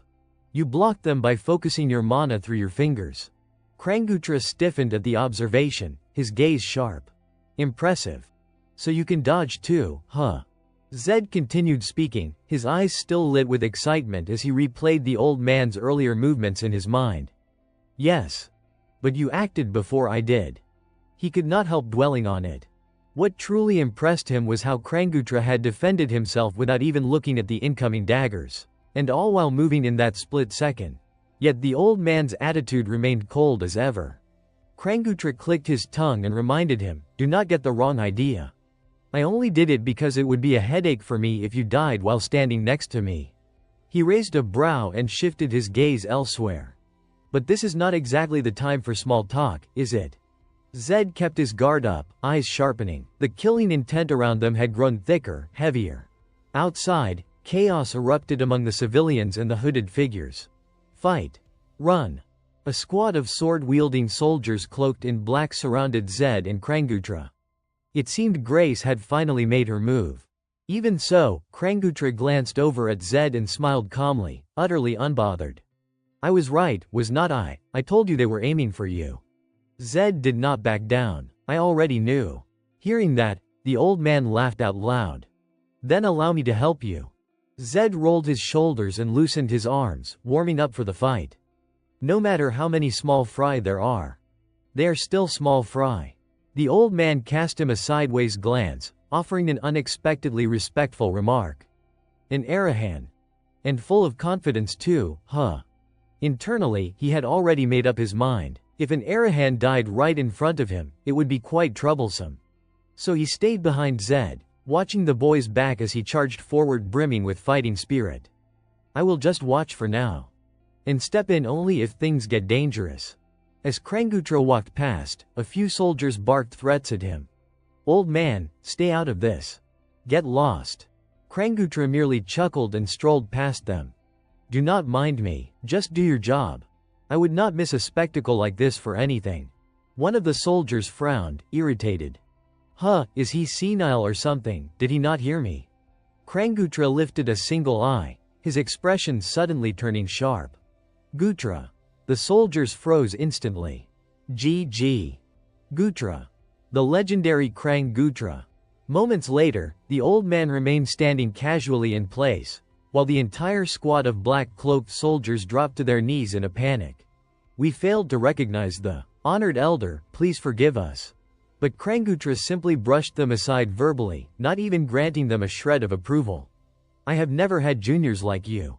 All of the soldiers, the entire crowd of them, turned their eyes toward Krang'atra, their gazes sharp and bright like car headlights. We are the Atma Mercenary Corps. It is a great honor to meet the legendary elder of the mercenary world, they said in unison. Zed, standing lost in the middle of them, could only stare in disbelief. Look at these guys. They really look down on me. Krang'atra's expression suddenly shifted. A spark ignited as he heard those three words mercenary. His eyes narrowed. Mercenaries. You call yourselves mercenaries. He glared at the group, anger radiating off him like heat waves, his entire body emanating deadly intent. Since when do mercenaries take on assassination contracts? You are not mercenaries, you are trash, unable to tell excrement from urine. The soldiers immediately looked remorseful, their heads hanging. Forgive us. Business has been slow lately, and a big contract came through. We have mouths to feed. But Krang'atra was not one to let things slide. He flared his eyes wide and roared at them. That is no excuse, even mercenaries must weigh reason and justice. running errands for money and dealing recklessly with everything that is not what it means to be a mercenary. The entire group instantly fell silent, nodding in strict obedience. Forgive us, Elder. We will engrave your words deep in our hearts. Zed stood behind them, observing the scene, his mind quietly evaluating. Good grief. What a ridiculous situation. Krangutrid turned, a proud smirk curling across his face. At least you have manners. Once a task is accepted, it must be completed. Zed looked up, noticing something odd that made him frown in slight confusion. Krangutrid clasped his hands behind his back and spoke with decisive authority.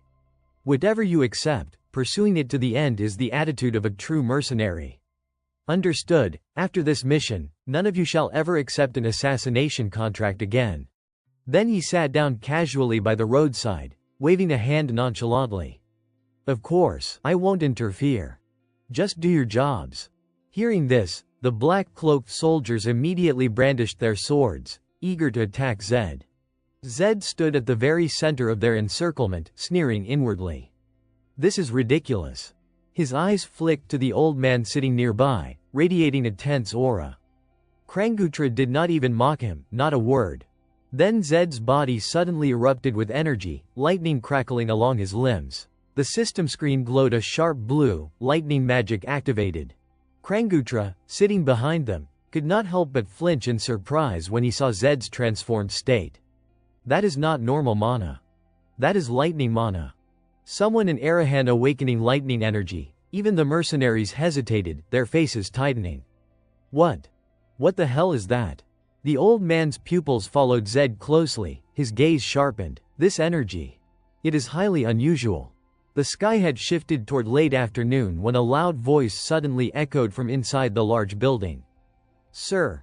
Out of nowhere, 3 men with bright red rooster comb hairstyles appeared, popping into existence right in front of Zed as if materializing from thin air. One of them spun around, his face filled with concern. Sir, are you all right? Zed, still calm, asked, how did you know to come here? The rooster head with the mustache immediately answered, the request was passed to us at first through those beggars. They probably did not know we were following you. The second one, the one with a scar running across his forehead, added, the moment we heard the news, we rushed here. Zed stood there, hand resting on his sword, a slow smirk pulling at the corner of his mouth as realization settled in. So they planned to hire you, and I am guessing the pay was not small. They must be furious. One of the rooster heads asked, Sir, do you know who the client is? Zed's red-tinted eyes sharpened instantly, a strong, oppressive force surging from him. You will know exactly who it is soon enough. Across from them, the mercenaries turned pale, anxiety etched all over their faces. Tell us. Who is it? One of them pleaded. A mercenary grimaced, then responded quickly and firmly, revealing the client is against fundamental mercenary principles. Zed replied with unnerving calm, is that so? If I drag them here and beat them senseless, I am sure they will talk. He had already anticipated this moment, having pieced together the plan long beforehand. Zed did not even need to move, he simply gave the order, bring those bastards to their knees before me. Yes, sir. Like bolts of red lightning, the 3 rooster heads shot forward toward the mercenaries. Their numbers were uneven, but the trio fought with incredible ferocity. However, despite wielding their weapons with full force, all 3 were gradually pushed back. Their aura, once surging with confidence, faltered under the opposing force. Krangutra stepped forward, positioning himself directly in front of the mercenaries. A faint, mocking smile tugged at his lips. These juniors are finished, he said lightly. You would better retreat. Do not recklessly attack them. At your current level, you won't be able to handle them. Zed, observing from the side, immediately spoke up. Are you planning to interfere? Krangutra, standing calmly, even taunted him in response. Even if you tortured them, you would not get a single word out of their mouths. Zed furrowed his brow, his face hardening with seriousness. Leave that to me. Krangutra's calm voice interjected, almost amused. These ones are caught in a spell. Until it is lifted, even if they wanted to speak, their mouths cannot open. Catching on to that, Krangutra could not resist teasing Zed further. Looks like you are still inexperienced so much that you can't even see through such a crude spell. Zed remained steadfast, his gaze fixed on the old man. If it is magic, I can dispel it, he asserted. Krangootra kept his serene composure and leaned forward slightly, issuing an invitation. Well then. Care to strike a deal with me? Zed, still in his lightning form aura, blinked in slight surprise, his eyes locking onto Krangootra. A deal. The old man's expression shifted into one of greed, openly admitting, I am intrigued both by your lightning energy and your true capabilities. Zed's face twisted slightly, disbelief flashing in his eyes at the proposal. You mean? If I spar with you and defeat you, you will grant my request. Night was slowly settling over the city, the hotel looming behind them. Krangootra seemed to understand immediately. No, I do not mean you actually have to defeat me. That is impossible, he said with a self-satisfied grin. He spread his hands wide, laughter rumbling from his chest. Instead, if you manage to touch me, I will consider it a victory. Is not that reasonable? Zed stood firm, his voice calm but deliberate, confirming the terms. If I win, you will truly give me what I want. Krangootra nodded with absolute certainty. Of course. Do you want to make this deal? A sly, shadowed smile crept across Zed's lips. Of course. Let us do it now. Zed clenched both fists in front of him, taking a ready stance, eyes locked on Krangootra. I still need to make sure. His gaze sharpened, brows furrowing as he assessed the old man. Does Krangootra even qualify to be my master? Krangootra shifted slightly, lifting a foot, a grin spreading across his face. Ah, splendid. I like this. In an instant, the old man had closed the distance, coming almost nose to nose with Zed. Krangootra leaned in and whispered, Is not this place far too cramped for a proper duel? Zed flinched, startled, his brow furrowing as confusion swept over him at the unexpected words. Then, abruptly, a deafening explosion rocked the area. The three rooster-crested mercenaries dashed over immediately, shouting, Sir! Zed was suddenly displaced, a brief flash of dizziness crossing his features, leaving him momentarily disoriented. When he came to a stop, Krangootra walked ahead, his sharp gaze taking in Zed's startled expression. So. This is your first time teleporting, is not it? He remarked calmly. The old man tilted his head slightly, eyes flicking back toward him, and offered a casual explanation. We are outside the city now, so there is no need to worry. This is my usual haunt whenever I feel bored. Krangootra's lips curled into a faint, confident smirk. Well then. Let us get started. From the moment he had been displaced, Zed had not uttered a word. Now, tension coiled through him, his mind sharpening, every muscle poised for the coming battle. Krangootra stood still, quietly observing Zed. Zed, meanwhile, sensed it instantly. The air around them had shifted. He spoke up, his voice low but steady. I know that only high-level mages, at least those of the 7th circle, can use instantaneous teleportation. Are you? 7th circle. The old man burst into laughter. So that is what you are fixated on, trivial things like ranks, whether mage or knight. Everyone loves using that as a measure of power, never realizing how meaningless it actually is. Zed pressed him. Are you saying ranks do not matter? There are far more important things than that, Krangootra replied without hesitation. He went on, in a real battle, victory or defeat is not determined by rank. Countless factors play into the final outcome. He raised his hands slightly as he explained. For example, the instincts you have carved into your soul through life and death fights those senses you burn into your very being. Things like that. Zed thought to himself, he is right.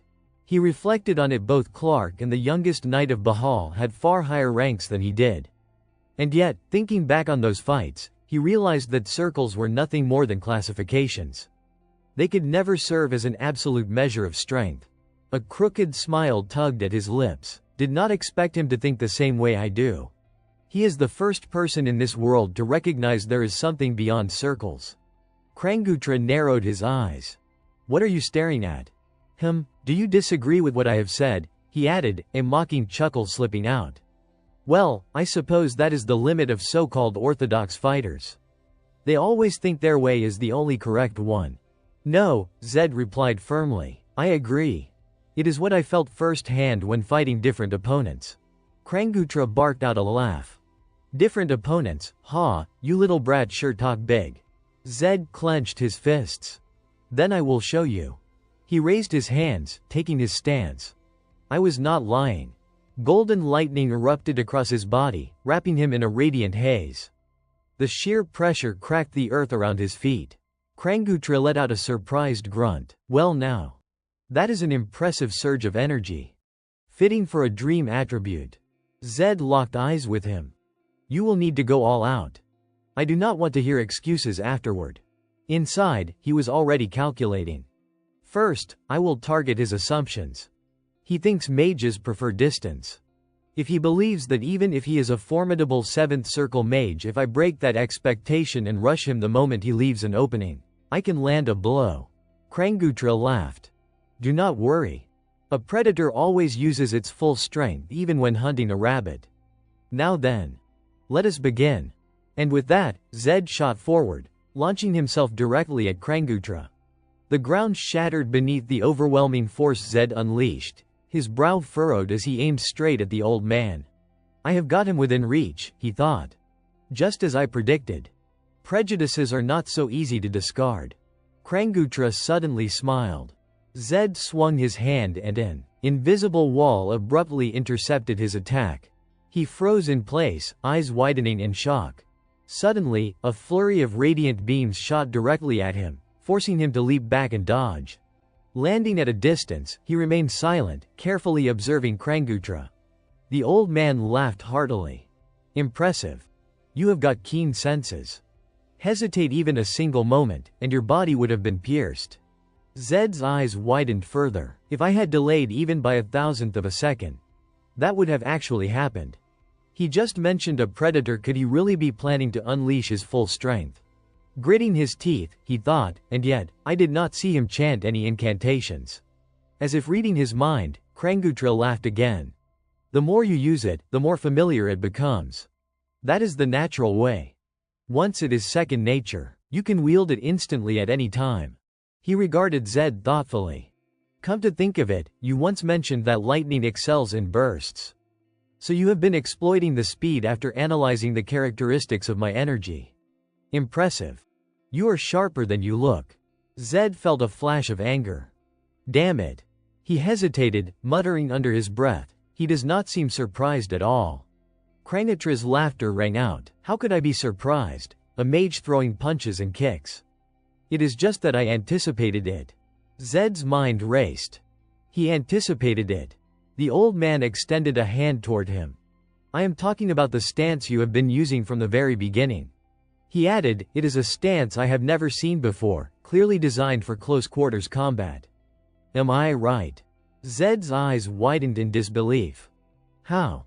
How could he be sure he has never seen this stance before? Krangutra's lips curved into a sly smile. He studied Zed's stance carefully and spoke, chin, temples, hips. It is a posture that shields nearly all the weak points on the human body. Krangutra analyzed further, it is a stance that allows for sudden kicks at any moment. Definitely not something a normal mage would adopt. Zed's eyes widened in astonishment. He managed to grasp so much just from a single glance at my stance. His observational skills are incredible. Krangutra leaned forward slightly and remarked, if that is all you have got, I would be truly disappointed. Then he sat down leisurely, adding with a teasing tone, let us see if you have any other tricks up your sleeve. Zed's irritation flared. Damn it. He is completely underestimating me. He furrowed his brow, calculating his next move. I will have to approach carefully. His perception is sharp. If I activate my trait too early, he will notice immediately. Moving at incredible speed, Zed created afterimages around Krangutra, intending to mislead him, then trigger his trait and strike. Krangutra chuckled. Interesting. Planning to leave this old man dizzy, are you? Zed thought to himself, this might be my final move. I have to be as precise as possible. The old man yawned widely, stretching his body in an exaggerated motion. Zed realized instantly, it was blatant provocation. Damn it. I almost fell for that. Krangutra laughed loudly, taunting, can you handle it? Huh, scared. Zed dashed toward Krangnatra's back, muttering in silent frustration, "That insane old man." The system notification popped up. Trade activated Resolute Challenger. This time, I won't fail, Zed thought. He extended his hand toward the old man. The system confirmed. All stats temporarily increased by +10. Gritting his teeth, Zed grabbed Krangnatra by the shoulders. A surge of triumph flashed through him. Got him. He paused, observing carefully, and then realized, a clone. Suddenly, Krangnatra's invisible grip seized Zed's collar. The old man laughed heartily. "Look at this foolish boy." Zed froze in shock. "What he?" Krangnatra continued, chuckling, "So focused on your own technique that you completely neglected the movements of your opponent." Sparkling silver dust suddenly appeared, swirling around Zed's body. Zed found himself pinned in place, a surge of astonishment running through him. A magical array. He remembered the moment when Krangnatra had been sitting on the ground. Do not tell me. Could it have been just now? From above, countless white chains shot down from the sky. Krangnatra's voice rang out, calm yet sharp. Predators always pause, hesitate, before they strike at their prey. Zed gritted his teeth, silently cursing. Damn it. Standing outside the weave of chains, Krangnatra surveyed the cocoon that had formed around Zed. He laughed heartily. You have fallen perfectly into my trap. Admit defeat, he added, and I will release you. Trapped within the chains, Zed struggled for breath, frustration mounting. I did not expect such a vast difference between us. Krangnatra's voice cut through his thoughts. Let go of your stubbornness. Persist any longer, and you will die. Each inhalation grew more labored. Zed clenched his teeth, thinking grimly, is this it? Is it over? Then the system notification appeared abruptly. Trait Resolute Challenger has been disabled. Zed's eyes fell on the chains binding him. I am a challenger. Since the moment I entered this world, this has been my life. This is exactly the life I want. His mind wandered to the people he had met along the way. I love this world. A world teeming with the strong, a place where I can live my whole life as a challenger. Then his gaze shifted to Krangnatra's face, and a thought struck him. Why am I like this now? He recalled the old man's words. A predator gives everything, even when catching a rabbit. Zed reflected. I treated myself like the rabbit before the fight even began. I forgot about the 50% chance of victory, the spirit of a true challenger. The fact that winning begins with believing in oneself. This can't end like this. A steely resolve hardened within him. Even if I die this moment, I will remain the predator. The system buzzed to life again. Trait Resolute Challenger activated. All stats temporarily increased by +10. New magic available, Lightning Strike. Small sparks of electricity suddenly crackled around the chains. Krangnatra froze, wide-eyed in astonishment. Huh. You still have the strength. The system confirmed. Lightning Strike trait activated. The sky darkened abruptly as countless streaks of lightning shot toward Krangnatra. The old man froze in shock as the bolts hurtled toward him. Then, the lightning struck directly at the chain cocoon imprisoning Zed, illuminating him in a blinding blaze of raw power. At that moment, a blinding light flared up, dazzling the eyes. From that radiance, bolts of lightning began to emanate, crackling through the air with fierce intensity. The system window displayed clearly, Cast Magic, Lightning Strike. Krangnatra's voice erupted in alarm. This madman. Does he intend to die? The incessant system notifications repeated, Cast Magic, Lightning Strike, Cast Magic, Lightning Strike. The old man shouted, panicked, reckless fool, lunatic, stop this at once. Lightning continued to surge relentlessly from the iron chains surrounding Zed. Above him, a luminous glow flared like a blazing flame, illuminating the area with a fiery brilliance. Then Krangnatra's voice rang out again, calmer but with undeniable recognition, I admit it. You are incredibly strong, and there is much I could teach you. The expression on his face betrayed astonishment. I have never seen such stubbornness in anyone before. Zed's voice rang out with unwavering determination, even as the lightning continued to crackle, but I will win, no matter what. The chains around him shattered into countless fragments under the force of his power. I will win, he repeated to himself. A confident smile spread across his face. And I will make him my master. Hearing this, Krangutra scowled, irritation flashing across his features. What, master, you want me to teach an Arahan brat? I would rather die than do that at my age. Zed's expression remained resolute. I will win. I have no intention of giving up. Never. The old man clicked his tongue, dismissing the challenge. No matter how much this madman struggles, he cannot even reach my collar. Krangutra's hand extended outward as he bellowed, let us end this game here and now. He fixed his gaze on Zed. Now I understand your intentions. I will have to crush you utterly. Zed, in turn, laid down his condition. If I win, you will comply even if you do not want to. Krangutra's voice dripped with contempt. Do you really think you can win? Zed ignored the insult and assumed his combat stance. 50%. The old man laughed derisively. Only 50%, how arrogant. Zed remained calm. I am simply going all out. Krangutra's hand glowed as energy gathered around it. If you charge at me again, I will truly kill you. I do not care if you are an Arahan or not. Zed smiled faintly. Then do as you will. You really have to kill me. The old man's eyes narrowed. It seems this one has truly lost his mind. Suddenly, a spiraling column of white energy surged upward like a violent whirlwind. From that vortex, a massive spear began to materialize above Krangutra. Zed's eyes widened in shock as recognition struck him. That is an octa-grade magic judgment spear. He thought to himself, I know this magic. The spell that drew countless mages to take up the path of sorcery. Zed could not help but mutter in awe, judgment spear. You have hidden your true power quite well under the octa-grade facade. Hearing that, Krangutra's voice filled with astonishment. What? How did you know that? The words rolled out, growing heavier and darker with each passing moment. This is troublesome.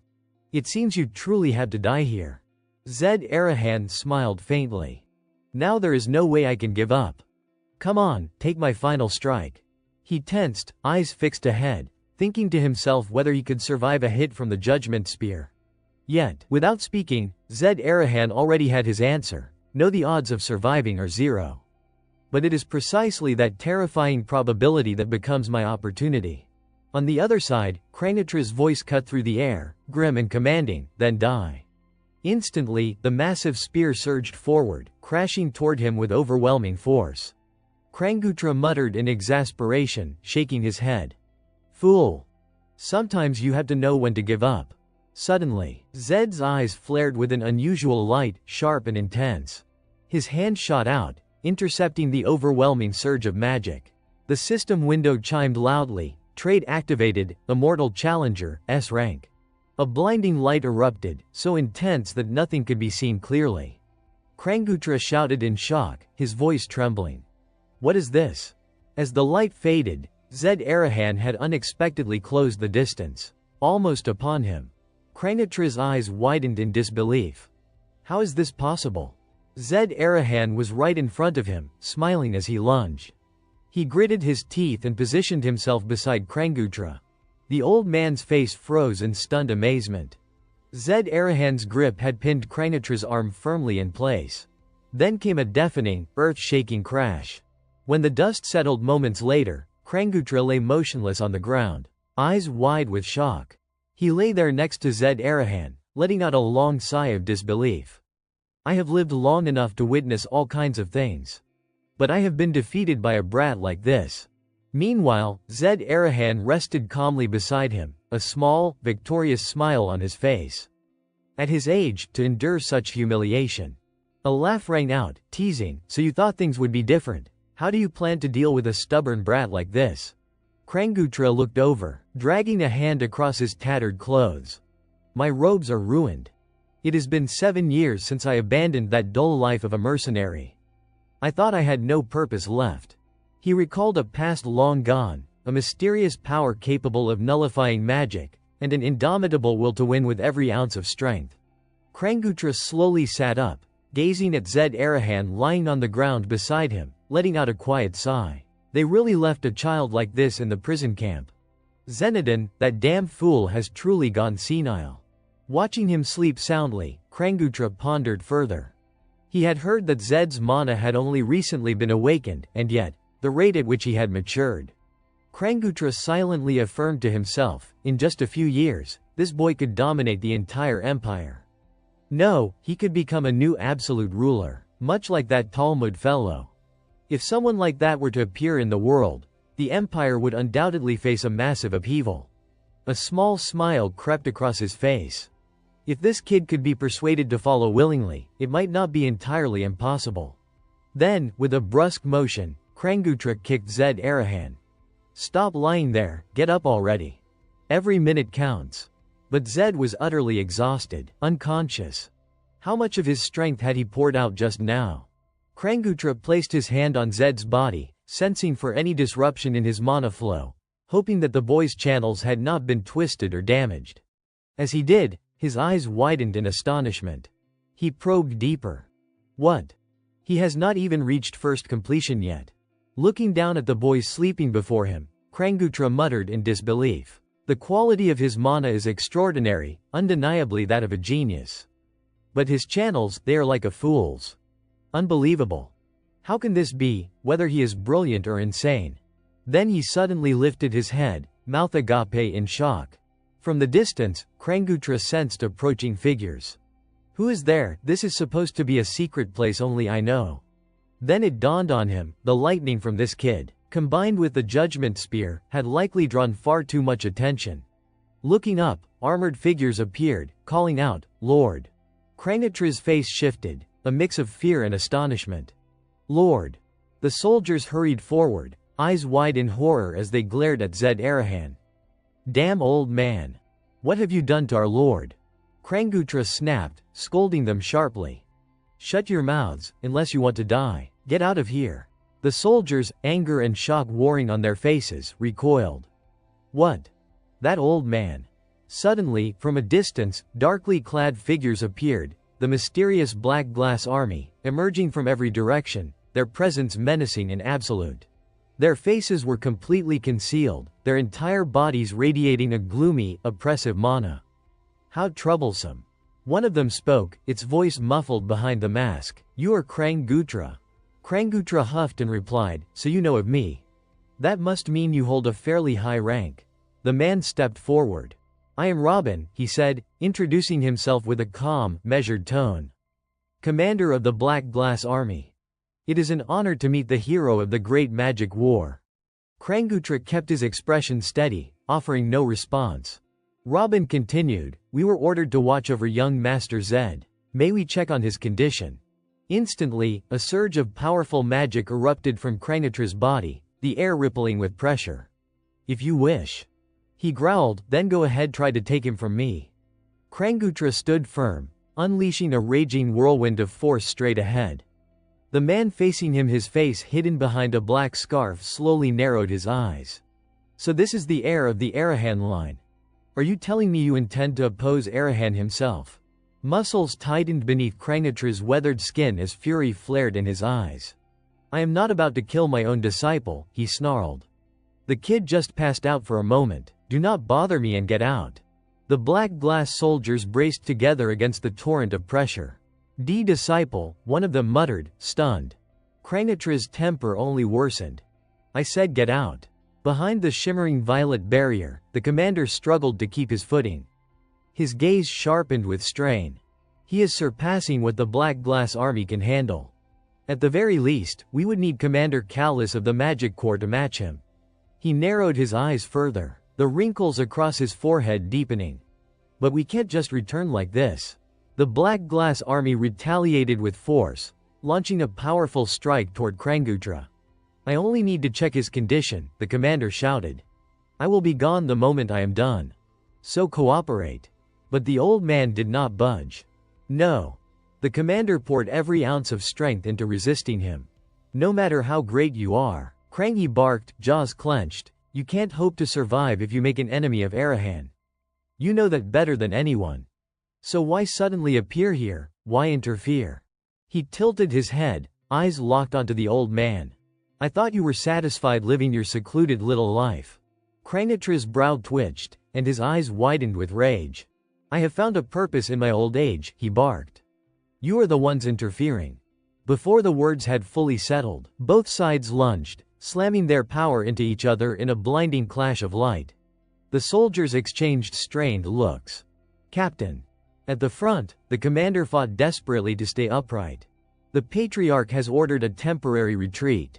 But Kranggutra on the opposite side remained infuriatingly relaxed, one arm striking, the other hand planted casually on his hip. Of course he did. That old man never comes unless he wants to. The commander's eyes darkened, shadow swallowing his expression as he looked down. Still, he said, the events of today will have consequences. Deep wrinkles folded harshly across Kranggutra's face as his eyes flashed with icy killing intent. Stop spouting nonsense and get out. If you keep babbling, I will rip your damn mouth open. From behind the polished dome of Kranggutra's shaved head, the commander spoke in a low, resonant voice. When Arahan gives his word, he keeps it. I do not know when that day will come. But be ready. Kranggutra stood silently in place as the black glass army dispersed into the swirling black aura. We will meet again soon. Once the last wisp of dark smoke had vanished, he clicked his tongue. Arahan. Arahan. He muttered under his breath, each word dripping with irritation. Those damn nuisances. I really can't stand them. Alone now, he stood with his hands clasped behind his back. For a single act of stubbornness, the price would be harsh. In one's old age, peace should be all one seeks. Only then did Kranggutra glance back at the group, his expression softening slightly. I know my disciple is no ordinary mage. That is why they have kept me alive all this time. He spotted Zed, eyes closed, and thought, this child had to be born in Araha. If only he would been born elsewhere, his life could have been far easier. A bitter thought crossed his mind before he trudged forward, heavy steps echoing through the silent space, a family torn by internal strife. Kranggutra's gaze settled carefully on the boy. In a way, this works out better. I will guide him properly, make sure he does not become a monster like this world seems intent on creating. Zed still kept his eyes tightly shut, oblivious to the weight of responsibility pressing down around him. The scene shifted to a dim, shadowed room, illuminated only by a flickering oil lamp, the hideout of Eddie. As Zed stirred awake, something moved nearby. Curiosity pried his eyes open, and he found himself staring up at a high ceiling. This must be Eddie's hideout. Suddenly, recognition struck him, and panic flared as he bolted upright. A voice called from elsewhere in the room, startling him. Finally. You have woken up. Kranggutra hovered above, sitting nonchalantly in midair. A young one who sleeps this much. Two soldiers rushed forward from below. My lord, are you all right? One of the soldiers let out a relieved sigh upon seeing him. Zed, sitting on the bed, looked at them with curiosity. What just happened?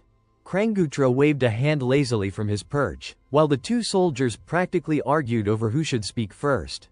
You do not remember, I heard. He is your master. Zed's expression darkened as memories flooded back. Master. Right, I won that battle. Three soldiers with cocked hairstyles sat beside Zed's bed, while Kranggutra remained across from him. Additional troops lingered nearby, kneeling in deference. He glanced at them and asked, why is the Zatma mercenary squad here? The soldiers with the cocked hair explained. Krang resolved the illusion. We were about to interrogate them to find out who is behind this. Zed looked earnestly at his master. Krang, earlier you said you would not get involved. Kranggutra folded his arms, settling into his seat, and replied slowly, did I say that? I do not remember at all. Old age makes one forgetful. Zed merely hummed in acknowledgement. Ah. Right. Suddenly, the chair that had been standing upright creaked and wobbled, as if something had disturbed it. Zed reacted instantly, leaping onto the shaking chair with sharp precision. He leaned close to one of the soldiers kneeling nearby. No need to ask. I already know who is behind this. It is Tunda's steward. Grace. He fixed the man with a piercing gaze, scanning him from head to toe. In his mind, a thought formed sharply, clearly, you are astonished. With that expression, can you really play your part convincingly? Then he spoke aloud, deliberately, however. I won't punish any of you. The middle-aged man at the head of the group froze, eyes wide with shock. Really, you will spare us? Zed's demeanor grew serious, and the atmosphere thickened with tension. "There is one condition," he said. "Tell Grace that the mission failed and that the situation is unfavorable." The group hesitated, exchanging uneasy glances. "Wait. You are not asking us to be double agents, are you?" Zed leaned back arrogantly in the chair, legs spread, and praised them. "Clever. And once that woman gives her orders, report to me immediately." He raised his chin, exuding authority, and issued a command. "You will continue working as mercenaries under Grace's contracts until the very end." "Understood." The lead man closed his eyes briefly and responded crisply, "Yes, of course." Zed had anticipated the reply. Now is far too early to confront Grace. "I will wait for the perfect moment to eliminate her and absorb all of Tunda's forces." A satisfied smile curved his lips. "Now go. And handle this carefully." Once he saw the group leaving one by one, he rose from the chair. He knew the risk they might betray him. Zed glanced at Krangudra, who yawned wearily, and his thoughts flickered to Grace. If Krang is not on my side, then between him, the legendary mercenaries, and Tunda's steward, they will choose a side for themselves. At that moment, a soldier with a cocked hairstyle ran in, reporting breathlessly, "My lord. Lu insisted I deliver this message personally." Zed's mind instantly registered a concern. Since Lu was his steward, he treated this as family news. He looked at the soldier with a serious expression. "What is it?" Krangutra, seemingly indifferent, yawned again, stretching lazily. "Early next month, there is a tomb ritual. The steward meeting says everything must be prepared properly." Zed frowned slightly. "A tomb?" The cocked hair soldier elaborated, his expression tense. "Yes, they will perform a ritual to certify something. There is also a meeting with the family head before the journey begins." Zed recalled the significance immediately, a trace of concern flashing in his mind. "That tomb.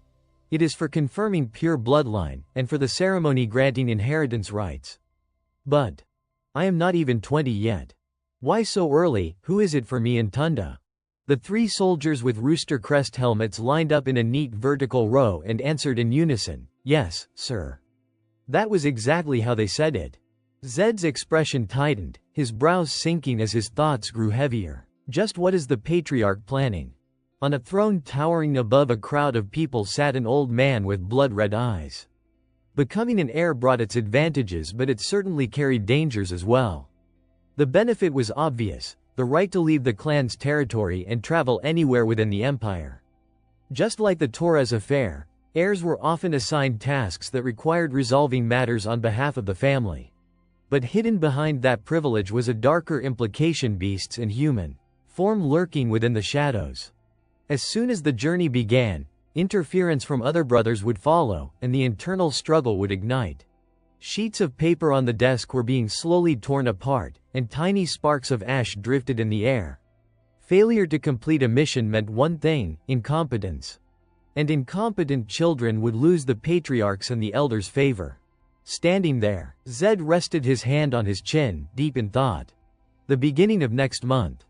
Less than 10 days away. There was so much he needed to prepare. Krangutra sat with his arms crossed, stern and unmoving atop a low wooden platform. He glanced toward the boy and spoke. "Training will have to be postponed until after the memorial visit, I assume."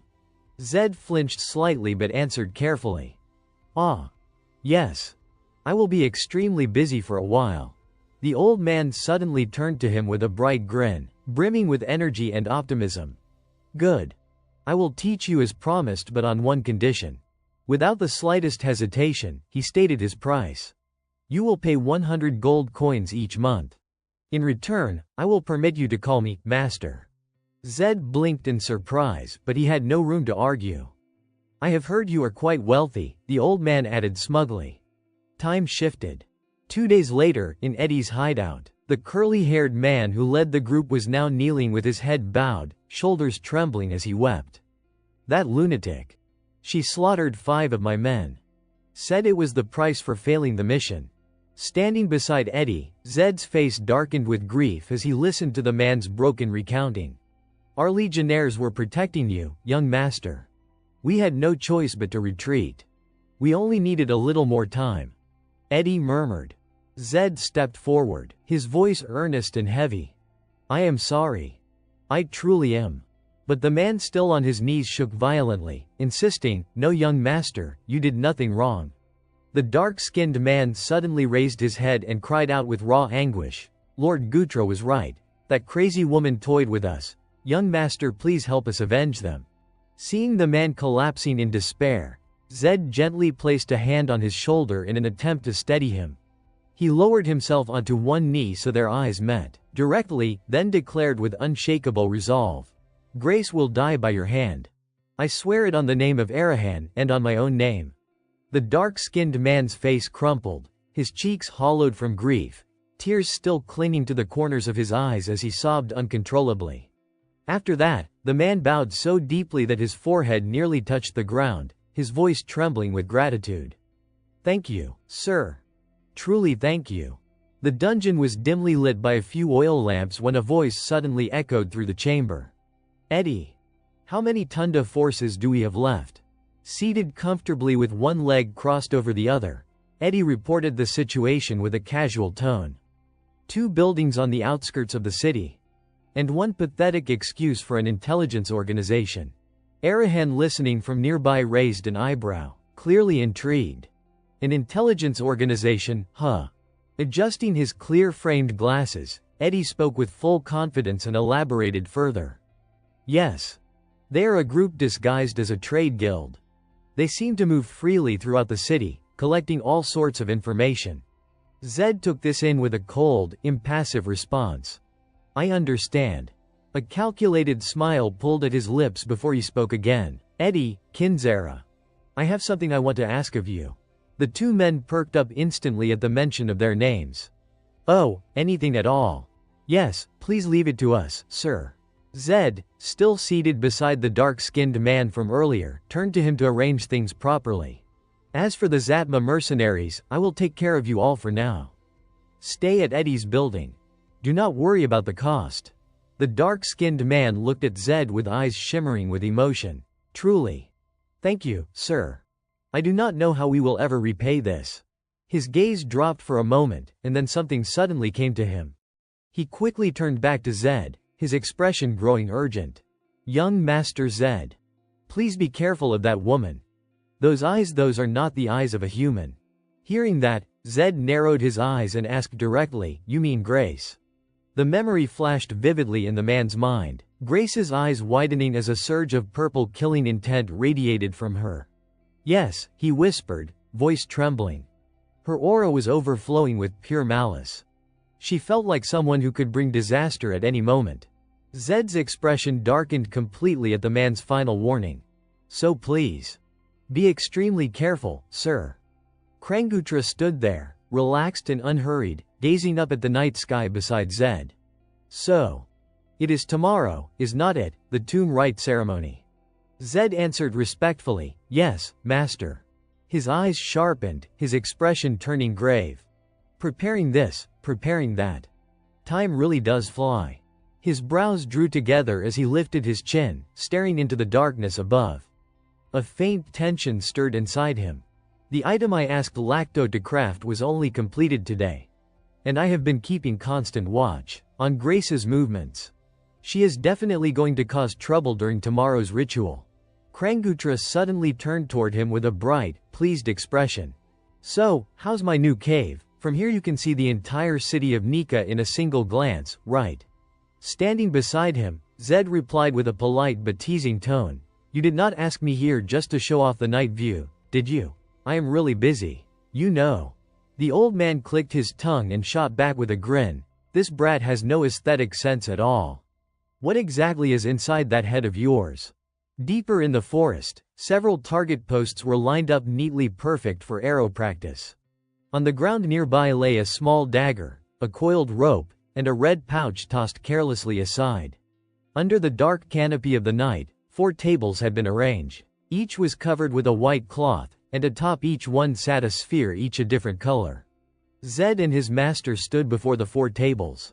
Zed glanced over them with an amused smile. You have prepared quite a lot while I was gone. Krangutra folded his arms, his face serious and full of pride. When I start something, I do it properly. And when you return from that tomb, you would better be mentally prepared. Zed looked directly at him and smiled with genuine excitement. That is exactly what I have been waiting for. Krangutra suddenly burst out laughing. This kid. Always bragging. He then pointed toward the table where a bright, golden sphere was glowing. Well then try breaking this. Zed stepped forward, crackling a bit of lightning between his fingers. You want me to use lightning strike? If I do, this whole place will. But before he could finish, Krangutra stopped him. Do not use lightning strike, or any chaotic magic. Break it with your fist. Zed dispersed the lightning reluctantly. Krangutra gave him a mocking glare. Oh, acting like that toward your own master now. Suddenly, a translucent blue system window flashed before Zed's eyes. Use lightning enhancement. The golden sphere on the table glowed brighter, its light reflecting off Zed, his hair rising slightly with static as he tightened his fist. Zed focused every ounce of his concentration. His hair bristled on end, each strand standing on edge. He hesitated slightly, glancing at the sphere before him. At first glance, it seemed easy enough to shatter, but this was a mana-infused sphere requiring at least a first completion of magic to break. Perhaps it was still beyond his strength. Krangutra stood to the side, eyes fixed intently on him, prompting, hurry up. Arahan waits for you too. Why, yes. Yes, Zed responded, steeling himself. Immediately, he unleashed a powerful punch, lightning in yellow fire crackling from his fist. His crimson eyes flared. Suddenly, an odd sensation prickled through him, a peculiar unfamiliarity that made his skin tingle. As he retracted his fist, the yellow sphere shattered into countless fragments across the table. Krangutra's face lit up with a rare expression of amusement and satisfaction. Exactly as expected. Now, try the next one, he said. Zed obeyed his master's command. Yes. He channeled all his energy toward the purple sphere on a different table. In a blur of speed, he struck it with a lightning-infused punch, aiming true. But when he looked again, the purple sphere had only split into two large pieces, with two smaller shards beside it. A frown crossed his face. No. How could this be? Zed froze, staring at the shattered sphere. Then it hit him, this monosphere required a second completion, not just the first. Krangutra, ever patient, began to explain, gesturing to help Zed understand. Mana users have rings inside their hearts. One ring is called first completion, two rings second completion. Each ring channels power differently. Zed placed a hand over his chest, absorbing the lesson. Yes. I understand. Krangutra's expression darkened, but you have not even completed one full ring yet. You are barely halfway there.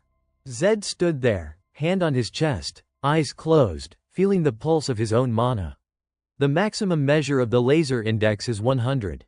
One ring equals 10 units. With my current mana index of 5. Krangutra, arms crossed, watched seriously. In other words, you are only at 0.5 of a ring, not even a first completion. He continued calmly, asking, normally, when mana awakens, a ring forms simultaneously. Do you know what that implies? Zed shook his head resolutely. I do not know. Krangutra cast a sidelong glance at him, then, as predicted, unleashed a sharp reprimand. Idiot, that means you are mentally deficient. A ring that no one else can fully form exists within you. And all you do is complain inwardly. Zed could only scowl silently in his mind. This old man. Suddenly, the old man's white brows furrowed, his gaze sharpened like a blade. And yet, the absurdity of it struck Zed. A half-ring fool had just broken a second completion monosphere. The purple sphere, split cleanly in two, remained motionless on the pristine white cloth. Zed asked impulsively, without thinking, so what? Immediately, he felt a sharp, searing strike to the side of his head from his master, a jolt that left him reeling. So what? He thought, dazed, holding his throbbing temple. Krangutra, not missing a beat, pressed him further. Think, you fool, imagine if you reached the 10th completion. Smoke seemed to rise from Zed's head. His expression darkened as his mind raced with his master's words. Even at the 10th completion, one would surpass ordinary people by leaps and bounds. The The human body's limit was 10 reigns, and anyone who reached the apex would tower above all others. Krangatra's voice carried a rare excitement, brimming with exhilaration. That is why you are a genius. Perhaps. A genius capable of surpassing even Temud. Zed froze, his mind conjuring the masked face of Temud, the legendary figure. Krangutra, noticing his expression, tilted his head slightly, curious. What is this, surprised, are you? The old man's face brightened as he spoke of Temud. He is a singular existence in the Empire's history. I believe you, too, could reach that level. Zed, still standing before the purple monosphere, suddenly flinched, a flush of shock crossing his features. He rates me that highly. His brow furrowed in thought. Then, summoning the system interface, he assessed, breaking a second completion monosphere with only a mana index of 5. That is extraordinary. Perhaps it is due to its special properties. The system's blue screen displayed just a single brief line, blessing of the great Mage S. Zed leaned closer, eyes narrowing, stroking his chin in contemplation. Indeed. If it is a continuous effect rather than a triggered one, it makes sense why even half a ring could shatter a second completion sphere. Memories of defeating the enormous Red Bull flashed across his mind. Come to think of it, it was rather coincidental. Immunity to all toxins and the challenges of the pseudo-immortal were skills he had acquired in the game. Even as a boxer, a single punch would warp an opponent's face. The endurance challenges and the noble spirit of the champion were traits seemingly synchronized with this world. Zed's gaze sharpened, his expression thoughtful yet silent, his mind churning with calculations. The more he thought, the more he realized it did not directly concern him. He rarely played as a magic user. This seemed to be a trait not merely boosting his mana. Krangutra, observing Zed's intense focus, scowled in irritation. Hey, you brat, you dare daydream while your master is speaking. At that moment, Zed was startled by the voice. I apologize. He began, but Krangutra was already irritated. Abruptly, he turned to leave. Go. I wish you a safe journey tomorrow, he said, without looking back. Zed bowed deeply, folding at the waist a full 90 degrees. Yes. Thank you for today's lesson, he replied respectfully. Krangutra simply walked away, not once glancing back. Lesson, huh? What lesson? Zed thought bitterly. Better start preparing myself now. I will need to be ready. Hearing those words, his head bowed even lower, startled by the sudden responsibility. Then he called out abruptly, Master. Krangutra paused, surprised. What? Night had returned, the tall trees stripped bare, their branches skeletal and lifeless. Tomorrow. Will you have time? Zed asked cautiously. The scene shifted to a grand mansion, its gates towering and gilded, the Arahan estate. The next day, within the enormous halls of the mansion, two men knelt before someone seated prominently on a raised platform. Zed cast a glance at the man beside him, trembling slightly, clearly afraid. The spell had been broken, and he could no longer pretend before the Lord. Zenodin rested a hand on his chin, his expression stern, eyes fixed on the two kneeling men. Do you know what the ancestral rite is? He asked. Zed, kneeling, quickly answered, yes. It is the ceremony to confirm the pure bloodline of Arahan. The man beside him still trembled, and Zenodin's voice cut coldly from above, foolish wretch. Tunda, do not answer. I did not ask you. Fear washed over Tunda as he obediently fell silent. Seeing Tunda's increasingly pale and anxious face, Zed reminded himself, I need to resolve this quickly. Zenodin finally focused on Zed. Calling him by name, he demanded, Zed, tell me. What will you receive after the ancestral rite? Zed answered carefully, yes. I will receive the right of inheritance and be permitted to wear the Arahan cloak. He remembered the black cloak shrouded in red smoke and thought inwardly, the Arahan cloak is a supreme magical artifact. It does not burn and can block most swords and arrows. Being able to wear it is even more significant than becoming the heir. Zenodin's face hardened, his expression not pleased. He continued, each word cold as the depths of the underworld. The Arahan cloak is a family heirloom, passed down from our founding lord, Lord Temud. Wearing this cloak signifies you are a full-fledged member of the Arahan lineage. He looked down at the two men kneeling below, then decreed, Therefore, you may not bring bodyguards to the ancestral rite. You must prove yourself worthy of donning the Arahan cloak. From there, I will judge you by the same standards as your brothers." Hearing this, Zed understood the underlying warning and implicit message that Zenodin would no longer tolerate youthful mistakes. Yet on the surface, he responded calmly, "I will remember that." Zenodin finally spoke again toward the end, his voice carrying a note of warning. "It will be a difficult day. Now, go." Zed obediently acknowledged, "Yes," and prepared to depart. As he stood, his attention was drawn to Tunda, still trembling, kneeling below. The boy remained there, quivering, and Zed could only cast a brief glance at him, thinking silently, "Poor thing." From his high vantage, Zenodin said nothing further, yet his gaze remained sharply focused on those below, radiating authority.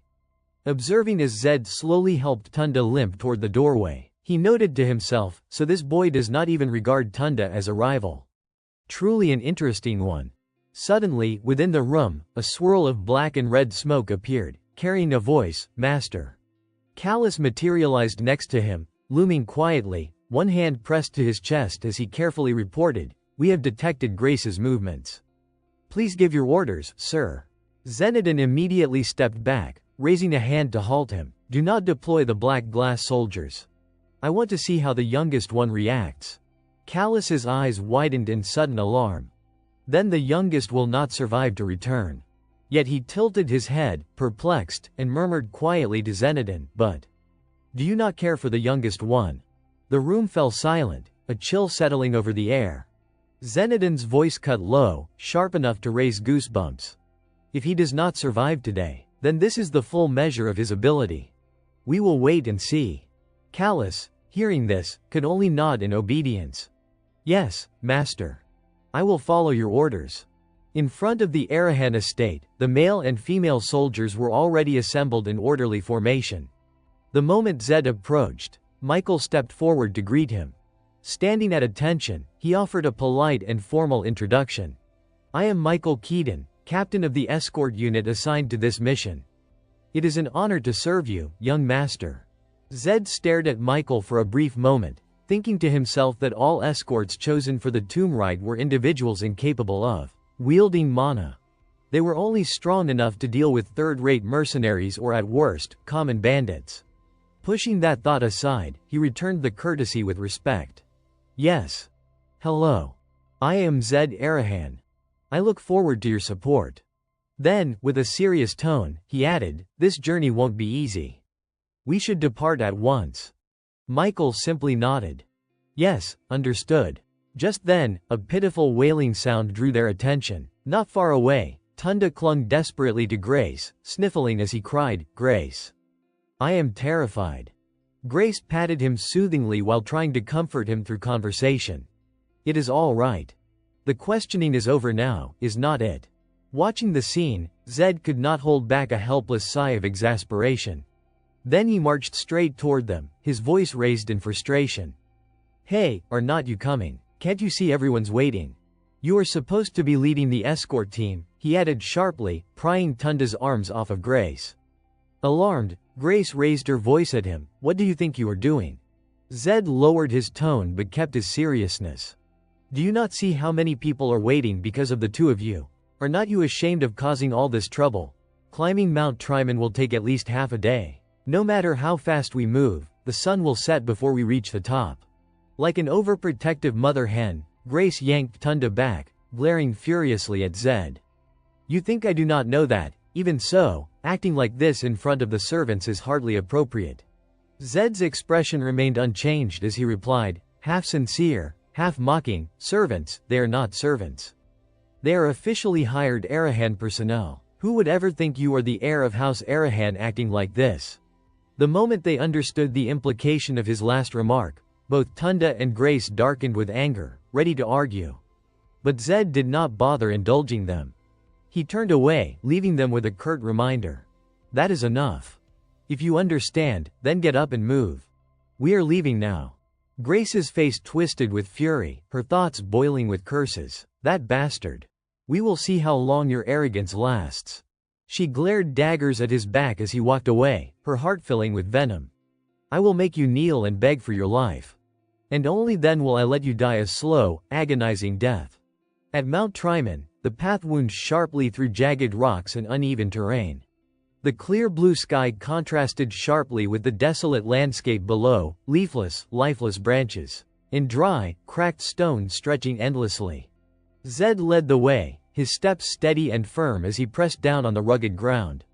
Behind him, thousands of soldiers trudged along the twisting, uphill path, their boots crunching against stone and dirt, every one of them panting heavily from the exertion.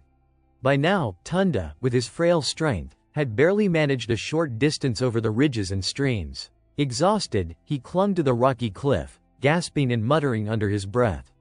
How can anyone climb this? Recovering a bit of energy, he turned toward Grace, shouting in frustration. Grace, we should have brought a carriage just in case. Do you think it is reasonable to make me climb this? Zed, hearing his voice echo across the mountain, paused and looked back. He let out a soft sigh and muttered under his breath, "What is so difficult about this?" Scanning the group ahead, he noticed that everyone was soaked in sweat, struggling to catch their breath. After a moment of consideration, he silently made a decision. Everyone looks exhausted. We should take a short break. Turning to address the soldiers, he said, "Let us rest for a moment." Hearing his order, the men cheered in unison, relieved. Without hesitation, they dropped to the ground to rest. Michael, ever proper, approached with concern. "Are you all right, young master?" Zed's eyes casually swept over the group before replying in a calm, detached tone. "Yeah. This is nothing to me." Seeing that Zed remained completely unfazed by the steep climb, Michael could not help but express admiration. "Amazing. I am out of breath just watching this. I never expected a mage to have this kind of stamina. Even young Master Rondo would not manage this." At the mention of that name, Zed turned slightly to look at him, a flicker of recognition in his eyes. Rondo. That name sounds familiar. After a brief moment, it clicked. Rondo Arahan, the eldest son of the family and Alay's mage. Curiosity stirred within Zed as he pondered, so he is my rival now. I wonder if he is around 25 years old by now. The sky remained a crisp blue, with white clouds drifting lazily above. After a short break, Zed stood and addressed Michael, the captain of the guards. "Let us keep moving. Resting too long will make the body lazy." Michael nodded, acknowledging the order. "Yes, understood." Turning to the soldiers, he relayed the command. "All right, let us move out again. Keep up the pace, everyone." As the soldiers began to rise and prepared to continue, Grace, standing amidst the group, shouted sharply and stubbornly, "What are you doing? Our young master is not ready yet." Tunda kept grumbling under his breath, irritated that they were already moving again when he still wanted more rest. Afraid that Zed might be displeased, Michael reluctantly tried to negotiate with him. "I will calm him down and bring him along. Young master, please lead the group."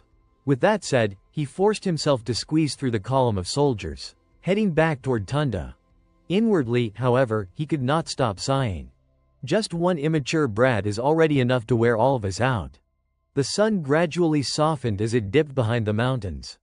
The rugged forest trail echoed with the steady footsteps of the marching expedition.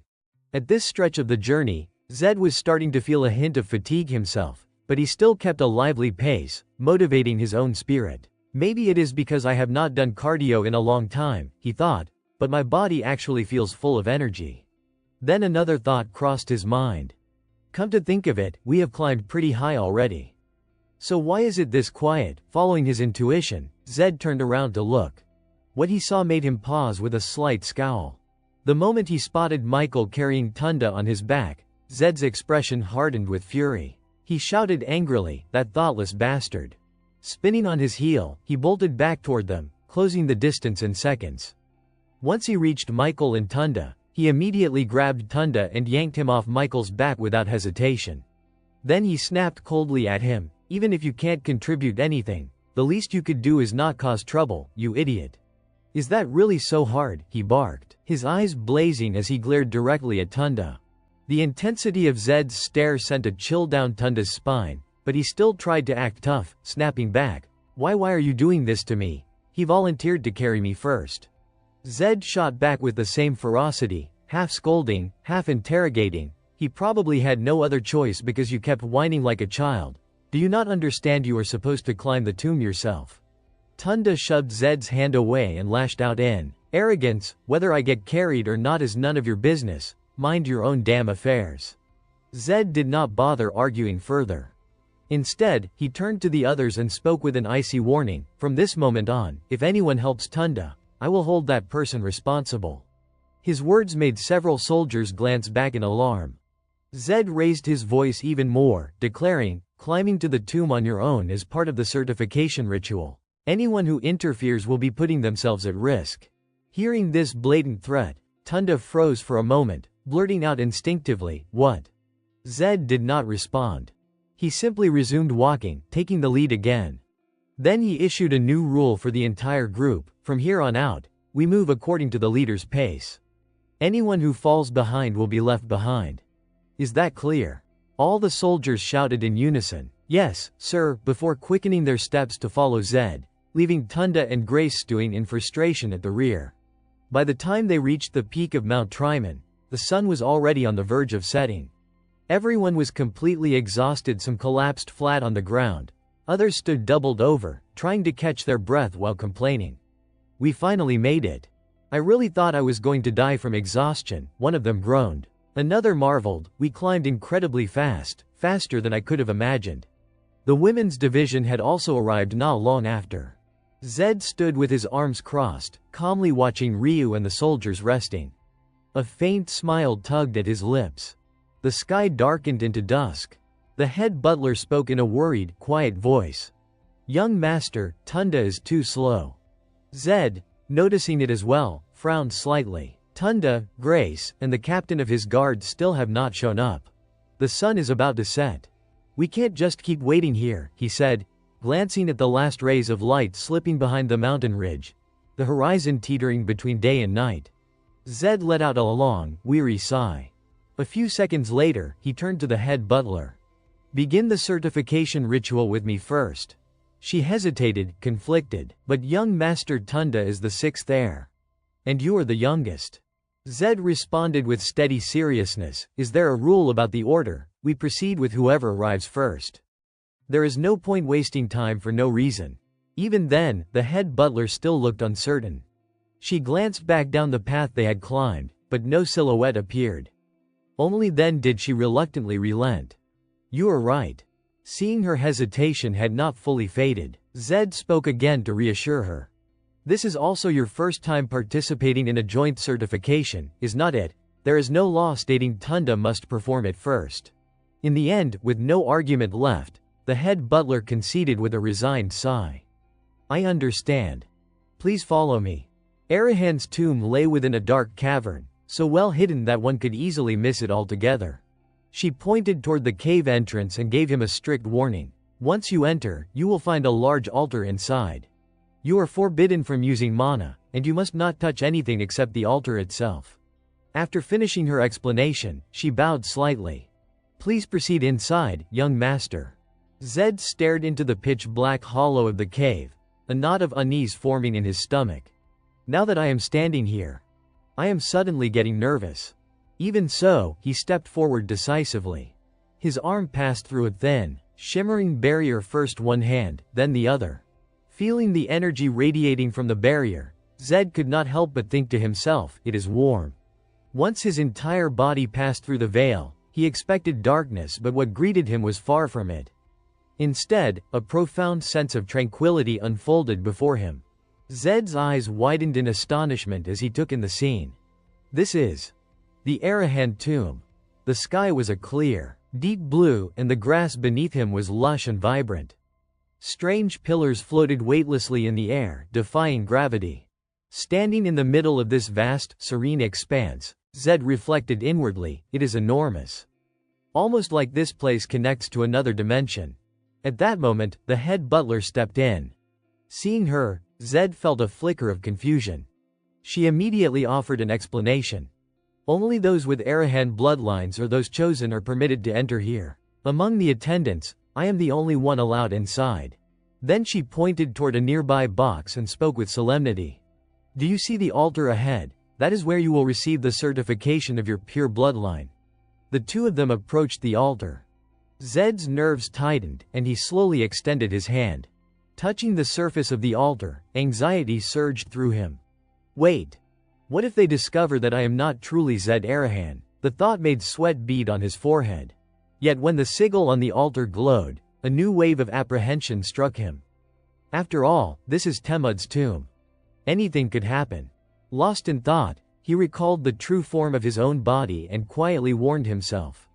If it senses that the soul inhabiting this body is from another world, what in the world would happen to me?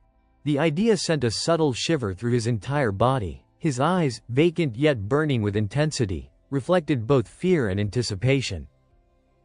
Zed's mind raced with anxiety. What if they discover that I am not truly Zed Arahan, and that this body houses the soul of someone from another world? A shiver ran down his spine as he wondered in horror, what in the world would happen to me then? He glanced down at his hands and reassured himself, at least this body. It is still Arahan's. The head butler lifted a finely crafted dagger resting atop a carved wooden box. She spoke solemnly, "Make a cut across the palm of your hand with this dagger. When the blood flows, place your hand upon the altar. After the bloodline certification ritual, you will be granted the Arahan cloak and the family insignia." Seeing Zed frozen in place, she called out, "Young Master Zed." Zed hesitated for only a moment before replying, "No." She tried to soothe him. "There is nothing to fear. The wound will heal immediately once the certification is complete." Zed's voice faltered. "It is not that." He asked cautiously, "Has anyone ever failed the certification?" The head butler paused, slightly taken aback. "What do you mean?" "I am just curious," Zed replied, "to know what happens when the certification succeeds." After a moment of thought, she answered, "Light will flow into the altar." Zed gave a small smile. "I understand." Yet inwardly he pondered, she makes it sound so simple. But for me, right now, this is anything but simple. A flicker of dread crossed his mind. What if the pure bloodline certification fails? What will happen to me? He steeled himself. I have come this far. There is no turning back now. Gripping the dagger tightly, he muttered under his breath, "Whatever happens, I will deal with it." With a deep breath, Zed made a shallow cut across his palm, trying to calm himself. "It will be fine. It has to be." He stared at his hand, the blood flowing freely, and marveled, "Incredible. It does not even hurt." The head butler nodded subtly, signaling him to proceed. Zed exhaled sharply and placed his bleeding hand onto the stone altar. He thought to himself, "I really do not know what to expect." Suddenly, the surface of the stone shimmered, emitting a pale red light adorned with intricate patterns. The black stone trembled slightly. His blood seeped into the altar, and a voice resonated in his mind, "At last. You have arrived. You have answered the call." Startled, Zed quickly withdrew his hand. The head butler's calm voice reminded him, "Young master, you must keep your hand on the altar until the certification ritual is complete." Zed's eyes widened in shock. "Wait. Did not you hear that voice too?" She looked at him, puzzled, then said, "Keep your hand there until it is finished. It will be over soon." Zed thought anxiously, did not she hear that voice? She urged him again, "Young master, hurry." Zed's chest tightened. This is making me feel electric." He placed his hand back onto the stone altar. The stone trembled again, and the strange voice echoed in his mind, "I have waited for you for a long time." Zed furrowed his brow, wondering how he could communicate with this entity. "First, in my mind. Who are you?" The voice answered immediately, "I am the one who summoned you, and also the origin of this world." Zed's heart leapt with amazement. It can communicate. He pondered, but what did it just say? Summoned, the origin of this world. Do not tell me. He confirmed inwardly, "You are Temud Arahan." The voice replied, "Indeed." Zed's eyes widened in shock. "I suspected it, but I never imagined it would truly be Temud." He questioned, "So it was you who summoned me? Out of all people, why me?" Temud's voice resonated calmly, "You are one who thirsts for power, yet does not allow yourself to be ensnared by the temptations of corruption." Zed pressed further, "What is your purpose in summoning me?" Temud replied, "There is not enough time to explain everything. The stronger you become, the more clearly you will sense my presence. Zed panicked. No, you have to tell me the reason. Temud's voice softened but carried authority. Remember this. I will always watch over the one who answers my call. A gentle light radiated from the stone altar. Then a brilliant golden light burst forth, spreading intensely throughout the chamber. The head butler whispered in astonishment. Golden light. Moments later, the radiance began to fade. She muttered to herself, puzzled, why is it golden? It should have been red. Zed tilted his head, curious. The certification ritual is complete, is not it? She hesitated, strange. There has never been a light of any other color before. Why gold? Zed considered aloud. All the other heirs have fire energy, right? I have lightning energy. Perhaps that is why the light turned golden. He continued. Either way, the light appeared. Does not that mean the certification ritual is now complete? The head butler's mind raced. Perhaps. Yes, it must be. I cannot let anyone discover the secret of this golden light. Zed exhaled quietly. If anyone knew Temud's soul resides within me, they would go mad trying to devour me. Just thinking about it makes my skin crawl. After a brief pause, the head butler spoke. Young Master Zed, the pure bloodline certification ritual has been completed. I will now grant you the cloak and insignia. She handed him a deep red cloak and the Arahan insignia. Zed accepted them and draped the cloak over his shoulders. The head butler announced solemnly, with this, young Master Zed has earned his status as heir. From this moment forward, you are the 7th generation heir of the Arahan family. Zed sat quietly that night, staring at the glowing status window before him.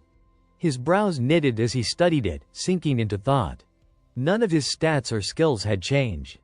People always said the original Zed Arahan was extraordinary, yet nothing here looked different at all. He had expected something. He let out a long sigh. Anyway, that idiot Tunda still is not here, it is already past midnight. Pathetic. From a distance, 2 servants peeked at Zed from behind a stone pillar, whispering among themselves. A moment later, Tunda finally arrived, immediately bickering with the attendants. Get your hands off me, you low-born trash. Zed walked over and said sharply, you are already here, so stop causing trouble. Hurry up and do your certification ritual. I finished mine a long time ago, he added flatly.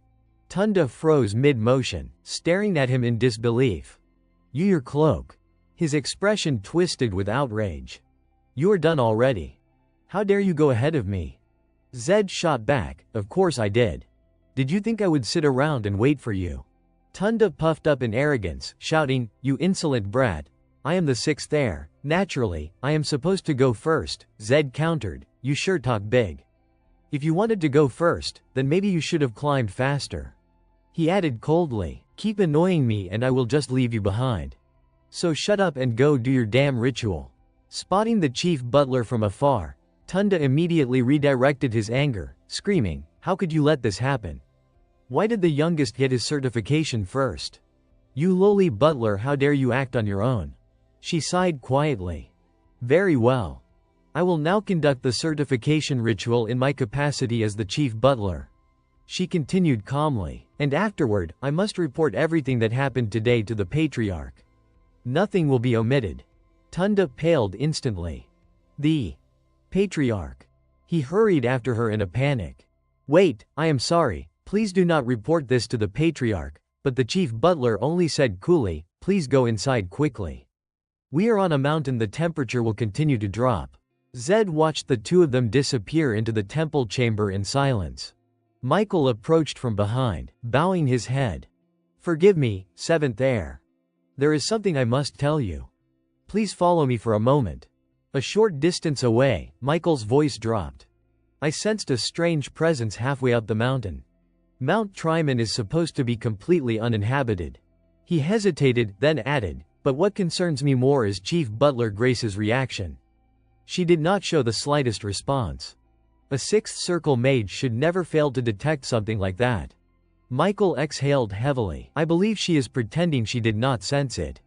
Zed asked, you are saying Grace has her own agenda? He answered without hesitation, yes, exactly. Zed reassured him, you do not need to worry about that. Michael looked stunned. What? I heard you and the sixth heir are on terrible terms. Panic crept into his voice. Do not tell me you already knew. Zed nodded.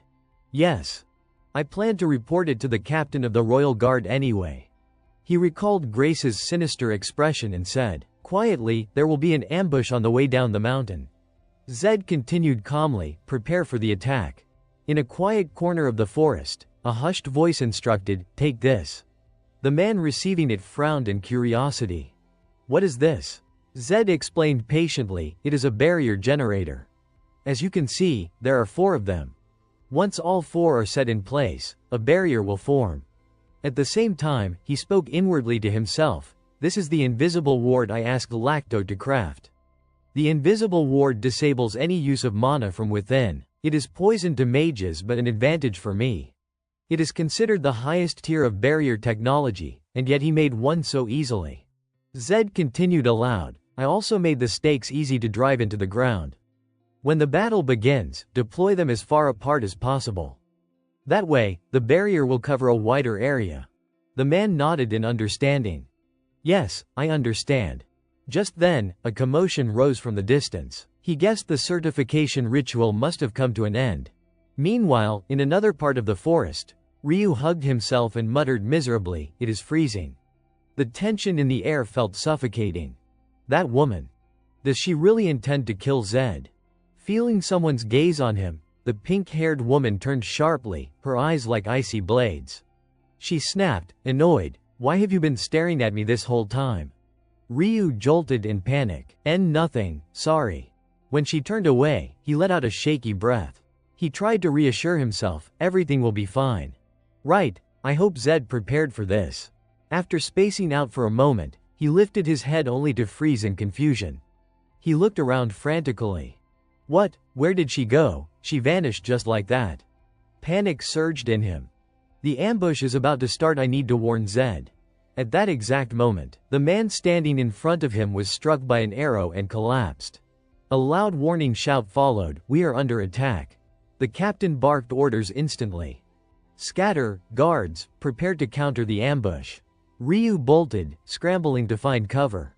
His mind could only cling to a single name, Zed. Tears welled in his eyes as fear took over. Zed. Where are you? Then, suddenly, a blinding streak of light tore across the night sky. He froze as it plunged straight toward him.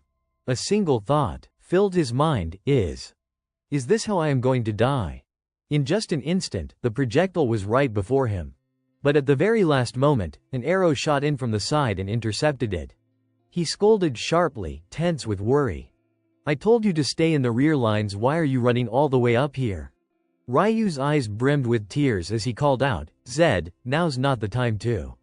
Zed barked, cutting him off. Focus, move that barrier over there, quickly. Seeing him leave, Ryu hurriedly added a warning. Be careful. Do not get hurt, understood? Zed frowned in annoyance. Instead of babbling, just move. Turning his attention to their opponents, Zed's sharp eyes immediately identified the source, supportive magic. He surveyed the area cautiously, scanning for clues. Zed quickly realized that these were not ordinary thieves, they had assistance from a mage. He decided to handle them in groups of 3, one at a time. The brave guards stepped forward, taking the fight to the attackers. The thieves did not flinch. Instead, they curled their lips into mocking smirks. As the clash began, the thieves initially held the advantage. Zed remained on the sidelines, observing both sides carefully. From his hiding spot, Ryu murmured to himself, I heard that support magic requires at least a 6th-rank mage.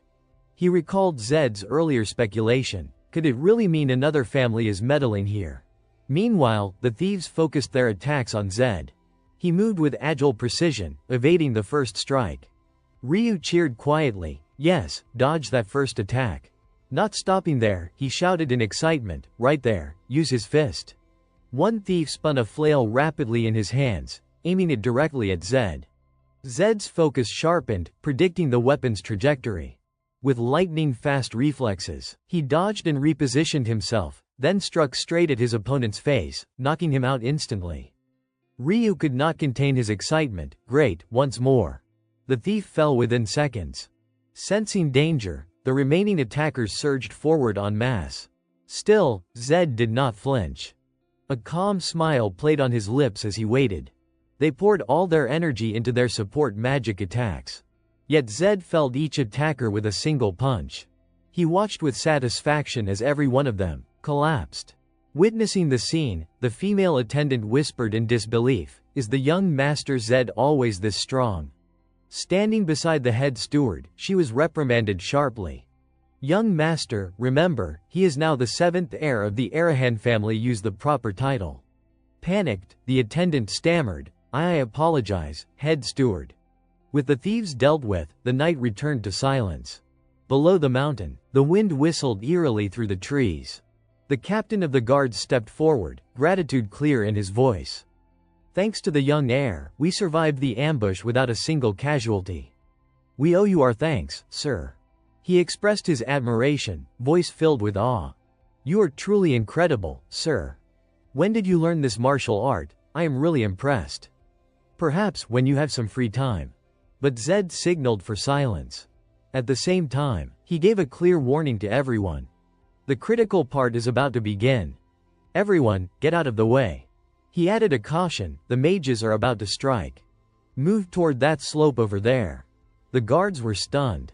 "What? Move out of the way?" Clearly, they refused. "What do you mean? We cannot leave the heir alone. We will fight to the last man." Zed shook his head firmly, refusing. "No. Please, check on the other comrades. From now on, I have to give it my all, and I won't be able to protect you anymore." Though still worried, the captain stepped forward to reassure them. "This has already been discussed with the young heir. Now, we will go protect the other comrades." The guards hesitated, but the captain reminded them, "We just achieved victory without a single casualty thanks to the orders of the 7th heir." He continued, advising firmly, "If we are not careful, we will become a burden to the heir." Am I wrong? For that reason, the captain was resolute. He is not someone we can afford to protect. Follow orders without question. With arrangements made, Zed quietly proceeded alone deeper into the forest. Trusting his instincts, he sensed no presence of a mage, but something was approaching. A small smile curved his lips as he considered a possibility. Then Zed unleashed his lightning magic. Immediately, the sky darkened and rain began to pour. The downpour intensified, falling in sheets. At the same time, 6th rank water magic appeared, tidal water horse. Along with it came a massive tsunami, swallowing everything in its path. He was taken slightly by surprise. A wide area water attack right at the start. This strong already. As Zed knew, tidal water horse had both vast coverage and high instantaneous destructive power. There were ways to counter it, but using them now would be wasteful. Still, he had no choice. He issued a command. "Captain, deploy the barriers I gave you immediately." The captain acknowledged. "Understood." In an instant, he moved, laying down a protective barrier line. No sooner had it been completed than the tsunami surged forward, sweeping away everything in its path. The night was quiet, a deep stillness blanketing everything, with not a single soul in sight. Around them, only the gentle murmur of a stream cascading down the mountain crevices broke the silence. The dark, foreboding forested mountains created a sense of dread, discouraging anyone from approaching. Zed hovered above the ground, enveloped in a radiant aura of power. He thought to himself, destroying Mount Triman like this. Do they have 2 lives or something? Landing gracefully, he scanned the area. Seeing that everyone remained safe behind the protective barriers, he exhaled with relief. Thank goodness everyone is unharmed. His eyes swept the surroundings, calculating silently. This was the resting place of the Arahan tomb. If the damage to the mountain were discovered, the price they would have to pay would be catastrophic. Clearly, the wide area magic had been aimed solely at him. Suddenly, Zed noticed something behind him. Grace was perched on a tree branch, muttering angrily under her breath. Damn it. This is nothing like what we agreed on. Were they planning to kill all of us from the start? Zed turned to look at her. I see. I thought she at least had some sense, but she is so unbelievably stupid, it is disgusting. Grace shouted furiously, what did you just say? Zed continued coldly, if you are still alive, then you are a witness. So why did they let you live, pathetic? Her face darkened with anger. Shut your mouth. What do you know? They're trying to kill an Arahan heir. Adding someone like me does not matter at all. At that moment, Lucre approached them. With a haughty tone, he addressed Grace, could you withstand my magic?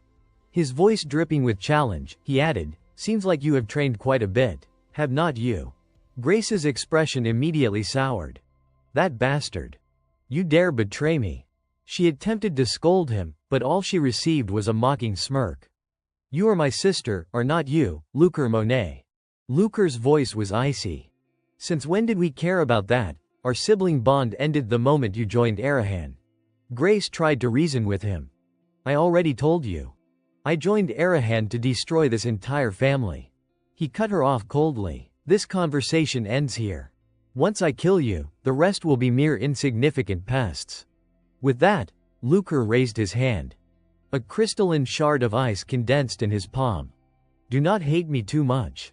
Suddenly, a blinding bolt of lightning struck from the sky. Lucre quickly erected a shield to protect himself from the strike. Zed wasted no time, unleashing his power to strike him. Observing the lightning crackling around him, Lucre scoffed. Lightning magic. So pitiful. Such a waste of energy. Zed's voice was cold and resolute. I am sorry, but that woman cannot die here. I have made a promise. Lucre laughed disdainfully. A struggling strategist, and a brat like him thinks he can do anything. Zed's gaze hardened. He replied coldly, your magic earlier. It was loud enough to call someone here. Suddenly, Lucre froze, noticing a subtle disturbance. His entire body stiffened. What? Do not tell me. The Black Glass Army. Zed's smirk grew even more triumphant. Just wait and see. The Black Glass Army is everywhere. But not today. Still, the one I called here is an existence far greater than them. Yet after a long moment, the surroundings remained utterly silent, calm as an undisturbed lake. Lucre's subordinates exchanged confused looks. There is no one coming. Did you lie? Zed cursed under his breath. He clearly said he would come the moment he sensed the thunder signal. Damn it. I am such an idiot for trusting that old man. Lucre let out a relieved sigh and gave a smug grin. How amusing. Truly the blood of Arahan, your actions are pathetically low. Zed scanned Lucre's forces, disbelief tightening in his chest. No. They said the Gutra family never breaks a promise. That punctuality is the lifeline of every mercenary. Your disciple is about to die, so where the hell are you sleeping right now, old man? Lucre gathered freezing energy in his hand. Enough playing around. He hurled the ice crystal toward Zed. Suddenly, something made him blink in confusion. The crystal shattered harmlessly against the ground. A figure had appeared blocking the attack with a shield. A second one rushed forward, blades slashing through the scattered ice shards. The three Kineza assassin siblings emerged, positioning themselves protectively around Zed.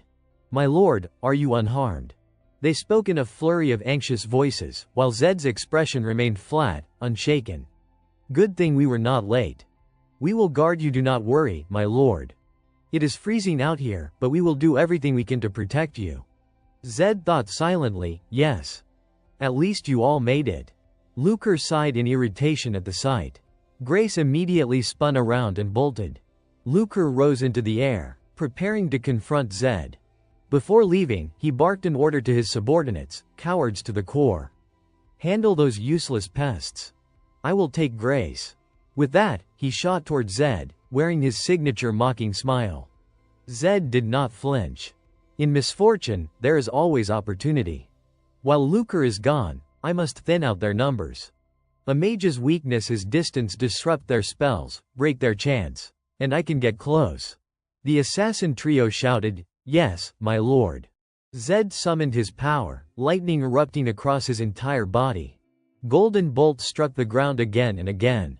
Following the trail of crackling thunder, the Kineza siblings surged forward to engage Lucre's forces. Within moments, Zed and the trio had intercepted Lucre's subordinates. The enemy soldiers stared in shock. Lightning continued to hammer the earth relentlessly, turning the battlefield into a storm of blinding sparks and roaring thunder. One of Zed's team members had grabbed a subordinate of Lucre's. The man screamed in panic, "They are too fast." Lightning struck continuously from above. Luker's subordinates faltered, retreating in fear. "Do not let them get close." Zed's expression remained unreadable as he closed in on them. The three Kineza siblings charged forward with fierce determination. Luker's soldiers scrambled to flee, leaping desperately. They unleashed spells to counterattack the assassin trio. "No way." Others joined in, combining their magic to strike back. The Kineza siblings were momentarily taken aback. Their leader shouted, "Impossible." Another assassin scoffed with contempt. The third one smirked, clearly disregarding the power of Luker's subordinates. In mere moments, Luker's forces had been completely neutralized by the trio. Zed's lightning power continued radiating outward in every direction.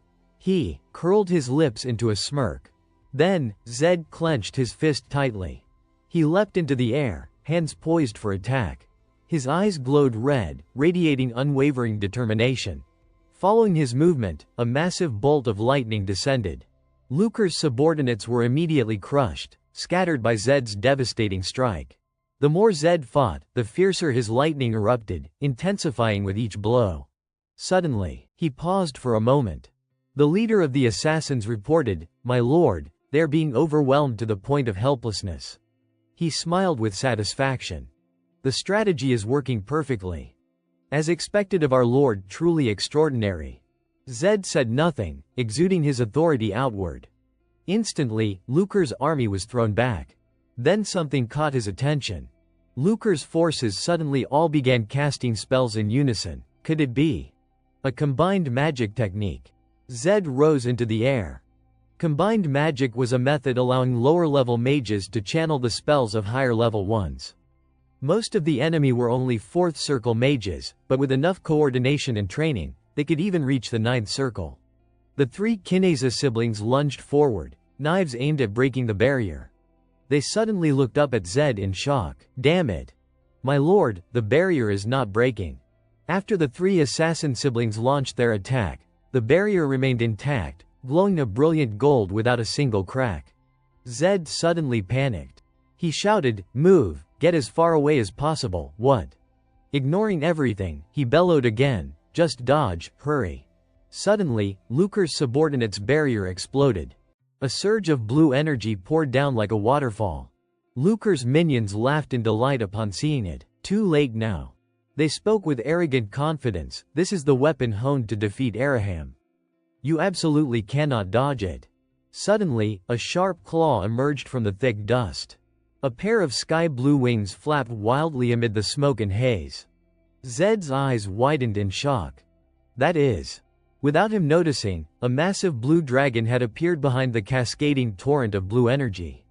Electric sparks crackled across Zed's body as he lifted his gaze to the massive figure appearing before him. He could not help but exclaim in awe, "That is a water dragon." The dragon's eyes glimmered with an intense blue light, staring directly at him. The three mages continued pouring their mana into the magical formation, grinning arrogantly. "It is entertaining to see you panic like that," they laughed aloud.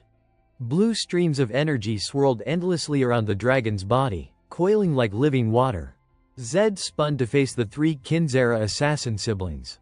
"Move back, now," he shouted. The Kinzera siblings flinched and looked back at him. "My lord." "What do you mean?" Zed's eyes flashed a deep crimson as he fixed his gaze forward.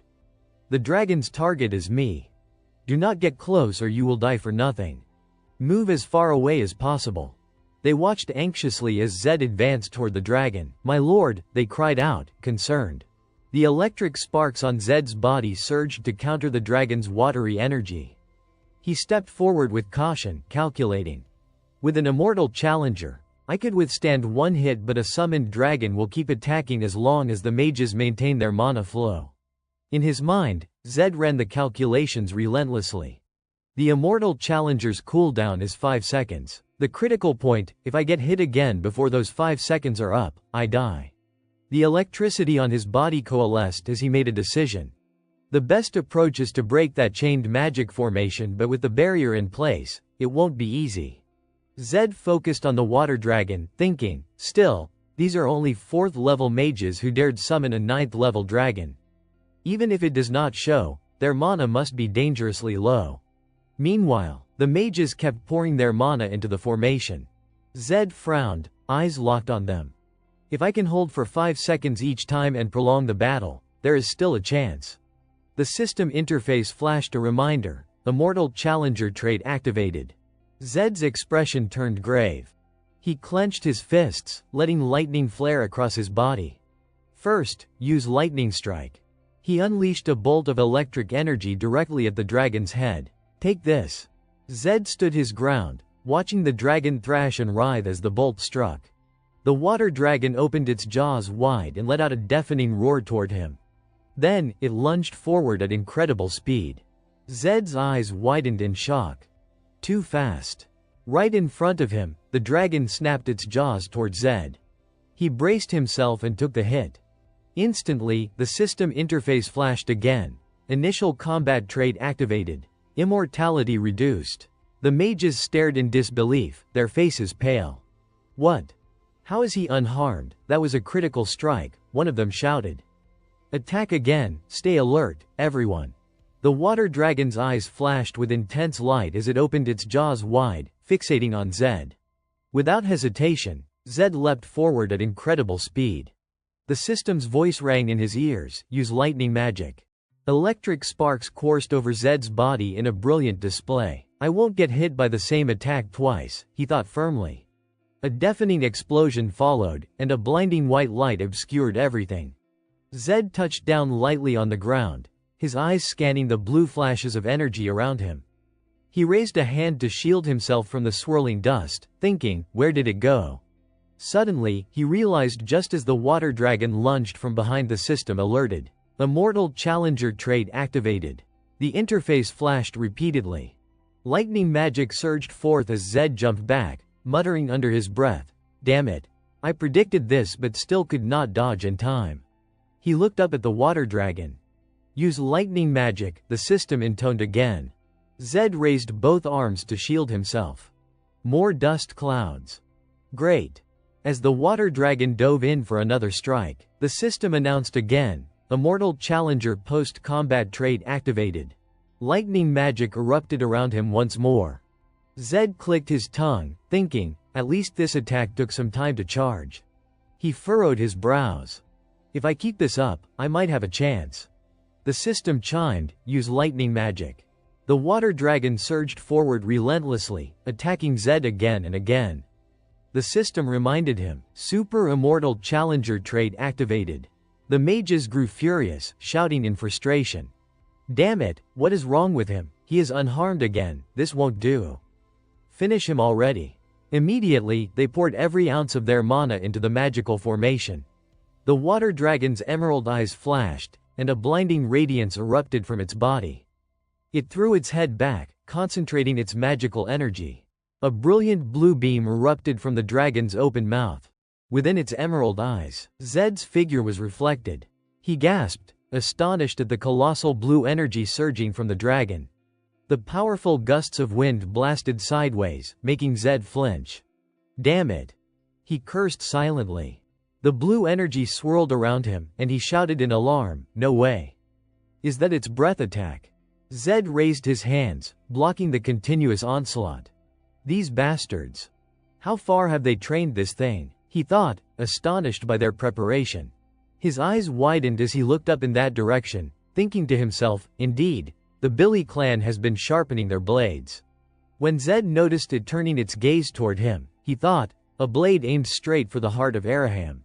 The water dragon opened its jaws wide, gathering immense magical energy, as if to declare, you're scurrying around like a rat ends here.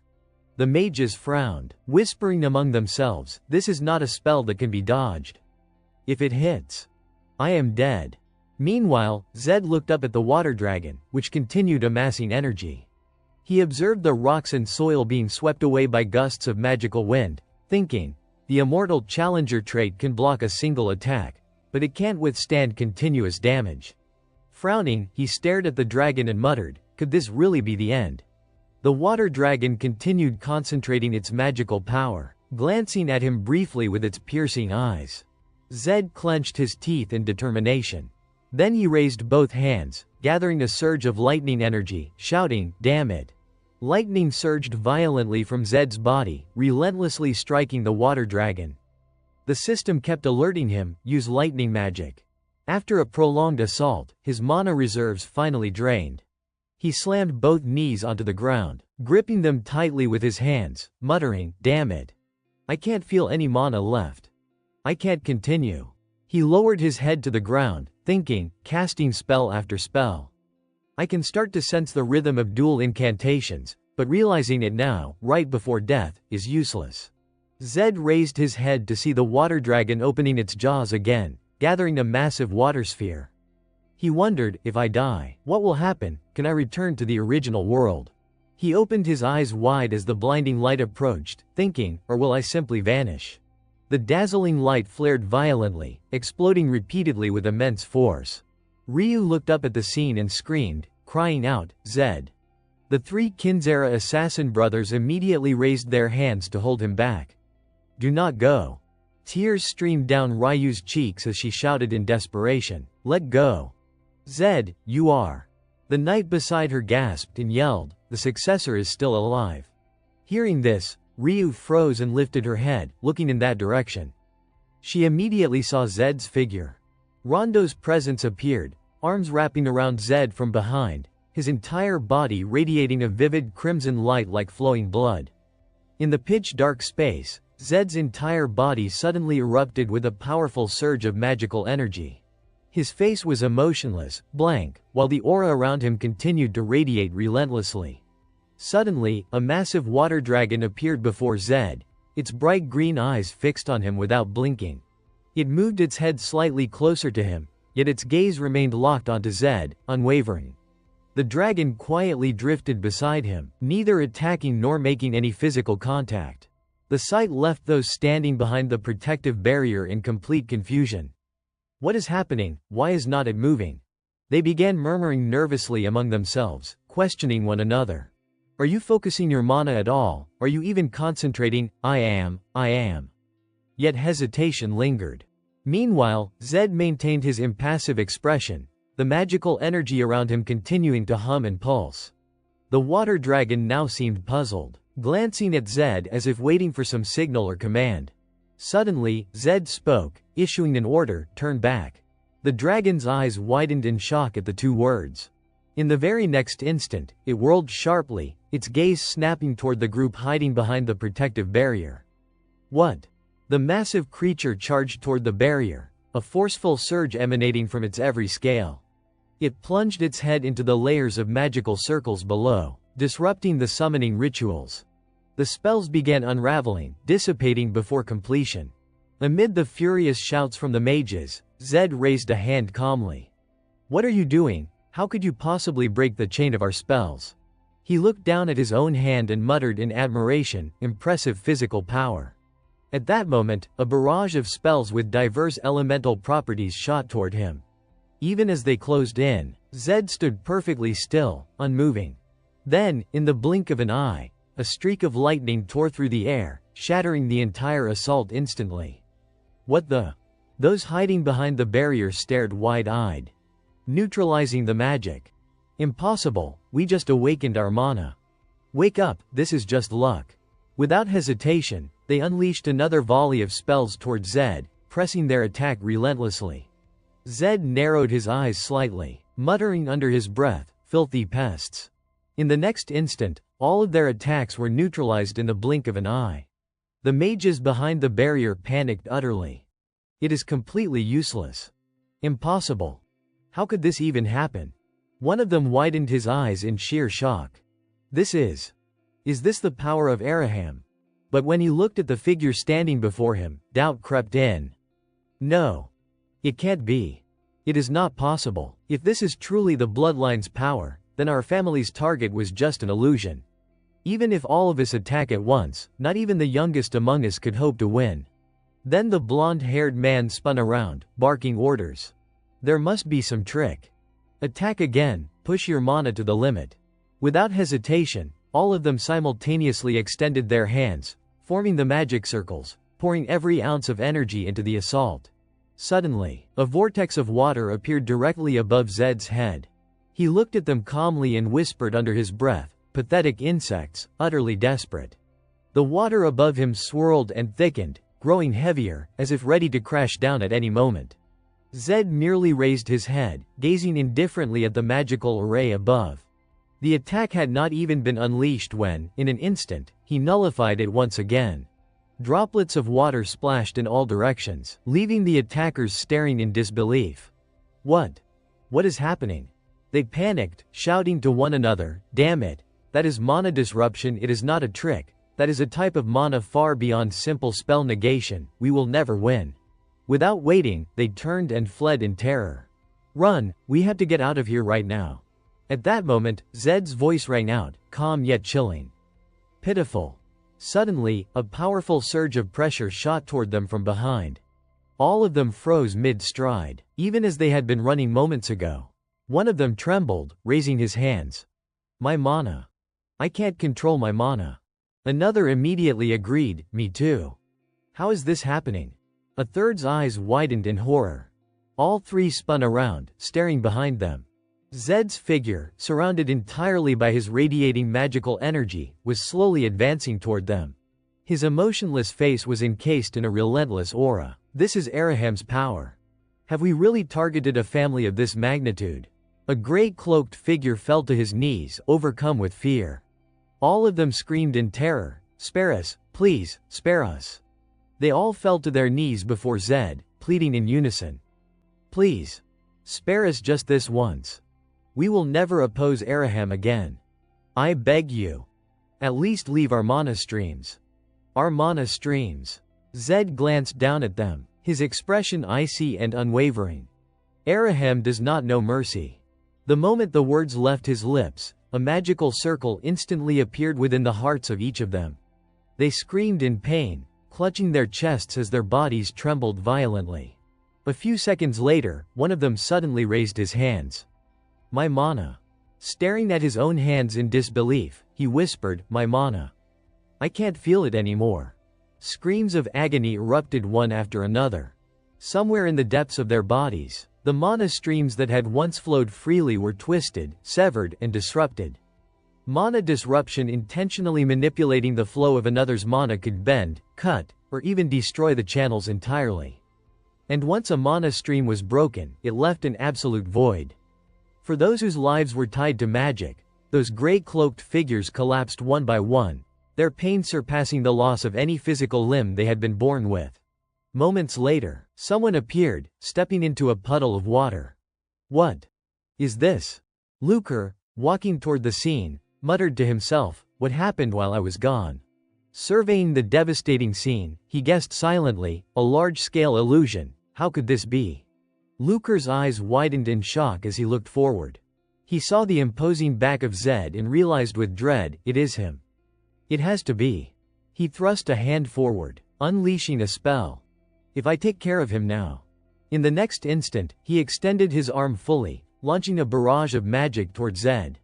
A flurry of spells shot toward him, aiming straight for his back in the blink of an eye. Lucre's lips curled into a triumphant smile. But suddenly, his eyes bulged in shock as arrows of ice shot toward his face from nowhere. 3 ice-tipped arrows struck him, and he trembled uncontrollably. What? Then the 3 arrows twisted violently, piercing deeper into his body. No. One after another, countless arrows turned against him, piercing his body in an instant. His hand dropped limply to the ground. All the while, Zed continued to radiate magical energy and an overwhelming presence. He stood in place, lifting his head to look at the figure who had answered his call. Zed's eyes narrowed slightly, thoughtful. "You will pay the price for that power." Beneath the night sky, the residual aura of Zed's magic continued to radiate, a silent but undeniable testament to his dominance.